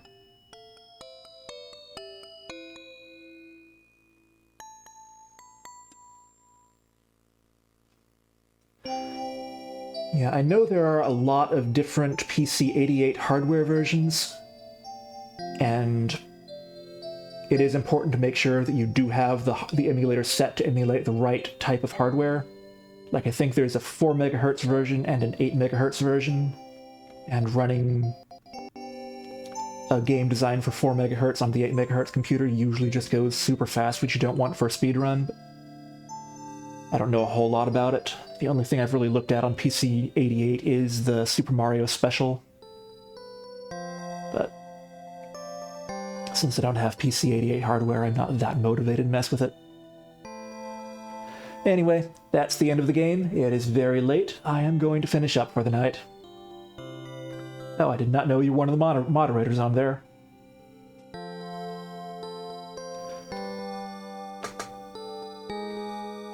Anyway, thank you all for watching, and may you have a beautiful evening.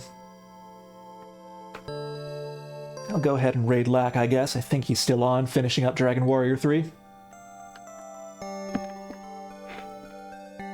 Good night.